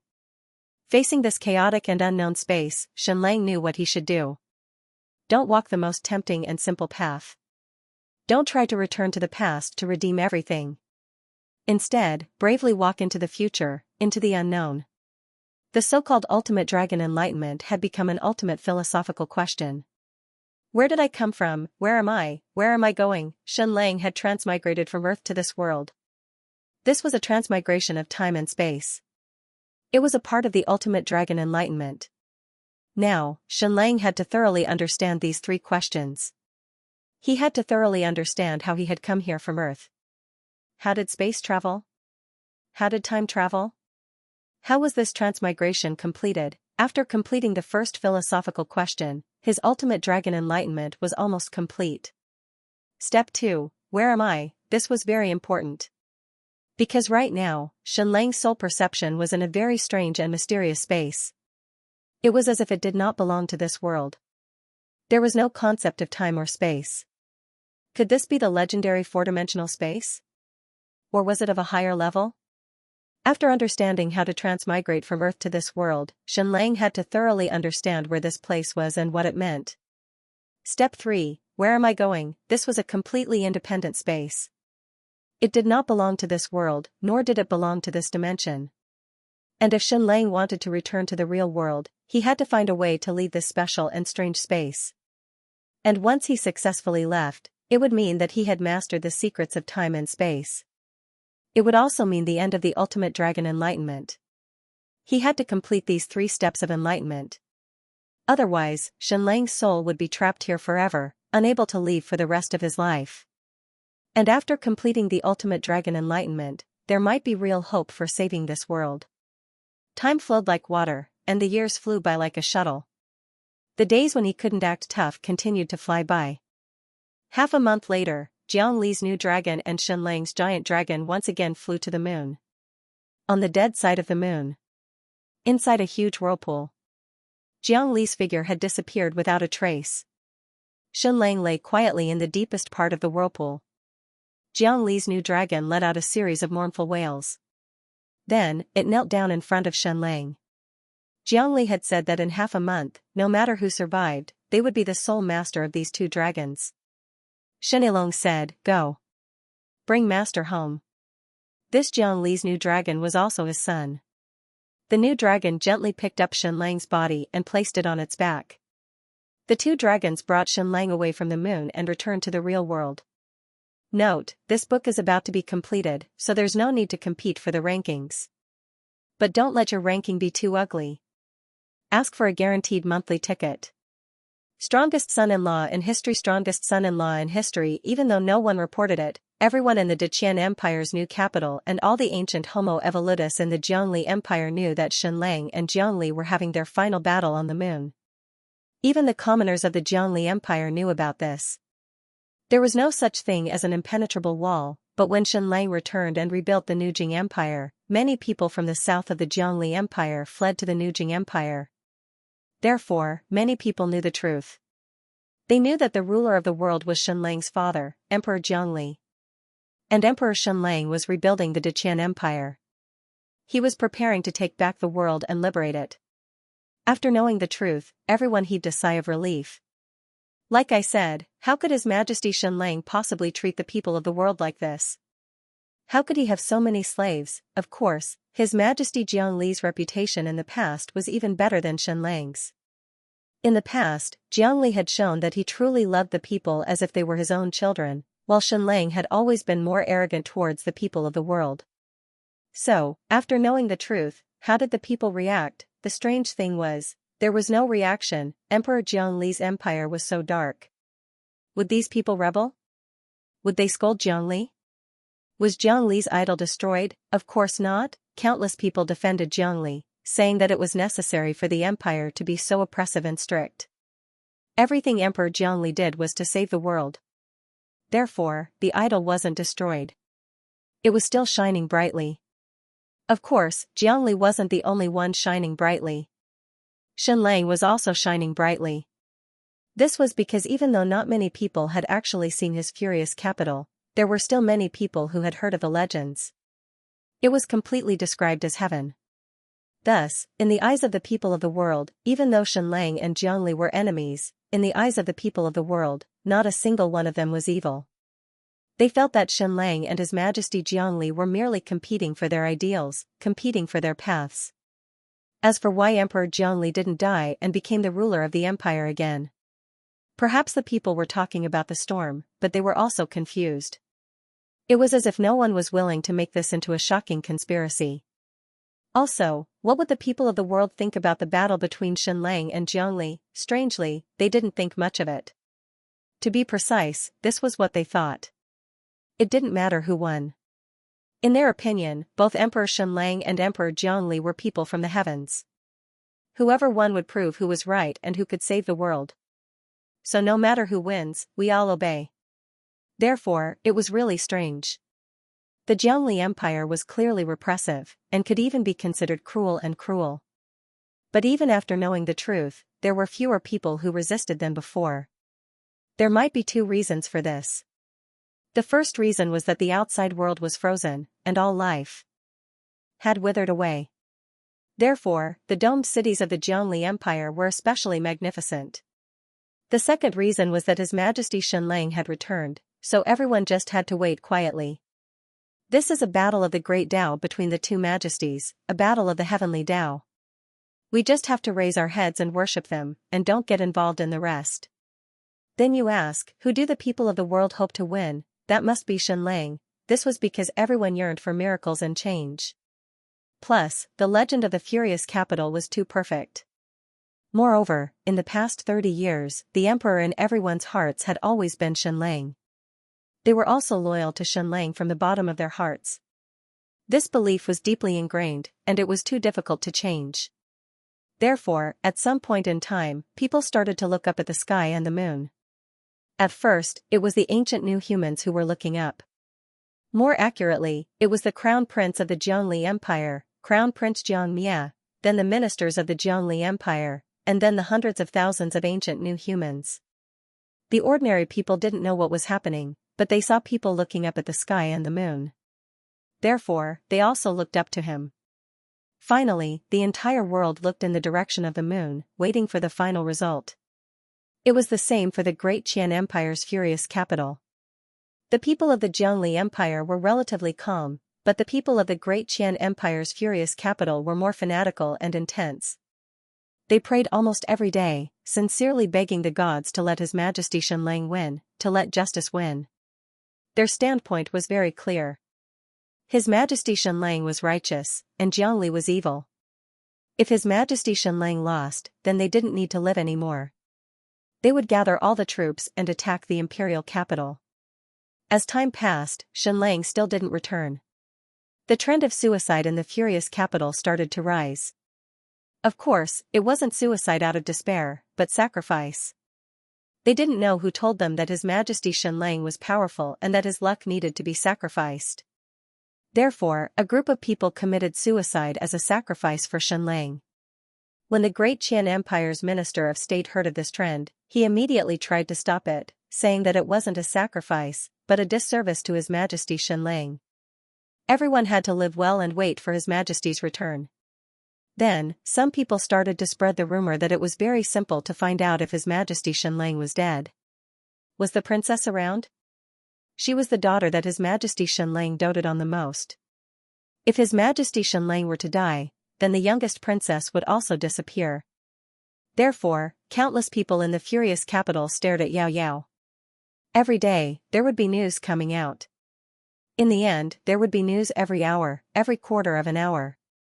Moreover, the news that came out was exactly the same. Princess Yao Yao is painting. She is painting an ordinary family dinner. This news was repeated countless times. 1 day, 2 days, 3 days, every time, the news that came out was that Princess Yao Yao was painting the same painting. Everyone heaved a sigh of relief, but they were still suppressing their fear. If Princess Yao Yao was still around, it proved that His Majesty Xianlang wasn't dead and was still alive. However, she had been painting the same painting, which proved that the winner hadn't been decided yet. Princess Yao Yao was also using the painting as an excuse to pray. Finally, one day, a quarter of an hour, Yao Yao's painting was finished. An ordinary family dinner. This was because Yao Yao had signed on the bottom right corner of the painting. Not only was there the word Yao Yao, there was also a small face filled with 2D style, a face filled with joy. Then, Princess Yao Yao took out a new drawing board and started painting again. Princess Shenmi trembled. Sister, Daddy won, right? Daddy is coming back, right? Yao Yao smiled sweetly and continued painting. Princess Shenmi quickly saw that the person that Sister Yao Yao had drawn was Jiangli, who was filled with supreme majesty. This painting was solemn, just like a portrait of a deceased person. Very quickly, the news spread. Princess Yao Yao's painting of her dinner is finished. She is currently painting Jiangli's portrait. His Majesty Xianlang won, His Majesty Xianlang won. Then, the entire furious capital was filled with excitement, and fanaticism. At this moment, Xianlang hadn't returned at all. There were still a few days before the giant dragon would fetch him. However, the furious capital of the Deqian Empire couldn't wait to celebrate their victory and was completely immersed in a sea of joy. Long live the Emperor, long live, long live. Long live the Deqian Empire, long live, long live. Then, the ministers of the Deqian Empire and the Privy Council held meetings every day to discuss how to take over the entire Eastern Empire and Xiluan Empire, and how to smoothly transition the 200 domed cities of the Jiangli Empire into a nuclear power center. Not only that, the ministers of the Deqian Empire and the Privy Council needed to be expanded and restructured. In fact, Xianxia couldn't wait to change his official position to the third deputy minister of the Deqian Empire. For a very long time, they belonged to the regime in exile. The Minister of State of the Deqian Empire, the ministers of the Privy Council, Jin Jun, Zhang Chong, Sun An, and the others were all imprisoned. Now that His Majesty had won, this group of people would naturally be released and continue to control the central government of the empire. As the officials of the regime in exile, they felt that it was necessary for them to move back a little. But that wasn't all. The ministers of the Deqian Empire had even started to quarrel and argue with each other over one thing. Should the Xiluan Empire be returned? Everyone knew that 30 years ago, the Xiluan Empire and the Eastern Empire were equal empires. Moreover, the queen of the Xiluan Empire was Her Majesty Helen, the sister of His Majesty Xianxia. However, it was later forcefully annexed by the Jiangli Empire. Now that His Majesty Xianxia was going to take over the empire, should he return the Xiluan Empire to Queen Helen? Some people said that it should be returned. The world had to pay attention to orthodoxy and justice. Some people scolded that it was too pedantic. Since Jiangli had already annexed the Xiluan Empire, why should he do so? Shouldn't His Majesty Xianxia rule the entire world? As for Queen Helen, it was very simple. She was the deputy empress before and would still be the deputy empress of the Deqian Empire in the future. The territory of the Xiluan Empire would still be under her control. There were simply too many issues to debate. For example, should the jurisdiction of the Abyss province be removed? Moreover, should all the people there be moved out and turn it into an experiment center? Another example, should a province be established in the North Pole? And so on. Xianxia had yet to return, but they had already started to plan for the next few years. However, there was one thing that they had never discussed. Was that the fate of the ancient new humans? Jiangli had already lost. He was evil, so these ancient new humans were naturally evil as well. There were also these ancient puppet warriors. Should they all be executed? How would their fate be executed? No one brought up this topic because they felt that this was the authority of His Majesty Xianxia. The officials could not overstep it.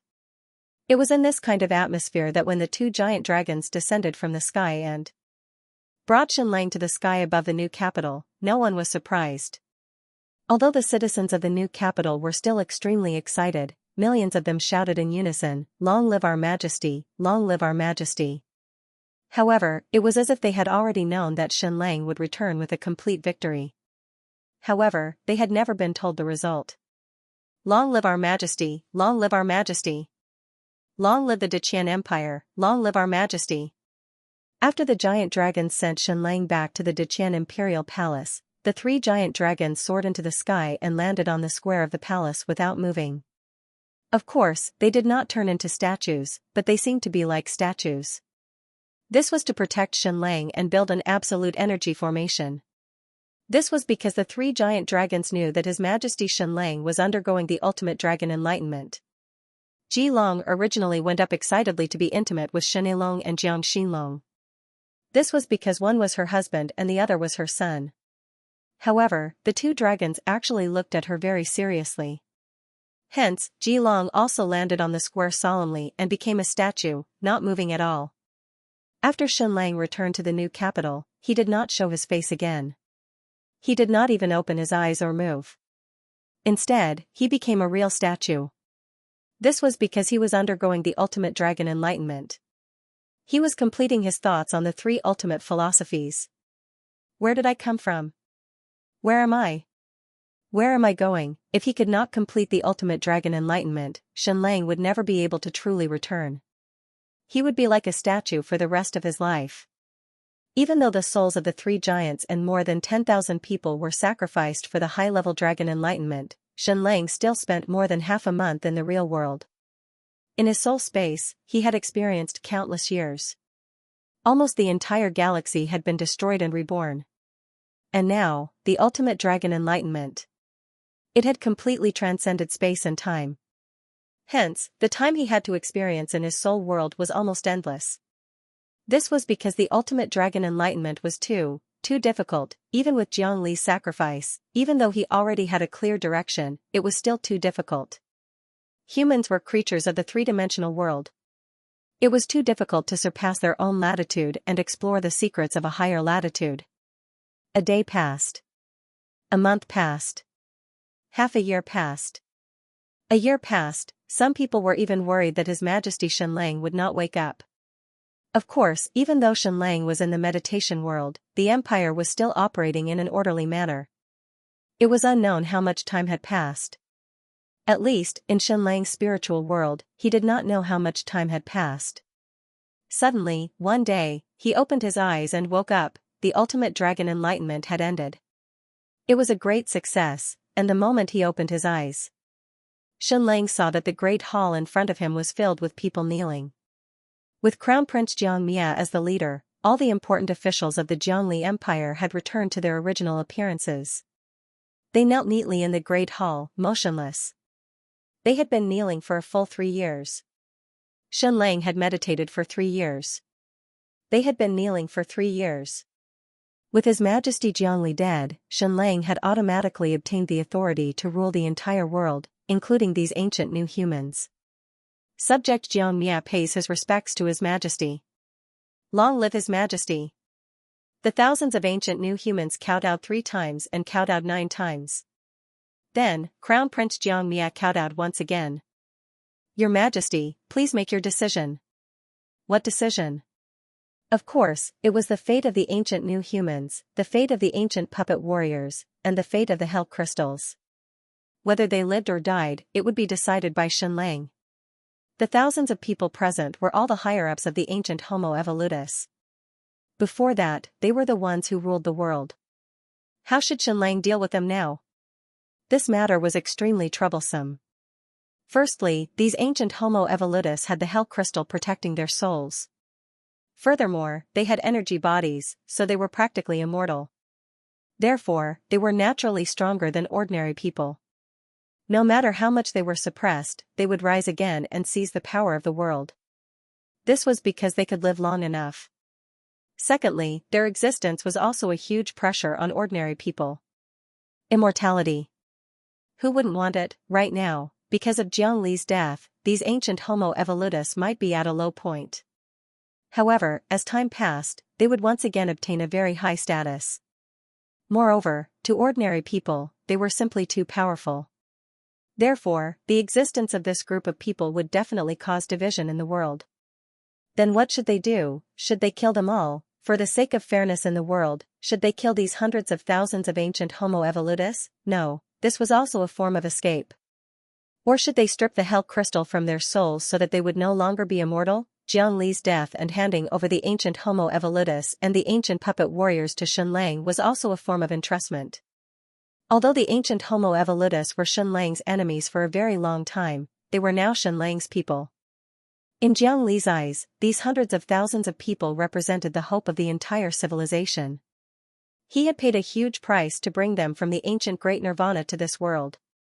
If they were killed so easily, it would be a waste of Jiangli's sacrifice. After a long while, Xianlang said, Xianxia, and everyone else, you are the only humans left in the ancient civilization. Before His Majesty Jiangli died, he entrusted you to me. Therefore, I have to be responsible for you. However, for the sake of the world's peace, why did I strip away the hell crystals in your bodies for the benefit of all ordinary people? So, you will no longer be undying and indestructible in the future.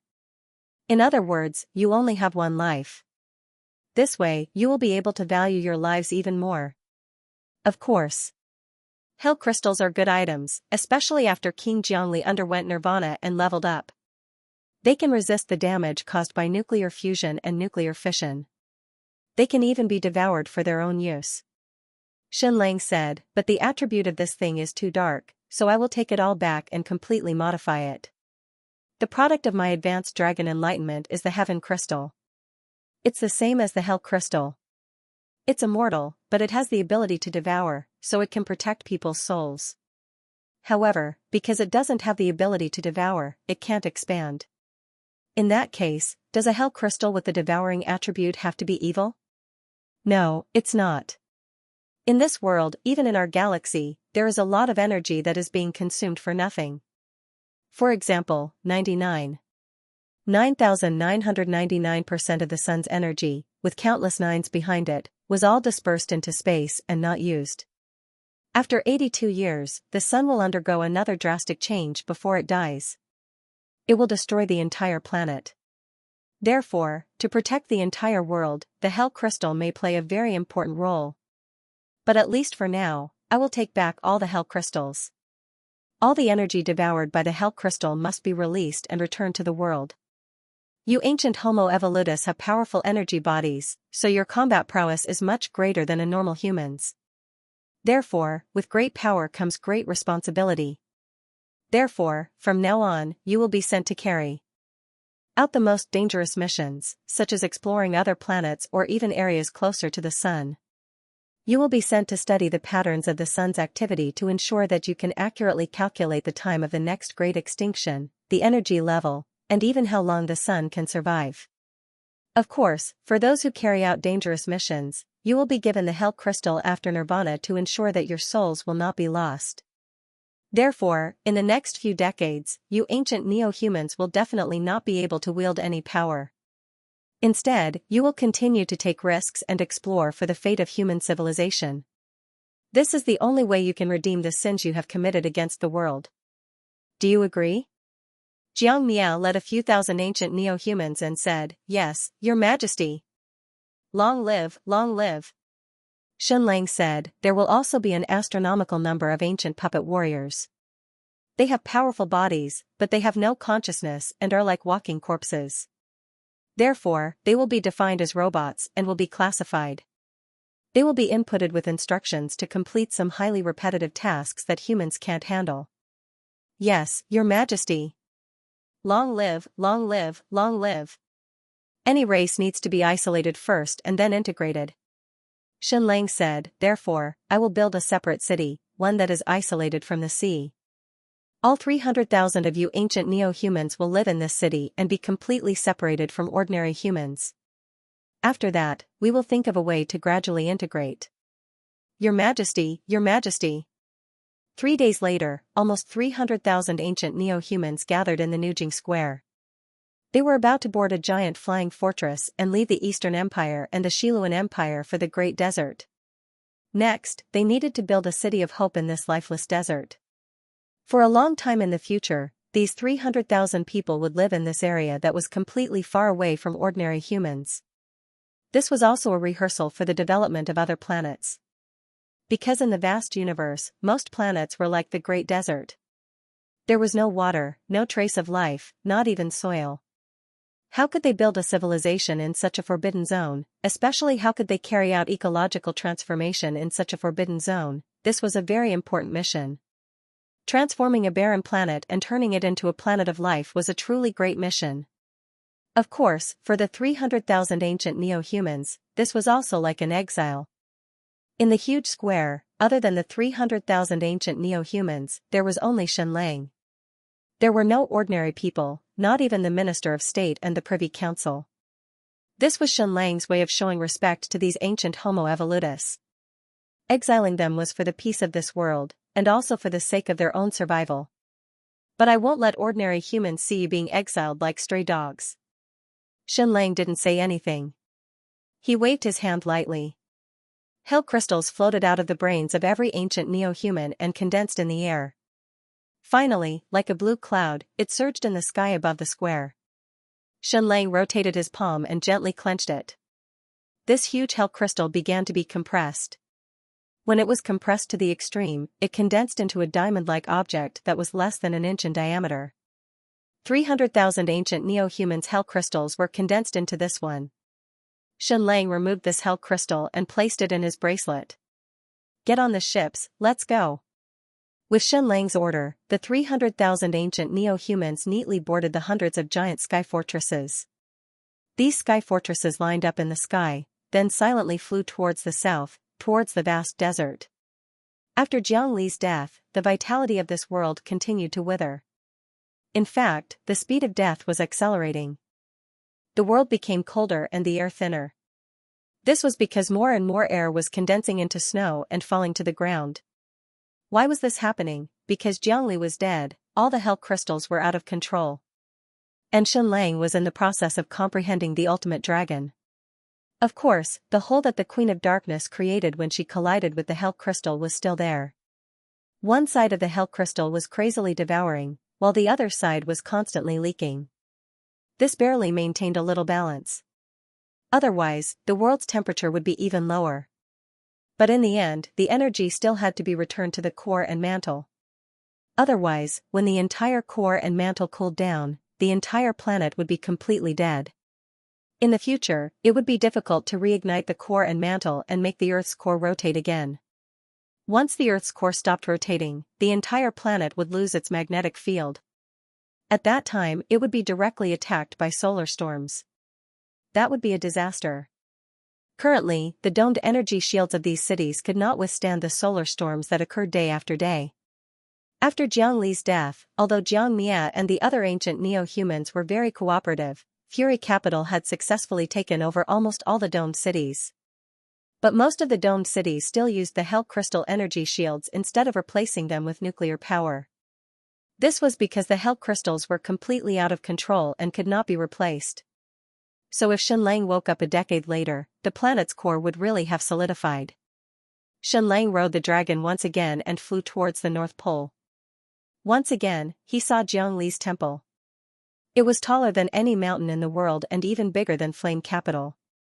Inside the temple, an astronomical number of ancient puppet warriors were still standing there in neat rows. After Jiang Li's death, they lost all command. They really were like robots, standing there forever without moving. These tens of millions of ancient puppet warriors would become a huge production force in the future. There was a hole on Jiang Li's throne of darkness. Energy constantly leaked out and shot into the sky, releasing an incomparably gorgeous light. When Xianlang rode the dragon to the darkness temple, the tens of millions of ancient puppet warriors still did not move. Xianlang landed on the ground of the temple and walked up the stairs step by step. With every step he took, his body grew larger. By the time he reached the darkness throne, he was already as tall as a mountain, just like Jiang Li from before. Then, he slowly sat on the throne of darkness. In that instant, Xianlang had obtained all the power in the world. Boom boom boom boom, the entire world's 200 domed cities, tens of thousands of Hell Crystal tunnels, tens of thousands of Hell probes, millions of Hell Crystal energy systems instantly surged into Xianlang's brain. Endless amounts of data. Endless amounts of information. Fortunately, Xianlang had already completed the ultimate dragon enlightenment. Otherwise, with all the data surging in, although his brain would not immediately crash, it would still take up more than 80% of his brain. No wonder Jiang Li had been sitting on the throne of darkness, unable to move at all. Back then, he had been like the Spider Emperor, lying in the middle of a spiderweb and controlling the energy and order of the entire world through the countless Hell Crystal passageways. He had been in charge of how much energy they should absorb and how much energy they should release to maintain the survival of these domed cities. And before Jiang Li left, he actually built a virtual brain to replace him in controlling the world's most basic order, barely maintaining the world's energy. And now, Xianlang sat on the throne of darkness. He had obtained all the power. Not just the 200 domed cities, the fate of hundreds of millions of people, but also the huge secret base under the North Pole. There were 3 huge spaceships inside. When Jiang Li was here, countless ancient puppet warriors built the spaceships according to his orders. Without Jiang Li around, the millions of ancient puppet warriors remained motionless. These 3 spaceships were not completed. They were quietly parked in the secret base under the North Pole. Next, Xianlang checked the virtual brain's information. Jiang Li had built 4 spaceships, and Spaceship 1 was the only one that had been completed. Even though it was relatively primitive, much smaller, and completely experimental in nature, it was at least completely built. Also, it was no longer here. Not in this world. Where did it go? Completely unknown. There was no record of it in the virtual brain. All Hell Crystals, stop devouring. Xianlang gave the first order, all domed cities, replace the nuclear energy core in turn. Xianlang felt a sense of rejection, he actually felt resistance. No matter how much the Hell Crystals resisted him, the virtual brain was also resisting him. They were even tempting Xianlang. Your Majesty, my great master, please do not stop devouring. You are greater than Jiang Li. Not only can you become the master of the world, you can also conquer countless galaxies and build a huge empire. My great majesty, don't you want to return to Earth as a conqueror? By then, Earth will become one of your colonized planets. You will not only be the emperor of this world, but also the emperor of Earth. Our dream is to conquer the sea of stars. Imagine that when you stand on the ground and look up at the sky, all the stars in your field of vision will be your territory. This sentence was too domineering. It was an upgraded version of Genghis Khan's "The whole world is my ranch." Your Majesty Xianxia, you are more suitable to rule us than Jiangli. You are more suitable to be the master of the stars than Jiangli. Because you have completed the enlightenment of the ultimate dragon. You have completed the enlightenment of spacetime. It is time to conquer the sea of stars. It is time to rule the stars in the sky, my great majesty. Perhaps in the future, we should call you the Milky Way Emperor. The hell crystals and the virtual brain tried their best to bewitch Xianxia. Of course, they could not speak. Instead, they directly released energy waves. Xianxia smiled slowly and said, "Of course, I will conquer the sea of stars, but not in the way you do. Perhaps in the future, I will also return to Earth, but also not in the way you do." Then, Xianxia released an endless and powerful will. All hell crystals, stop devouring. No, no, no. The hell crystals in the entire world resisted and struggled with all their might. They even instinctively threatened Xianxia. Boom, boom, boom, boom, the entire world was trembling, and countless frozen seas were completely split open. Endless earthquakes. The hell crystals instinctively resisted Xianxia's orders and threatened to perish together with the entire planet. This thing actually had its own will. When did it awaken? Previously, Xianxia had also come into contact with many hell crystals. They only had the instinct to devour, but they did not have their own will. Faced with the counterattack and resistance of countless hell crystals, Xianxia was furious in his heart.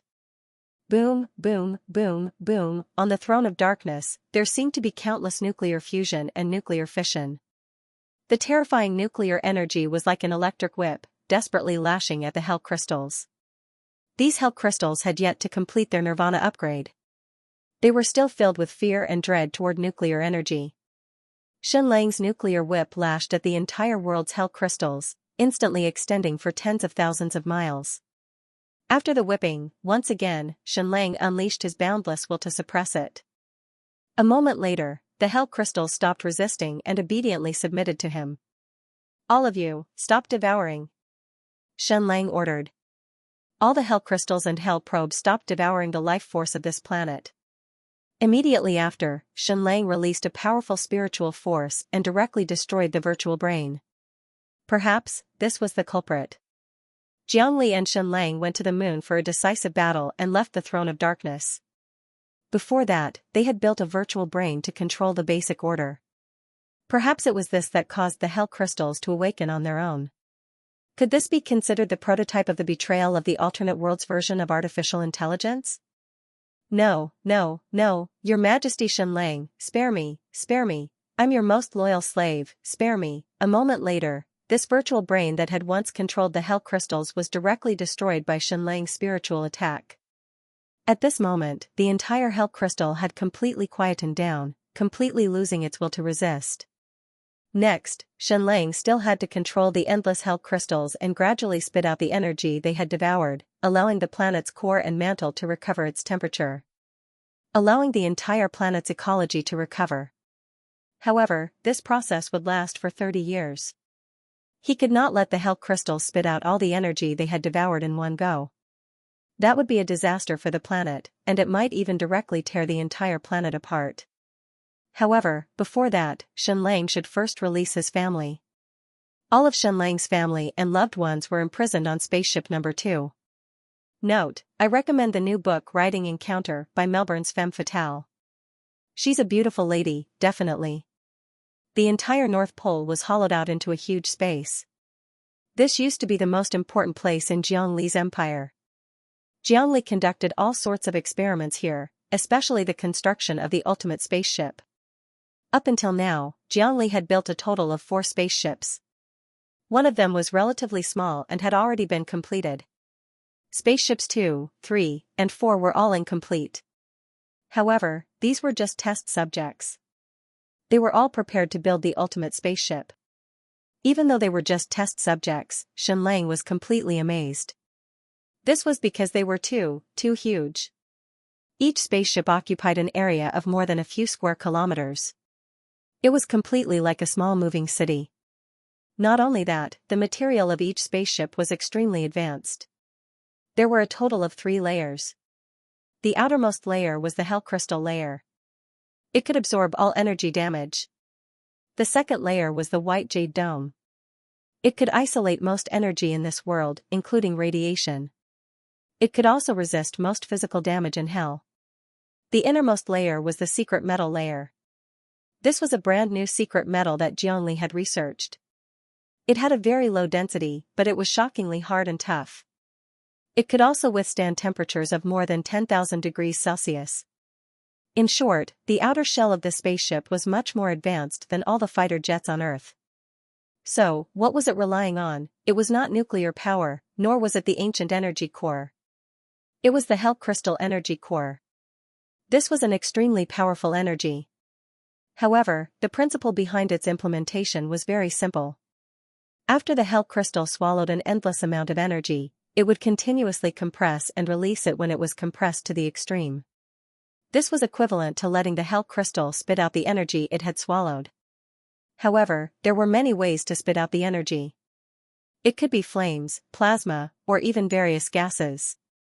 Xianxia extracted all the hell crystals from the 300,000 ancient Homo evolutus and compressed them continuously. In the end, they were only the size of a diamond.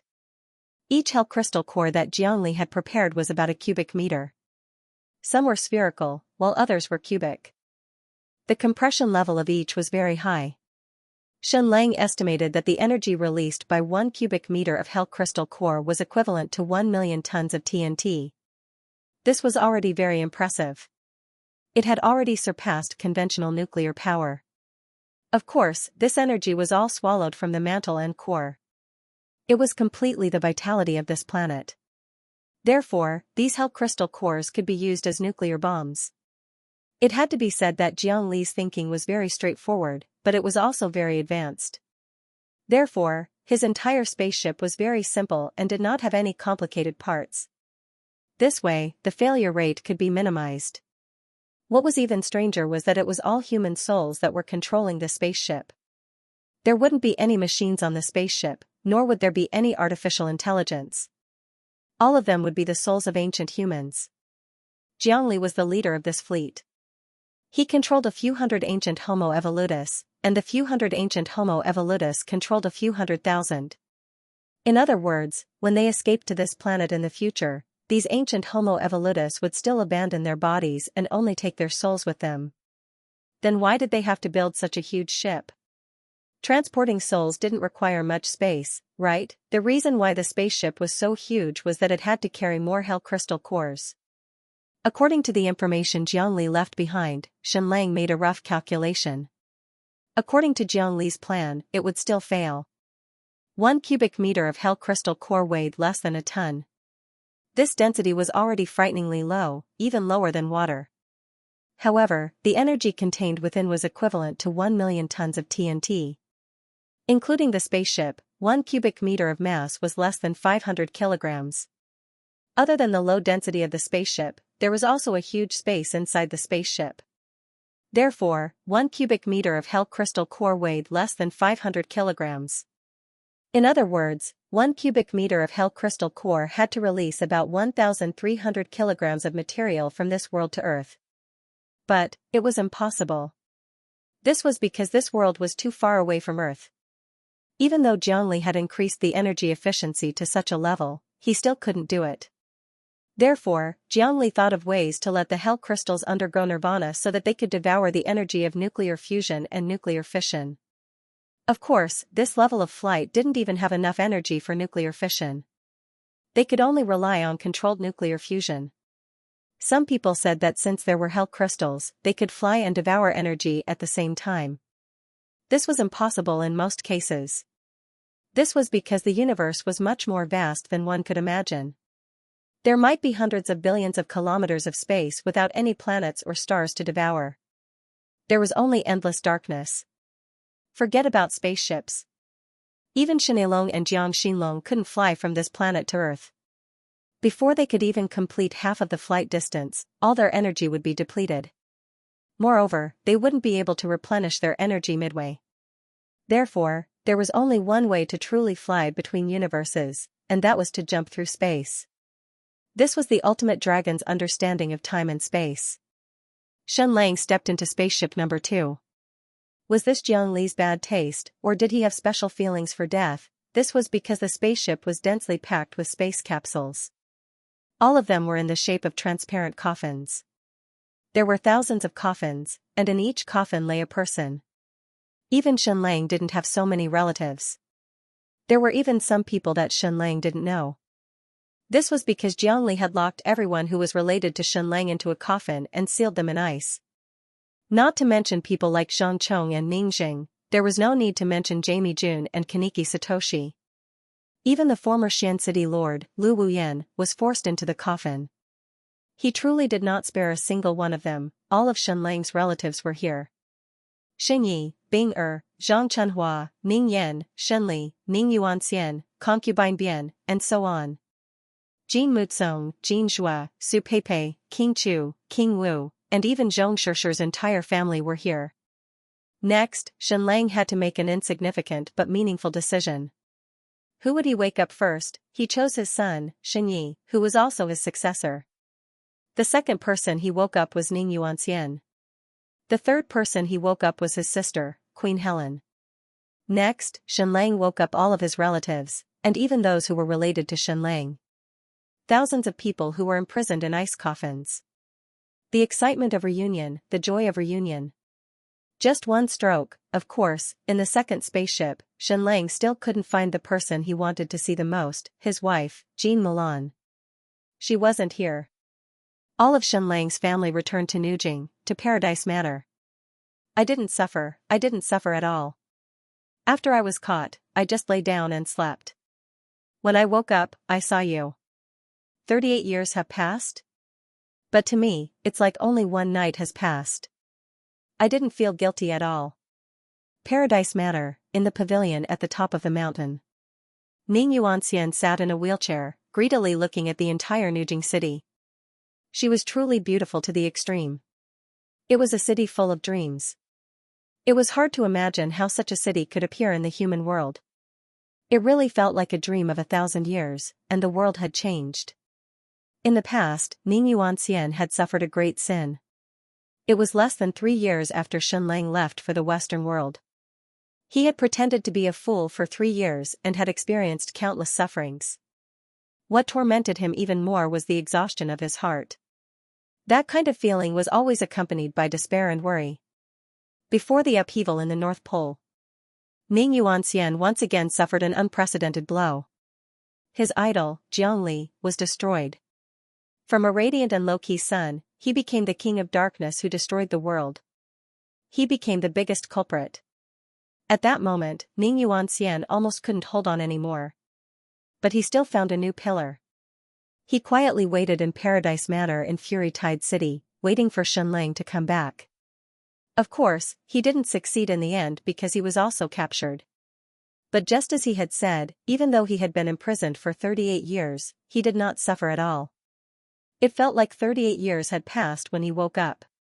I'm very glad that I don't have to face him, Ning Yuanxian said. He was, of course, talking about Jiang Li. At least you don't have to witness the destruction of an idol, Ning Yuanxian said. But what about this? It feels like you don't have to participate in it. It feels like you have already won when you wake up. It's unfair to you. We can't feel what you have experienced. It feels like the fruit of victory is waiting for you with your eyes closed. So, it feels a little empty. Shenlang understood this feeling. It was like fighting a boss in a game. One had to go through all kinds of difficulties before he finally succeeded. Only then could he have a sense of accomplishment. The feeling of waking up and winning while lying down was too boring. However, Ning Yuanxian didn't need to go through this anymore. He was already old. Father-in-law, I can cure your Parkinson disease now, Shenlang said. I can help you walk and move normally now. Ning Yuanxian shook his head and said, "No, don't cure me. Just let me feel the tremor so that I can feel the preciousness of life and the beauty of the world. Don't cure me." Then, Ning Yuanxian said, "I don't need to walk anymore.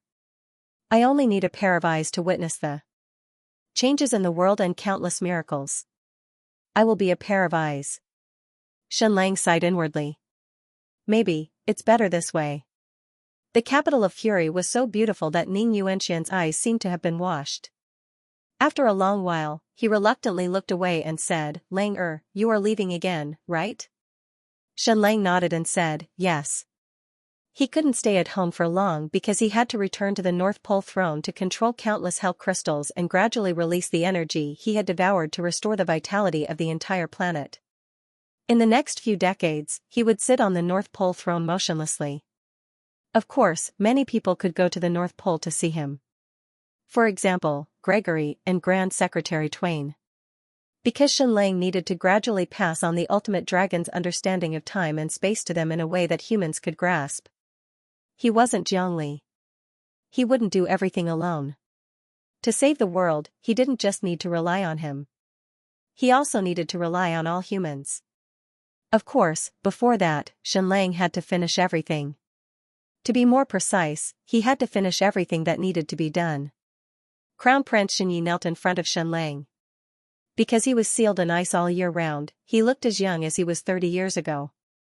In fact, he even looked too young. He looked like a teenager. "Dad, I have a very uncomfortable feeling. I feel dizzy and like I'm dreaming." Shenlang understood this feeling. Should this be called space-time dizziness? It was like a person sitting in a train. The train seemed to be completely still, but the train kept moving forward. Unknowingly, the train had traveled thousands of miles, but the train didn't have windows, so you couldn't feel it moving at all. At this moment, Xinyi was a little scared and empty. Because he didn't participate in anything that happened in the past 30 years. Shenlang stepped forward and patted him on the shoulder. "So the situation you're going to face is going to be even more difficult. Because I'm going to hand over the entire empire to you. From this afternoon onwards, you're going to wield the power of the empire. I'm going to let go of everything and hand over all the internal and external affairs to you. After this, I'm only going to do one thing, the most important thing." Xinye's eyes flashed with a hint of confusion. He had just woken up, and he was going to wield the power of the entire world? And the entire world had changed drastically. Feeling fear? Shenlang, that's right. Knowing fear is the best start. This way, you won't do too badly. Xinyi suddenly said, "Father, where's Mom? Why don't I see her?" After being sealed in ice for more than 30 years, the first thing Xinyi missed the most was his father and mother. Shenlang sighed. "Your mom went to a completely unexpected place." Xinyi trembled. Then will I be able to see her again in this lifetime?" "In this lifetime? Maybe not very much." Shenlang, "But I can. Next, I'll use all my wisdom and strength, not only to save this world, but also to reunite with your mother. I don't owe this world, but I owe her too much. After finishing the things here, I'll spend the rest of my life with her to make up for her happiness." Xinyi was fine. At least he had spent a few years with his mother. But Jean Zhua and Su Peipei had always been separated from their daughter, Jean Milan.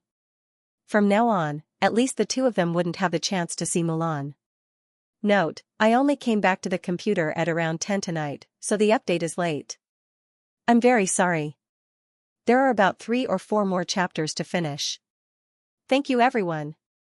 Within Paradise Manor, all of Shenlang's family gathered together. This was an unprecedented lineup. Not only did it include his wife and children, but there were also his parents-in-law, adoptive parents, younger brother Xinjian's family, Jean Muzong's family, Duke de Bus, Princess Hela, Queen Helen, Queen Ida of the Amazon, and the adorable Amazon princess. Because she had been sealed in ice, even though 30 years had passed, she still looked like a little girl.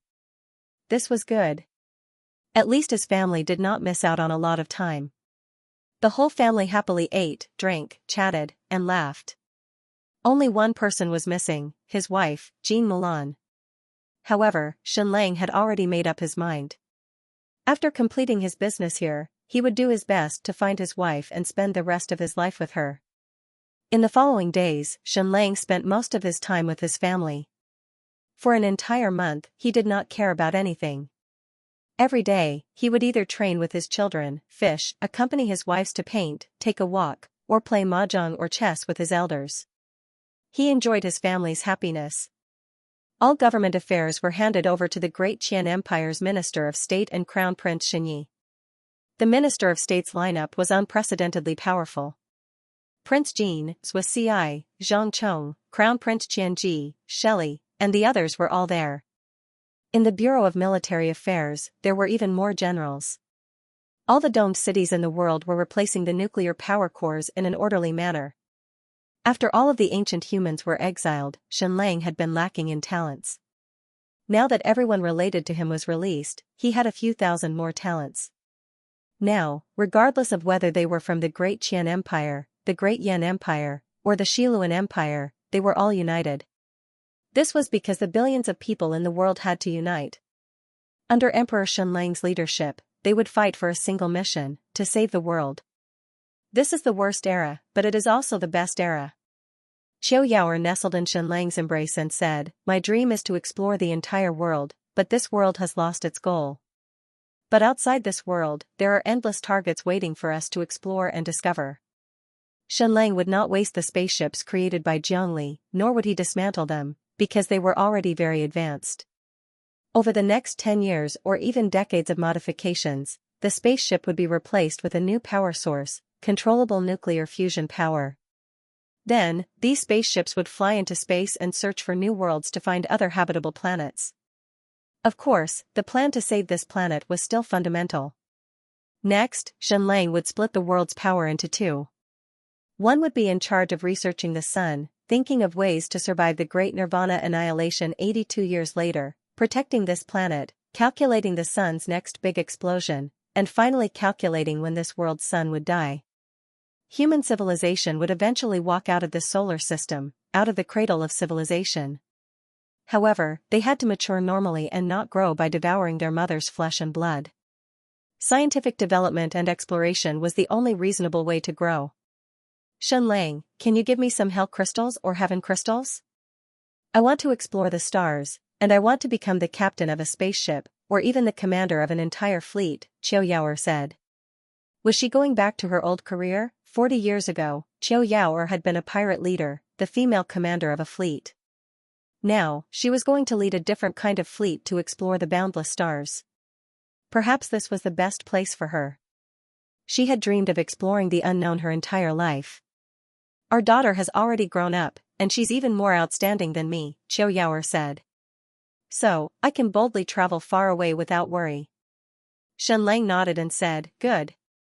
However, if you want to become the commander of an exploration fleet, you still have a lot to learn." There was indeed a lot to learn, such as knowledge about the stars, gravity, astronomy, and so on. There were countless things to learn. At the moment, this world was very biased towards materials science and dynamics, which were already more advanced than Earth's. However, electronics, most natural sciences, and physics were far behind Earth's. After all, a large part of this world's civilization was inherited from the ancient empire, or even the ancient empire's energy civilization.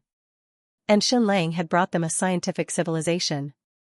Not only did Qiu Yaoer have to learn, everyone who was determined to explore the stars had to learn, especially the 300,000 ancient Homo evolutus, because they were the main force in exploring the stars. Not only that, this world also needed to select a large number of elites, tens of thousands, or even hundreds of thousands of scholars, to head to the North Pole to participate in comprehensive, systematic learning. And the person to teach this was, of course, Xianlang. He needed to completely break down the high-level dragon's enlightenment into an energy civilization, a nightmare stone civilization, and a scientific civilization, and then teach it to the elites of the world. Qiu Yaoer was indeed a candidate for the future exploration fleet's highest commander, because she was brave, just, and filled with an absolutely adventurous spirit. "From today onwards, you will be the commander of the entire exploration fleet," Xianlang said. "I will give you the heaven crystal, which will forever protect your body and soul." Shenlang rode Shenilong, and Yao Yao rode Ji Long flying towards the east. They flew past the Shiluan Empire, and then continued east. 13,000 miles away from the Shiluan Empire, the two dragons dove into the sea. There were ruins everywhere, and there were broken walls everywhere. There was even endless magma at the bottom of the sea. The Jiangli Empire had not ruled here, so the sea here was not frozen. The entire seabed stretched for thousands of miles, and was filled with ruins. The architectural style here was not as extravagant as the Lost Empire, nor was it as simple as the ancient empire. It was somewhere in between. This was the old capital of the ancient Medusa Empire, a generation earlier than the Lost Empire. The two dragons shuttled through the ruins at the bottom of the sea, and finally came to a broken temple at the bottom of the sea. Then, Shenlang and Yao Yao got off the dragon and walked into the temple. It was densely packed with Medusa statues. They were all of the Medusa royal family, and the 7 Medusa queens were all here. However, all of them had become fossil statues. There were ancient Medusas as well as ancient Medusas. In order to survive the Great Nirvana annihilation, they had completely separated their bodies and souls. Their souls were hidden in the tomb at the bottom of the sea, and their bodies were hidden in the temple at the old capital. In reality, countless Medusa royal family members had done the same. Hundreds of thousands of Medusa royal family members had turned themselves into fossils in an attempt to avoid the Great Nirvana annihilation. However, 99% of them had failed. Their underground tomb had not been able to avoid the Great Nirvana annihilation, and their souls had been turned into ashes. Yao Yao's spiritual mother, Queen Na Lu, was lucky. During the Great Nirvana annihilation, she had not been directly hit by the energy of the sun's change, and the underground tomb she was in had been completely preserved. Of course, even though she had escaped the Great Nirvana annihilation, she had not escaped the upheaval. That was why Queen Na Lu had entered Chou Yaoer's body, and that was why Yao Yao had 2 mothers. One gave birth to her body, and the other gave birth to her spiritual soul.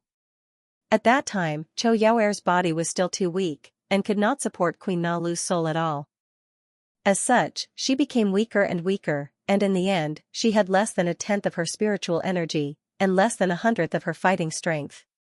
After the battle with Sauron, she chose to return her body to Chou Yaoer, and gave the energy orb to her daughter, Yao Yao. She brought her dying soul back to the old capital, as her fossil statue was there. Even so, her soul was too damaged, and was only left with less than 1,000th of her original strength. Even after entering her own fossil statue, she could only sleep, and could not do anything else. As for turning the fossil statue back into its original body, that was even more impossible. Turning into a fossil required the gaze of God, and that was already very difficult. To turn a statue back into a normal body? That was even more difficult. It required extremely harsh conditions, and it required the most powerful spellcasters. Only those at the level of Queen Medusa could barely return to a normal body. However, to the current Shenlang, it was not a problem at all. He did not even need to enter the realm of the ultimate dragon perception at all. He only needed the high-level dragon perception. Queen Na Lu's soul was damaged to less than 1,000th, but for Shenlang, it was more than enough. Next, in the high-level dragon perception realm, he could continue to fill in the gaps, and finally help Queen Na Lu's soul completely recover. Just one day later, Shenlang paid a part of his spiritual energy to help Queen Na Lu completely recover her soul. Then, he released the gaze of God. Suddenly, Yao Yao's spiritual mother, Queen Na Lu of Medusa, recovered inch by inch. She turned from a fossil into a beautiful body. In an instant, the entire underwater temple seemed to be blooming with an incomparably bright light. What a familiar face. It was the former queen of the Witch Empire, but much more beautiful. After all, she was not a complete Queen Medusa at that time. However, that familiar spiritual aura was exactly the same. Shenlang and Yao Yao finally fulfilled their promise, found her mother, and rescued her. Queen Na Lu smiled sweetly at Yao Yao, then bowed to Shenlang and said, "Your concubine Na Lu pays respect to your majesty." Shenlang stretched out his hand, and Queen Na Lu put Xianxia's jade hand in Shenlang's, then stood up. "Originally, the queen of the Lost Empire should have been you, but you gave it to Queen Medusa," Shenlang said. "Her majesty was originally an ancient totem." Because she couldn't bear to see the lost empire destroyed, she restored her true body. I admire her very much. Queen Nalu said. Xianlang, now that Queen Medusa has completely left, you are the only royal Medusa. The rest of the statues of the Medusa royal family had lost their souls and were just fossilized shells. Today, there are only a few 100,000 sea monsters left in the Lost Empire, so the responsibility of reviving the Lost Empire falls on you. Your Lost Empire is very important to the entire civilization because you have a strong spiritual power. Queen Nalu knelt down and kowtowed, your concubine obeys. Then, Queen Medusa, Xianlang, and Yao Yao returned to Nujing. Xianxia was still beautiful like a flame. During the 30 years of imprisonment, she was also frozen, and her metabolism had completely stopped, so she was still young and full of vitality. At this time, she stood in front of Xianlang with her eyes wide open. I think you need to give me an explanation. Xianxia said, White impermanence, you once destroyed my innocence. Are you going to pretend that nothing happened? Don't think that this matter can be forgotten just because you have become the master of the entire world. Of course, I didn't intend to force you, but you even took Su Qianqian as a concubine, so you don't have any psychological scruples. Since you can take her as a concubine, then you can't let me go. The hope of my Zhong family is pinned on me. If you don't marry me, who dares to marry me? Are you going to ruin my life? Originally, Xianlang did have huge scruples in his heart because he felt that he owed Mulan too much. So, he didn't want to provoke anyone, so he left Xianxia there for a few years. But now, Xianlang had made up his mind. After everything here was done, he would spend the rest of his life with Mulan, and only with her. He would spend a complete life with her. So, he temporarily let go of the scruple in his heart. Xianlang said, Xianxia, for the next 30 years, I will spend most of my time in the North Pole. I will come back at most once a year. Xianxia said, no problem, as long as you give me a title. This way, my Zhong family can also become a top aristocratic family and have unlimited glory. My parents can't raise me for nothing. I am so beautiful and have such a good figure. It would be a waste if I can't bring great glory to the family. Of course, becoming an imperial concubine is also a great honor for me. At least no one will dare to provoke me in the future. So, just give me a title. Of course, it would be best if you can give me a child. Xianlang grinned and looked at the woman in front of him. Alright, as long as you don't feel like you're losing out. Xianlang said. Next, Xianlang used a very simple and solemn ceremony to take Xianxia as his imperial concubine. The Zhong family finally got their wish. 5 days later, Xianlang left the Fury capital and headed for the North Pole. Once again, he sat on the throne of darkness and controlled countless hell crystals to spit back the energy he had devoured bit by bit. Next, he could only sit on the throne of darkness without moving for most of the year. Not only did he have to control countless hell crystals to return the energy, but he also had to control countless ancient puppet warriors to modify the spaceship. At the same time, more and more people headed north to the North Pole Holy Temple to receive Xianlang's inheritance of knowledge. This was an even longer process. Advanced Dragon Comprehension, Ultimate Dragon Comprehension, after being analyzed and turned into knowledge that could be accepted by ordinary people, required an astronomical amount of information. It would take years, decades, or even decades. Every year, Xianlang could only go home for 1 day to reunite with his family. The rest of the time, he had to stay on the throne of darkness. But he was not lonely, because his family could keep heading north to the North Pole to accompany him. For example, baby Yao Yao, the two geniuses Gregory and Chou Yaoer. They spent most of their time in the North Pole Holy Temple, learning from Xianlang about the high-level dragon enlightenment and ultimate dragon enlightenment. On the other hand, they could be considered to be accompanying Xianlang. Just like that, time passed day by day. Year by year. Time flowed like water. The days where he could act cool also passed quickly. 20 years passed. Note, when I'm free tomorrow, there will be 2 chapters. It should be finished tomorrow, the day after tomorrow at the latest. Thank you, everyone. The past 20 years had been a wonderful time for this world. That was because beauty was determined by comparison. During these 20 years, it was getting better almost every day. First of all, because Xianxia controlled the countless hell crystals to release the devoured energy bit by bit, this planet gradually recovered almost all of its vitality. It was getting warmer every day, even though this feeling was relatively weak. But after 20 years, the entire world had been turned upside down. Originally, Xianxia estimated that it would take 30 years for the entire planet to recover. After all, the hell crystals had continuously devoured for 38 years. However, this planet's recovery ability far exceeded Xianxia's imagination, so Xianxia gradually increased the return of energy. In just 20 years, the hell crystals had released 95% of the energy. The remaining 5% had been used up and could not be returned. But even so, it was completely enough. This was because the outside world had regained its green trees, flowers, and even the fragrance of flowers. Of course, because of the extreme cold, the plants and animals in the outside world had basically died. Even if the planet's temperature and air density had recovered, the plants and animals could not recover so quickly. Of course, this was the Deqian Empire's plan. Ever since the outside world's temperature had recovered to a livable level, the Deqian Empire had used a lot of manpower and resources to plant plants and animal reproduction all over the world. At first, it was naturally the animals and plants that were more resistant to the cold, followed by the more normal animals and plants. Now that 20 years had passed, although the entire planet had not recovered to its previous state, it could be said to be full of vitality. Remove the barrier. Remove the barrier. With the Deqian Empire's decree, the energy barriers of the cities were removed one after another. Of course, this was just a sense of ceremony. In reality, the energy barriers of these cities were absolutely transparent, almost invisible. Unless one entered and exited the energy barrier, one could not feel its existence at all. But when the barrier was removed, the people were still extremely excited, so excited that they could not stop crying. This meant that the vitality of the entire world had recovered. This was all because of the Emperor in the North Pole. In the eyes and hearts of the people in the world, Xianxia was no longer a human.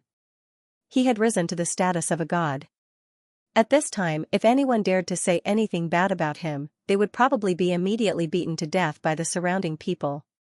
Of course, no one would say anything. Remove the barrier, remove the barrier, long live the Emperor. Long live the Emperor. Long live the Emperor. Long live the Emperor. Long live the great Qian Empire. Long live. Over the past 20 years, all the domed cities in the world had been overcrowded. Now that the energy shields had been removed, countless people could move out of the crowded cities and establish brand new towns and villages. Of course, even if the dome energy shield was removed, the nuclear power core was still there. This was because every city's demand for energy was still very large, and it was getting larger and larger. About 10 years ago, all the domed cities once again completed the energy core replacement from nuclear power to controllable nuclear fusion. Xianxia had 3 dragons that could fly to the moon and mine helium-3. The most difficult part of controllable nuclear fusion was how to restrain this huge amount of energy. The helium-3 nuclear fusion reaction could be restrained by electromagnetism. This was the theoretical basis of controllable nuclear fusion on Earth, but in this world, this problem was easily solved. Before Jiangli's death, he had upgraded his hell crystal. This hell crystal was not afraid of nuclear fusion or nuclear fission energy at all. Instead, it devoured it crazily. Based on this theory, Xianxia, Gregory, and Grand Secretary Twain designed a new nuclear fusion power core. Using the hell crystal, Nirvana heaven crystal, and the white jade capital energy shield, not only could they restrain the nuclear fusion energy, but they could also directly complete the energy storage and release process. Therefore, even though the world's population had expanded to nearly 1 billion, the energy supply was still more than enough. The helium-3 on the moon was enough for this world to use for about 10,000 years. After 20 years of development, wasn't the world changing with each passing day? Yes, and no. First of all, the appearance of the city had not changed much. It was still a giant city that had reverted to its ancient form. There were many tall buildings, but they were not modern skyscrapers at all. There were no mobile phones, no telephones, and no televisions. However, radio had appeared, and there was more than one form of radio. One was the radio of the scientific civilization, and the other was the radio of the nightmare stone civilization. Therefore, the entire world's communication was more than half completed. The crystal brain had been updated for 13 generations, and its computing speed had been greatly improved. However, it was still not used or commercialized. Even the research of the crystal brain was completely for the distribution of the city's energy, how to observe and calculate the sun, and for the modification of spaceships. The entire world's giant telescope had been built for more than 10 years. Moreover, Jiangli spaceships number 2 and number 3 had completed 3 test flights and landed on the moon 3 times. However, these spaceships could not be controlled by the crystal brain, but the souls of the Medusas. The battle between the two dragons tore the underwater tomb apart, causing hundreds of Medusa's souls to overflow from the special energy coffins. To protect them, Xianxia collected their souls into the Hell Soul Orb. And their bodies were destroyed in the great nirvana annihilation of the ancient era. Moreover, every Medusa's soul had extremely powerful mental strength. As long as Xianxia guided and learned from them, they would have amazing computing power and a mysterious sixth sense. This mental strength could even be amplified through a special crystal device. Therefore, even though the crystal brain developed by Gregory was powerful, it was still suppressed in the past 20 years. This was because, under Xianxia's guidance, the Lost Empire was researching another computing method. Therefore, the energy civilization and the scientific civilization of this world, after a short period of interaction, reached the peak of cooperation, and then began to diverge. Therefore, compared to Earth, there were some areas in this world that were unprecedentedly powerful. For example, energy and power, and all kinds of weapons. However, some areas were very backward. Even though the city was tall, it was still completely ancient. Humans' clothing and aesthetics were still biased towards ancient times. Not a single electronic product had appeared. Most people's lives were not much different from a few decades ago. There were still very few consumer goods. Perhaps the biggest difference was that the city had points and crystal lights. Moreover, public transportation was unprecedentedly developed. There were countless civilian air fortresses that shuttled through the city every day. They became the main means of transportation, directly killing cars and trains in the bud. The entire world only had one topic, and that was to defend against the Great Nirvana 68 years later. Everything else had to be pushed aside. The entire world's development had to revolve around this biggest goal. Under the guidance of this ultimate goal, the energy civilization once again raised its head and walked in front of the scientific civilization. In these 20 years, Xianxia only had one day every year to go home and reunite with his family. That was the day of the new year. However, one day 2 years ago, he left the North Pole. Because Ning Yuanxian was leaving. Xianxia could cure Ning Yuanxian's Parkinson's, but Ning Yuanxian was unwilling. He said that the world was changing too quickly. Only by preserving the things of the past would there be more sense of reality and security, as well as a sense of reverence for life. This way, he would be able to live better and enjoy each day. In these 18 years, Ning Yuanxian was still very happy. Gradually, he had a few more grandchildren. Xianxia completed the ultimate dragon enlightenment, and also solved the problem of Ningxing having no children. Not only that, Ning Yuanxian saw his grandchildren, granddaughters, and grandsons marry and have children with his own eyes. Not only did he become a grandfather, but he also became a great-grandfather, great-grandfather, and great-grandfather. On the day that he was about to leave, his body actually stopped trembling. He just lay in the pavilion at the top of Paradise Manor, overlooking the city. His family, grandchildren, and children surrounded him. Xianxia held his hand. Very good, very beautiful. After saying these 2 sentences, Ning Yuanxian passed away with a smile on his face. Not counting the 30 years that he was frozen, he died at the age of 85. In these 20 years, Xianxia had 3 more children. Not only that, but he also had a few more grandchildren, granddaughters, and grandsons. He actually became a grandfather. Su Qianqian and Zhong Shishir finally got their wish and had children, especially Zhong Shishir, who actually gave birth to twins. As for baby, he was still alone. Queen Helen of the Xiluan Empire, and the former female pirate leader Princess Hela, also never married. Archduchess de Bus finally got her wish. Her son, Loki, was finally adopted by Queen Helen and became the crown prince of the Xiluan Empire. A few decades ago, the Xiluan Empire was extremely opposed to this matter. But now, no one opposed it anymore. Because the Xiluan Empire was also saved by His Majesty Xianlang, and he would even continue to save it. Not only that, Duchess de Bus also gave birth to 4 children in one go, 2 sons and 2 daughters.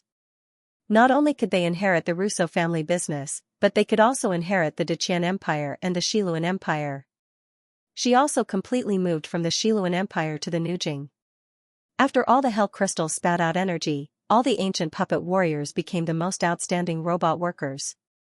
And in these 20 years, Xianlang finally parsed the knowledge of the high-level and ultimate dragons into words, and then taught it to the elites of this world, which evolved into dozens of subjects. Regardless of whether it was the comprehension of a high-tier dragon or an ultimate dragon, after they were converted into words, they became even more difficult to understand. Many people spent their entire lives, but it was difficult to master a branch of one of these subjects, even geniuses were no exception. After this knowledge was parsed into words, it was enough to fill several libraries. And even so, words and pictures could only express less than 30% of it. The vitality of the entire world was restored, and all the knowledge had been passed on. Therefore, Xianlang was completely free, and no longer had to sit on the throne of darkness in the North Pole. Even the North Pole Temple and the throne of darkness disappeared, turned into energy and matter, and returned to the mantle and core. The North Pole returned to its previous North Pole. Glaciers, snowy lands, and beautiful aurora. And after Xianlang went south, the first thing he did was abdicate. He abdicated the throne to crown Prince Xianyi. Now in his 30s, Xianyi was in his prime. After 20 years of study and training, he could completely become an outstanding ruler. Prince Jin was still on the throne, and with the title of prince, he was the prime minister of the Deqian Empire for over 20 years.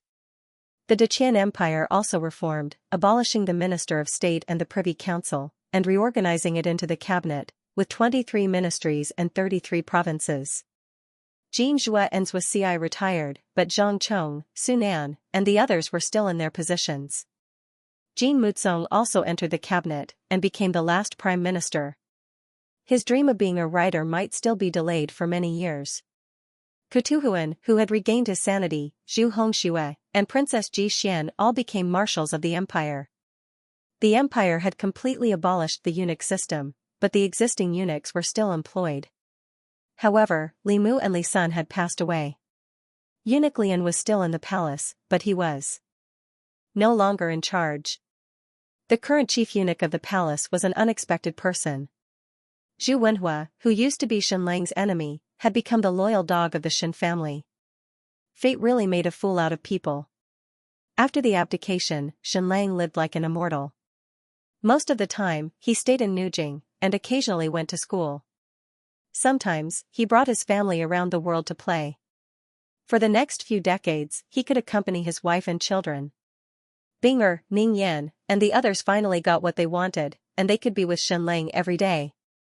Because of Xianlang's return, Zhong Shishir and Su Qianqian did not quarrel as much. They used to quarrel twice a day, but now they quarreled once every 2 days. Zhong Shishir was still as competitive as ever, fighting Su Qianqian, Zhang Chunhua, Binger, and Ning Yan at the same time. As for Duchess Deborah, she only fawned over Xianlang, and did not interact much with the others. Thus, at least in Xianlang's home, it was filled with the smell of fireworks. He did not seem like someone who had comprehended the ultimate dragon, nor did he seem like a god. He lived like a normal person. His dream from decades ago had finally been realized, and he lived a life of eating, drinking, and playing. On this day, Xianlang brought his family to say goodbye to Qiu Yaoer and Gregory. About 10 years ago, Gregory had finally found a wife who was compatible with him. She was also a genius, and she was a student at the Imperial University. After they got married, they had a son and a daughter, and he personally taught them. The son was a genius, and he was very similar to Gregory, but much more lively. The daughter was quiet, but she did not like science. Instead, she liked literature. Gregory felt that his research had reached a bottleneck, so he joined Qiu Yaoer's exploration fleet and became the fleet's grand scholar. By now, there were still 68 years until the next great nirvana destruction. Xianlang's great dry empire already had a complete plan to save the world, but it was still in theory and needed to be tested. However, the destructive power of this experiment was shocking, so they could not test it on this world. They needed to go to another planet. As such, the exploration fleet needed to fly tens of millions of kilometers to the nearby Amora planet and start the first experiment to save the world. They would also build a base there. Following this, they had 68 years to continuously experiment, improve, and observe the sun again and again. Not only this, but the 3 giant dragons also had to go. In the next few decades, in order to thoroughly observe the sun, the 3 giant dragons would take turns heading to the sun. Saving the world was a very complicated and huge project. Gathering the strength of the entire world, the resources of the entire planet might not even be enough. However, at least they were walking on the right path. This time it'll probably be a few years before I can come back, Xiaoyao said. So, I won't be able to accompany you for the next few years. In these 20 years, Xiaoyao had continuously learned all sorts of knowledge just for this day. Her dream was to explore the unknown world, and now she was going to the unknown universe. She had finally gotten her wish. Goodbye, Mummy. Yao Yao did not say anything and continued to communicate with his big eyes, waving at his mother.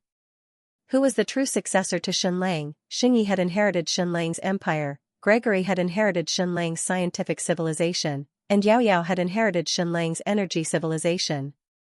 From a certain perspective, she was the greatest successor to Xianlang.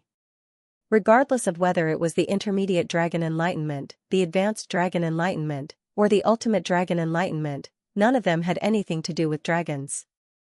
They were just a combination of energy, physics, astronomy, philosophy, and even theology. Only Yao Yao had the wisdom and spirit to comprehend these things, and it did not even require words. Goodbye. Xiaoyao waved her hand and boarded the number 2 spaceship. Moments later, the 3 spaceships disappeared into the sky. This represented the true beginning of the world's salvation plan. In the next few decades, Xianlang practically disappeared from everyone's sight. Because he lived a happy and leisurely life every single day. He accompanied his family, his loved ones, and his children. He enjoyed the bliss of his family every single day. As for saving the world, he had already done everything he needed to do. The rest would be left to the people of this world. He just needed to lead the way. It was not right for His Majesty Jiangli to do everything by himself. Saving the world required the strength of everyone in this world. Those who save themselves will be saved by others. Time was truly like water, the years flying by. 68 years had passed. The day of the Great Nirvana was getting closer and closer. Note, the next chapter should be written around 1 p.m. Thank you. But everyone should sleep early and read it tomorrow morning. In the past 68 years, the entire world was focused on one thing, which was how to defend against the Great Nirvana annihilation. More accurately, it was the third Great Nirvana annihilation. The first was the Ancient Era, the second was the Ancient Era. Those 2 civilizations had also tried their best to save the world civilization, but they had almost all failed. Even after the 2 eras, human civilization managed to survive, but it was really difficult. As a civilization that experienced the Great Nirvana annihilation, it was basically destroyed. The ancient and ancient civilizations, who knew how much intelligence and lives they sacrificed. Their sacrifice might not be any less than this world's. But the difference was that this time, they gathered the intelligence and power of the entire world. Moreover, they stood on the shoulders of the ancient and ancient civilizations, and even the scientific civilization.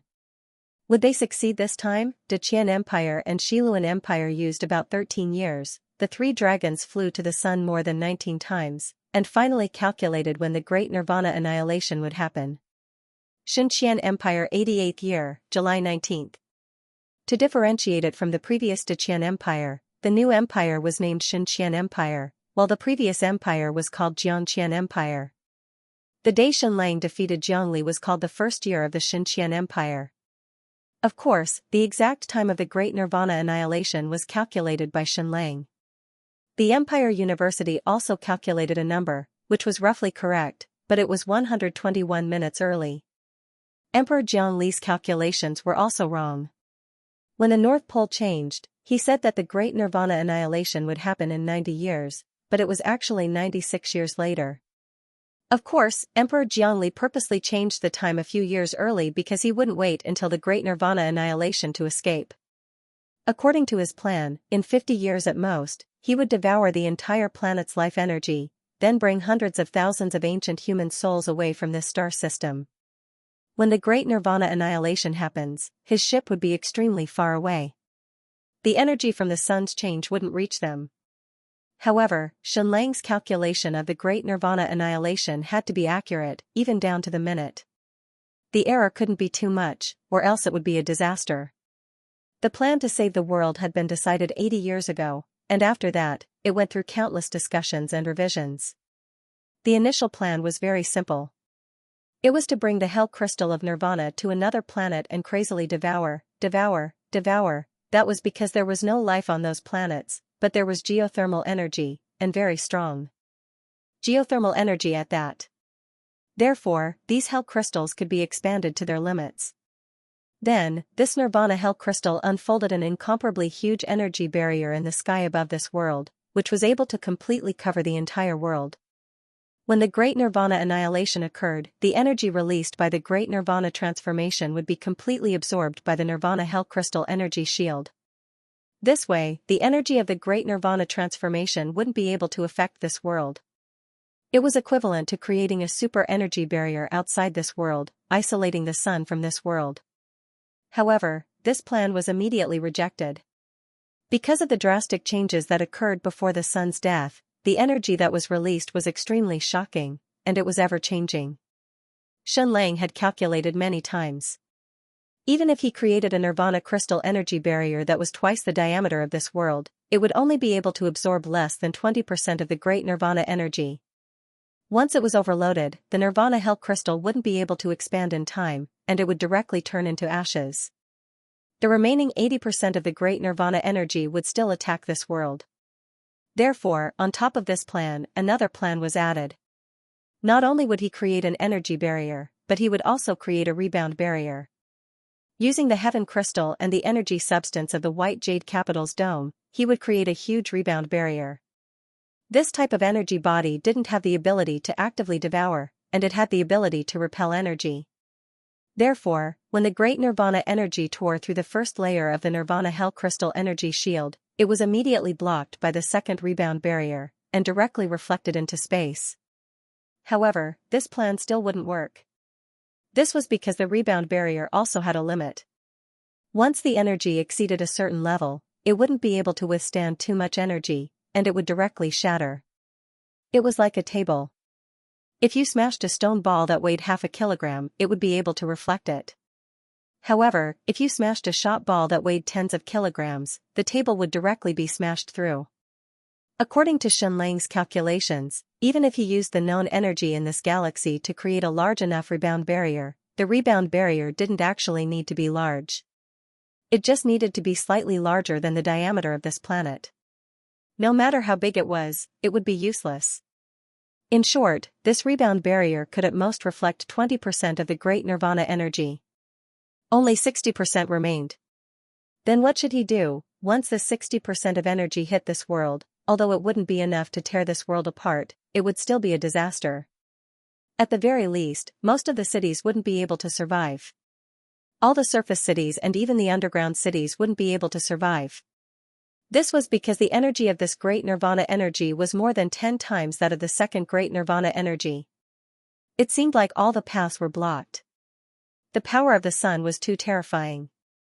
It seemed impossible to obtain enough energy to withstand this Great Nirvana energy within this galaxy. Therefore, Xianxia came up with a crazy plan. That was the Sacrificer of Tao plan. In our solar system, Earth was the third planet from the Sun.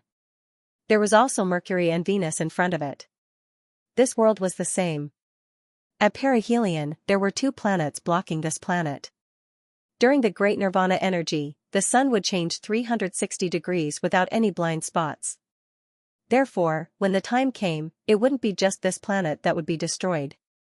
The 2 planets at perihelion would also be reduced to ashes, and they might even have to withstand an even greater destructive force. Since they were destined to be sacrificed, couldn't they make the sacrifice more meaningful, for example, letting one of the planets block the destructive force of the great nirvana energy for this world? In other words, when the great nirvana energy erupted, the sacrificer of Tao planet would be directly in front of the Deqian Empire's planet. In other words, letting it block the sword for the Deqian Empire's world. After meticulous planning, this was completely feasible. This was because this planet, which Xianxia had named the sacrificer of Tao, was about the same diameter and mass as the Deqian Empire's planet. If it blocked in front of the Deqian Empire's planet, it would directly consume 80% or more of the destructive force of the great nirvana energy. The remaining 20% could be completely devoured by the nirvana hell crystal barrier. Moreover, there was a rebound barrier above the Deqian Empire's planet. Therefore, this plan was absolutely perfect. But the requirements were extremely high.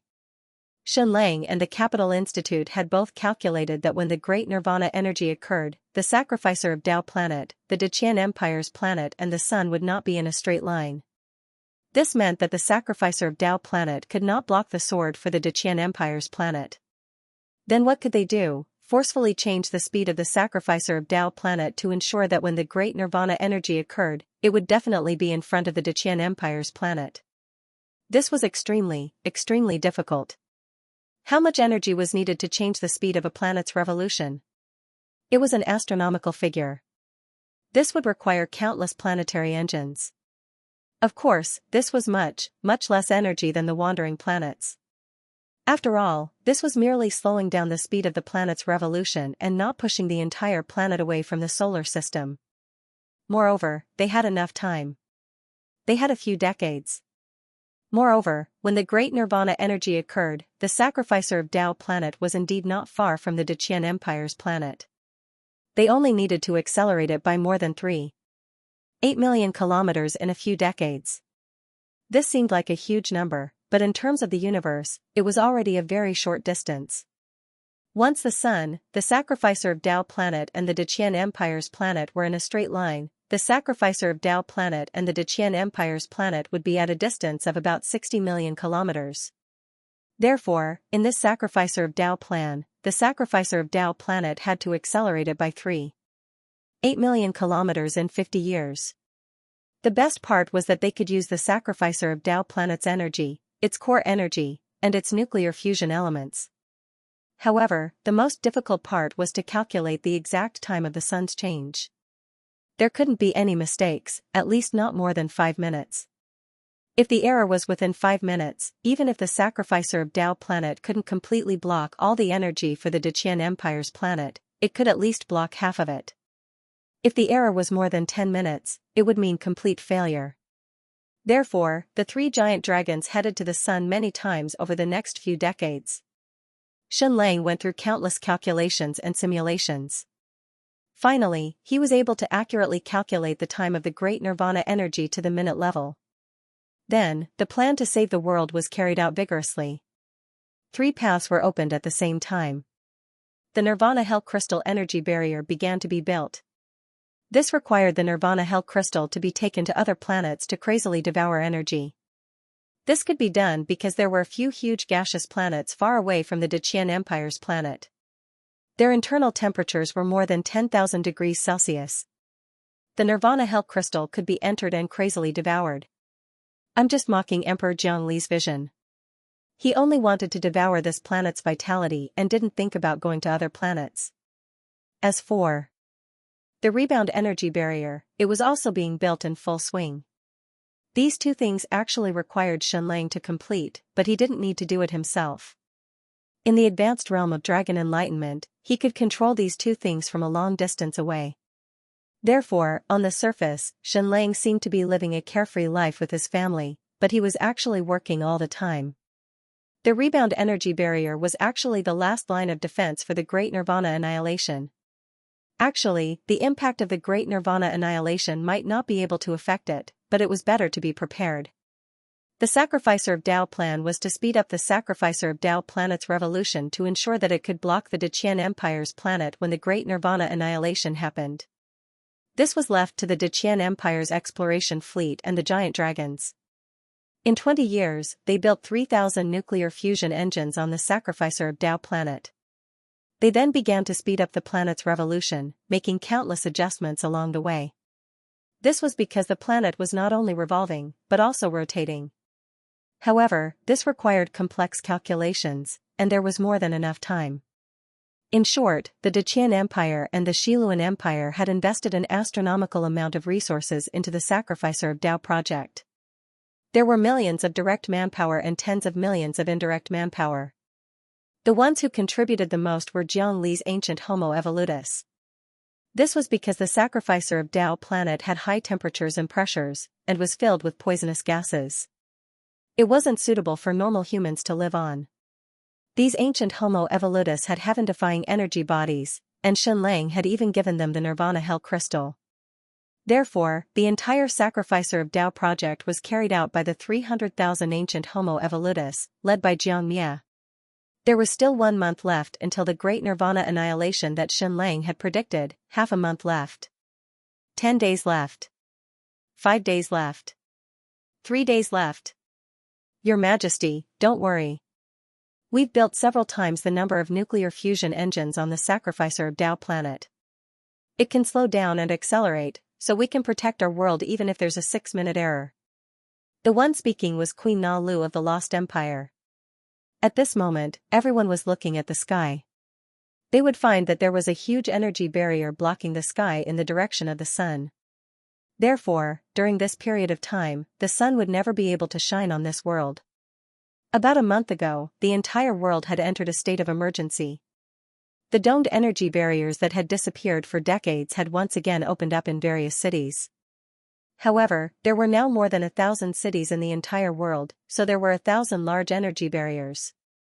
All humans had to leave the villages and towns and enter the domed energy barrier worlds. Losing light for a month was a disaster for both plants and animals. However, there was no other way. In order to defend against this great Nirvana annihilation, this price had to be paid. All humans looked at the 2 huge energy barriers in the sky with incomparable pride. They completely occupied their field of vision, because their diameters were even larger than the planet itself. This was an incomparably beautiful and shocking scene. The ancient civilization, and the world that Xianxia resided in. 3 whole generations of sacrifice and effort had resulted in all of this. A huge devouring energy barrier, a huge rebounding energy barrier, and an invisible Sacrificer of Tao planet project. Your Majesty, all of this is because of your contributions. The lost demon mother said, "You are the true savior of this world." Xianxia smiled faintly. He did not admit it, nor did he refute it. It was true that he had accomplished this feat with his own hands, but he had done so while standing on the shoulders of countless people. It was precisely because of the sacrifices of countless people and the destruction of 2 entire generations of civilizations that he had achieved this magnificent undertaking of today. Especially His Majesty Jiangli. Without him, this rescue plan would not have succeeded. Xianxia defeated him, killed him, but also inherited all of his power and achievements. Of course, there was also Wang Tian, Queen Medusa, the ancient wisdom king, the mother of dragons, and so on. Everyone's sacrifice and offerings had led to this moment. Everyone in the world, some were looking up, some were reading, sleeping, and eating normally. Facing the possibility of the end of the world, the entire world actually did not panic. People could be despicable, but they could also be great. Of course, the reason why there was no panic was because there was only one voice in this world. And this voice had told them countless times that His Majesty Xianxia would definitely save this world. Moreover, their fathers and grandfathers had already experienced the North Pole's upheaval, which was also a disaster. It was still 1 hour away from the great Nirvana that Xianxia calculated. 1 hour left, half an hour. 10 minutes. 9 minutes. 3 minutes. 1 minute. Everyone in the world began to hold their breaths. Countless people knelt in the direction of Fury Capital. Countless people began to pray. God bless Deqian Empire, God bless His Majesty. His Majesty Xianxia was omnipotent. At the same time, Xianxia noticed that the abandonment planet had entered its orbit, and it was rotating at a speed of 25 kilometers per second. The Sun, the Forsaken Tao planet, and the Deqian Empire planet were 3 points in a straight line, getting straighter and straighter. At this moment, everyone on the Forsaken Tao planet had already evacuated. Shenlong stayed on because even if the planet was destroyed, he would be fine. He was simply too powerful. The Great Nirvana could destroy civilization, but not its life. There were still 15 seconds left until the Great Nirvana that Shenlong calculated. 10 seconds, 9 seconds, 5, 4, 3, 2, 1. Boom, boom, boom, boom, the Great Nirvana had happened. Shenlong's calculations were absolutely accurate. There was not a single second off. The Sun underwent another drastic change before its death. Of course, the Sun was 150 million kilometers away from this world, so it would take 500 meters for the light to reach this world. But Shenlong had already seen it in the ultimate dragon enlightenment realm. This was probably the most spectacular, breathtaking, and gorgeous scene in history. Although this wasn't the Sun exploding, the visual effect really did look like the Sun had exploded. The instantaneous burst of light was countless times more intense than usual. The energy that was released was also countless times more intense than usual. Was this a preview of the Sun's explosion? Everyone also sensed the end of the countdown. But it was as if nothing had happened. Because the energy of the Sun's Great Nirvana needed some time to spread. Shenlong was still reporting, Master, 3 points and 1 line, 98%, 99%, 99. 5%, 99. 9%. 3 points and 1 line, 100% complete. At this moment. Boom, boom, boom, boom, the explosive energy of the Sun's Great Nirvana instantly attacked the Forsaken Tao planet. The most shocking scene of destruction appeared. The Forsaken Tao planet, which was similar in mass to the Deqian Empire's planet, was instantly burned red by the Sun's upheaval. Then, countless substances on the planet's surface were directly vaporized. Boom, boom, boom, boom, then, as if a pair of hands were raised to destroy. The entire Forsaken Taoist planet was torn into countless fissures. Then, it suddenly split open. They were completely torn to shreds. This was because this was not only the impact of the Sun's drastic changes before its death, but also the heat inside the Forsaken Tao planet which had expanded to the extreme, resulting in a violent explosion. The destruction of a planet. 60 million kilometers away from the Great Qian Empire's planet. In an instant, it was as if another sun had appeared in the sky. It suddenly exploded and turned into countless fragments. And these random things were all burned to smithereens by the shockingly high temperature. Shenlong's sacrificer plan was a complete success. When the Great Nirvana annihilation occurred, the Forsaken Tao planet stood in front of the Great Qian Empire's planet and consumed 85% of the destructive energy that rushed towards the Great Qian Empire's planet. The remaining 15% of the energy continued to sweep towards the planet of the Great Qian Empire. More than 100 seconds later, this energy violently attacked the first line of defense that Shenlong had set up, the Nirvana Hell Crystal Devouring Barrier. In an instant, once again, everyone witnessed a shocking scene. The energy barrier in the sky suddenly exploded with an extremely shocking light. The light was countless times brighter than the sun. At the same time, everyone also saw that the entire sun seemed to be about to explode as it instantly became countless times brighter and the light became countless times bigger. Of course, this was only a visual explosion. It did not really explode. When it really expanded and exploded, it would be completely irreversible and unstoppable. This was merely a rehearsal of the sun's death. This was the light of destruction, this was the light of destruction. The energy of the third Great Nirvana annihilation was 10 times stronger than the second. However, Shenlong's plan to save the world had succeeded. The remaining 15% of the Great Nirvana annihilation energy was completely devoured by the Nirvana Hell Crystal Devouring Barrier. It disappeared without a trace. The last line of defense that Shenlong had set up, which was the rebound barrier, was completely useless. However, nothing could be seen at this moment. The entire world was immersed in an extremely shocking light. As if there was only one color left. That was the golden color of the sun.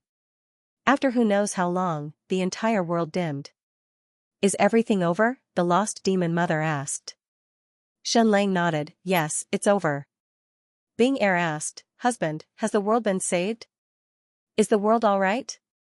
Shenlang, "It's all right, everything is over. The world is saved. We passed through the third great nirvana annihilation almost unscathed. The efforts of 3 generations of civilization, the efforts to save the world, have finally been completed.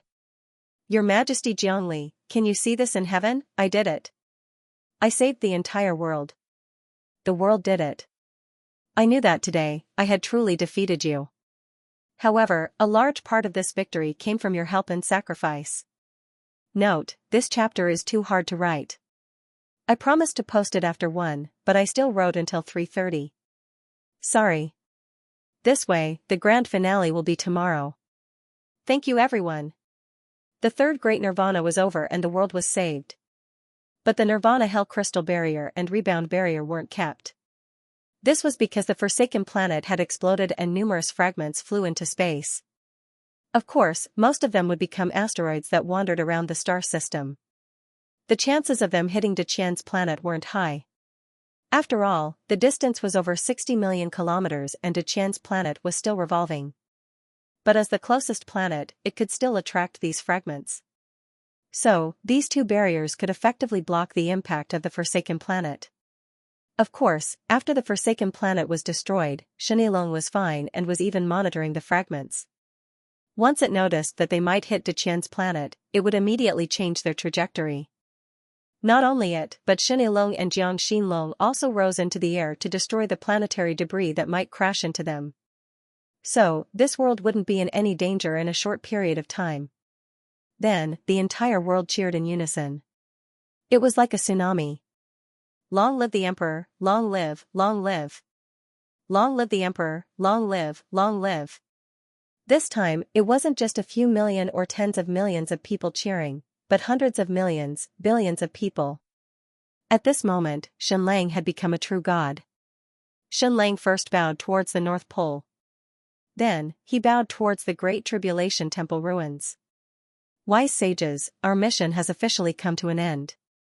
Fury Tide City, Heaven Manor.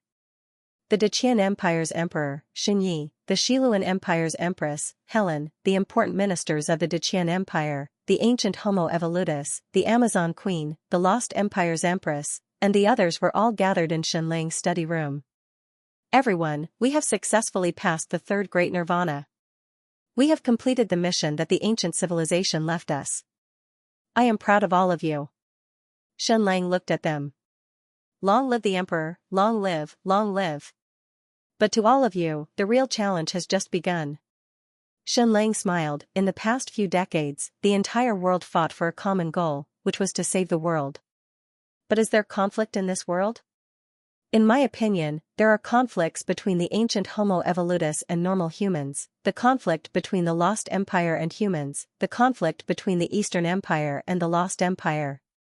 However, in order to get through the Great Nirvana annihilation, he had to first overcome all his conflicts and completely suppress them. Now that the Great Nirvana annihilation has ended, everyone in the world will temporarily lose a goal and will lose their sense of unity, creating a huge sense of emptiness. Humans are very strange creatures. They can't be idle. Once they're idle, they'll start fighting. Shenlang's words weren't false at all. Saving the world was the only theme before, but now that the Great Nirvana apocalypse was over, development and struggle became the main theme. I have 2 ideas. Shenlang said, the first thought is that for the past few decades, all of our strength has been used to deal with the crisis of the Great Nirvana apocalypse. Almost 80% of our strength was used for that moment just now, to save the world. So it can be said that we have treated the people of the world unfairly. Therefore, the next step is to develop the economy and improve the people's livelihood, so that the people of the world can live a better life. My second thought is that even though I successfully passed through the Great Nirvana annihilation, I still have to go through it. But, this is just a preview of the sun's destruction, and it's the last preview. The next Great Nirvana apocalypse will be unstoppable. The next time, the sun will officially enter death. At that time, it will expand 100 times and directly swallow the Deqian Empire's planet. The next time, the sun will really explode. Of course, the next Great Nirvana apocalypse is still very far away, more than 10,000 years. Shenlang, none of us here will be able to see it. We won't be able to see it even after 100 generations. But I hope that the next great nirvana apocalypse won't be a crisis. Shenlang slowly said, when the time comes, I hope to see this. This planet is just your mother planet, filled with endless emotions. But countless years before the real great nirvana apocalypse, you have already colonized countless galaxies. When the real great nirvana apocalypse erupts, countless people will be able to watch it live from infinitely far away in space. Then they will sigh and say that this used to be our mother planet, this used to be our first Sunday. Everything will die one day, the sun is no exception. Only the god of death is eternal. When the sun dies of old age, I hope that the countless people of our civilization will only be sad and not anxious. I hope that the next great nirvana will not be a world-ending crisis but a normal farewell between us and the sun. To achieve this goal, the most important thing is the enlightenment of the ultimate dragon. There is space jumping, quantum entanglement, and they are all very, very deep. They are all very, very profound, and our civilization is very, very far away from this goal. I am Shenlang. This soul of mine has already completed the enlightenment of the ultimate dragon. But that doesn't mean this civilization is complete. I can only do my best to turn them into words and pictures, into knowledge to pass on to you. I have already done this. I have used 20 years to turn this knowledge into words, and there are more than 13 versions of words. Currently, the relevant books have filled dozens of libraries. Of course, this world is still very, very far away from that day. Because what I have given is only theoretical knowledge, it needs to be turned into practice. Civilization can't be built in one go, it needs decades, centuries, or even millennia of development. Space jumping, quantum entanglement, etc. I hope that in a few hundred years, this world civilization will be able to conquer them. Only then will we be able to truly colonize other galaxies and spread the flames of our civilization to millions of planets.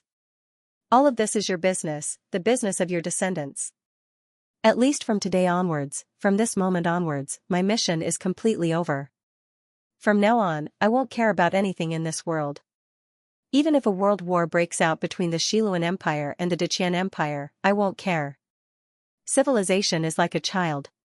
Parents can protect them as they grow up, but after they grow up, they have to rely on themselves.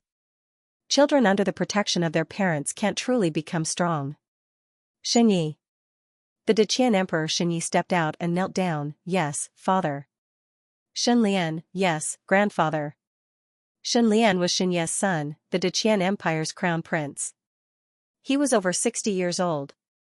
Of course, due to some special reasons, the lifespan of this world was several times that of Earth, so 60 years old was still considered a prime age.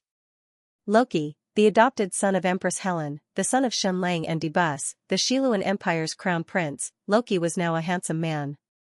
Although he wasn't young, he didn't look more than 30 years old. I'll leave the rest to you. Shenlang said. Yes, father. Yes, grandfather. Shenlang invited a few of his old friends to a meal. Prince Jin Mutsong, Big Fool, Kudu Huan, Mingjing, Wu Wang, Crown Prince Qianji, and others. The youngest of them was Jin Mutsong, who was already over 120 years old. The oldest was Crown Prince Qianji, who was already in his twilight years. They had already retired and were spending their remaining years at home. In the past few decades, they would gather together whenever they were free, either to play mahjong or drink tea and chat. But now, after Shenlang finished his meal with them, they would still play mahjong. There were a total of 8 people, taking turns. You said there were a total of 8 people, why not split into 2 tables? That was embarrassing. With Prince Big Fool's IQ, he wouldn't be able to play such an awesome game like mahjong. Eat. Carry. Bam. Win, pay up, pay up, pay up. This should be the last game of mahjong that Shenlang played with them. A few days later, Shenlang and Yao Shao arrived in front of a cemetery. The faces of everyone in the world had changed, but Yao Shao didn't change much. She still looked like a young girl. She had inherited almost all of Shenlang's legacy, including his spirit and knowledge. There were many old friends buried in this cemetery. Ning Yuan Xian, Concubine Bian, Concubine Zhong, concubine Su, Jin Zhua, Su Peipei, Shen Wan, Mother Shen, Zhang Chong, Su Nan, King Chu, and so on. There was also a tombstone with the names of Doggy Li and his wife, Madame Li. Doggy Li was the former king of swords, Li Qianqiu. Before he died, he held on to Shen Lang's hand and exhorted him to carve his real name on his tombstone. Otherwise, he wouldn't have the face to meet his parents. More than 80 years had passed, and this group of people had also passed away of old age. Shen Lang burned Jia's paper and bid farewell to them one by one. Goodbye, father-in-law, mother-in-law. Goodbye, adoptive father and adoptive mother. Goodbye, younger brother. Goodbye, another father-in-law. Goodbye, Gong Gong. Goodbye, Aunt Xuan. Goodbye, Grand Secretary Twain. Goodbye, Mirror Chess Saint. I will take your Go records with me and torture those Go experts to death. A long, long time ago, there was no longer a need for Mirror to be a substitute, so he became the world's #1 chess saint. About a year ago, he passed away. This was because he didn't want to see the great Nirvana destruction. The reason was very simple. He said that his life was already too exciting, and the great Nirvana destruction was destined to be the most shocking scene. It would make his life bleak, so he chose to die a year before the great Nirvana destruction. On the moon. Shen Lang was also here, looking at the Deqian Empire's planet. Only here could he fully see the beauty of the world. Baby, I won't officially bid farewell to this world. I will only bid farewell to you. Shen Lang said, from now on, Daddy will hand this world over to you. You will be a pair of eyes watching this world. Don't interfere unless it's absolutely necessary. Humans are full of talent for courting death. If you aren't careful, you will collapse. So when you feel that it is going to collapse, and the entire civilization is heading towards destruction, you can step in and stop it. But other than that, even if the Deqian Empire and the Shiluan Empire are at war, even if Rocky and Shen Lian start a war, you don't have to care. Shen Yi was wise and powerful. He had been the emperor of the Deqian Empire for too long. Rocky, as his younger brother, naturally didn't dare to act rashly.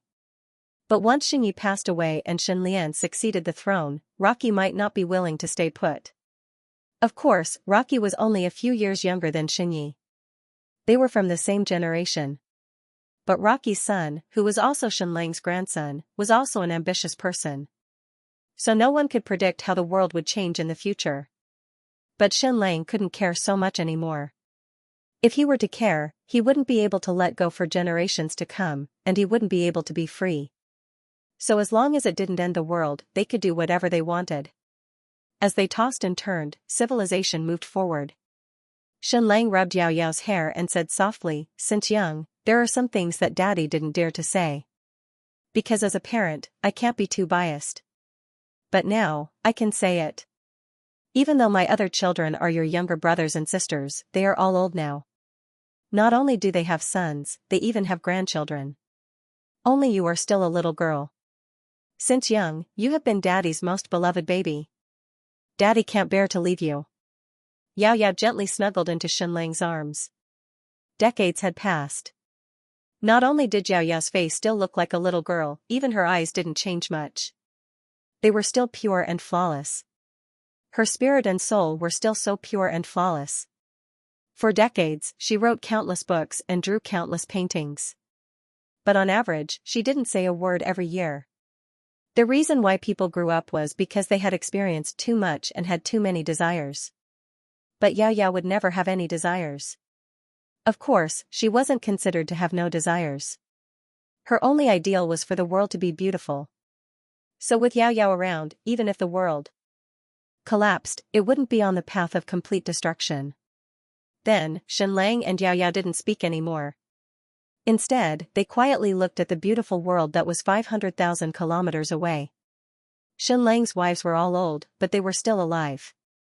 They were even beautiful and charming because they were Shen Lang's concubines. Especially Zhong Shishir. She had to put on makeup for half an hour every day. But when you looked at her face, you would realize that she didn't have any makeup on. Su Qianxian didn't have the energy to quarrel with her. So, she would quarrel with her children occasionally. Today, Shen Lang was in Binger's room. Tomorrow, it would be Xianxia's turn. But she couldn't wait to get into Binger's room early in the morning. She shouted, "Where is husband? Hasn't he woken up yet? He promised me that he would accompany me to the sea today." Binger said, "What's the hurry? Why are you shouting? Aren't you tired of going to the sea every day?" Then, she also felt strange. Husband usually didn't sleep much. He would wake up at 7 in the morning on time. It was 7:15 now, but he still hadn't woken up. So, Binger walked forward carefully. Seeing that husband was lying on the bed motionlessly, she suddenly felt cold. She couldn't breathe for a moment. Her heart almost stopped beating. Husband. Is husband going to leave us officially? Then, Binger almost instinctively went to the drawer. There was potassium cyanide hidden in it. She had served Xianlang for the longest time, and she knew his heart the best. She knew that husband always wanted to find Sister Milan. She didn't say it out loud, and she wouldn't ask him to stay. Because she didn't want husband to have any regrets. But, as long as husband left, she would immediately take the potassium cyanide and leave this world without any pain. Anyway, her children were all grown up, and even her grandchildren were all grown up. For a long time, Xianlang was Binger's world. Binger closed her eyes and prepared herself mentally. If husband left, she would leave with him. She was very happy in this life. She didn't have any regrets. After making up her mind, Binger opened her eyes and reached out her hand to feel Xianlang's breath. Seeing her action, Xianxia was shocked. She said, "Silly Bing, are you crazy? Our husband is a god. Even if we all die, even if everyone in this world dies, husband will still be alive." Binger didn't refute. She laughed in her heart. "You don't know anything. You don't know anything. In this world only Miss and I know husband." Then, Binger put her hand under Xianlang's nose. As expected, he wasn't breathing. Binger's heart skipped a beat. She said calmly, "This day has come. Husband, wait for me. I'm coming." But the next second, Xianlang suddenly opened his eyes and laughed. Binger shivered. Then, she jumped into Xianlang's arms and said, "Husband, you are so bad. You scared me to death." "Scared me to death?" Xianxia pouted and said angrily, "Husband, you promised to go out to the sea to watch the sunrise with me. It's already over." Xianlang smiled and said, "It's the same to watch the sunset." "It's the same." However, 2 hours ago, a soul floated out of Xianlang's body. It instantly flew into the sky and disappeared without a trace. Xianlang left. However, other than Yao Yao, no one noticed. He divided himself into 2 parts. 99% of him left this world. 1% of him stayed in this world to accompany Binger, Su Qianqian, all his relatives, wives, and children. Other than Yao Yao, no one knew. He would accompany his family in this world until the end of their lives. Then, Binger helped Xianlang get up, take a shower, and eat breakfast. Then, she went fishing with Xianlang and Xianxia. "Husband will only accompany me today. Binger, go back." "You are not allowed to follow," Xianxia said. Binger sneered, "If I don't follow, will you cook the fish that we catch?" Xianxia thought about killing and washing the fish. She couldn't help but shiver. Okay. Follow me, but don't spoil husband's and my plans," Xianxia said. Then, the 2 of them bickered along the way and hugged Xianlang as they boarded a boat. In the castle, Zhang Chunhua was reading a book. She glanced at husband's back view and glared at Xianxia's back view. How old were they? They were even wearing a red dress.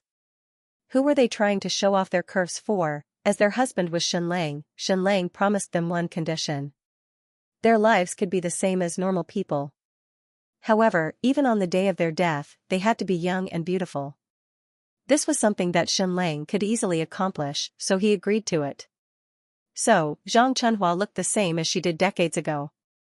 She wasn't in a hurry. It was her turn tomorrow. Husband would accompany her for the whole day.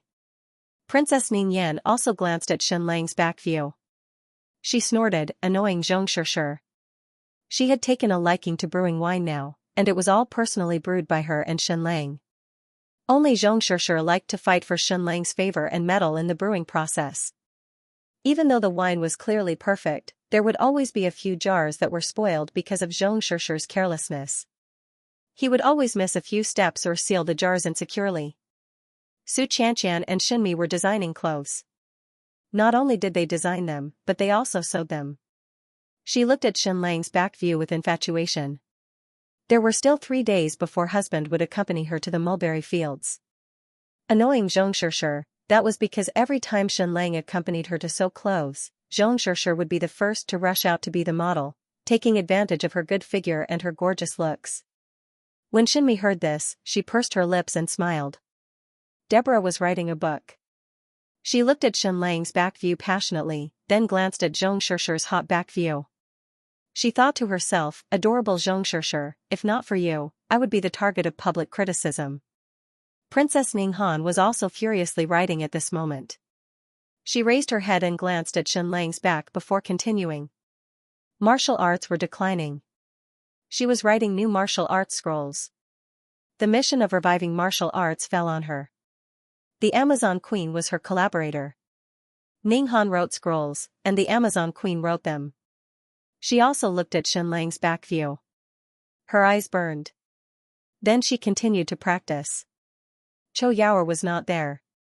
She commanded the fleet to explore. They left 3 days ago. Many people saw Shenlang's back. He was on a small boat and gradually disappeared above the sea.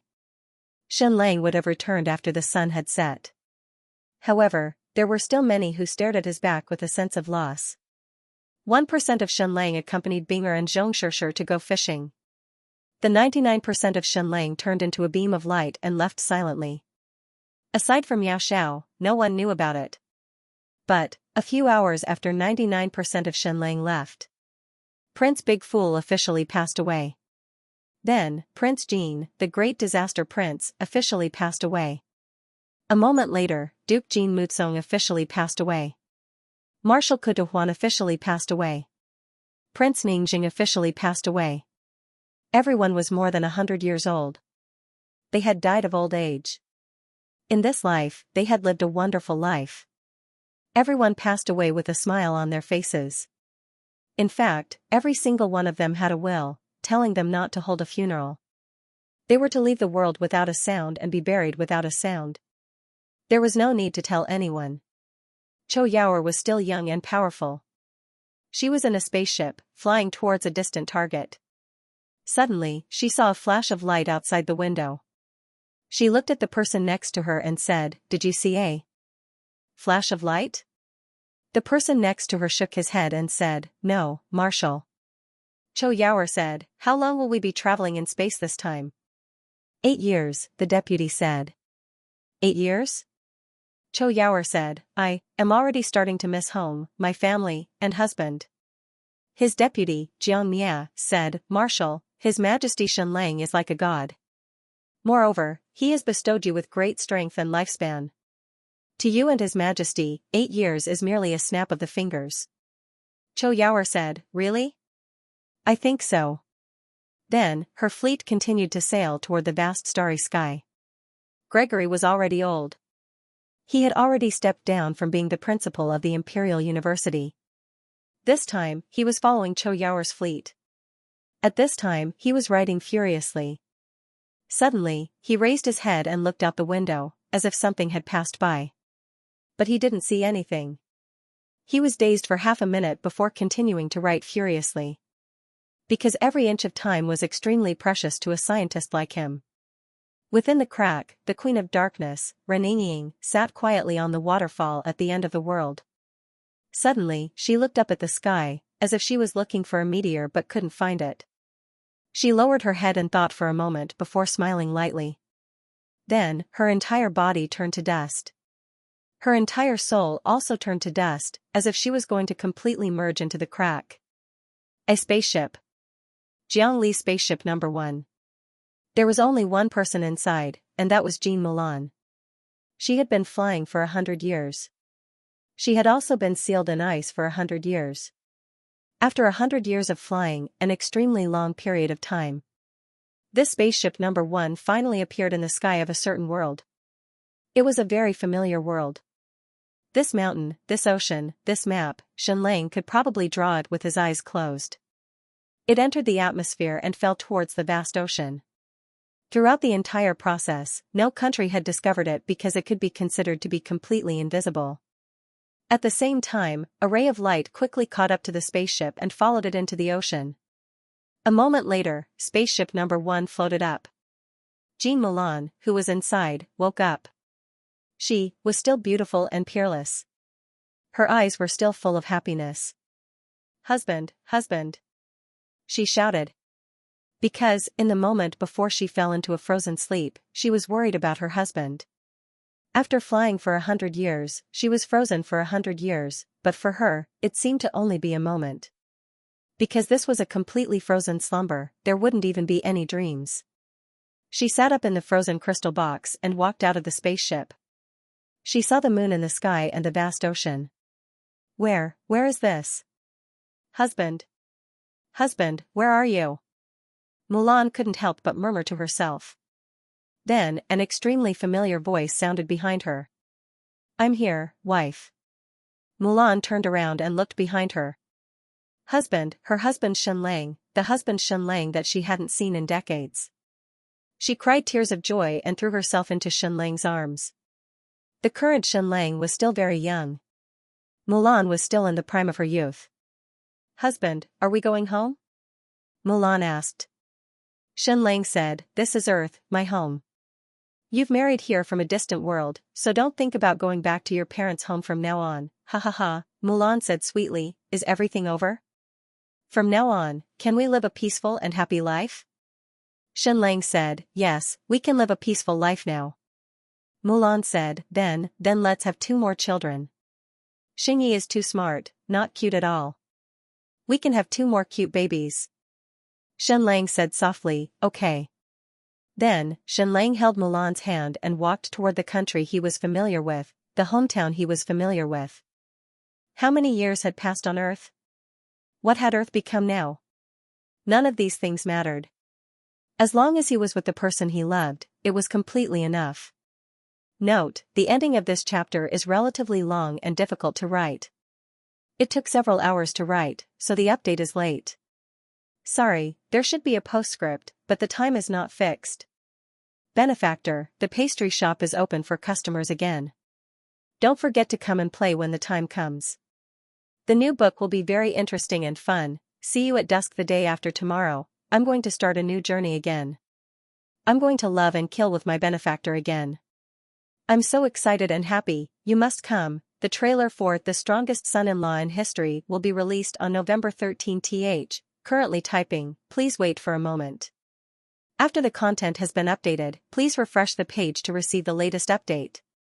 The content of the new book: there was a most powerful mental hospital, where 29 super genius mental patients were locked up. One day, the mental hospital X exploded, and the director, Yun Zhonghe, traveled to another world. 29 mental patients actually drilled into his brain and traveled with him. As a result, Yun Zhonghe had 29 strange talents, and became the most powerful genius in history. In order to survive, he joined the Imperial Secret Service and went undercover in the enemy country. 3 years later, if I don't recover my identity, I will become the emperor of the enemy country. This is the story of our new book. Previously, I read a book that described the Israeli intelligence organization, Mossad, as super powerful. There was a spy named Eli Cohen, who infiltrated the enemy country and became the best friend of the president. He almost became the enemy country's defense minister, and could be called the strongest spy in history. So I want to write about an even more powerful spy, who almost became the emperor of the enemy country. History's #1 spy, history's #1 undercover. Awesome to the sky. Of course, this is a refreshing novel. When I write this book, my mind is filled with the laughter of Domestic 007 and Imperial Secret Service 008. I will write this new book with all my heart and soul. I will serve the readers wholeheartedly, and I will not let you down. I want to feel good, I want to be high. Everyone, please collect the new book History's #1 Spy, please recommend it, please reward it, please keep it. Pastry Kowtow. Last New Year's Eve, I got drunk at my father-in-law's place and vomited everywhere. In the end, I didn't manage to finish the second chapter. Today is New Year's Eve. I spent the new year with my parents, accompanied my father and brother-in-law, and drank quite a bit. Although I didn't vomit, I felt dizzy. I almost couldn't take it and almost asked for leave to go to sleep. However, I gritted my teeth and drank strong tea to sober up for a long time. Then, I sat in front of the computer and wrote the second chapter. However, I didn't update 15,000 today. There was only 12,000. Everyone, please forgive me, the Spring Festival is here, Desserts is here to congratulate the readers for their safety and health. Then, happiness. I wish our country will get through this epidemic as soon as possible. I wish the brothers and sisters in Wuhan will be safe and happy. I wish the brave warriors fighting on the front line of the epidemic will be safe and happy. Everyone, Happy New Year, Desserts kowtowed.